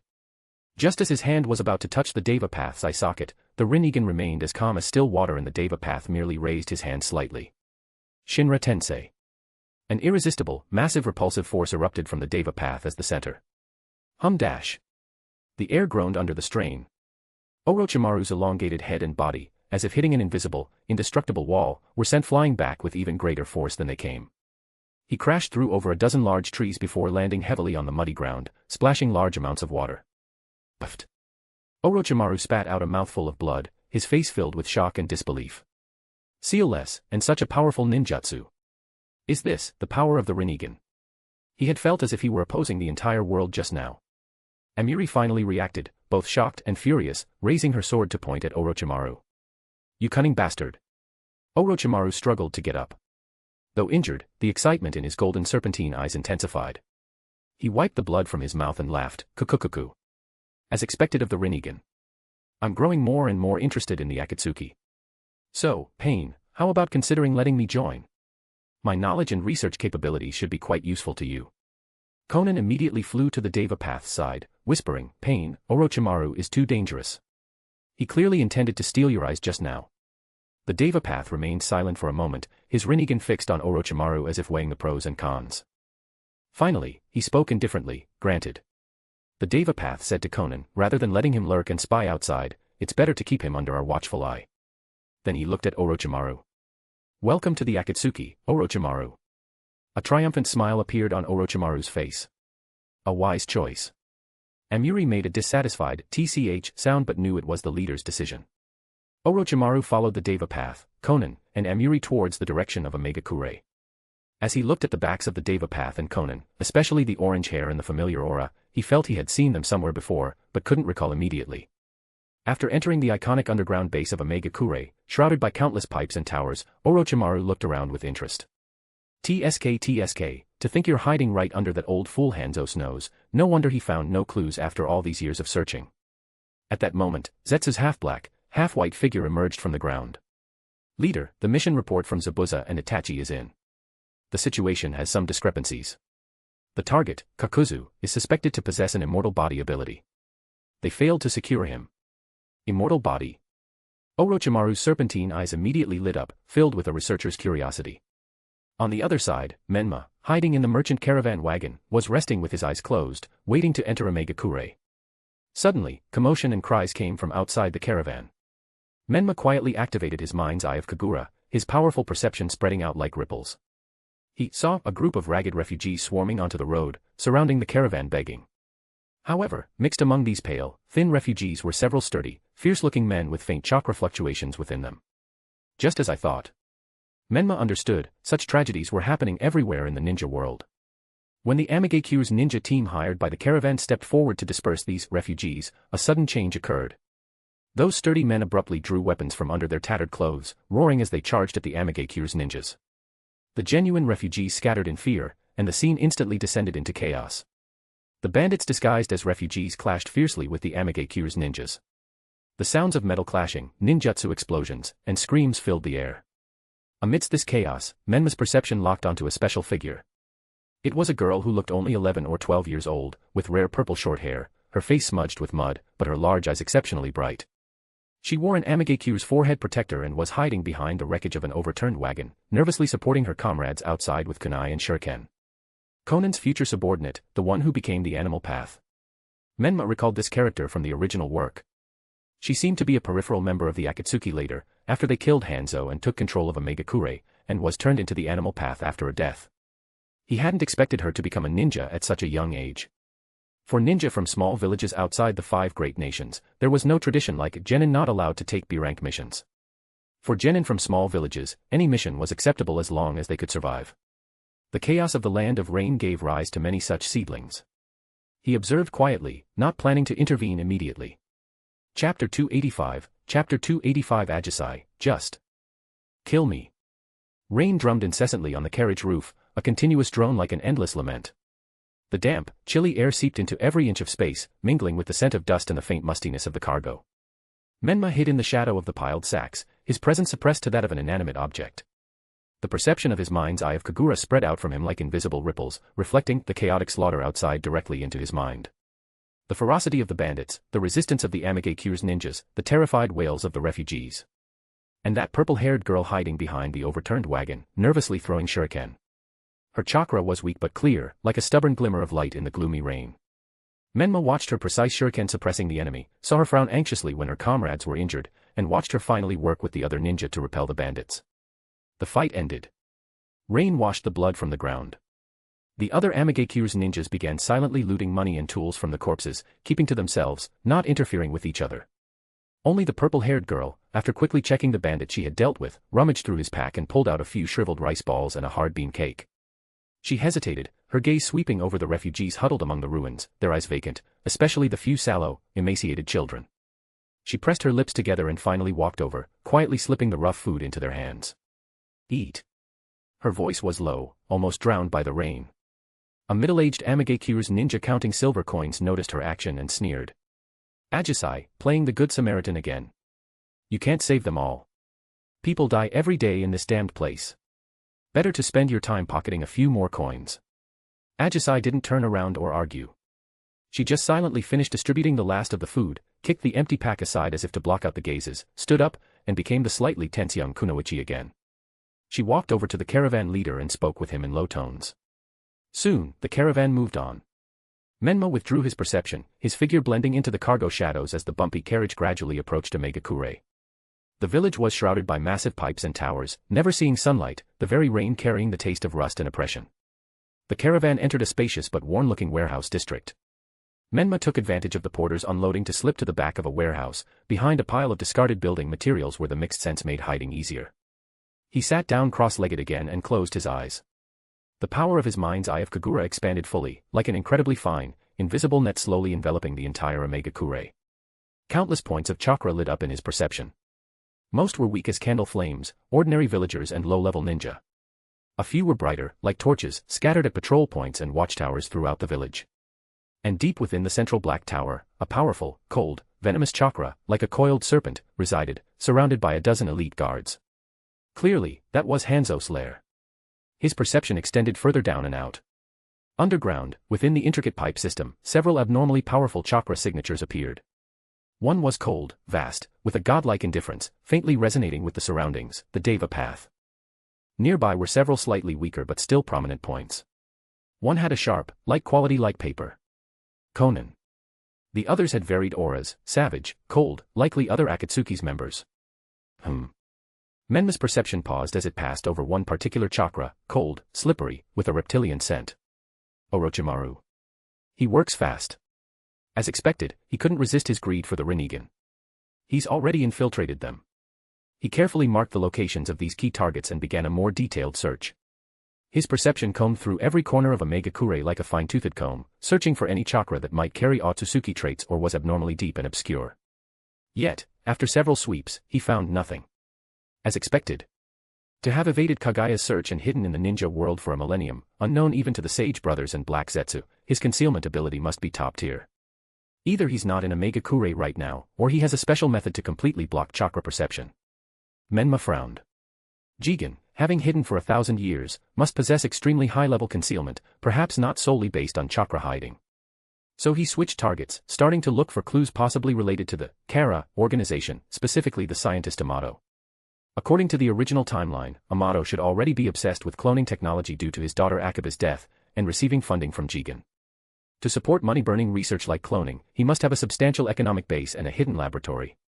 Just as Menma was concentrating on this thought, his mind's eye of Kagura detected a chakra fluctuation approaching the warehouse he was in. The fluctuation was weak, at the genin level, and it was familiar.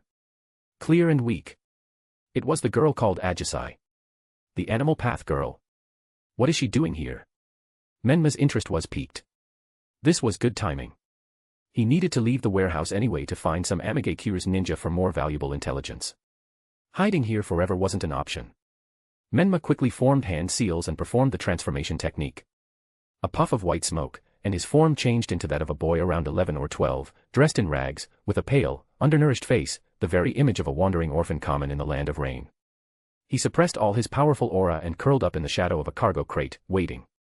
From the direction of the warehouse door came the sound of a lock turning with a key, followed by the groan of the door being pulled open. Ajisai walked in carrying several heavy-looking wooden boxes. She seemed to be helping move supplies. Rain had dampened her purple, drooping curls, and water droplets clung to her hair buns. After putting down the boxes, she wiped sweat from her temple and turned, spotting the boy Menma was disguised as in the corner. She visibly started, then looked around warily. Finding only him, she relaxed slightly but frowned. You. She whispered, stepping closer quickly. Are you from the refugee group earlier? How did you get in here? Do you have a death wish? If the patrol finds you, you're dead. The boy Menma was playing just shrank back, his lips moving silently. Seeing this, a flicker of pity crossed Ajisai's eyes. She sighed, her tone softening. Are you hungry? She put down the boxes and felt around in the pouch at the small of her back, pulling out a small cloth bundle containing 3 oil paper-wrapped rice balls that looked rather dry. She hesitated, then held out 2. Here, take them. Eat quickly. After you finish, find a way to get out of here. You really can't stay. Her voice was soft, urging. Squeeze out through that broken vent over there. The alley outside is rarely used. You should be able to get out if you're careful. Don't get caught. Menma looked up at the rice balls offered to him, then at the girl's face, filled with concern and kindness. He suddenly let out a soft chuckle, the sound abrupt in the empty warehouse. Ajisai was stunned. The next moment, her vision blurred. The boy who had been cowering in the corner vanished like a ghost. An irresistible force gripped the pressure point on the back of her neck. Her chakra instantly stagnated, her whole body went numb, and she was lifted lightly into the air. You. Ajisai's eyes widened in terror, only managing a short syllable. In barely 2 breaths, the dizzying sensation vanished. She found herself thrown onto a cold, slippery rooftop, positioned very high, overlooking the twisted silhouette of much of a Megakure. The black-haired boy stood before her. The panicked, blank expression was gone, replaced by a disconcerting calm and scrutiny. Rain fell on him but strangely didn't wet his clothes, as if an invisible barrier existed. You, who are you? Ajisai's voice trembled. She tried to get up and reach for a kunai, but her body felt weak, and immense fear gripped her. This speed, this strength. He was definitely a terrifying enemy. Menma didn't answer, just looked at her with interest, his gaze sweeping over the Mangekyo's forehead protector and her unique purple training clothes. How long have you been a ninja? Ajisai bit her lower lip, her face pale, but she tried to straighten her thin back. She closed her eyes, stiffened her neck, and said, Don't waste your effort. I won't say anything. Just kill me. Seeing her bluster, putting on a brave front yet trembling uncontrollably, Menma found it somewhat amusing. He took a step forward, his boot making a soft sound on the waterlogged roof. Raindrops densely beat on the rooftop shed the two were on, splashing in the puddles. You weren't so brave when you were giving food to the refugees, he said flatly, his tone unreadable. Ajisai's eyes snapped open, staring at him with shock and doubt. How do you know? You were in the caravan. She immediately realized he must have been lurking nearby, watching her earlier actions clearly. Menma neither confirmed nor denied, just continued asking, life isn't easy for genin like you in a Megakure, is it? Who do you fear more, Hanzo's men or the Akatsuki? Ajisai pressed her lips tighter, enduring her fear. She closed her eyes, a hint of resolve in her voice. Guh. Just kill me. Menma wasn't in a hurry. Watching the girl, so clearly terrified yet putting on a tough front, the corner of his mouth twitched slightly. This girl was more interesting than I'd expected.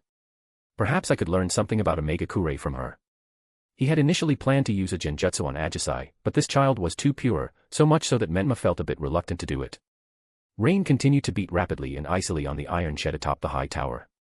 Ajisai sat slumped on the ground.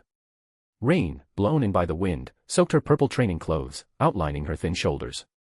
She kept her eyes shut, teeth clenched, waiting for the expected pain or death. However, the expected pain didn't come. Instead, there was an almost inaudible soft sigh, carrying a hint of pity. She trembled and opened her eyes. The mysterious boy had turned his back to her, looking out at the village's hazy, twisted silhouette in the rain. His profile, in the gloomy light, looked exceptionally calm, even somewhat bored. Your chakra, he suddenly spoke, his voice cutting evenly through the rain, and the courage you show, aren't suited for this place. Ajisai was stunned, not understanding. Menma didn't elaborate. He just turned and walked towards the stairwell, gesturing for Ajisai to follow. Come on, follow me. Ajisai hesitated.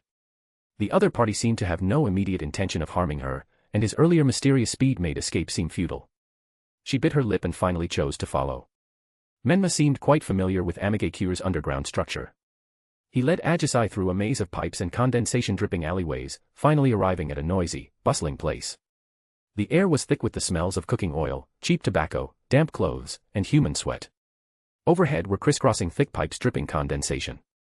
Below was a crowded flow of people, stalls lining the edges of a wide underground space, brightly lit and bustling with noise.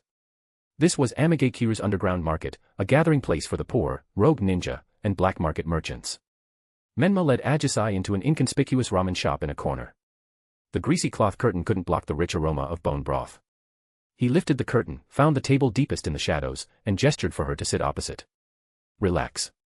I'm treating you to something to eat. Ajisai, still shaken, her hands and feet cold, instinctively obeyed, shrinking on the stool like a frightened bird. 2 bowls of tonkatsu ramen. Extra Menma in 1. Menma said to the approaching owner in a dirty apron, not consulting Ajisai. He even pulled out a few bills bearing the Land of Rain's daimyo from his pocket, clearly picked from some unfortunate soul. Please wait a moment, customers. The owner glanced at them, didn't ask questions, took the money with a smile, and left. The small space was temporarily theirs alone. The bubbling of the boiler and the distant market noise became the background. Ajisai kept her head down, hands tightly clutching her soaked clothes, not daring to look at the person opposite. I'm not here to kill you, nor to spy on Mangekyo's military secrets. Menma's voice broke the silence, surprisingly calm. I'm looking for someone. A scientist named Minato. Have you heard of him? Ajisai looked up sharply, a flash of confusion in her eyes, then shook her head vigorously, her lips still trembling. And no. I've never heard that name. Menma wasn't surprised. A scientist of Amato's level would inevitably keep a low profile. He changed his approach. Then, after we eat, take me around. Tell me, which companies in a Megakure are very large, especially those involved in medicine or biological research. And no. I can't. Ajisai reacted as if scalded, her voice trembling but with a thread of stubbornness. I can't take you. How many years has it been since Hanzo truly left that high tower? Menma interrupted her, his gaze seeming to pierce her feigned composure. He and his loyal followers, curled up at the peak of power, do they still care about you lower-level ninja struggling in the mud, living day to day? Look at those refugees outside, look at those orphans. Their numbers grow every day. They die silently every day. Isn't a Mangekyo like that worth protecting with your life? These words hit Ajisai like a hammer. She was an orphan herself and knew the hardships of survival in the land of rain. She remembered the vacant, longing eyes of the refugees when she distributed food, the nameless corpses by the roadside. She fell silent, hands gripping her clothes tightly under the table. Menma watched her struggling expression and continued, if you get the chance, leave this place. Go to the land of stars. A kind-natured ninja like you will die sooner or later if you stay in a place like a Mangekyo. Land of stars. Ajisai looked up sharply, her eyes wide with surprise. You're a star ninja. Menma neither confirmed nor denied. Just then, the shop owner arrived with 2 steaming, fragrant bowls of tonkatsu ramen. The rich aroma of the broth temporarily dispelled the heaviness of their conversation. Sorry for the wait. Please enjoy. The steaming ramen aroma wafted over. Menma picked up his chopsticks, looked at the milky white broth, chashu, soft-boiled egg, and green onions in the bowl, took a deep breath, and showed a satisfied expression. What I love most is tasting ramen from different places. Each flavor represents a different culture and life. He picked up a bundle of noodles, blew on them, and ate heartily, letting out a contented sigh. This sudden, almost ordinary action inexplicably loosened Ajisai's taut nerves a little. She sneaked a glance at him. At this moment, Menma looked like an ordinary, hungry boy, completely different from the mysterious, abyss-like figure from before. The food's aroma and her genuine hunger made Ajisai pick up her chopsticks too and take small bites. Warm food in her stomach dispelled some of the chill and fear. And you? Menma asked suddenly after swallowing a mouthful, his tone casual as if making small talk. Besides being a ninja, what do you like? Or, what do you want to do? Ajisai kept her head down, gently stirring the noodles in her bowl with her chopsticks. Her voice was soft, carrying a hint of longing. I want to keep a pet. Oh. Menma raised an eyebrow, seeming interested. A cat. Or a dog.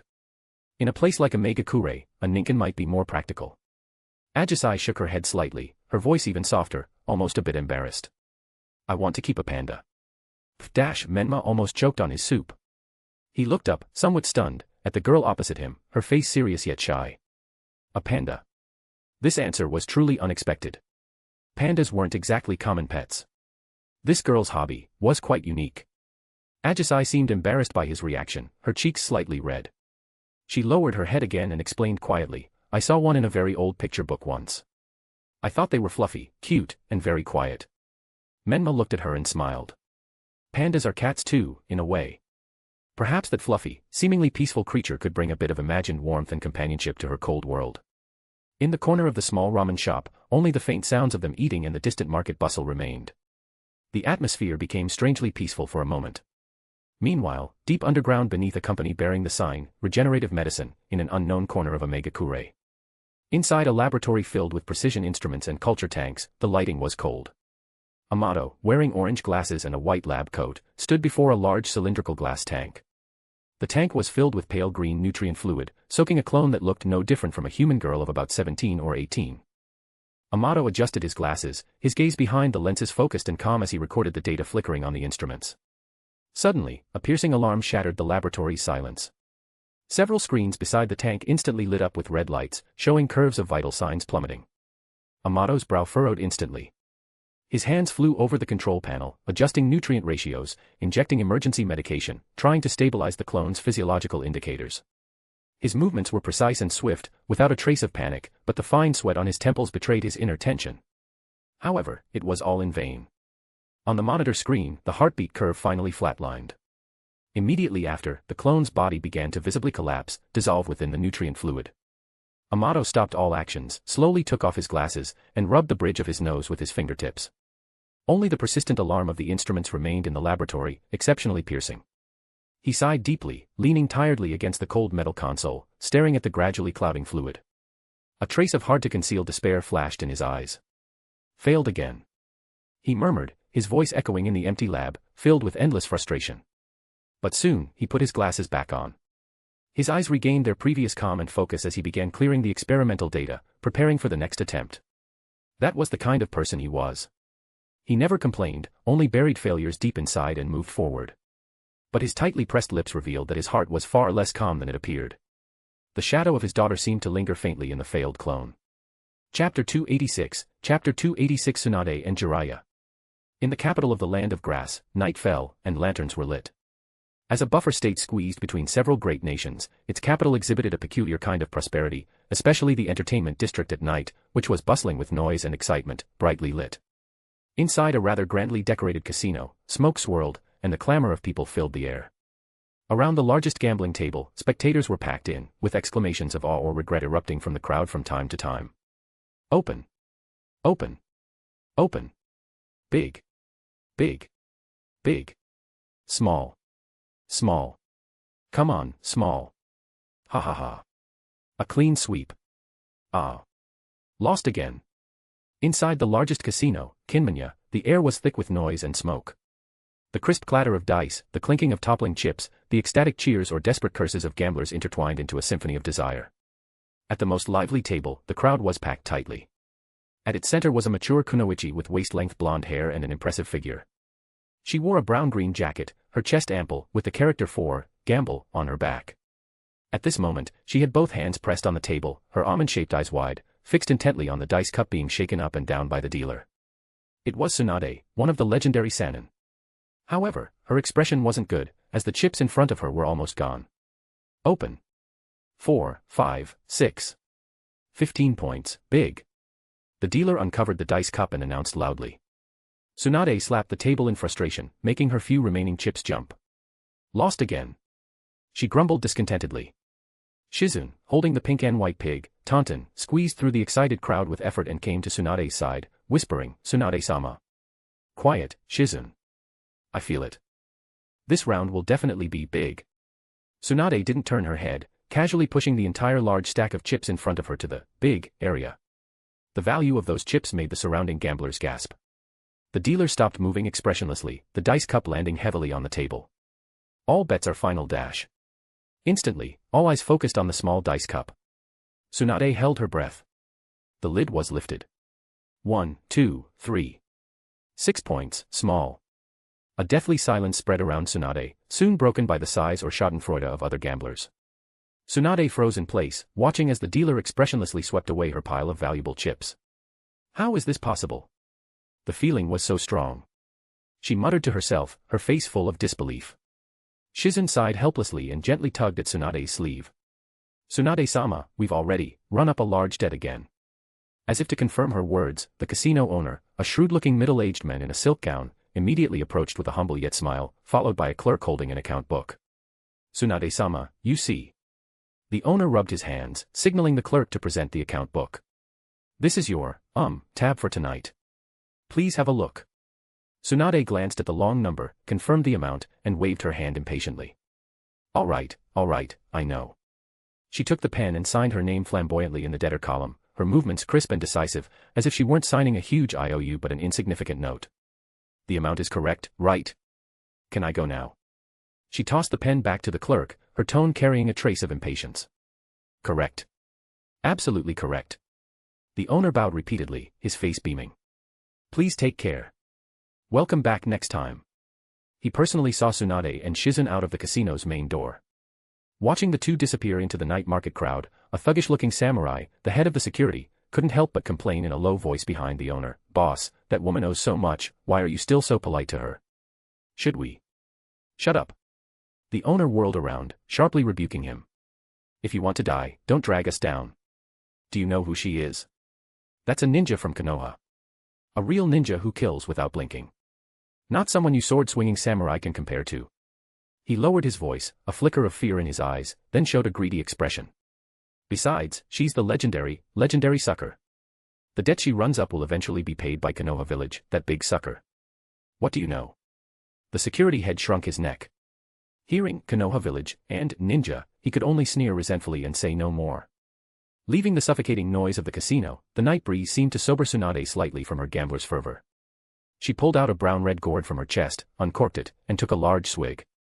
The pungent liquid slid down her throat, making her frown slightly, yet she felt a sense of relief. Shizun, why did you come looking for me today? She asked as she walked, swaying the gourd, her gaze sweeping over the dazzling array of food stalls and variety shops lining the street. Usually, you wait until I've lost everything by dawn and go back on my own. Her gambling luck was well known, and usually by dawn, she would have lost everything and then returned to her lodging disheartened. As for the debts she owed, she never worried about extortion. After all, ninja weren't exactly pushovers. If the other party tried anything, Konoha's ANBU wouldn't mind stretching their limbs. Shizune, holding tauntaun, quickened her pace to keep up with Tsunade, her tone worried. Jiraiya-sama is here. He brought some news from the village. Jiraiya. Tsunade's steps halted, a flicker of surprise in her eyes. That guy, wasn't he chasing his research material and the child of prophecy all over the world? What brought him here to find me? Soon, they returned to the quiet inn where they were staying. Lanterns hung at the inn's entrance, casting a dim yellow light. And right next to the inn, in front of the ornately decorated establishment named Flower Moon, from which came the sounds of string music and feminine laughter, a familiar white-haired figure was surrounded by several brightly dressed geisha. Jiraiya, wearing a red short coat and geta, was gesturing animatedly, saying something that made the geisha cover their mouths with giggles, their bodies shaking with laughter. Several cross-shaped veins instantly bulged on Tsunade's forehead. She clenched her fist, knuckles cracking softly. You idiot. A roar shattered the night's tranquility. Tsunade's figure flashed, instantly appearing behind Jiraiya. A fist concentrated with monstrous strength mercilessly smashed into the back of Jiraiya's head. Ow dash. Jiraiya let out a miserable shriek, lurching forward and nearly falling face first into the ground. He clutched the back of his head, which instantly swelled into a large bump, tears welling in his eyes as he looked back. Tsunade. What was that for? It hurts. The geisha were startled at first, but upon seeing it was a well-endowed woman, they couldn't help but giggle and soon dispersed with playful laughs. What for? Tsunade slung the gourd over her shoulder, crossed her arms, and looked down at the grimacing Jiraiya. I should be asking what you old pervert, are doing here. Shouldn't you be off in the land of hot water doing your research? What are you doing looking for me? She emphasized the word research with heavy sarcasm.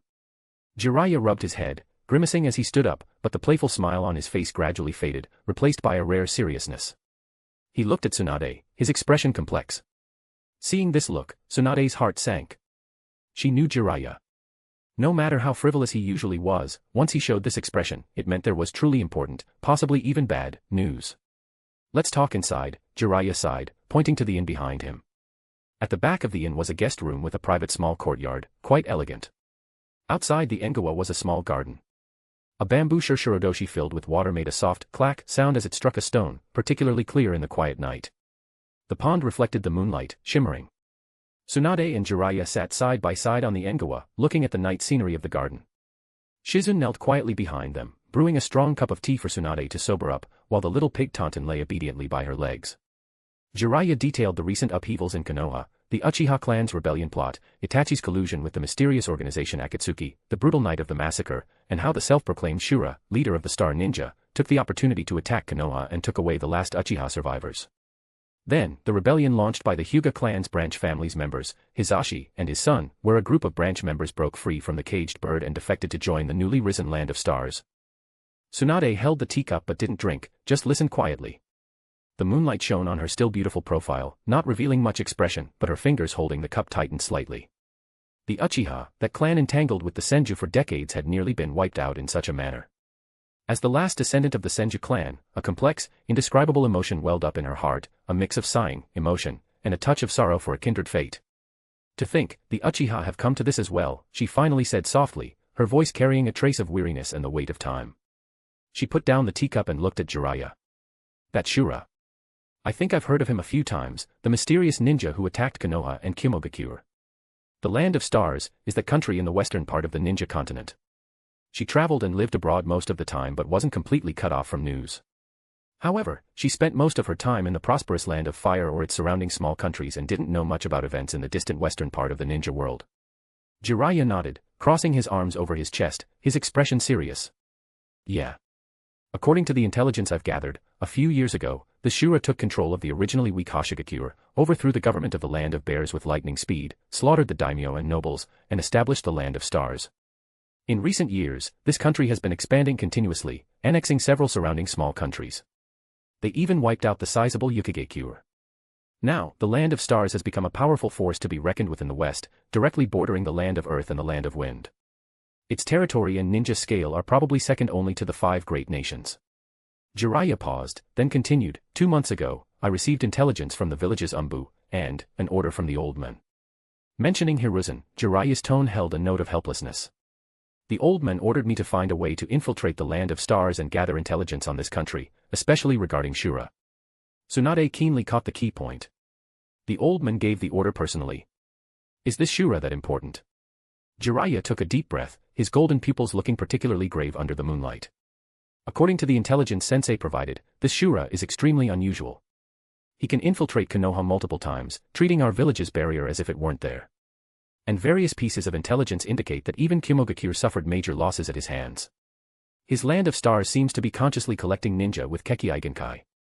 It said he has a female Uchiha ninja under his command named Uchiha Hikari, suspected to be a descendant of the clansman who left Konoha with Uchiha Madara back in the day. In the team that attacked Konoha this time, multiple rare Kekkei Genkai appeared, including the Shikatsumiyaku from Kirigakure, the Ketsuyugen of the Chinoi clan, and even, clansmen of the Uzumaki clan. The Uzumaki clan. Tsunade looked up sharply, a flash of shock in her eyes. That surname stirred deep-seated memories in her, reminding her of her grandmother, the first Nine-Tails Jinchuriki who sealed the Nine Tails. Uzumaki Mito. Shizun, beside her, also gasped, covering her mouth. The Uzumaki clan. Didn't they perish due to war many years ago? And how could the Hyuga clan's branch family's members break free from the caged bird? Tsunade looked at Jiraiya with equal confusion. The Hyuga clan's caged bird seal was considered almost unbreakable. Jiraiya shook his head, his face also full of bewilderment. That's the issue. This Shura seems to possess some unknown power. Not only can he find these Kekkei Genkai users who should have been lost to history, but he can even break powerful restraints like the caged bird. I suspect. His voice lowered. The child of darkness that the great Toad Sage prophesied might bring destruction to the world, perhaps, is this Shura. The courtyard fell into silence, broken only by the occasional clack of the Shurshurodoshi. The moonlight seemed to carry a chill. Tsunade fell silent. She finally understood why Jiraiya had come to see her so seriously. It wasn't just to convey the changes in Konoha, but because he was about to step into an extremely dangerous and unknown territory. The prophesied, child of darkness, a powerful ninja rapidly rising, full of mysteries, seemingly able to break common sense. Jiraiya looked at Tsunade, his tone lightening a bit, but his eyes still serious. So, before heading into that dragon's den and tiger's lair, I had to come see an old friend, see how much money our legendary sucker has run up this time. However, before going west, I still need to make a trip to the land of rain. There seemed to be some restless movements there too. Jiraiya thought of the Akatsuki mentioned in Hiruzen's intelligence, and the images of Yahiko, Nagato, and Konan surfaced in his mind. I wonder how those three are doing. Jiraiya thought about their last parting, it had been 16 or 17 years. Tsunade rolled her eyes at him, the previously heavy atmosphere dissipating somewhat. She picked up the gourd and took another sip, her gaze turning back to the deep night outside the window.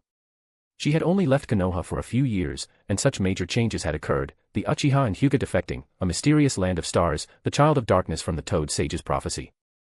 Tsunade couldn't help but think gloomily, old man, just what have you been doing? Chapter 287, Chapter 287 Mangekyo's Grand Stage. Early morning. Tsunade woke with a throbbing hangover headache. Sunlight streamed through the window lattice, stinging her eyes. She sat up, rubbing her temples, and saw Shizun already fully dressed, standing by the bed with a worried look, holding a letter. Tsunade-sama, Jiraiya-sama, he left this letter. He's already gone. Shizun handed over the letter. Tsunade took it and skimmed it quickly. The letter didn't say much, just reiterated the danger of the land of stars and the necessity of the investigation, and told them to take care. She crumpled the letter casually and tossed it aside. I know, she said, her voice hoarse, throwing off the covers and getting out of bed. Shizun, pack our things. We're leaving too. Shizun was stunned. Leaving. Tsunade-sama, where are we going? The land of stars. Tsunade walked to the table, picked up the half-finished gourd from last night, and took a swig, trying to suppress the headache. The land of stars. Shizun nearly jumped in shock. But. Tsunade-sama. According to Jiraiya-sama, that Azura and his star ninjas are very dangerous. Why would we go there? Tsunade walked to the wash basin, splashing cold water on her face to clear her head. No reason, really. Just heard some gamblers who travel all over chatting in the casino, saying the land of stars is filthy rich and incredibly prosperous these days. If it's that prosperous, the casinos must be huge. Might run into some new games, maybe my luck will turn. She flicked the water off her hands, her tone casual. Shizun held Taunton and looked at her helplessly. Tsunade-sama. Do you even believe that reason yourself? Tsunade glared at Shizen through the mirror, her tone leaving no room for argument. Enough talk. Hurry up and pack. One more word and I'll use your allowance for the month as gambling money too. Shizen immediately shut her mouth and resignedly began packing their bags. She knew very well that once Tsunade made up her mind, especially when it involved gambling or alcohol, almost no one could change it. And deep down, she also understood that Tsunade's decision to go to the Land of Stars wasn't just for gambling. Tsunade didn't look at Shizen, just gazed out the window at the gradually bustling street, her voice lowering slightly. Some things, you have to see with your own eyes. She remembered Jiraiya mentioning the Uzumaki clan last night. Grandma Mito's clansmen. If there really were survivors living in the Land of Stars, she couldn't just ignore it. After all, she carried 1/4 Uzumaki blood herself. Moreover, the drastic changes in Konoha, the defection of the Uchiha and Hyuga, filled her with doubts and an indescribable sense of pull. The rain in Mangekyo seemed endless. Cold raindrops beat against the towering iron towers and crisscrossing pipes, creating a monotonous, oppressive hum, shrouding the entire village in a grey mist. People hurried through the streets, most wrapped in dark raincoats, heads bowed as if trying to merge completely with the gloomy backdrop. On the 3rd floor of a dilapidated building near the village center, Menma stood behind a slightly ajar window, his gaze piercing through the rain, fixed on a rather modern-looking building across the street. The glass curtain wall of that building was blurred by the rain. A metal sign at the entrance read, Regenerative Medical Technology Company. Occasionally, people in white coats or suits entered and exited, standing out starkly against the surrounding decay. His mind's eye of Kagura perception extended like invisible tendrils, meticulously scanning the building. Its internal structure, personnel distribution, chakra fluctuations. Everything slowly took shape in his perception. Deep underground, he detected several abnormally weak chakra signatures, lacking the vitality of natural life, as if artificially cultivated, quite similar to the failed clones from Orochimaru's experiments in his memory. Amidst these chaotic fluctuations, one chakra signature stood out as particularly calm and condensed, operating with the stable precision of a fine instrument, carrying an almost coldly rational aura. Amato. Menma murmured to himself, almost certain this chakra belonged to one of his targets. The thought waves of this genius scientist were like a deep, still pond, difficult to fathom. However, what concerned him more was that he didn't sense any chakra that might belong to Jigen, or rather, the Otsutsuki. He's hiding well. Menma frowned slightly. Among the people he had met, only the soul of Hamura contained chakra closest to the Otsutsuki clan, so he was searching based on that direction. But Jigen, having lurked for 1,000 years, his concealment ability must be beyond imagination. Perhaps he wasn't in the Land of Rain at the moment, or perhaps he was using some extremely special method to completely block his presence. Just then, a soft but hesitant knock interrupted his thoughts. Knock knock knock. Menma's perception instantly retracted, focusing outside the door. It was Ajisai. She was holding a waterproof oil paper package, standing alone in the corridor, her heartbeat slightly fast, filled with nervousness and a trace of inexplicable expectation. Her chakra was like a blade of grass struggling to grow in the rain. Menma was somewhat surprised. After the ramen shop yesterday, this kind-hearted yet stubborn young kunoichi had finally revealed the name of this regenerative medicine company. It was the largest company in the Land of Rain and the only one possibly involved in high-end biotechnology, with many collaborations with the ninja under Hanzo's command in Mangekyo. After obtaining the information, Menma had rented this temporary base opposite and prepared to leave a shadow clone for long-term surveillance. He hadn't troubled Ajisai at the time and let her go directly. He hadn't expected her to seek him out on her own initiative today. Menma walked over and opened the door. Ajisai stood outside, the rain dampening her purple short hair, a few strands sticking to her smooth temples. Her distinctive training clothes were also slightly wet, making her figure appear even more slender. Seeing Menma, she instinctively shrank her shoulders but still raised the oil paper package in her hand. Her voice was somewhat timid but she tried to maintain composure. That, about the ramen yesterday, thank you for treating me. This is a return gift. I bought it from my favorite shop. Menma leaned against the doorframe, one hand on his hip, a hint of playful smile on his face. Oh. Just a return gift. Not sent by someone to monitor this suspicious character. Ajisai's cheeks flushed slightly, whether from anger or embarrassment. She puffed out her small chest, trying to make her voice sound more forceful. Jay just monitoring you. To prevent you from doing bad things to the village. Menma chuckled softly and shook his head. With you. A mere genin. If a real fight broke out, you probably wouldn't even have the qualification to stand on the battlefield, kid. His tone held a bit of teasing but also stated a cruel fact. Ajisai's eyes dimmed for a moment, but immediately ignited with stubborn fire. She clenched her fists. Even so. I'll do my best to stop you. Gurgle. Just then, a clear rumbling sound suddenly emanated from Menma's stomach, particularly loud in the quiet corridor. Instantly, the slightly tense confrontational atmosphere vanished without a trace. Ajisai was stunned for a moment, then couldn't help but let out a laugh, quickly covering her mouth, her eyes curving into crescents. Menma's expression also stiffened uncharacteristically, and he rubbed his nose somewhat awkwardly. This body's craving for good food always came at such inopportune times. He sighed and stepped aside. Forget it. Since it's come to this, let's eat first. Ajisai, as if pardoned, quickly slipped into the room. The room was sparse, with only a table and 2 old chairs. The two sat opposite each other, opening the still steaming oil paper package. The 2 bowls of ramen inside emitted a rich aroma, immediately dispelling the gloom of the rainy day. Menma picked up his chopsticks and started eating heartily without ceremony. Ajisai ate her noodles in small bites, sneaking glances at the mysterious boy across from her. He ate with focus, even with a kind of pure enjoyment, completely different from the powerful, seemingly all-controlling aura he occasionally exuded. She found it hard to categorize him as a bad person, yet everything he did was clearly dangerous and unknown. This contradiction confused her greatly. She could only try to convince herself that she was here to monitor him and prevent him from endangering the village. Why are you so determined to find that person named Amato? Ajisai finally couldn't resist asking quietly. Menma didn't look up. Do you need a reason to find someone? Maybe he owes me money. He was making it up off the top of his head.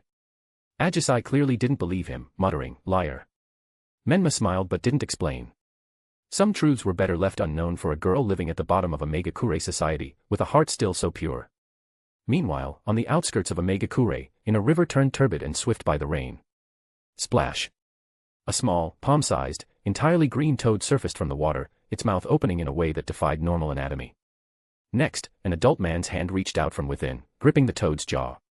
Then, Jiraiya's tall figure emerged as if from another dimension, landing wetly on the water's surface, standing steady. He wore his red short coat, his white long hair soaked by the rain. Wiping the water from his face, Jiraiya looked up at the village before him, shrouded by massive pipes and steel towers, appearing gloomy and cold in the rain. A Mangekyo, how many years has it been? Jiraiya murmured the name, his expression complex, filled with nostalgia, heaviness, and a trace of barely perceptible pain. His thoughts involuntarily drifted back many years, to that war-torn era, when he met 3 helpless war orphans in the land of rain. Yahiko's idealistic eyes and orange hair, Konan's quiet gentleness folding paper flowers, Nagato's red hair and the legendary Rinnegan yet introverted nature. Their faces appeared clearly before him. Yahiko. Jiraiya muttered to himself, then sighed heavily. He had taught them ninjutsu, hoping they could gain the power to protect themselves, and firmly believed Yahiko could bring change. However, the later news was heartbreaking.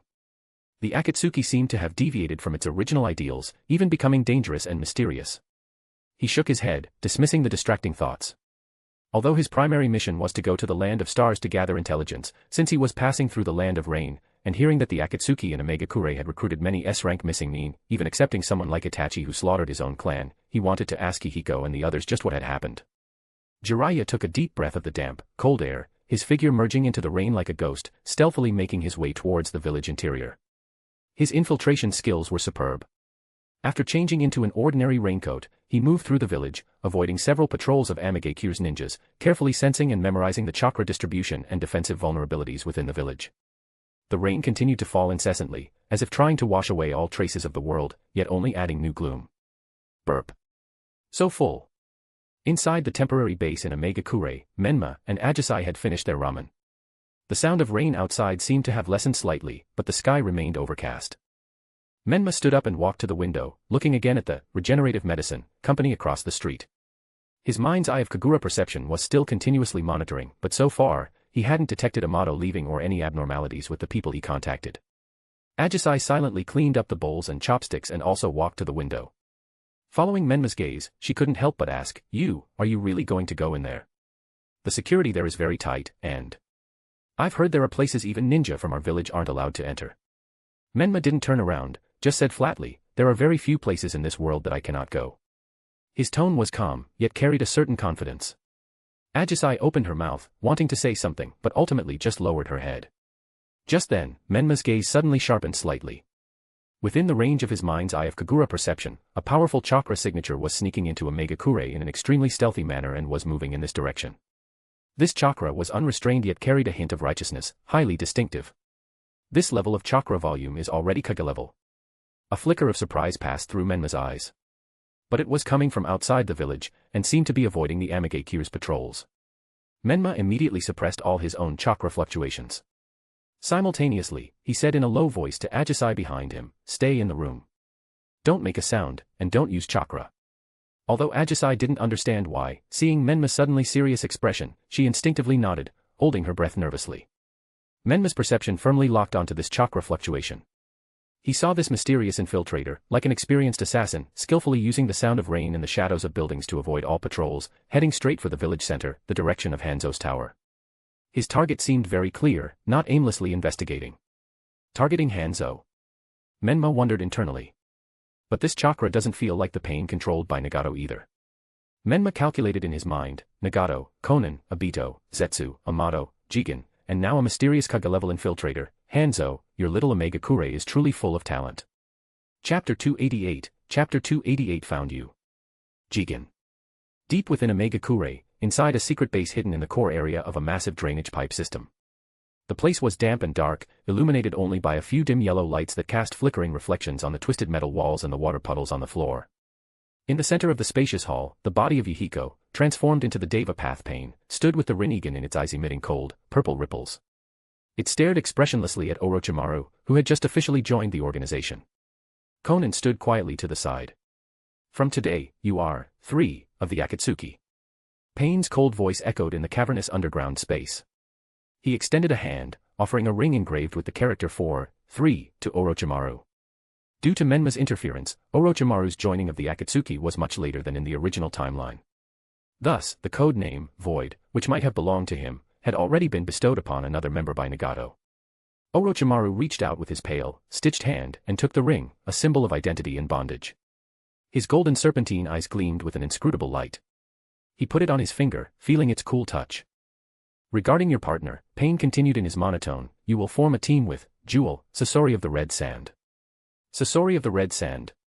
Orochimaru's snake-like eyes narrowed slightly, showing a flicker of interest. That genius puppeteer from Sunagakure? Heh. To think he disappeared over a decade ago, even the third Kazekage's disappearance is related to him. TSK. He actually joined Akatsuki too. This was indeed unexpected intelligence.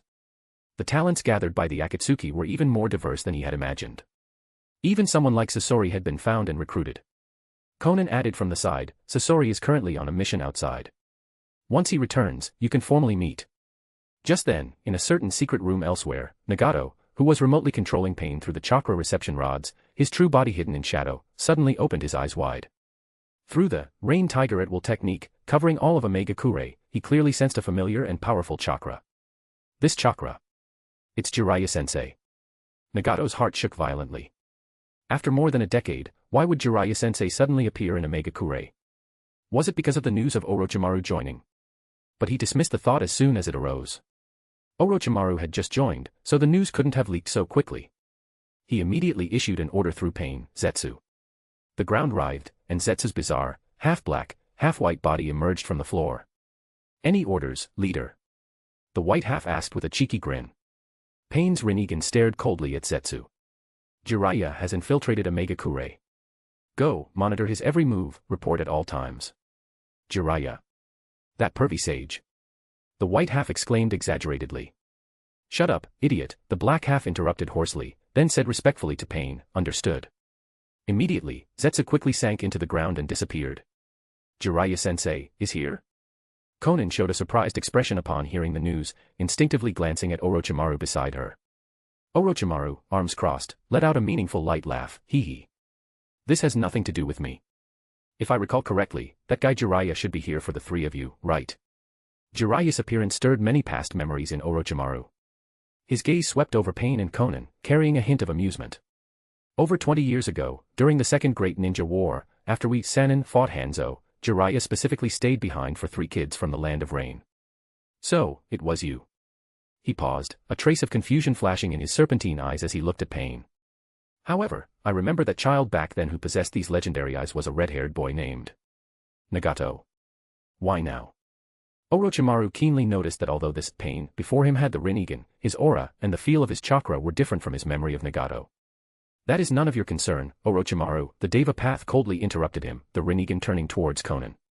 Pain's voice remained cold, carrying a sense of finality that severed the past. The past is irrelevant. The path we have chosen now is fundamentally different from what Jiraiya-sensei believes in. Conan, wait for Zetsu's report for now. If Jiraiya-sensei's target isn't us, if he's just passing through or investigating information on Hanzo, then let him be. But if he is targeting the Akatsuki. A flash of cold killing intent passed through Pain's Rinnegan. You go and persuade him to leave first. If he insists on investigating to the end, interfering with our plans, then don't blame me for disregarding our past teacher-student bond.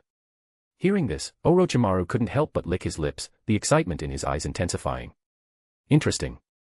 A drama of mentor and student turning against each other. How delightful. He felt even more that joining the Akatsuki was the right decision. Not only did it hold the Rinnegan he coveted, but he could also witness such splendid drama. Meanwhile, in the room Menma had rented, he was fully focused on maintaining the mind's eye of Kaguya, meticulously sensing the movements inside the regenerative medicine building across the street.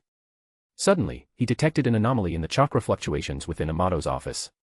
Amato seemed to be talking to someone, but in his sensory perception, aside from Amato's stable and calm chakra, there was actually nothing else there.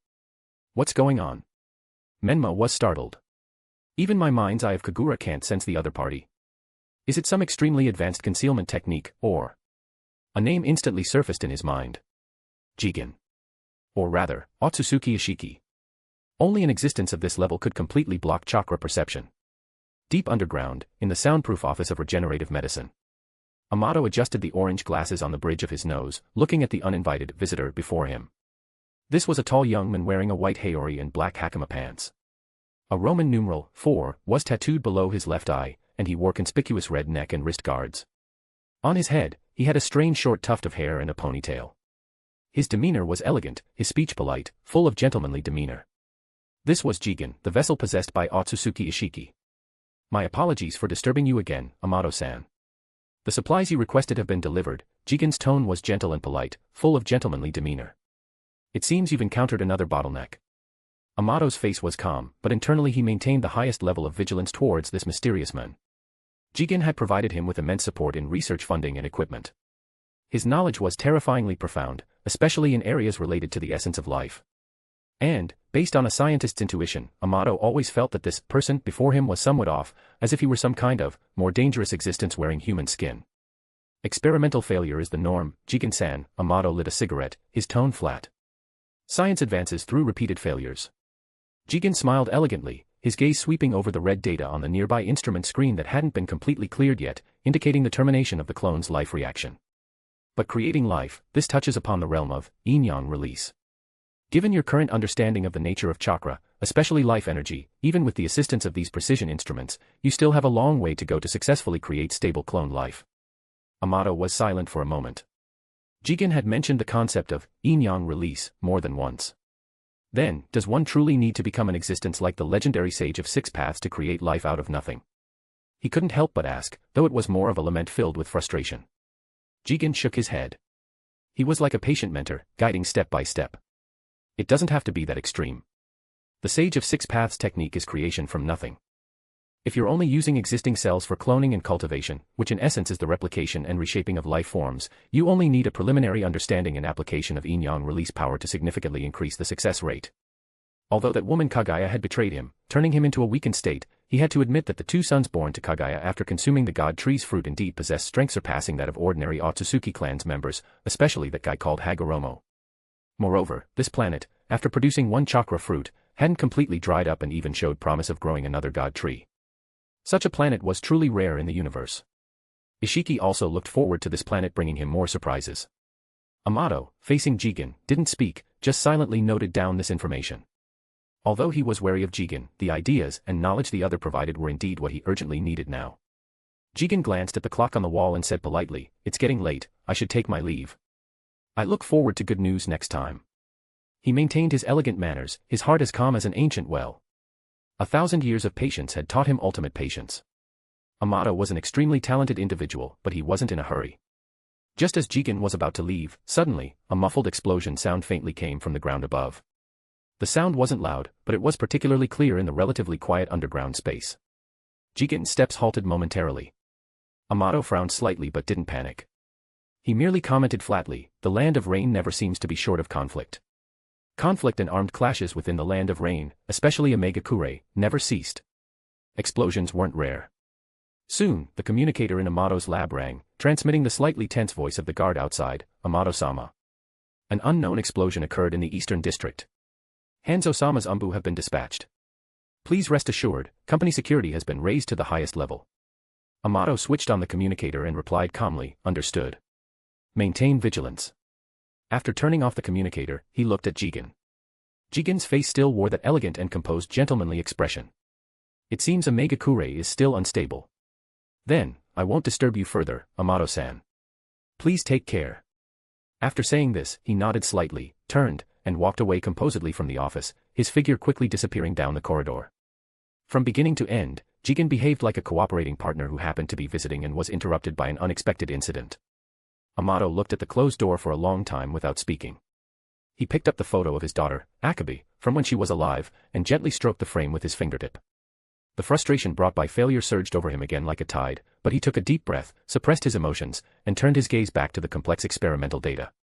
After Jigen left, the abnormal feeling of nothingness in Amato's office in Menma's mind's eye of Kaguya also disappeared. It was him after all. Jigen. Menma became even more certain. He was just here, and he has the ability to completely evade my perception. This ability isn't concealment, but a higher-level perception blocking, stemming from the Otsutsuki clan's bloodline suppression, right? Truly terrifying. It seems that keeping a close watch on Amato is a clear lead to finding him. The explosion sound from the eastern district in the distance, and the dispatch of Mangekyo's ANBU, also led Menma to guess that the mysterious infiltrating ninja might have been discovered by Mangekyo's ninjas. Menma retracted his mind's eye of Kaguya. Jigen's appearance made him realize that it wasn't a simple concealment ability on Jigen's part, and it was likely an ability to block chakra perception. Simply monitoring from a distance would probably be difficult to achieve a breakthrough. I must find a way to plant a flying thunder god mark on him. Menma contemplated internally. Can Hikari's Yachihoko penetrate his blocking? Thinking of the Mangekyo Sharingan's dojutsu containing space-time power and the flying thunder god technique, he began to formulate a plan. If successful, Jigen's greatest reliance, which is hiding in a different dimension, would become useless. Thinking of Jigen's different dimension, Menma couldn't help but think about the second ten-tails hidden by Ishiki in that dimension and the remains of the so-called god of Otsutsuki clan, Otsutsuki Shirbai. Although the second ten-tails was just a sapling that hadn't devoured an Otsutsuki sacrifice or absorbed planetary energy to grow into a god tree, the amount of chakra it contained was still enough to shake the ninja world. In the original Boruto story, before his big battle with Naruto and Sasuke, Jigen specifically came to absorb the ten-tails chakra, enabling him to unlock the second stage of the Kama, and suppress Nine-Tails Sage Mode Naruto and Rinnegan Seizure in one fell swoop. The second stage of Kama probably has power at the peak of Super Kaga level, but still somewhat short of true Six Paths level. Moreover, Jigen's body doesn't seem to be able to withstand that power for long, it's an overdraft-type burst. Menma calmly analyzed the potential opponent's strength. Compared to Kaguya, who had power but immature combat awareness, Ishiki, who has lurked in the ninja world for 1,000 years, obviously has much more sophisticated combat experience and strategy. The core abilities of his Daikokuten and Sukuna Hikona are troublesome, but for someone like me who knows the information, they aren't unsolvable. The most troublesome thing is if he sees the situation turning unfavorable and directly hides in his different dimension. Also, those androids created by Amato possess the abilities of Otsutsuki Shirbai, meaning Ishiki holds Shirbai's remains. Clearly, when Kaguya ambushed Ishiki back then, she also intended to seize Shirbai's remains, but he managed to escape. Over there, it seems like the fighting is getting worse. Just as Menma was immersed in strategic deduction, Ajisai's nervous exclamation came from beside him. She was leaning by the window, looking worriedly towards the eastern district. In the curtain of rain, a thick, black smoke mixed with flames billowed up. Even from a considerable distance, the sounds of commotion could faintly be heard. Ajisai turned around, her face filled with anxiety. I have to go check it out. As a ninja of Mangekyo, maintaining the village's order was almost instinctive. Before her words fully faded, she had already nimbly flipped out of the window. Her purple figure leaped across the wet rooftops a few times and quickly sped towards the direction of the explosion. Menma shook his head slightly, this girl's kindness and simplicity were really. He deployed the mind's eye of Kaguya again, precisely targeting the core area of the explosion. Chaotic chakra fluctuations, panicked crowds, and the rapidly arriving ANBU with the uniquely cold aura characteristic of Hanzo's forces. However, at the edge of his perception, the location of the explosion seemed to deviate somewhat from the direction of the mysterious infiltrator. A trace of doubt surfaced in Menma's mind. He quickly formed hand seals. Shadow clone technique. A faint puff of white smoke appeared, and a young man identical to Menma's current disguise appeared in the corner of the room. This was Menma's contingency measure. This shadow clone would remain here long-term to monitor the movements of regenerative medicine. As long as they kept a close watch on Amato, Jigen would have to show up eventually. "Leave this place to me, original," the shadow clone said in a low voice, then walked to the window and used the mind's eye of Kaguya to firmly lock onto the building across the street. Menma casually grabbed a worn gray raincoat nearby, threw it over himself, pulled down the hood, and his figure melted into the pattering rain, silently following Ajisai. The rain grew heavier, washing away the filth on the streets and further blurring visibility. But this rain was blocked a few centimeters above Menma's head as if by an invisible umbrella, not a single drop wet his raincoat. Menma trailed far behind Ajisai, watching her agilely navigate narrow alleys and low rooftops, her familiarity with the terrain far exceeding that of an outsider. Soon, the two of them approached the incident location one after the other. The explosion seemed to have originated from a street-side shop, which was now in complete disarray. Charred wood and broken bricks were scattered everywhere. Several Mangekyo's ANBU were cordoning off the scene, setting up barrier lines and dispersing the onlookers. Menma's gaze swept over the scene and soon landed on a still intact izakaya across the street. On the second floor of the izakaya, an open window revealed a particularly conspicuous figure leaning against the windowsill. That person had wild, untamed white hair and wore a red short coat. Even through the rain, one could see him with arms around several scantily clad hostesses, chatting and laughing, holding a sake cup, just like someone enjoying himself in a pleasure quarter. Jiraiya. The corner of Menma's mouth twitched slightly. So it was this guy. As expected, no matter where he went, he never forgot to gather material and enjoy himself. Judging by his leisurely demeanor, the explosion clearly had nothing to do with him. Just then, several Mangekyo's ninjas, bound hand and foot, covered in wounds, were dragged out by the ANBU and escorted under guard to the center of the street. An ANBU captain coldly read out their crimes: conspiracy to rebel, attacking the security forces under Hanzo's governance. Immediately, blades flashed. A few short, sharp screams were drowned out by the rain. Blood instantly stained the wet ground, only to be quickly diluted and washed away by the rainwater. The surrounding citizens showed fear, lowering their heads and quickly leaving, not daring to look further. This was a Mangekyo, the normal state under Hanzo's iron-fisted, brutal rule. Ajisai stood at the mouth of an alley not far away, witnessing this bloody scene. Her face was pale, and she bit her lower lip tightly. She seemed to want to step forward but ultimately held back, just silently watching the ANBU clean up the scene. Menma's attention, however, wasn't fully focused on this obvious sideshow. His mind's eye of Kaguya caught two more concealed chakra fluctuations rapidly approaching. One was cold, elusive, carrying a plant-like fishy smell, spreading quietly like underground mold, Zetsu. The other chakra was even more familiar, sharp and light, like countless fluttering paper sheets. Konan. Zetsu's chakra was hidden underground at a street corner, clearly on a monitoring mission. And Konan was gliding directly from above, landing as lightly as a paper butterfly on the roof of that izakaya. Her gaze pierced through the rain, falling gravely upon the white-haired figure on the second floor who was still blissfully unaware, drinking and making merry. He's the target. Menma understood inwardly. For some reason, Jiraiya had noticed the Akatsuki many years earlier than expected and had even infiltrated to investigate. And Nagato had also discovered Jiraiya's infiltration. Konan was probably sent here to persuade him to leave. He quietly took a few steps back, completely concealing himself in the shadow behind a building, like a true bystander, waiting to see how this impending reunion between mentor and student would unfold. The rain poured down. It seemed there was a good show to watch next. Chapter 289, Chapter 289 Menma and Jiraiya. The rain fell in a continuous drizzle, tapping a dull, steady rhythm against the wooden lattice window of the izakaya. Jiraiya, with a woman under each arm, seemed utterly immersed in his pleasures, his boisterous laughter mingling with the coquettish giggles of the hostesses. Yet, the corner of his eye remained fixed on the street outside, recently washed by blood and rain. My, that was terrifying, one of the heavily made-up hostesses beside him said, patting her chest and looking out the window at the dispersing crowd with lingering fear. These things happen every few days. If ordinary folks like us get caught up in it, we die without even knowing why.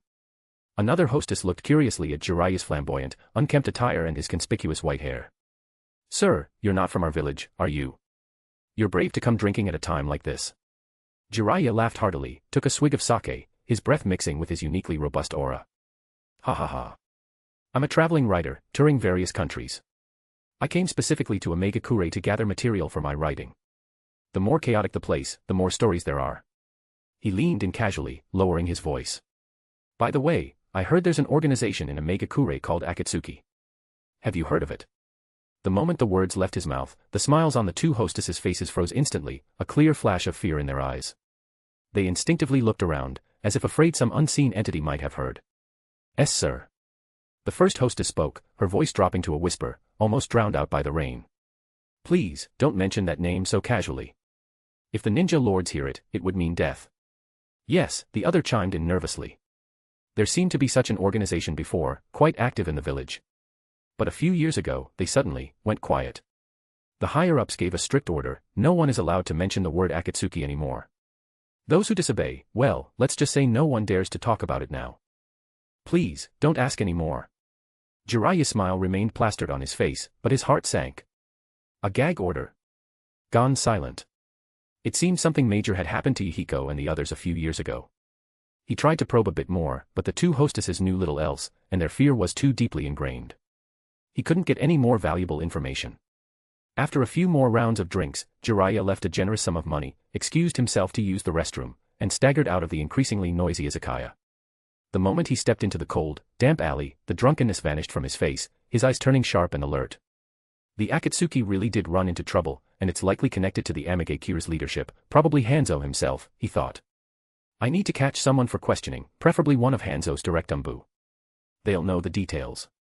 He moved quickly through the curtain of rain, finding a secluded spot in an alley. It was near a regular patrol route for Mangekyo's ninja and relatively hidden. He formed hand signs and muttered, summoning technique. A faint puff of smoke appeared, and a peculiarly shaped giant toad materialized on the spot. "Thanks for the help, Maisgama." Jiraiya greeted it. The usual. Maisgama's shell rapidly morphed and expanded, transforming into what looked like a cozy ramen shop, blending cleverly with the surrounding buildings of a megakure. Steaming, illusory vapor rose from beneath the sign, and the enticing aroma of food filled the air.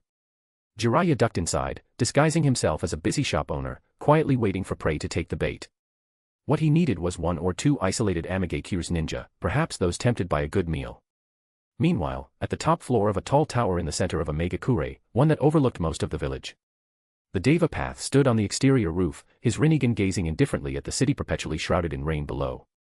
The minor dust stirred up by the distant rebellion and its suppression had long since been completely quelled by the rain. Rokusho Aoi, wearing an Megakure uniform and carrying a strange umbrella sword on his back, appeared silently behind him, kneeling on one knee. "Pain-sama." Hanzo dispatched 12 ANBU. The rebels were 5 chunin dissatisfied with the rule. They have been executed in the street. Aoi, this former Konoha's missing nin, had managed to establish himself in a Megakure by stealing the second Hokage's sword of the Thunder God and various Konoha's intelligence, even earning the privilege of an audience with Hanzo the Salamander. However, he had long been won over by Nagato's power and joined the Akatsuki, becoming a nail driven into Hanzo's forces. Hanzo himself remains holed up in the deepest part of his fortress, not taking a single step outside, Aoi added, a trace of barely perceptible mockery in his tone. The once feared demigod had now been utterly consumed by old age, paranoia, and fear of the Rinnegan's power, only daring to rely on iron-fisted suppression and layers of guards to maintain his crumbling rule. "Continue surveillance," the Deva Path's voice was devoid of fluctuation. "Report any unusual movements immediately." "Yes." Aoi bowed his head in acknowledgement, his figure fading away silently. Elsewhere, Menma found a despondent Ajisai in a wet alley. She walked alone in the rain, seemingly oblivious to the cold droplets beating down on her. Her purple, curly hair was soaked, clinging to her cheeks and neck. Her distinctive training clothes were completely drenched, making her appear even smaller and more pitiful. She kept her head down, her shoulders trembling slightly as if she were crying silently. Menma, holding an oil paper umbrella of unknown origin, walked silently to her side and tilted the umbrella over her, blocking the continuous rain. Ajisai looked up blankly, rain and tears mingling on her pale face. She looked at Menma, her lips quivering, her voice choked with sobs. Among them, there was Kenta. He was my friend from our wandering days. We wandered together, became ninja together.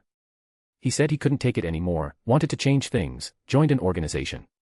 But. She couldn't continue, overwhelmed by immense grief and helplessness. She couldn't even retrieve her friend's body. Hanzo's ANBU circled nearby like vultures, anyone trying to approach would be mercilessly torn apart. Menma looked at her silently. He knew there were countless Mangekyo's ninja like this Kenta, filled with resentment towards Hanzo's rule. They formed small groups full of hope yet fragile as glass. Like moths to a flame, every feeble rebellion invited the most brutal suppression, ultimately becoming another stain of blood on the streets. Why? Ajisai's voice broke in the rain. Why is the world like this? For as long as I can remember, this country has been at war, people dying, conflict, poverty, hunger, it never stops. Is it like this in other countries too? Menma let out a soft sigh, a rare trace of pity flashing in his eyes. He looked towards the hazy, oppressive outlines of buildings in the distant rain, his voice calm yet carrying a heavy, penetrating quality. Other places? Perhaps they appear more glamorous on the surface, but in essence, they are no different. The 5 great nations, countless smaller countries, warring amongst themselves, cycles of hatred repeating endlessly without cease. A Mangekyo is merely a microcosm of the millennia of warfare that plagued the entire ninja world. He lowered his head slightly, looking into Ajisai's confused eyes. The only way to truly end all this is to completely destroy all existing nations and the ninja village system. Let the entire ninja world have only one voice, one will, one powerful, unified nation. Only absolute unity can bring absolute order, and the true peace you long for. Ajisai stared blankly, listening. These words were too grand, too shocking for her. Her limited understanding and inherently kind nature made it impossible for her to immediately comprehend, let alone accept, this brutal logic of seeking rebirth through destruction. She only felt an immense fear and confusion instinctively. Menma didn't delve deeper into the topic. He raised his hand and pointed towards a ramen shop at the street corner ahead, its sign reading, Grand Opening Discount, and emitting a warm light. It's getting dark, and the rain is cold. Let's get something to eat first. His tone returned to normal. What I said earlier, you can think about it slowly. If you grow tired of the rain and death here, and want to search for a different future, I can take you away. Having said that, he pushed open the ramen shop's door and walked in first. The wind chime under the eaves rang clearly. Ajisai hesitated for a moment, wiped the rain and tears from her face, took a deep breath, and followed him inside. Her heart was still heavy, but the hunger in her stomach and her curiosity about the boy propelled her forward. Inside the ramen shop, Jiraiya, disguised as the proprietor in a chef's outfit, had initially thought his target had arrived and enthusiastically called out "Welcome," only to see 2 teenagers enter, one of them a girl wearing an Mangekyo's forehead protector. He was instantly disappointed. But seeing Ajisai's obviously tear-stained face, filled with childishness and exhaustion, a pang of pity arose in him. Such a young child, already burdened with the identity of a ninja, struggling in this quagmire of a village. Menma naturally walked up and sat at the counter, saying to Jiraiya, "Boss, 2 bowls of ramen." His eyes swept over the simple menu on the wall, and he asked casually, "What do you recommend here?" Jiraiya, grumbling internally about how 2 kids had disrupted his plan to catch a tongue, put on a businesslike smile. Oh, we have signature tonkatsu chashu ramen, fatty beef ramen, and udon." His eyes shifted between Menma and the seated Ajisai, and he asked with a somewhat gossipy tone, "You 2 are a young couple coming to eat ramen together so late?" Ajisai's face instantly turned bright red, and she quickly waved her hands. "And no. We're just. She didn't know how to define her relationship with this mysterious boy beside her. Menma smiled and interjected, "We're friends." Hearing this, Ajisai nodded vigorously in agreement. "I see, friends are good." Jiraiya laughed heartily, turned around, and pretended to busy himself in the back kitchen, while actually fumbling around for the instant ramen packs he'd brought from Konoha, complaining incessantly in his mind. Soon, 2 steaming bowls of ramen were served. Ajisai was starving. She picked up her chopsticks, took a bite, then frowned slightly and whispered to Menma, "This taste seems like instant noodles. No wonder there are no other customers." Her voice was soft, but how could it escape Jiraiya's ears? Jiraiya stumbled, almost falling, feeling extremely embarrassed inside. Menma took a bite, then nodded, seeming thoughtful. "The taste is indeed average. However, I do get a somewhat familiar feeling from this broth." "Oh." Jiraiya immediately became interested, leaning over the counter curiously. What did the customer taste? "This shop's broth is a secret recipe." He tried to salvage a bit of honor. Menma looked up, his clear blue eyes calmly meeting Jiraiya's. His gaze seemed to penetrate Jiraiya's clumsy disguise, making Jiraiya's heart inexplicably skip a beat. He vaguely felt there was an indescribable familiarity about this boy's face and eyes. "It tastes a bit like the mass-produced instant ramen from Konoha," Menma stated flatly. "Boss, your secret recipe wouldn't happen to be imported seasoning packets from Konoha, would it?" Alarm bells rang loudly in Jiraiya's mind. This guy is definitely not ordinary. How could a regular teenager identify the taste of Konoha instant ramen with 1 bite? And pinpoint the origin so accurately? He forced himself to stay calm, laughing it off. "You must be joking, customer. Have you been to Konoha? You don't look like you're from a Mangekyo." He tried to turn the tables, probing the other's origins. Menma ate his noodles unhurriedly, as if merely making conversation. I'm a traveler who enjoys tasting local delicacies from various places. When it comes to ramen, I most highly recommend Ichiraku Ramen in Konoha. Their skill is truly unique. Jiraiya grew even more suspicious and pressed further. What other countries has the customer visited? Seen any characteristic ramen there? To be honest, I'm quite a food connoisseur myself. He tried to use the topic to extract more information. Menma began listing them off one by one, like counting treasures. The land of hot waters ramen often uses high-temperature spring water to brew the broth, giving it a unique flavor. The land of lightnings ramen excels at using specialty ingredients from high mountains and valleys, offering a rugged, wild charm. The land of water, surrounded by sea, often uses seafood as the base for their ramen, exceptionally delicious. The land of earth's ramen is rather ordinary, nothing remarkable. The land of winds ramen is quite distinctive. They add some spices unique to the oases and meats from desert animals, giving it a unique texture. Finally, the land of stars. He paused, his tone seeming to carry a hint of barely detectable admiration. The capital of the land of stars is exceptionally prosperous, gathering ingredients from all over. The ramen shops there serve a full house ramen with various top-tier ingredients gathered in one bowl. The richness of its flavor layers is truly unparalleled. Jiraiya grew more and more astonished as he listened. This boy's knowledge of the customs and cultures of various countries, especially his insights into food, far exceeded Jiraiya's expectations. Some of these countries were places even he hadn't investigated in detail. The customer has been to so many countries. The two of them began conversing, remarking on the food and culture of various nations. The atmosphere unexpectedly became remarkably harmonious. Chapter 290. Chapter 290. My name is Ichiraku. Menma and Jiraiya's conversation continued for quite some time, ranging from the flavor differences of ramen across various countries to strange tales and even delving into the folk customs of some minor nations. Jiraiya, seemingly unrestrained, was actually carefully probing with every sentence, trying to catch any clues from the mysterious boy's words. Menma, on the other hand, responded with ease, his words witty and his insights unique, as if he were truly just a well-traveled food enthusiast. Ajisai sat silently to the side, eating the bowl of ordinary instant ramen in small bites. She watched the two go from strangers to chatting happily, the atmosphere so harmonious it was like old friends who had known each other for years. She felt something was odd. This guy had a maturity beyond his years, and while the white-haired old man seemed lecherous and slovenly, clearly not a good person. Their conversation was something she couldn't follow, but she instinctively felt it was unusual. Finally, the bowls were empty. Menma put down his chopsticks and sighed contentedly. Thanks for the meal, boss. The taste was average, but having a hot bowl of noodles on a rainy night is a pleasure in itself. Menma placed a few crumpled Land of Rain banknotes on the counter. The money was more than enough for 2 bowls of noodles. Jiraiya immediately put on his mercenary shopkeeper smile, accepting the money, but his gaze remained fixed on Menma. I'm glad the customer is satisfied. Seeing you two are so young, be careful out so late at night. Keep that advice for yourself. You don't seem to be a local either, shopkeeper, Menma replied with a smile. Jiraiya's heart grew increasingly uneasy. Has this guy seen through my disguise? Ajisai quickly put down her chopsticks and obediently followed behind Menma, her small figure appearing somewhat frail under the dim light. Just as the two were about to step out of the toad-disguised ramen shop, Jiraiya couldn't hold back any longer and called out to Menma's retreating back, Hey, kid. After talking for so long, I still don't know your name. Menma's steps paused at the doorway, the sound of rain clearly audible from outside. He didn't turn around, only tilted his head slightly, a curve forming at the corner of his mouth. His voice cut clearly through the rain. My name is Ichiraku. Just a passing foodie. Ajisai blinked her big eyes. Though she felt this name was definitely fake, out of politeness, she softly added, I'm Ajisai. As her words fell, Menma pushed open the shop door and led Ajisai into the continuous curtain of rain outside. Inside the shop, the smile on Jiraiya's face instantly froze. Ichiraku. Jiraiya watched their backs disappear outside the door, then shook his head helplessly. What a flimsy fake name. Mentioning Konoha and Ichiraku ramen repeatedly, this kid is definitely doing it on purpose.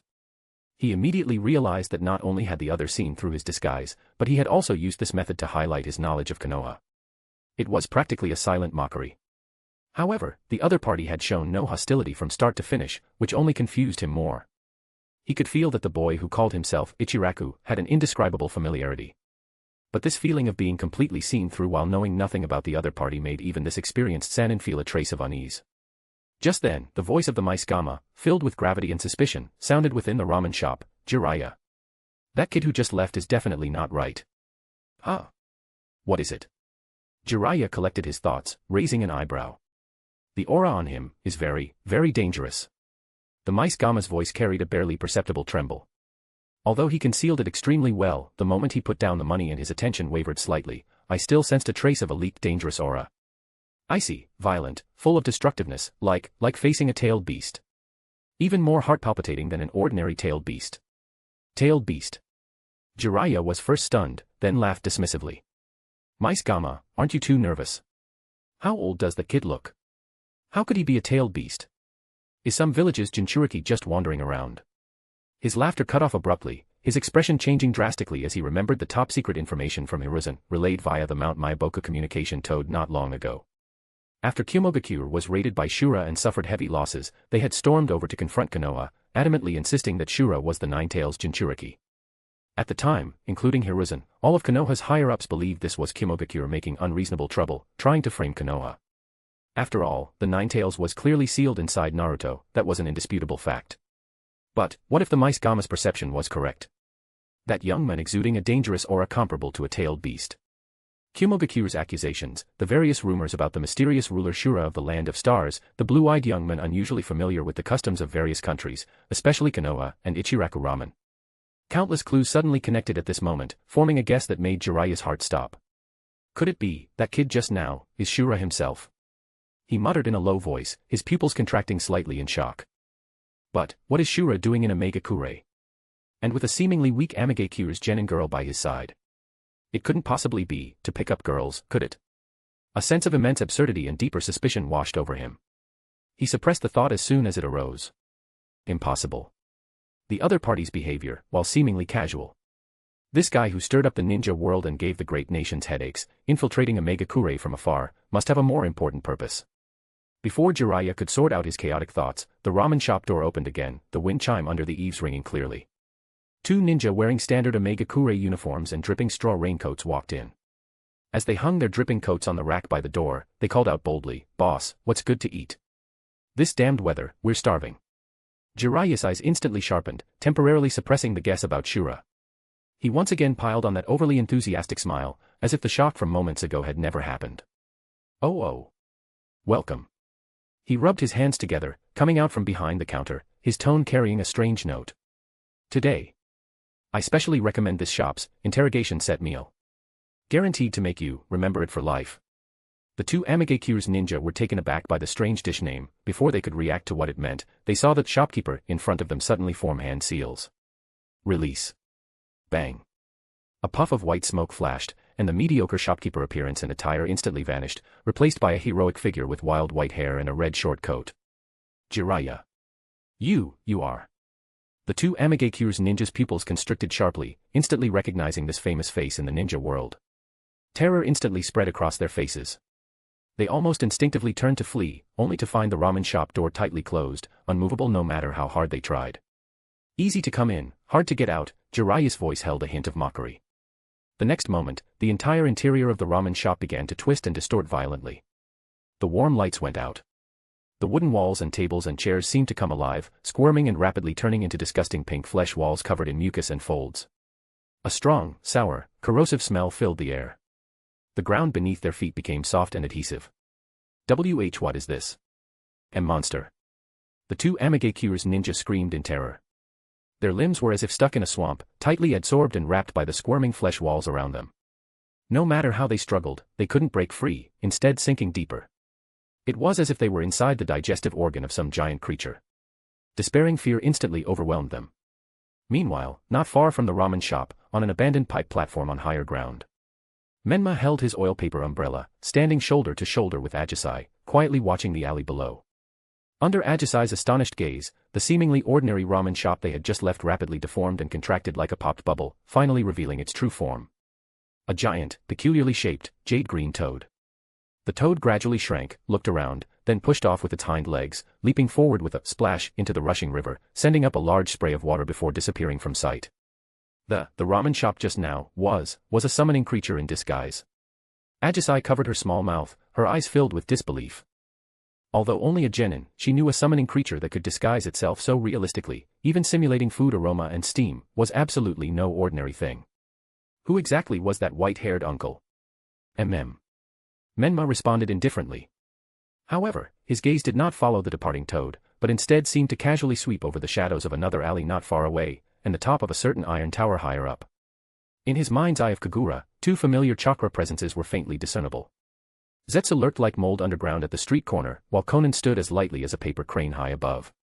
Their attention was clearly focused on the toad that had entered the water and the Jiraiya inside it. A Megakure won't be peaceful from now on. Menma withdrew his gaze and looked at the still shocked Ajisai beside him, his tone calm but carrying a barely perceptible warning. Protect yourself.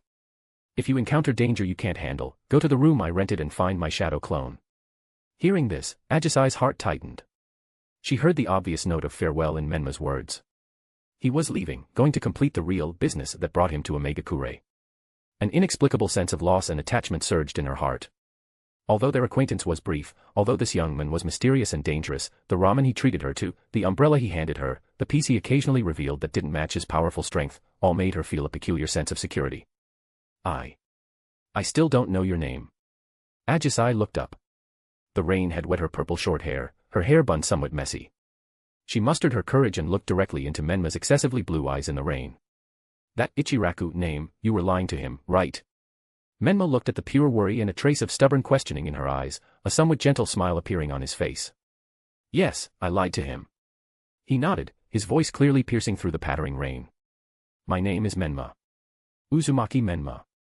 Having said that, he gently shoved the umbrella, which seemed to isolate the rain, into Ajisai's hands. Then, before Ajisai could react, his figure blurred slightly like ink blending into the rain, and he completely vanished before her eyes, leaving no trace. Only the still dry, slightly warm umbrella in her hand proved his previous existence. Uzumaki Menma. Ajisai stood dazedly in place, repeating the name, feeling the sensation from the umbrella handle, her heart filled with mixed feelings. She looked down in the direction Menma had disappeared, gripped the umbrella in her hand tighter, turned, and quickly left this place that was about to become a hotspot. Chapter 291, Chapter 291 Jiraiya, Long Time No See, Conan. Inside the Maisgama. Jiraiya looked at the two Amagekyu's ninjas tightly bound by the flesh walls, their faces showing extreme terror. His face held none of its usual playfulness, only the sternness of an elite ninja. Tell me, what exactly happened between Hanzo the Salamander and the Akatsuki a few years ago? Tell me everything you know. His voice echoed within the sealed esophagus, carrying a pressuring aura. Under the influence of the Maisgama's mucus, which had hallucinogenic and will-weakening effects, and facing the powerful presence of Jiraiya, one of the Sannin, the two Amagekyu's ninjas' psychological defenses quickly collapsed. One of the Chunin, who had participated in the operation to suppress the Akatsuki back then, intermittently disclosed the information he knew. A few years ago, Hanzo the Salamander joined forces with Konoha's ninja, set a trap, feigning peace talks to lure the Akatsuki's leader, Yahiko, whose reputation was growing in the Land of Rain, and his core members. In that ambush, Yahiko died saving his companions, the Akatsuki suffered heavy casualties. However, just when Hanzo thought victory was assured, the red-haired boy from the Akatsuki suddenly erupted with unimaginable terrifying power, summoning a giant, demon god-like puppet that heavily injured the combined forces of Megakure and Konoha. Since then, Hanzo had become a recluse, no longer leaving the central tower, ruling only through his ninja. And he became abnormally sensitive to any whispers about Akatsuki, dispatching heavy forces to suppress them immediately upon discovery.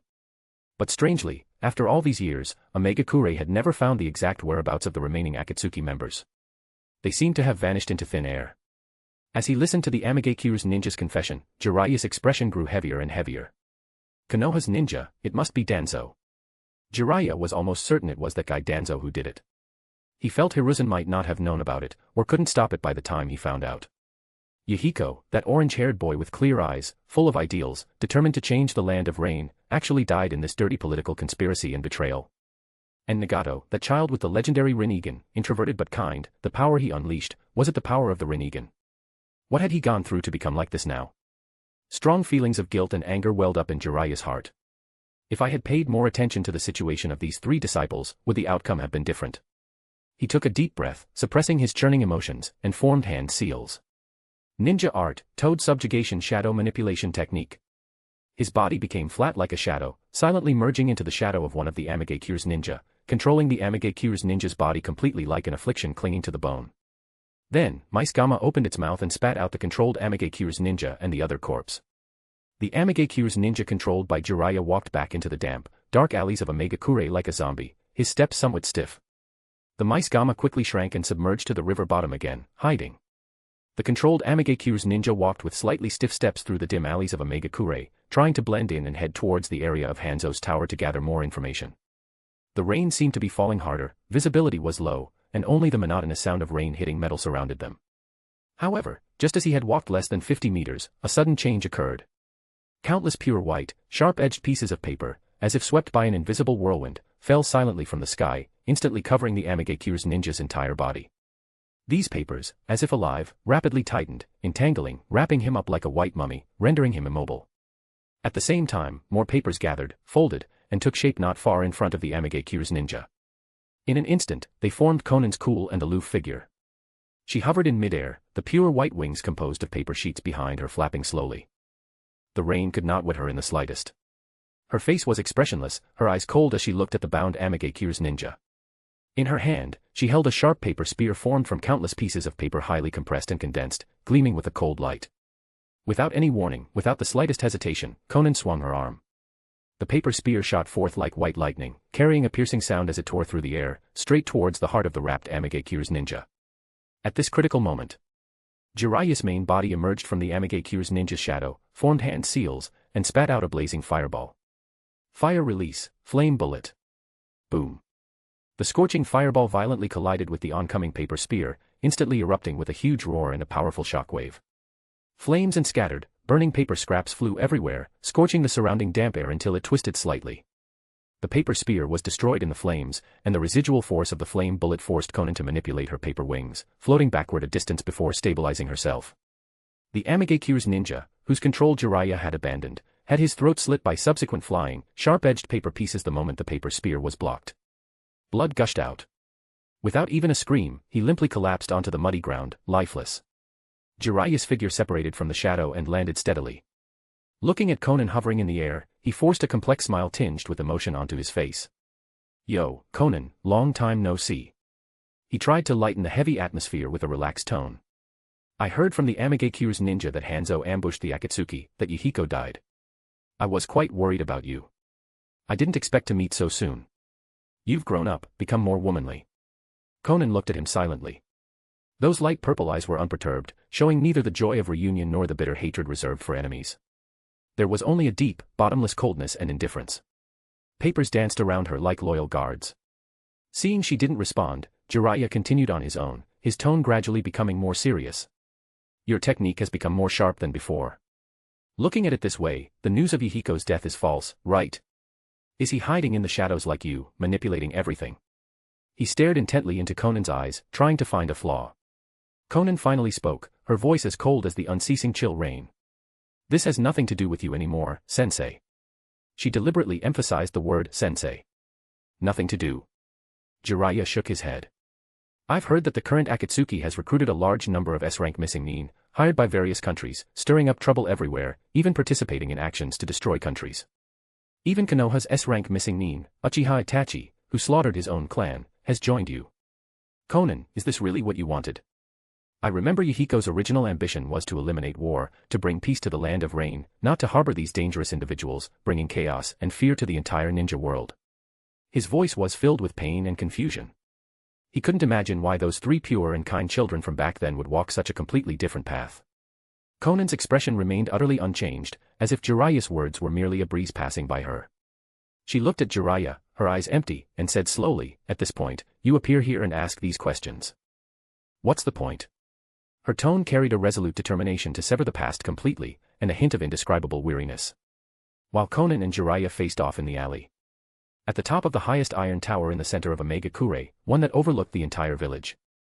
The Deva Path stood quietly in the cold rain, his Rinnegan gazing indifferently in the direction of the distant alley where the conflict occurred, as if he could see through the heavy rain curtain and buildings, taking in everything there. The ground beside him writhed, and Setsu's half-black, half-white figure emerged like a plant. "Leader, Jiraiya and Conan have already engaged," the white half reported in a flippant tone. "Judging by the looks of it, the commotion won't be small later. Do you need to take action personally? Or, should we call Toby back?" The black half remained silent, waiting for Payne's decision. The Deva Path was silent for a moment, his Rinnegan showing no emotional fluctuation. He slowly turned his head, his gaze falling upon the other end of the village, the central tower with the strictest security, symbolizing Hanzo's authority. "Unnecessary." He spoke coldly, his voice devoid of fluctuation. Send the new, animal path, dot. A cold calculation seemed to flash in Payne's Rinnegan. The commotion, the bigger, the better. That old turtle Hanzo, hiding for so many years, definitely won't remain indifferent. Understood. Zetsu responded and slowly sank into the ground, disappearing. Deep within the Akatsuki's secret base underground in a Megakure, in a dimly lit room lined with several cylindrical incubation pods. The door of one of the pods slid open with a hiss of depressurization. Light green nutrient fluid flowed out from inside. A figure slowly stepped out from the pod.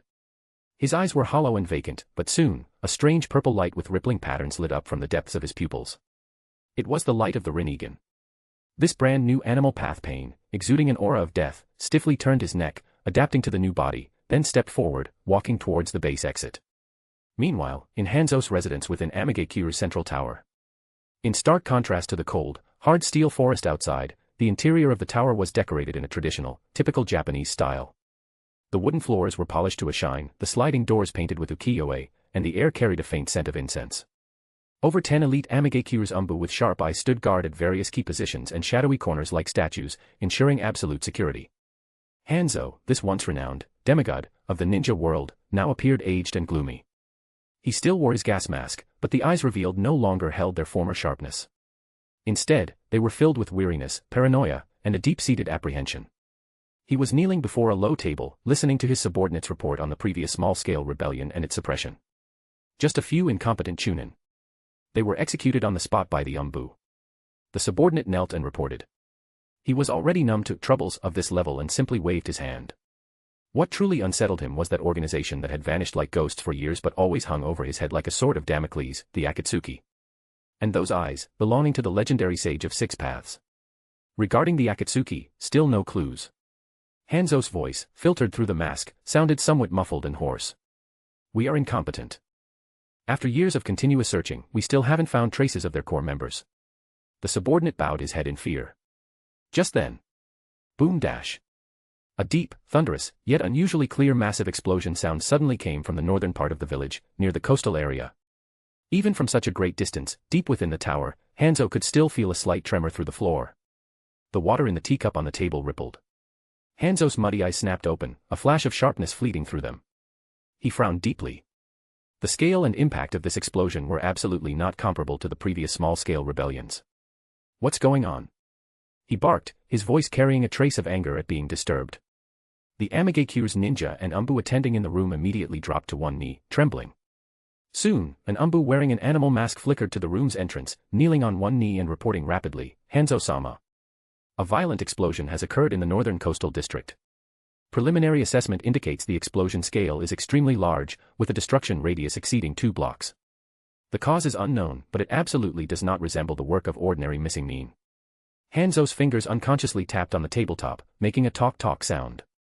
His eyes shifted unsteadily, and finally, a ruthless glint flashed across them. Send people to investigate immediately.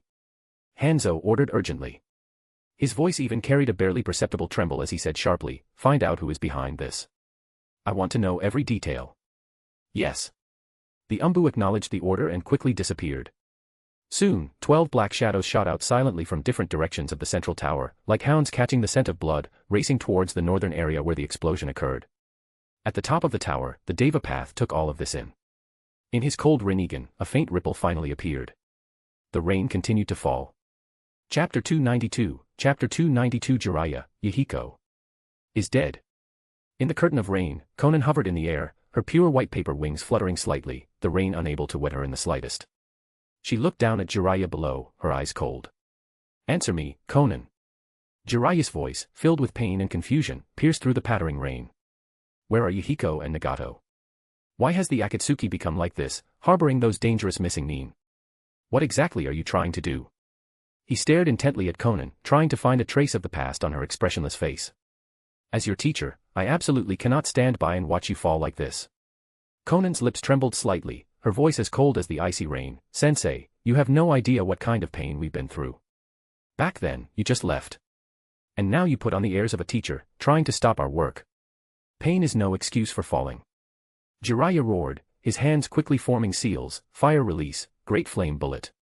A fireball, hotter and larger than before, surged from his mouth, carrying the momentum to burn everything in its path, roaring as it charged towards Konan in the air. The intense heat instantly evaporated the rain in its path, forming a channel of white steam. Konan's eyes narrowed. She waved her hands, and the papers surrounding her instantly gathered and hardened, forming a huge, sharp-edged paper shield. Simultaneously, more papers swept towards the fireball like a blizzard. Paper ninjutsu, dance of the Shikigami. Boom dash. Another huge explosion sounded. Flames and burning paper scraps flew everywhere. The powerful shockwave cracked the walls of the surrounding alleys, throwing rubble and puddles of water violently in all directions. The thick smoke and steam produced by the explosion temporarily obscured the view. Jiraiya used the momentum of the explosion to nimbly roll sideways and backward. Seizing the moment when Konan was distracted blocking the explosion, his chest swelled again. Ninja art, toad oil bullet. A large stream of thick, greasy, foul-smelling black oil shot out like a high-pressure water jet, accurately drenching Konan and the paper wings around her. Caught off guard, Konan's pure white paper wings and clothes were instantly soaked with the oily filth, becoming heavy and sticky.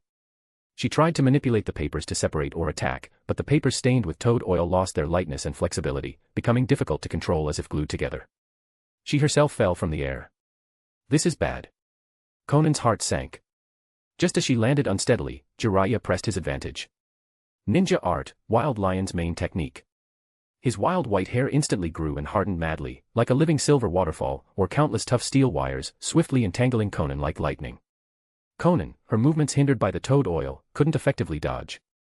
In an instant, she was tightly bound by the hard yet flexible long hair, unable to move. Your paper ninjutsu becomes difficult to use once it's stained with oil, Jiraiya said, taking a few steps closer. He looked at Konan, bound by his hair, covered in oil, looking somewhat disheveled. A complex emotion flashed in his eyes as he continued his questioning. Konan, I remember you were the one among those 3 children who loved origami the most, and the gentlest one. Tell me, what happened to make you like this? What about Yuhiko and Nagato? Where are they now? Konan lowered her eyelids, her long eyelashes stained with oil and rain. She remained silent, not answering. But her tightly pressed lips and slightly trembling shoulders revealed her inner turmoil. Seeing she still wouldn't answer, Jiraiya took a deep breath and continued pressing. Then, let me guess. The current leader of the Akatsuki, that mysterious figure called Pain, is it Yuhiko? Is it Nagato? Konan finally looked up. Her light purple eyes gazed deeply at Jiraiya, swirling with indescribable emotions. She spoke slowly, her voice carrying a hint of emptiness. Do you regret it, Jiraiya-sensei? Regret? Jiraiya was taken aback. Regret not listening to Orochimaru's words back then. Konan's voice was soft, but it pierced Jiraiya's heart like an ice-cold awl. Are you thinking that if you had listened to him back then and killed US 3 war orphans directly, it would have been better? These words were like a key, instantly unlocking the floodgates of Jiraiya's sealed memories. Over 20 years ago, at the end of the Second Great Ninja War, in the Land of Rain. They, the Sannin, had just had an earth-shattering battle with Hanzo and earned the title, Sannin. On the devastated battlefield, they encountered 3 ragged, emaciated war orphans. Konan, Yuhiko, and Nagato. At that time, Orochimaru, in his hoarse and cold voice, suggested, kill them, Jiraiya. The end for war orphans is mostly miserable, struggling in pain and despair for a few years before dying silently. Rather than that, it's better to give them a quick end now. I promise they won't feel any pain.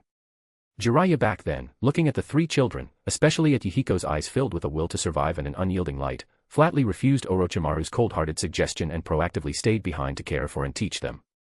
The images of the memory flashed through his mind. Jiraiya's eyes, after a moment of daze, quickly became incredibly firm. He shook his head and said to Konan decisively. No. I have never thought that. As your teacher, I just feel very sad. Jiraiya's tone lowered, carrying deep helplessness and pain. I taught you the skills to survive in this chaotic world, instilled in you what I believed were the right thoughts and ninja way. Without a doubt, you 3 are all disciples recognized by me, Jiraiya. He changed his tone, carrying a hint of self-mockery and bitterness, but now, you attack your teacher without any explanation. It truly chills your teacher's heart. He looked at Konan, trying to awaken a trace of old feelings with his words. After leaving the Land of Rain, I also kept paying attention to news about you. I heard you recruited some like-minded friends, established the Akatsuki, demonstrated considerable strength in several conflicts and disputes, and became famous in the Land of Rain. I was once proud of you. And then, there was nothing more. You seemed to vanish into thin air. I thought you had all died in some conflict. Jiraiya's voice carried deep regret, but then it became sharp. but I never expected that the next time I heard news of the Akatsuki, it was that you were harboring S-rank missing men from various countries, becoming a mercenary organization working for the great nations, even participating in actions to destroy countries. Tell me, why is that? Konan turned her head away, avoiding Jiraiya's intense gaze, her voice still icy. Sensei, you simply don't understand what we experienced after that. I don't understand what you experienced. Jiraiya interrupted her, his voice filled with suppressed anger and pain. But that is no reason for you to abandon your original intentions and fall into darkness. The former Akatsuki was dedicated to changing the war-torn state of the Land of Rain, making people understand each other and coexist peacefully. Why has it become like this now? Why? Because, that is the answer obtained through our own pain, Jiraiya-sensei. Just then, a voice devoid of any emotional fluctuation came from a nearby tall tower, clearly overpowering the sound of the rain. Jiraiya's heart jolted violently. He looked up sharply. He saw a figure standing on the edge of the tower, having appeared there at some unknown time. He had orange hair tied in a ponytail, wore a black cloak with red clouds, and had several black, rod-like objects pierced through his face, ears, and neck. Most striking were his eyes. Purple eyes with rippling patterns spreading out in circles, emitting a godlike indifference and majesty. The Rinnegan. Jiraiya's pupils contracted sharply. Although the voice, appearance, and aura were completely different from the memory of that introverted red-haired boy, he would never mistake these legendary eyes. Those eyes, absolutely no mistake. Jiraiya's voice was hoarse with disbelief. Nagato, is it you? He stared intently at the figure high above, pressing further. It seems the leader of the Akatsuki, Pain, is you. Nagato, tell me, what happened? What made you walk such a path? Nagato, controlling the animal path, looked down at Jiraiya indifferently with those Rinnegan, his voice without the slightest fluctuation. This has nothing to do with you, an outsider, Jiraiya-sensei.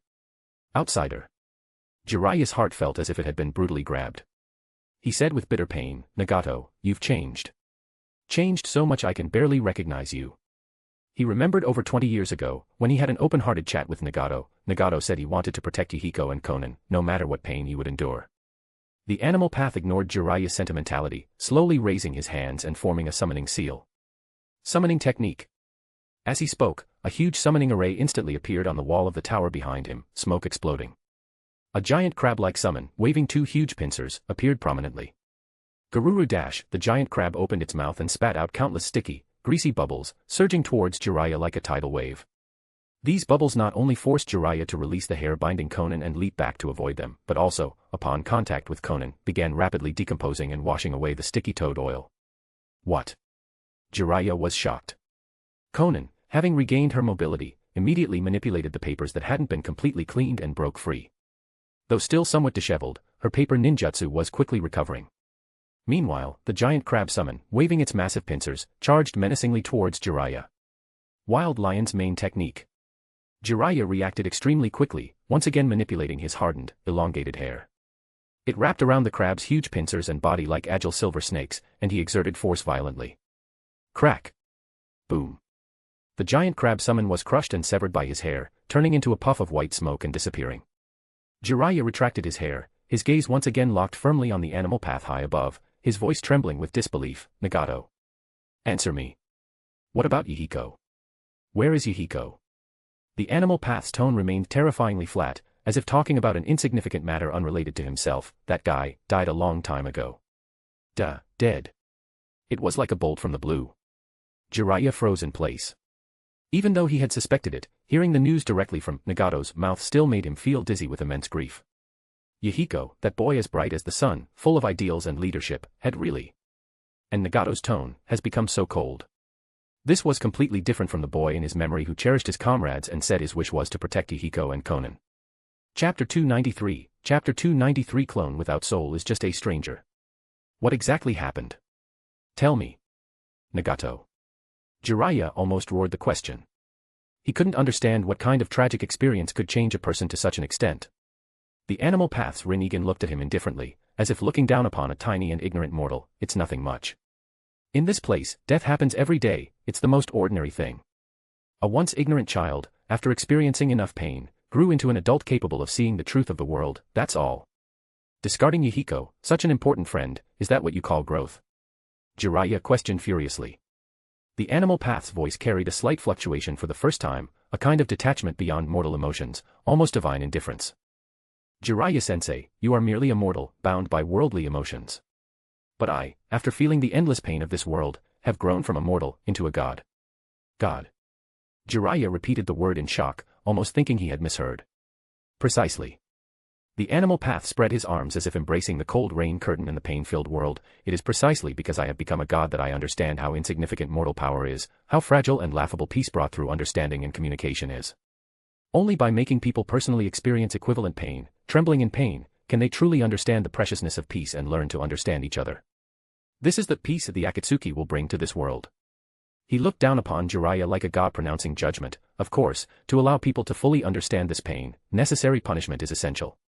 We will gather the scattered power and let the world feel true pain.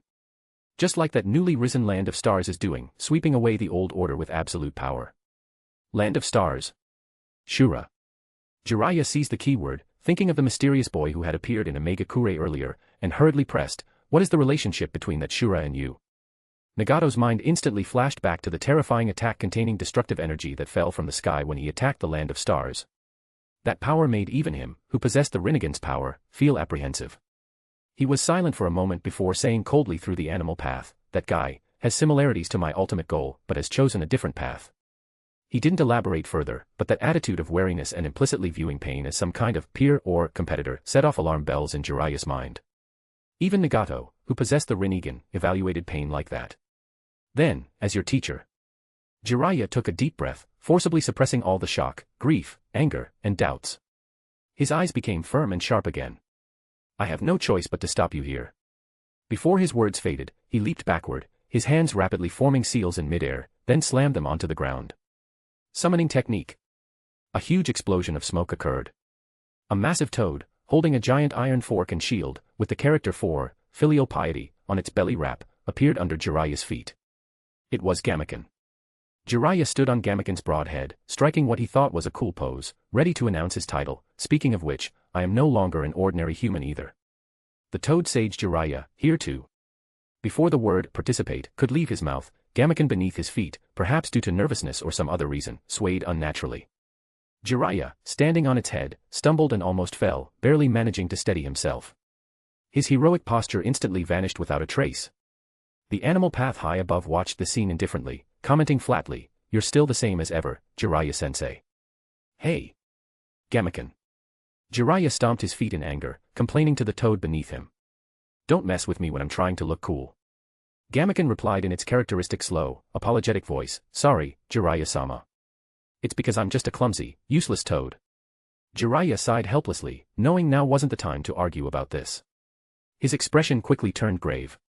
He smeared special toad oil on his face, forming strange patterns, and formed hand seals again. Jiraiya knew well that facing Nagato, who possessed the legendary Rinnegan, holding back would be fatal. He needed to summon the two toad sages, Fukasaku and Shima, and combine forces to enter his strongest sage mode. "Gamaken, I'm counting on you. Buy me some time." Jiraiya said solemnly, then closed his eyes and began concentrating, absorbing the surrounding natural energy. This process required time and couldn't be severely interrupted. He had to rely on Gamaken to block any possible attacks. "I understand. Although I'm useless, I will try my best," Gamaken said in its simple voice. Meanwhile, in the Akatsuki's secret base underground in Mangekyo, Nagato, through the animal path pain's perspective, clearly saw Jiraiya preparing to enter sage mode. His true body, hidden in the shadows, showed no change in expression on his emaciated face. "Trying to use senjutsu. Jiraiya-sensei." He murmured to himself, not paying it too much mind. To him, who considered himself a god, Jiraiya's sage mode, while powerful, were nothing special before the Rinnegan. He knew much about Jiraiya's abilities, but Jiraiya knew little about the current Nagato, about these Rinnegan. Near the Deva path on the other side, Zetsu's figure emerged from the ground again, reporting with exaggerated gestures, "Leader, Hanzo the Salamander is making another move. He sent out many more ninjas, probably over 20 elite ANBU, heading straight for Jiraiya's location." It seemed the intel about the young men with the Rinnegan had reached Hanzo. The Deva path slowly rose into the air, a cold light flashing in his Rinnegan. As expected, couldn't hold back anymore, could you, Hanzo? He said in a low voice, his figure floating towards the base exit. "Just right, it's time to settle old scores." Elsewhere, in Amato's office on the top floor of Regenerative Medicine. Amato adjusted the orange glasses on the bridge of his nose, frowning deeply as he looked at the surveillance screen showing the chaos in Mangekyo's northern district caused by the fighting and explosions, and the news of the large-scale mobilization of Mangekyo's ANBU. He had chosen to set up his lab in chaotic Omega-Kure precisely because it was easy to hide, with complex and intricate forces, convenient for conducting research unknown to the outside world. But now, a huge storm seemed to be brewing within Omega-Kure, which would undoubtedly affect his experimental progress, and might even expose his existence. Really, troublesome, Amato muttered to himself, his face still maintaining its usual calm. Habitually, he took out a cigarette case from his pocket, put a cigarette in his mouth, and reached to feel for his lighter. Chest pocket, none. Pants pocket, none either. He frowned slightly and checked the pockets of his lab coat. Just then, a hand holding a lighter with an orange-yellow flame suddenly appeared in front of him. Amato instinctively leaned forward with the cigarette in his mouth, ready to light it. But just as the flame was about to touch the cigarette tip, he suddenly realized something was wrong. There shouldn't be a second person in the office. Amato jumped back like a startled rabbit, moving agilely unlike a researcher. His back was instantly soaked with cold sweat. He looked in horror at the figure that had appeared beside his desk at some unknown time. A black-haired, blue-eyed young man with a youthful face was looking at him with a faint, seemingly amused expression. "Who are you? How did you get in?" Amato sternly demanded, suppressing the storm of shock in his heart, while his brain raced, thinking about the other's identity and purpose. Was it an assassin sent by an enemy? Or a ninja hired by a competitor? Menma didn't answer his question. He calmly extinguished the lighter's flame, then stepped up to Amato and, under the other's wary gaze, gently stuffed the lighter back into the chest pocket of Amato's lab coat. "Don't panic, Dr. Amato." Menma's voice was calm, carrying a peculiar soothing power, yet also containing an authority. "I am just a passing ninja. I came here to help you resolve some troubles you haven't yet noticed." "Troubles? What troubles?" Amato forced himself to calm down, adjusted his glasses, and tried to analyze the situation. The other party could infiltrate this heavily guarded place silently and knew my name. Clearly, their intelligence work was excellent. But the other party didn't seem intent on immediately taking action. Menma didn't answer directly. Instead, he turned and walked to Amato's computer terminal, his gaze sweeping over the complex data streams on the screen about clone life support and gene sequences. His eyes seemed to penetrate those cold data, seeing the obsession behind them that Amato had poured his heart and soul into. "It seems you're cloning experiments." Menma spoke slowly, his voice carrying a hint of understanding. "Have already been led astray by Jigen." "What?" Amato was thunderstruck. The calm on his face instantly shattered, replaced by extreme shock and disbelief. The other party also knew Jigen. That was his biggest sponsor and technical supporter. Although mysterious, the theories and partial technologies he provided were indeed far beyond the current ninja world's level. "Led astray, what do you mean?" Amato, noting the other's choice of words, couldn't help but start recalling his own experimental steps. Menma crossed his arms, tilted his head, and looked at Amato with his deep blue eyes, his tone flat but each word striking home. "Whether it's cloning technology or android technology, its essence is attempting to create life from nothing. Menma leaned against the control console. "And Jigen, he told you some knowledge about the essence of life and yin-yang release. But he didn't tell you, or rather, deliberately misled you about the most crucial point.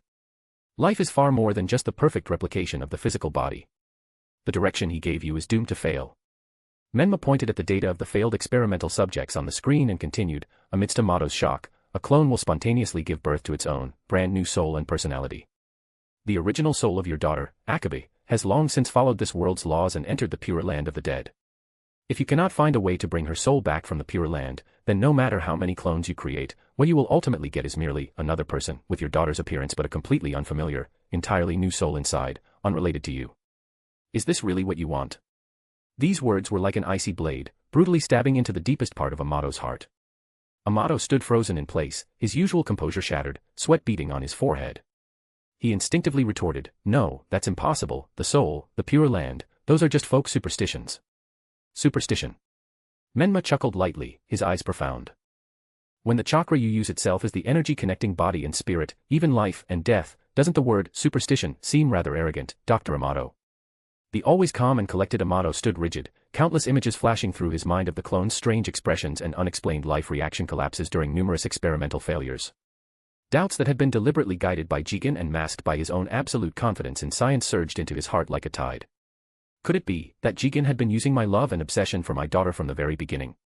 He had conducted so many experiments under Jigen's guidance, but Jigen had never mentioned anything about the realm of the soul to him. Menma looked at Amato, who was plunged into immense shock and confusion, knowing his goal had been achieved. That guy Jiraiya is conveniently drawing some attention. Outside the office window, the commotion in Omegakure seemed to be intensifying. Menma walked towards the door, ready to go have a chat with Jigen. Chapter 294, Chapter 294 Hanzo the Salamander enters the fray. Under the curtain of rain, the battle situation changed in an instant.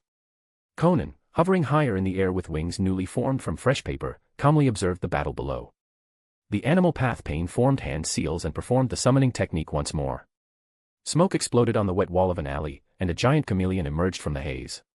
Its large, Rinnegan-patterned eyes swiveled slowly as it opened its mouth and extended its tongue. The animal path, expressionless, stepped onto the chameleon's mucus-covered, elastic tongue.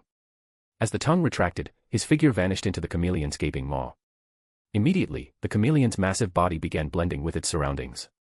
Its colors rapidly assimilated, its outline blurred, and it finally disappeared completely into the pattering rain and the backdrop of ruined buildings, as if it had never existed. Below, Jiraiya, maintaining a special hand seal with both hands and straining to absorb natural energy to convert into Senjutsu chakra, felt his heart tighten. Another one I haven't seen before, and it can turn invisible. Jiraiya's mind chilled, sensing trouble. His hands remained in the seal posture for absorbing natural energy and couldn't be released, but he could still perform an auxiliary sensory barrier technique. An invisible, special sensory barrier centered on Jiraiya rapidly expanded outward, like a transparent bubble. The moment any entity entered the barrier, he would instantly sense its location. A sensory ninjutsu. However, the animal path, hidden within the chameleon and possessing the Rinnegan's sensory abilities, immediately detected this barrier force attempting to locate him. His rippled eyes held no emotion as he simply formed hand seals again. Summoning technique. On the wall of a nearby taller iron tower, the symbols of a summoning array appeared.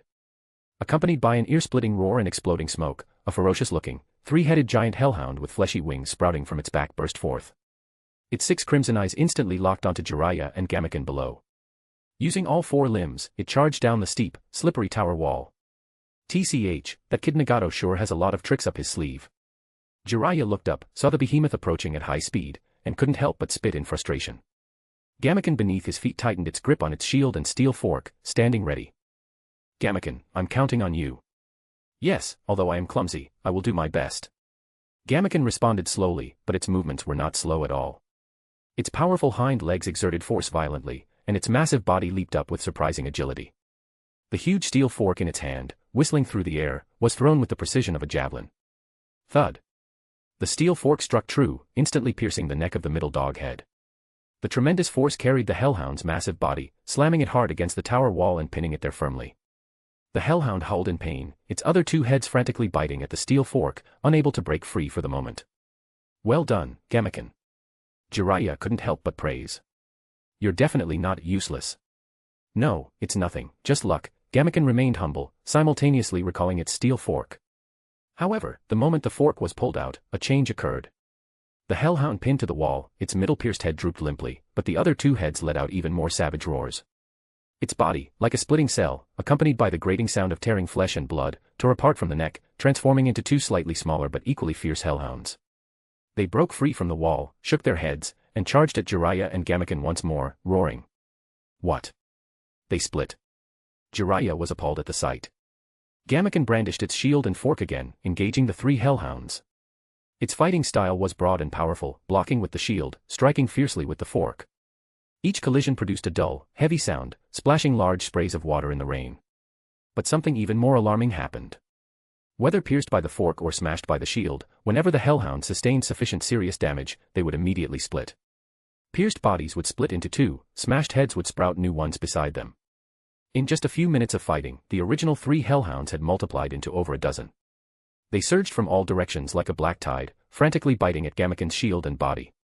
Although Gamaken's thick skin provided temporary safety, the situation had taken a sharp turn for the worse. This won't do, we can't fight head-on. Gamaken, retreat. Jiraiya decided promptly. Understood. Gamaken forcefully pushed back several pouncing hellhounds with its shield, its powerful hind legs exerting force. It crashed through a broken wall to the side, bursting into another, narrower alley, and began a desperate run. Behind them, the dozen-plus multiplying hellhounds gave thunderous roars, chasing closely.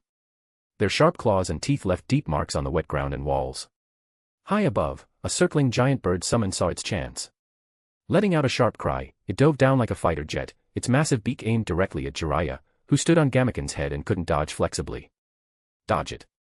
Jiraiya directed Gamaken to evade, swerving sharply into another, even narrower dead-end alley. The giant bird and the hellhound pack swarmed in immediately. However, the moment they charged into the alley, the Gamaken and Jiraiya inside vanished into two puffs of white smoke. They were shadow clones. Huh. The animal path pain hidden within the chameleon was slightly taken aback. When? Now.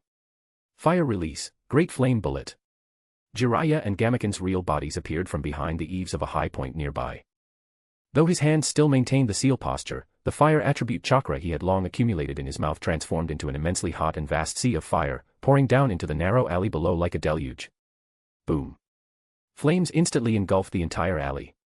Gamaken also spat a stream of toad oil, covering the alley and fueling the flames, making them sticky and hard to extinguish. The hellhound pack crammed inside the alley had nowhere to escape.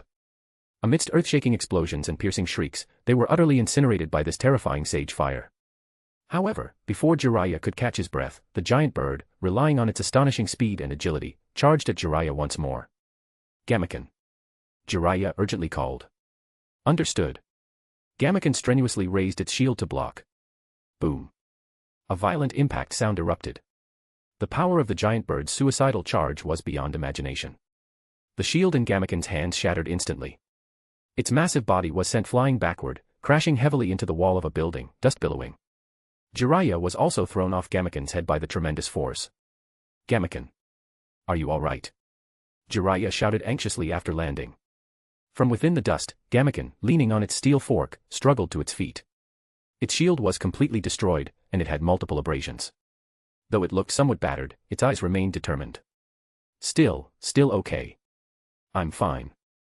I'll keep fighting. Just then, a summoning array glow appeared without warning on the wall beside them. More. Jiraiya's expression changed. Smoke exploded, and a massive rhinoceros summon, covered in heavy armor with a sharp impact horn on its nose, charged out with a roar. Like an out-of-control heavy tank, it slammed with thunderous force into the just-stabilized Gamaken and Jiraiya beside it. Boom. This impact was more violent than any before. Gamaken and Jiraiya had no time to dodge.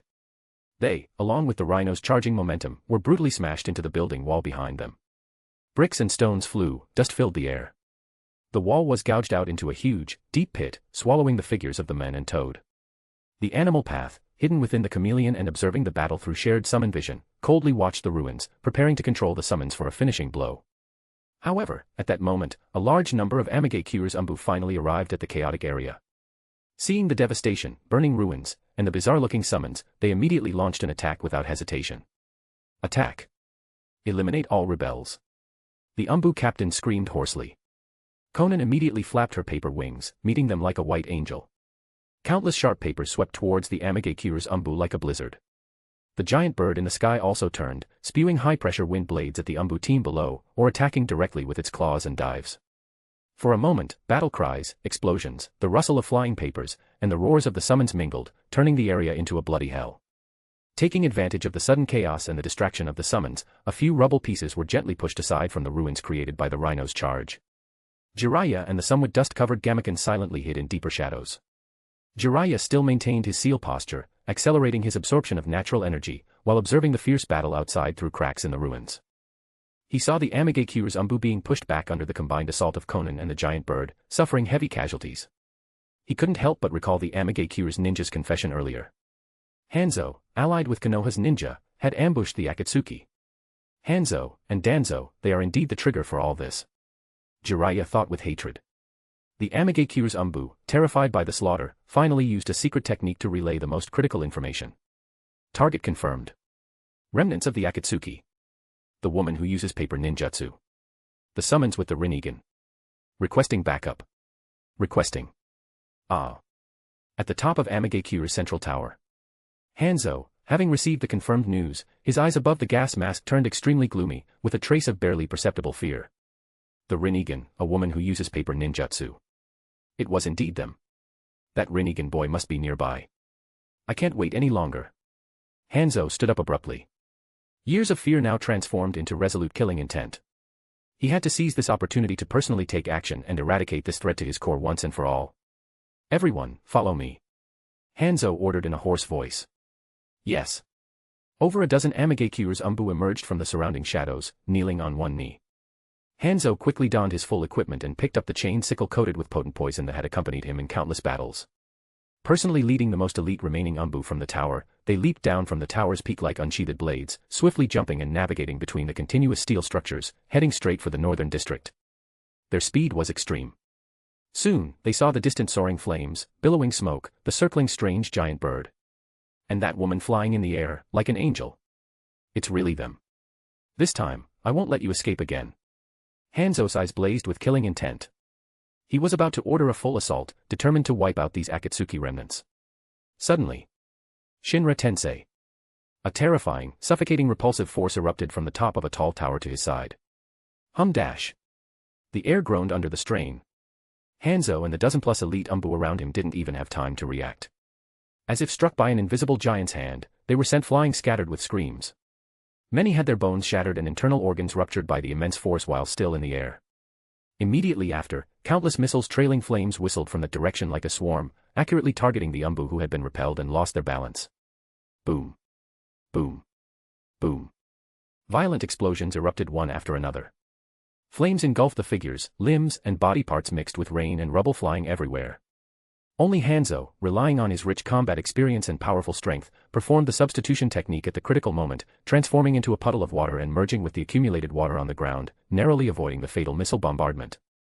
When he reformed his body, he was already on the top of another tall tower not far away, breathing rapidly, his eyes filled with shock and disbelief.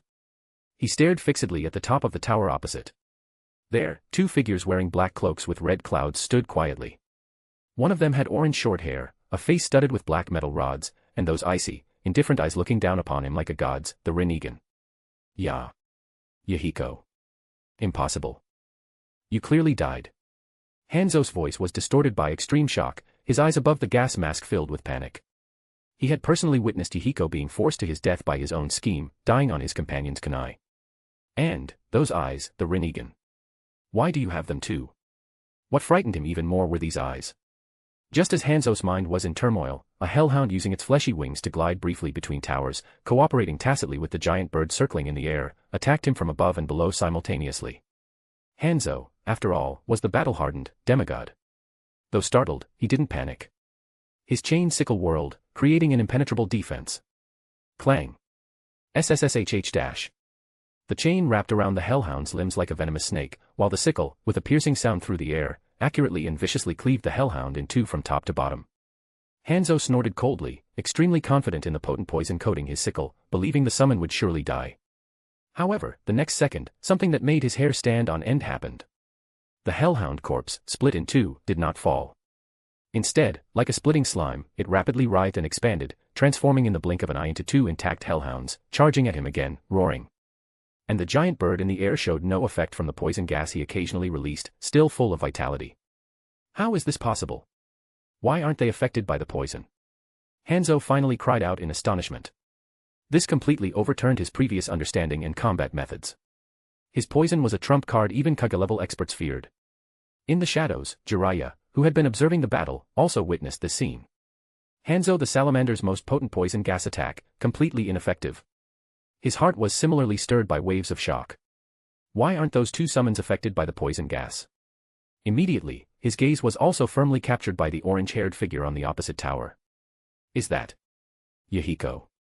Jiraiya's pupils contracted sharply, almost unable to believe his eyes. But Nagato and Konan clearly said Yahiko was dead. And, why does Yahiko also have the Rinnegan? What in the world is going on? He felt his mind was a mess, everything before him was full of contradictions and strangeness. Just then, Gamaken beneath his feet, in its slow drawl, spoke somewhat hesitantly, Jiraiya-sama, don't you think those summons feel a bit off? Off? How? Jiraiya pressed urgently. They're feeling, they don't seem like living creatures, Gamaken struggled to articulate. More like the zombie ants I saw infected by a strange fungus when I traveled the tropical rainforest in my youth. Zombie ants. Gamaken recalled. Those ants had white fungal hyphae growing all over their joints. They could still move, their habits were the same as ordinary ants, foraging, returning to the nest. But in reality, they were already dead, just empty shells manipulated by the fungus, maintaining their pre-death activities. Empty shells. Jiraiya felt as if struck by lightning. Details from the previous battle flashed through his mind. Those summons all had black rods inserted into them, their eyeballs also had the Rinnegan pattern. And this Nagato who appeared before him, and that Yahiko on the tower, their faces, bodies, also had those bizarre black rods, and also possessed the Rinnegan. A chilling conjecture cut through the fog in Jiraiya's mind like a bolt of lightning. Could it be that Pain and those summons are none of them the real bodies? They are all just puppets controlled by Nagato's Rinnegan. So that's why Hanzo's poison was ineffective. Because they were already dead. Jiraiya looked at those indifferent Rinnegan gazing down upon all living beings in the rain curtain. A deep chill ran up his spine from the base of his spine to the top of his head. That's why Yahiko, who died a long time ago, in Nagato's words, could return from the dead. Because that wasn't the living Yahiko at all. A wave of chill instantly swept through Jiraiya's entire body. Is this the power of the Rinnegan? Nagato, what have you become? Chapter 295, Chapter 295 Sage Mode Jiraiya, present.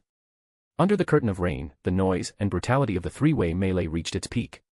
The sounds of exploding ninjutsu, roaring summons, the sharp clang of metal, and the death throes of the dying mixed with the unceasing rain to form a bloody symphony. At the edge of the battlefield, in the shadow of an inconspicuous tall tower, space suddenly twisted like a vortex. A figure wearing an orange-red, single-eyed tiger-striped mask and the Akatsuki's black cloak with red clouds emerged from the vortex. His exposed single eye coldly scanned the fierce battlefield in the distance. It was Uchiha Obito, who had returned after receiving Zetsu's notification. On the wall beside him, Zetsu's bizarre half-black, half-white body slowly surfaced. My, it's so lively. The white half of Zetsu spoke first in his characteristic flippant tone. That pervy sage Jiraiya somehow found his way into a Megakure. Pain and Konan said they were going to kill him, but looking at this, it seems they haven't succeeded yet. Really, even after causing such a big commotion. Obito snorted coldly. The eyes beneath his mask held no fluctuation, but the name, Jiraiya, evoked some unpleasant memories.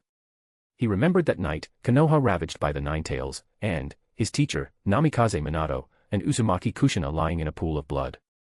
The success of that plan was accompanied by an indescribable heaviness, representing his complete break with his former self.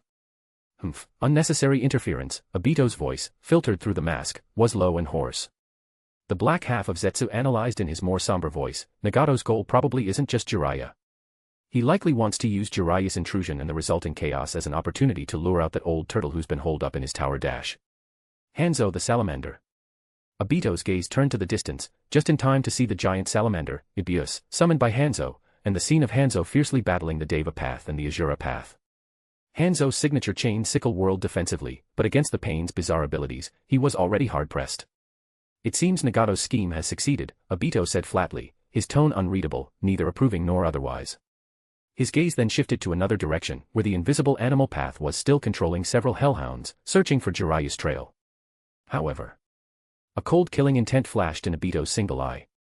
Jiraiya must die here. His goal was to gather the nine-tailed beasts and execute the Eye of the Moon plan to create a world with Rin. This plan was destined to bring him into direct conflict with the 5 great nations, who controlled the tailed beasts. Before that, weakening the top-tier combat power of the 5 great nations was a crucial step. Whether it was his assistance to Itachi in massacring the Uchiha clan, severely weakening Konoha's Sharingan Kekkeigenkai, or his current resolve to kill Jiraiya, one of the Sannin, it was all for this ultimate goal.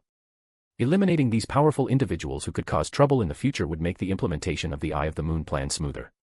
On the battlefield, Hanzo's situation was worsening. He was being harassed by the 2 endlessly splitting, seemingly immortal hellhounds and the giant bird waiting for an opportunity. His armor, symbolizing the demigod's dignity, showed several tears and claw marks. But he was, after all, a battle-hardened powerhouse. Seizing an opening, his chain shot out like a venomous snake, tightly wrapping around one hellhound's neck and violently slamming it against a wall. Simultaneously, using the force, he advanced like a ghost, his target fixed on the Deva path, who had been standing motionless atop the tower. Chain sickle, 2-stage strike. The sharp sickle, with a piercing sound, cut through the rain curtain, aiming directly for the Deva path's head. A fierce light shone in Hanzo's eyes. He knew well that to capture the rebels, one must first capture their leader. And he was convinced it was this Yahiko before him controlling these summons.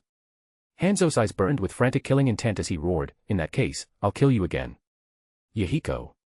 However, just as the sickle's blade was mere centimeters from the Deva path's face, when he could almost see the blade sinking into the other's cheek, blood and brain matter splattering, the Deva path finally moved. He merely raised his hand slightly and uttered 2 cold, merciless words. Shinra Tensei. Dash. A terrifying repulsive force, more concentrated and vast than the one that had repelled Hanzo and the ANBU earlier, erupted with a boom, centered on the Deva path. Hanzo felt an irresistible, tremendous force smash into his sickle and his entire body. The seemingly close distance turned into an insurmountable chasm, his sickle could not advance another millimeter. What? The ferocity on Hanzo's face instantly transformed into utter shock. Immediately after, his entire body was sent flying backward faster than he had charged, as if struck by an invisible giant hammer. He even spat out a mouthful of blood before crashing heavily onto the broad head of his summoned salamander, Ibius. Hanzo-sama. The few remaining loyal ANBU cried out in alarm, but they were in no position to help. The Azura Path had already removed his Akatsuki cloak, revealing his modified, three-headed, six-armed mechanical body. The giant, rotating saw blade extended from his back harvested lives. Soon, these minor obstacles fell before the Azura Path's machine-like attacks and the onslaught of the summons, becoming cold corpses that tumbled down between the towers, washed by the relentless rain. Hanzo, leaning on his sickle, struggled to his feet on Ibius' head. Looking around, aside from this one summon beneath his feet, there was not a single subordinate left standing. Despair and anger intertwined in his heart. At this point, he could no longer care that this was the core area of Mangekyo, that there might still be civilians who hadn't evacuated in time. He had to survive, he had to eliminate this threat. Ibius. Hanzo rasped an order to the summon beneath him. Toxic spray. The giant salamander, Ibius, raised its massive head high. A dull gurgling sound came from its throat as it accumulated its deadly venom.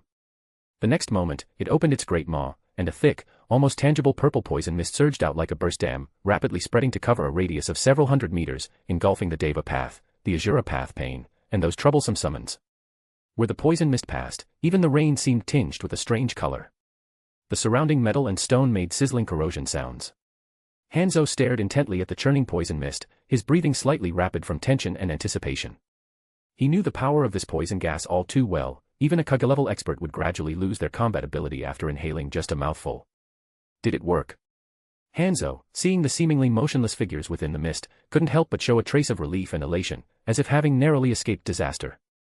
As if to bolster his own courage or declare victory, he shouted loudly, "This is poison gas that even Kaguya-level fighters dread. Even I would be in trouble if I inhaled it." You. Huh. His words cut off abruptly, as if his throat had been seized. Because, within the thick poison mist, those figures were stepping out, unharmed and step by step. The Deva path, the Azura path, and the two hellhounds and the giant bird showed no signs of corrosion, their movements not the least bit sluggish. It was as if the lethal poison mist was nothing more than ordinary vapor to them. No. Impossible. Ibius poison gas, how could it fail? The elation on Hanzo's face instantly turned into complete shock and incomprehension. This completely overturned his understanding. My ultimate trump card was ineffective.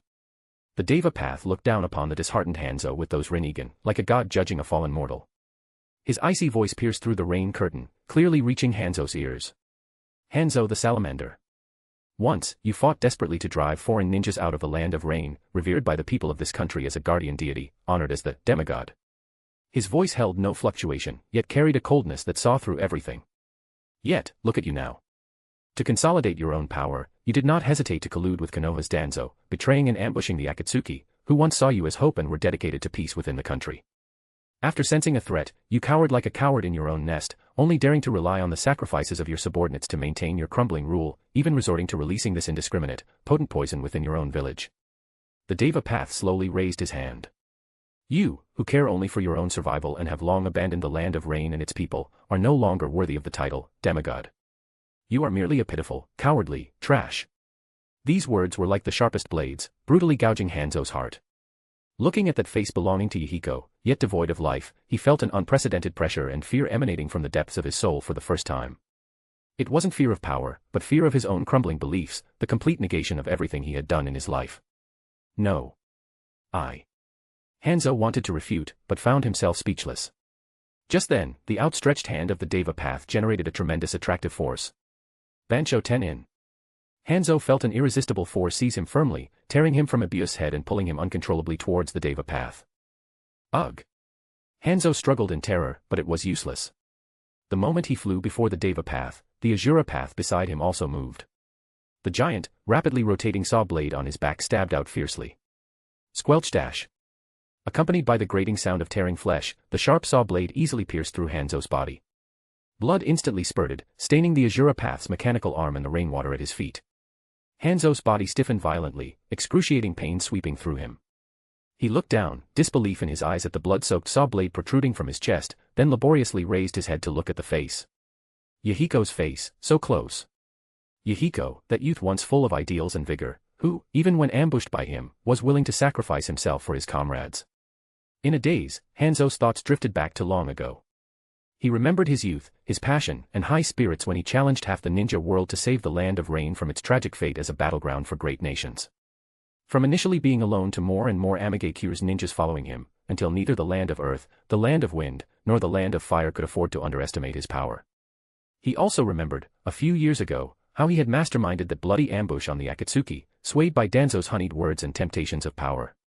An indescribable emotion, mixed with regret, sorrow, and immense irony, washed over him like a tide. He opened his mouth, as if to say something, but in the end, only a stream of blood mixed with bubbles overflowed from his gas mask. The light in his eyes rapidly dimmed, his head drooped powerlessly, all signs of life extinguished.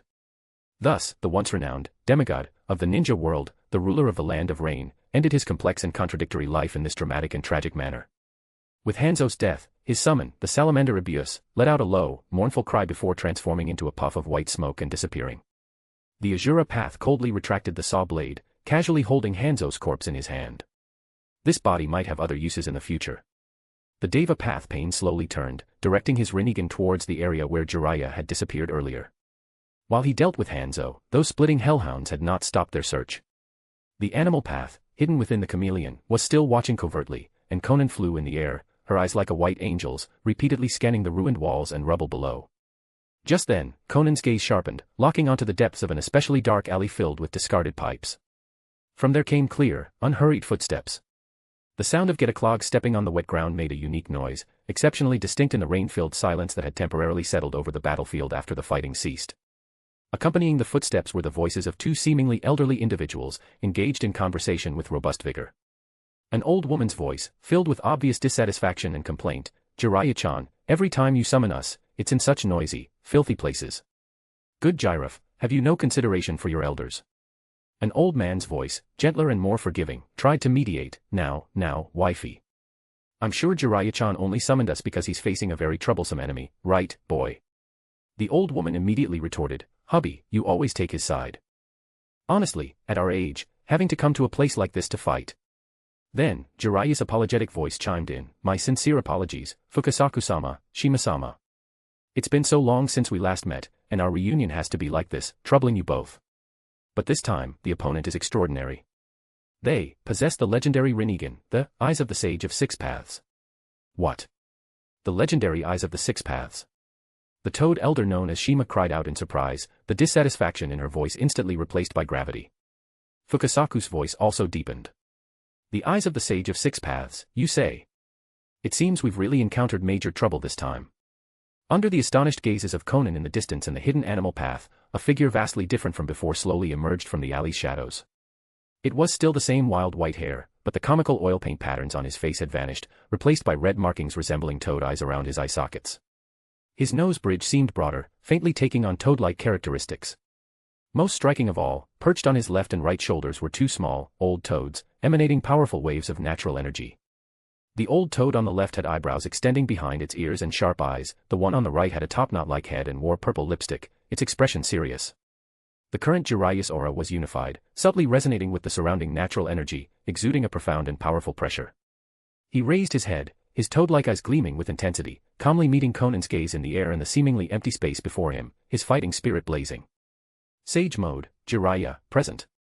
Chapter 296, Chapter 296 The Otsutsuki Enjoyer. The rain poured down. Jiraiya in Sage Mode slowly emerged from the shadows. He had now entered a perfect Sage Mode. Red markings extended from the corners of his eyes, and the shape of his nose bridge had slightly altered, showing toad-like characteristics. Fukasaku and Shima on his shoulders scanned the battlefield with grave expressions. Not far away, Gamekin was brandishing its already damaged steel fork, struggling to fend off the frenzied attacks of two hellhounds. It had sustained several new wounds but still stubbornly guarded the rear.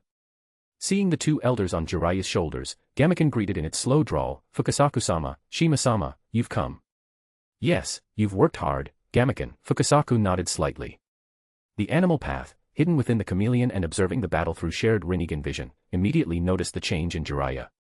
His gaze first fell upon the two small, old toads on Jiraiya's shoulders, sensing the extraordinary energy fluctuations within them, different from ordinary summons.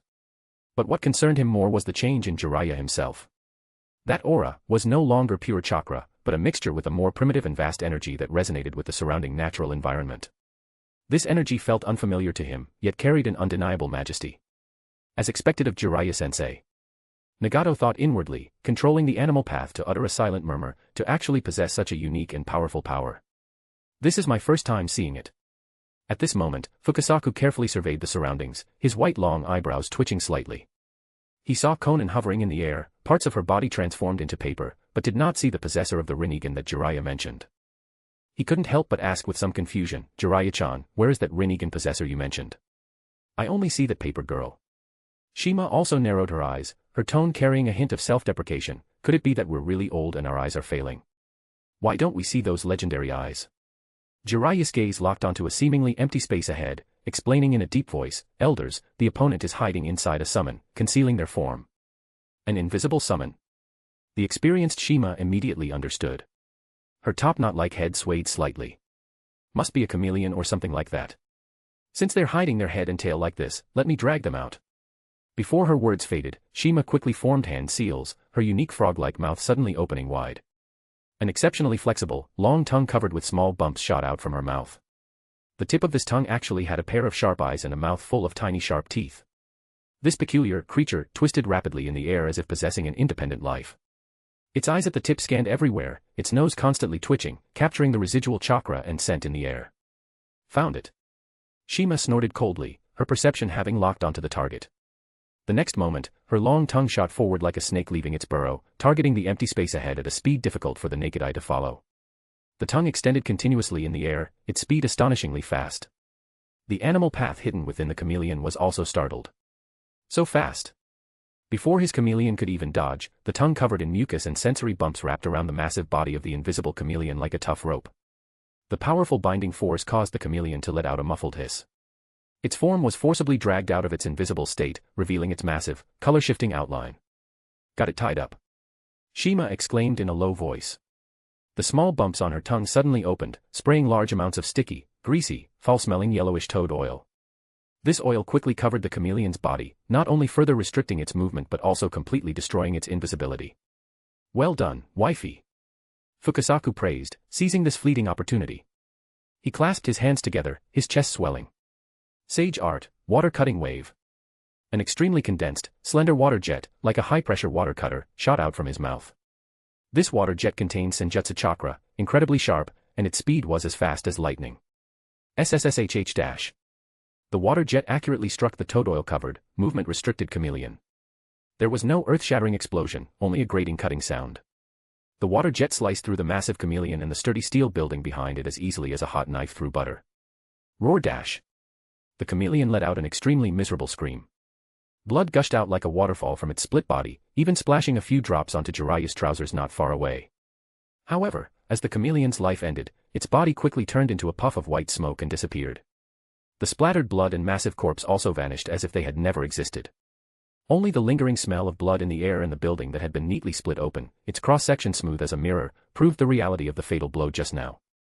As the white smoke slowly dissipated, the figure of the animal path slowly walked out from within. His face was expressionless, his body stained with some incompletely dissipated toad oil. Those Rinnegan with their rippling patterns coldly stared at Jiraiya and the two toad sages opposite. Only then did Fukasaku and Shima truly get a clear look at these legendary eyes. Fukasaku's white long eyebrows furrowed tightly. He said in a deep voice, ominous eyes, filled with the power of pain and obsession. Is this the child of prophecy from the great toad sage's prophecy, who may guide world change or bring destruction? Jiraiya, looking at the animal path's cold Rinnegan, couldn't help but recall the scene from years ago when he met the great toad sage. The great toad sage, who could foresee the future, not only prophesied the child of prophecy who would bring change to the world but also predicted that he would be forced to make a choice that would determine the direction of the world's change. And a few years ago, the great toad sage suddenly summoned him again, mentioning a child of darkness who might bring destruction to the world. Could it be that Nagato has become the child of darkness prophesied by the great toad sage? Jiraiya's heart shook violently, a heavy sense of responsibility pressing down on him. If Nagato had truly embarked on the path of destroying the world, then as his teacher, I must stop him here. Just then, two figures descended from the sky, landing steadily beside the animal path Pain. They were the Deva path Pain and the Azura path who had been fighting Hanzo earlier. The three Pains stood side by side, led by the Deva path, looking down upon Jiraiya below. Their Rinnegan held no emotion, only a godlike indifference. Jiraiya took a deep breath, forcibly suppressing the complex emotions in his heart. His gaze met the Deva path's cold Rinnegan, his voice resounding. Nagato. If you are that child of darkness, who will bring destruction to the world, then defeating you here is my duty as a teacher, a mission I cannot shirk. Boom dash. As if responding to this fateful declaration, a pale flash of lightning suddenly streaked across the night sky, followed by deafening thunder. The rain fell harder, the dense raindrops frantically beating down on this traumatized land, as if trying to wash away all the blood and sin. Meanwhile, in a relatively intact area of Mangekyo, on the top floor of a modern building bearing the sign, Shiban Technologies. In a lavishly decorated office with a wide view, Jigen, dressed in his white robe, sat elegantly in a large leather swivel chair, facing the floor-to-ceiling window.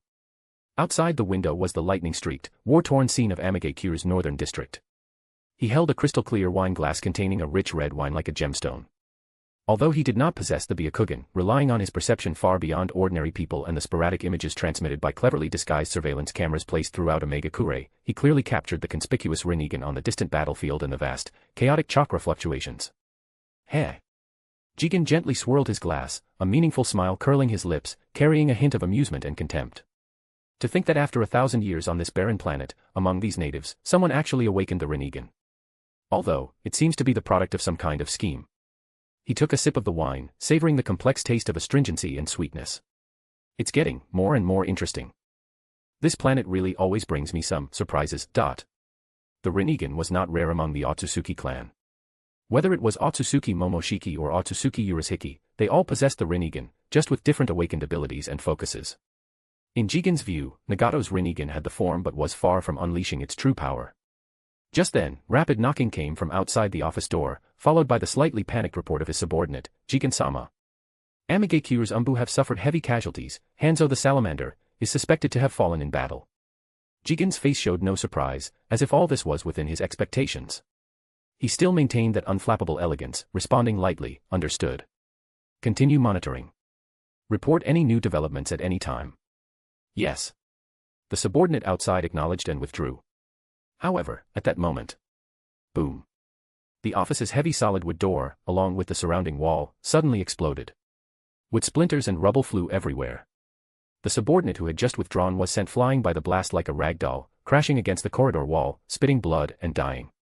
From the billowing dust, a figure slowly stepped into the office. Jigen remained with his back to the door, as if the explosion behind him had nothing to do with him.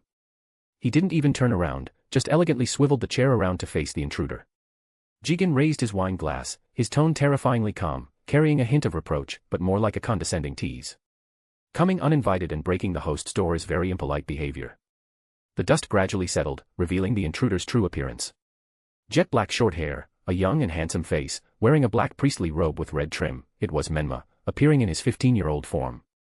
He wasn't wearing his white three-eyed fox mask, showing his true face as he calmly walked to stand opposite Jigen.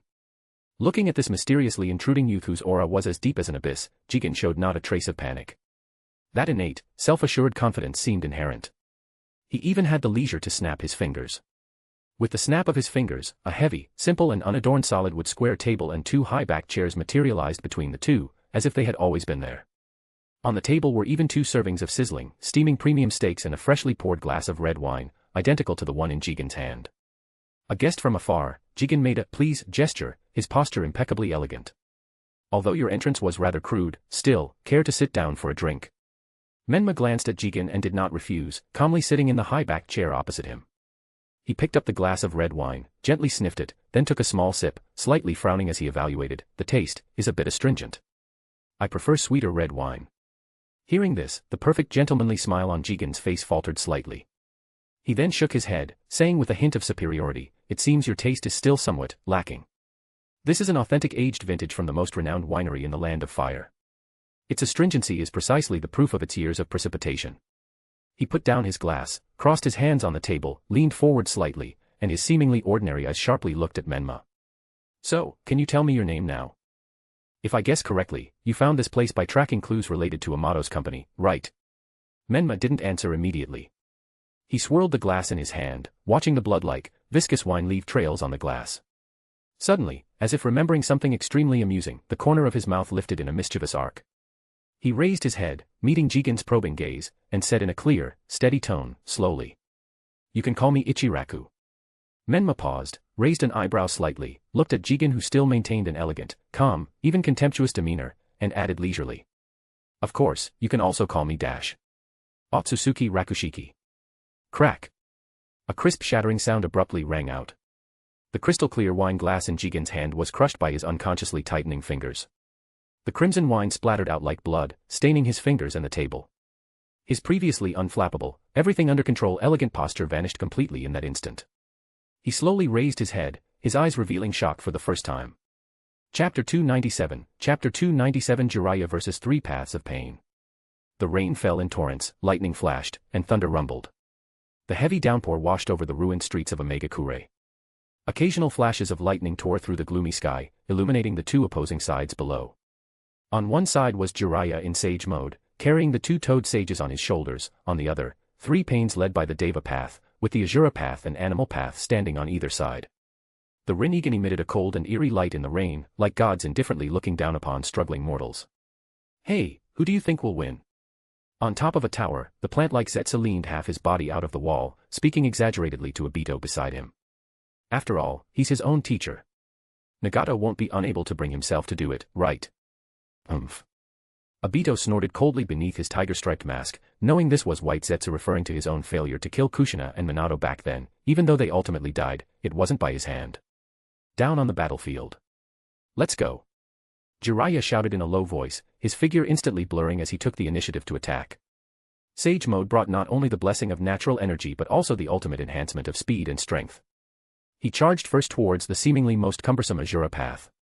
Wild Lion's main technique. Jiraiya's white hair, like a living silver waterfall, instantly hardened and elongated, like countless tough steel wires, entangling the Asura path from all directions, attempting to restrict its movement. However, the Asura path's modified three-headed, six-armed body suddenly erupted with powerful strength. Its mechanical arm swung, actually grabbing the entangling hair. Simultaneously, the giant saw blade on its back began rotating at high speed, emitting a piercing whirring sound, and slashed towards Jiraiya's hair. Sage Art, Hair Needle Senbon. Jiraiya reacted with divine speed. The grabbed hair instantly softened and separated, while the remaining long hair shot out like a storm, each strand imbued with Senjutsu chakra, extremely sharp, aimed directly at the three pains. Asura, Deva, and Animal path. Ding ding dang dang dash. Asura path swung its mechanical arms to block, the sound of metal clashing incessantly. Deva path merely raised its hand slightly, a small-scale Shinra Tensei repelling all the hairs aimed at him. And the Animal path summoned again. Smoke exploded, and a massive stone panda used its thick body to block the dense hair attack. Hubby! Shima shouted. Understood. Fukasaku was perfectly in sync with her. The two-toed sages simultaneously took a deep breath, their chests swelling high. Sage Art, Frog Call. An invisible, high-frequency vibrating sound wave spread out from the two-toed sages as the center. This sound wave directly assaulted the enemy's auditory nerves and balance system. The Asura path, being the first hit, showed obvious sluggishness in its movements. Deva path's perpetually cold face seemed to frown slightly. Good chance. A glint flashed in Jiraiya's eyes. He formed hand seals again, Sage Art, Fire Release, Great Flame Bullet. The flames spat out this time were no longer ordinary chakra flames but mixed with rich natural energy, appearing in a blazing white color. The temperature was so high that the surrounding rainwater instantly evaporated into white steam, carrying the momentum to burn everything, sweeping towards the three slowed pains. Shinra Tensei. The Deva path, enduring the discomfort brought by the frog call, raised its hand again. A vast repulsive force field erupted, attempting to push away this blazing white sea of fire. Boom dash. The blazing white flames and the invisible repulsive force collided violently, producing an explosion more intense than any before. The flames were forcibly dispersed by the repulsive force, like a blooming white fire lotus, igniting and melting the surrounding ruined buildings once more. The hot air wave even forced Konan in the air to fly higher. However, just during the brief gap after Deva path released Shinra Tensei, Jiraiya's figure, using the visual cover produced by the explosion and the weak points at the edge of the repulsive force field, closed in on Animal path at an astonishing speed. Now. Jiraiya roared, his fist covered with Senjutsu chakra, carrying a scream that tore through the air, smashing fiercely towards Animal Path's face. If this punch landed solidly, it was enough to shatter rock. But Animal Path's Rinnegan stared at him coldly. Just as the fist was about to hit, the space beside him twisted, and a new bull summon was instantly summoned, using its thick body to block Jiraiya's fist. Bang! In a dull loud sound, the bull summon was blown to pieces by Jiraiya's senjutsu-powered punch, turning into white smoke and disappearing. But Animal Path also used this opportunity to retreat rapidly. Not over yet. Fukasaku shouted in a low voice, cooperating with Shima again. Water release, water cutting wave. An extremely condensed high-pressure water line shot from Fukasaku's mouth, like an invisible blade, silently cutting towards the retreating Animal Path. Its speed far exceeded ordinary water release. At the same time, Shima's long tongue shot out again, like a deadly whip, entangling the Animal Path's feet, restricting its evasion. Facing this pincer attack from above and below, the Animal Path seemed to have no way to avoid it. However, the Azura Path, which had been waiting for an opportunity, suddenly exerted force, breaking free from the remaining hair restraint.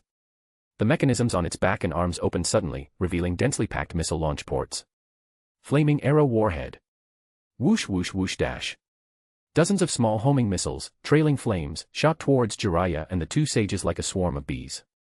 Careful. Jiraiya had to give up the pursuit, his body turning rapidly, his hands dancing, using taijutsu and hair to block and bat away the incoming missiles as much as possible. Boom boom boom dash. The missiles exploded continuously around, the flames and shockwaves disrupting the battlefield once again. And Deva Path's Shinra Tensei's cooldown seemed to have ended. It coldly raised its hand, aiming at Jiraiya, who had exposed an opening while dodging the missiles. Bancho Tenin. A powerful attractive force came again, Jiraiya's body flying uncontrollably towards Deva Path. Jiraiya-chan. Fukasaku exclaimed in shock. Sage Art, Needle Jizo. Jiraiya, calm in the face of danger, instantly hardened and expanded all the hair on his body, wrapping him up like a silkworm cocoon, greatly increasing his defense. However, Deva Path's target didn't seem to be a direct attack. Just as Jiraiya was sucked into midair, in a state with no leverage, Azura Path giant, high-speed rotating saw blade, and a crab with huge pincers summoned again by Animal Path, simultaneously attacked Jiraiya, wrapped in hair, from the left and right. It's bad. Jiraiya's heart sank. A pincer attack from this angle would be difficult for Needle Jizo to completely defend against. At this critical moment. Sage Art, Toad Confrontation Chant. The two sages, Fukasaku and Shima, on Jiraiya's shoulders, let out a peculiar frog call imbued with powerful senjutsu chakra. This sound was no longer the previous indiscriminate interference but formed a specific melody, striking directly at the soul. This was Mount Myaboku's strongest genjutsu. Once completed, enemies within the hearing range would fall into a complete illusion, at the mercy of others. The moment the eerie frog call sounded, the movements of the three panes simultaneously stiffened. Even Deva Path's always cold Rinnegan showed a violent tremor for the first time, as if resisting something. However, this genjutsu required a brief preparation time to take full effect. It was this moment of stiffness that gave Jiraiya a chance to catch his breath. He abruptly dispelled Needle Jizo, his body forcibly twisting in midair, narrowly avoiding the crab's giant pincer, but Azura Path's saw blade still left a deep, bone-exposing wound on his left arm, blood instantly gushing out. Ugh! Jiraiya grunted, landing on the ground, staggering a few steps. His left arm was in severe pain, blood dripping from his fingertips, dyeing the accumulated water on the ground red. Jiraiya-chan, are you all right? Shima asked anxiously, turning her head. Still okay. Jiraiya gritted his teeth, temporarily sealing the wound with chakra, his gaze fixed intently on the three panes who seemed to be struggling out of the effects of the Toad Confrontation chant. He hadn't expected the Rinnegan's resistance to genjutsu to be so strong. Must quickly take down one. Jiraiya knew a protracted battle was disadvantageous for them. The pane's abilities were too bizarre, and they seemed to have no concern about chakra depletion. His gaze locked onto Animal Path, which had just finished summoning and seemed to have slightly fluctuating energy. You two, lend me a hand. Jiraiya roared in a low voice, gathering senjutsu chakra again, ignoring the injury on his left arm, and charged towards Animal Path. Sage Art, Massive Raiznon. A blue energy ball far larger than an ordinary Raiznon, containing violent senjutsu chakra, rapidly took shape in his right hand. Fukasaku and Shima immediately understood his intention. They performed Sage Art, Frog Call, again. Although it couldn't form a killing genjutsu like the Toad Confrontation chant, the powerful sound wave interference still effectively delayed the rescue actions of Deva Path and Azura Path. End this. Jiraiya roared, pressing the massive Raiznon in his hand fiercely towards the Animal Path pane. Animal Path's Rinnegan reflected the approaching Raiznon. It tried to form seals to summon, but under the frog call interference and Jiraiya's limit speed, it was already too late. Boom. A deafening explosion sounded. Dazzling blue light engulfed Animal Path's figure. The violent energy shockwave flattened everything around. Dust and water vapor mixed and shot skyward. Succeeded.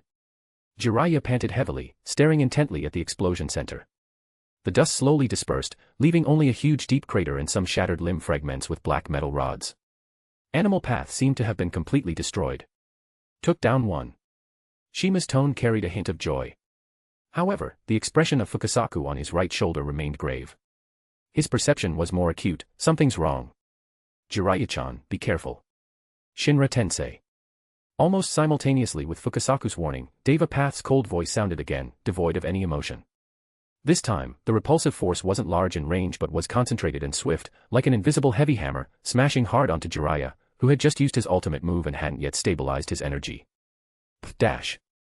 Jiraiya had no time to make an effective defense. His entire person was sent flying like a kite with a broken string, continuously crashing through several ruined walls before heavily falling into a pile of rubble, blood spurting wildly from his mouth, dyeing his white hair and clothes red. He felt as if all the bones in his body were falling apart. The circulation of Senjutsu chakra was also almost dispersed by this blow. Jiraiya-chan. The two-toed sages exclaimed in shock. Deva Path slowly descended from the air, step by step walking towards Jiraiya, who was struggling to get up from the rubble. Rainwater washed the dust and blood off his body. Those Rinnegan were like the gaze of death. I have to say, as expected of Jiraiya-sensei, to actually destroy Animal Path. But, it ends here. Deva Path slowly raised its hand, aiming at Jiraiya's head. A powerful yin-yang release force began to gather. A black rod formed in Deva Path's hand. This time, the heavily injured Jiraiya absolutely could not dodge again. Jiraiya looked at that face belonging to Yahiko, yet cold and merciless, his heart filled with endless sadness, regret, and self-blame. He had failed to bring back his disciple who had gone astray, failed to fulfill the great Toad Sage's prophecy. The world's change, the dark future. Was it going to end here? Fukasaku and Shima were tightly entangled by Azura Path, their eyes wide with fury, but powerless. Just as the attractive force in Deva Path's hand reached its peak, about to completely suck Jiraiya in and crush him. Boom. A loud sound suddenly came from the southeast direction of a Megakure. Followed by large-scale destruction caused by fire-release ninjutsu and billowing thick smoke, so conspicuous in the perpetually rainy Megakure. This sudden explosion and continuous ninjutsu destruction caused the entire battlefield to quiet down for a moment. Deva Path's always indifferent face frowned slightly as it looked towards the southeast direction where the explosion came from. Even the black rod forming in its hand stopped moving. Not only Deva Path, but Konan in the air also looked towards that direction. Obito, watching the battle from not far away, frowned, and White Zetsu became even more noisy. Wah wah wah, such a huge fire-release ninjutsu over there. At this level, it's at least a full-power elite jonin. Black Zetsu, for some reason, had a bad premonition. At this time, what other ninja in a Megakure could cause destruction of this level? Even Jiraiya, lying in the rubble with his consciousness already somewhat blurred, was awakened by the explosion. He laboriously raised his head, looking towards the direction with thick smoke, his heart filled with similar shock and confusion. What is that?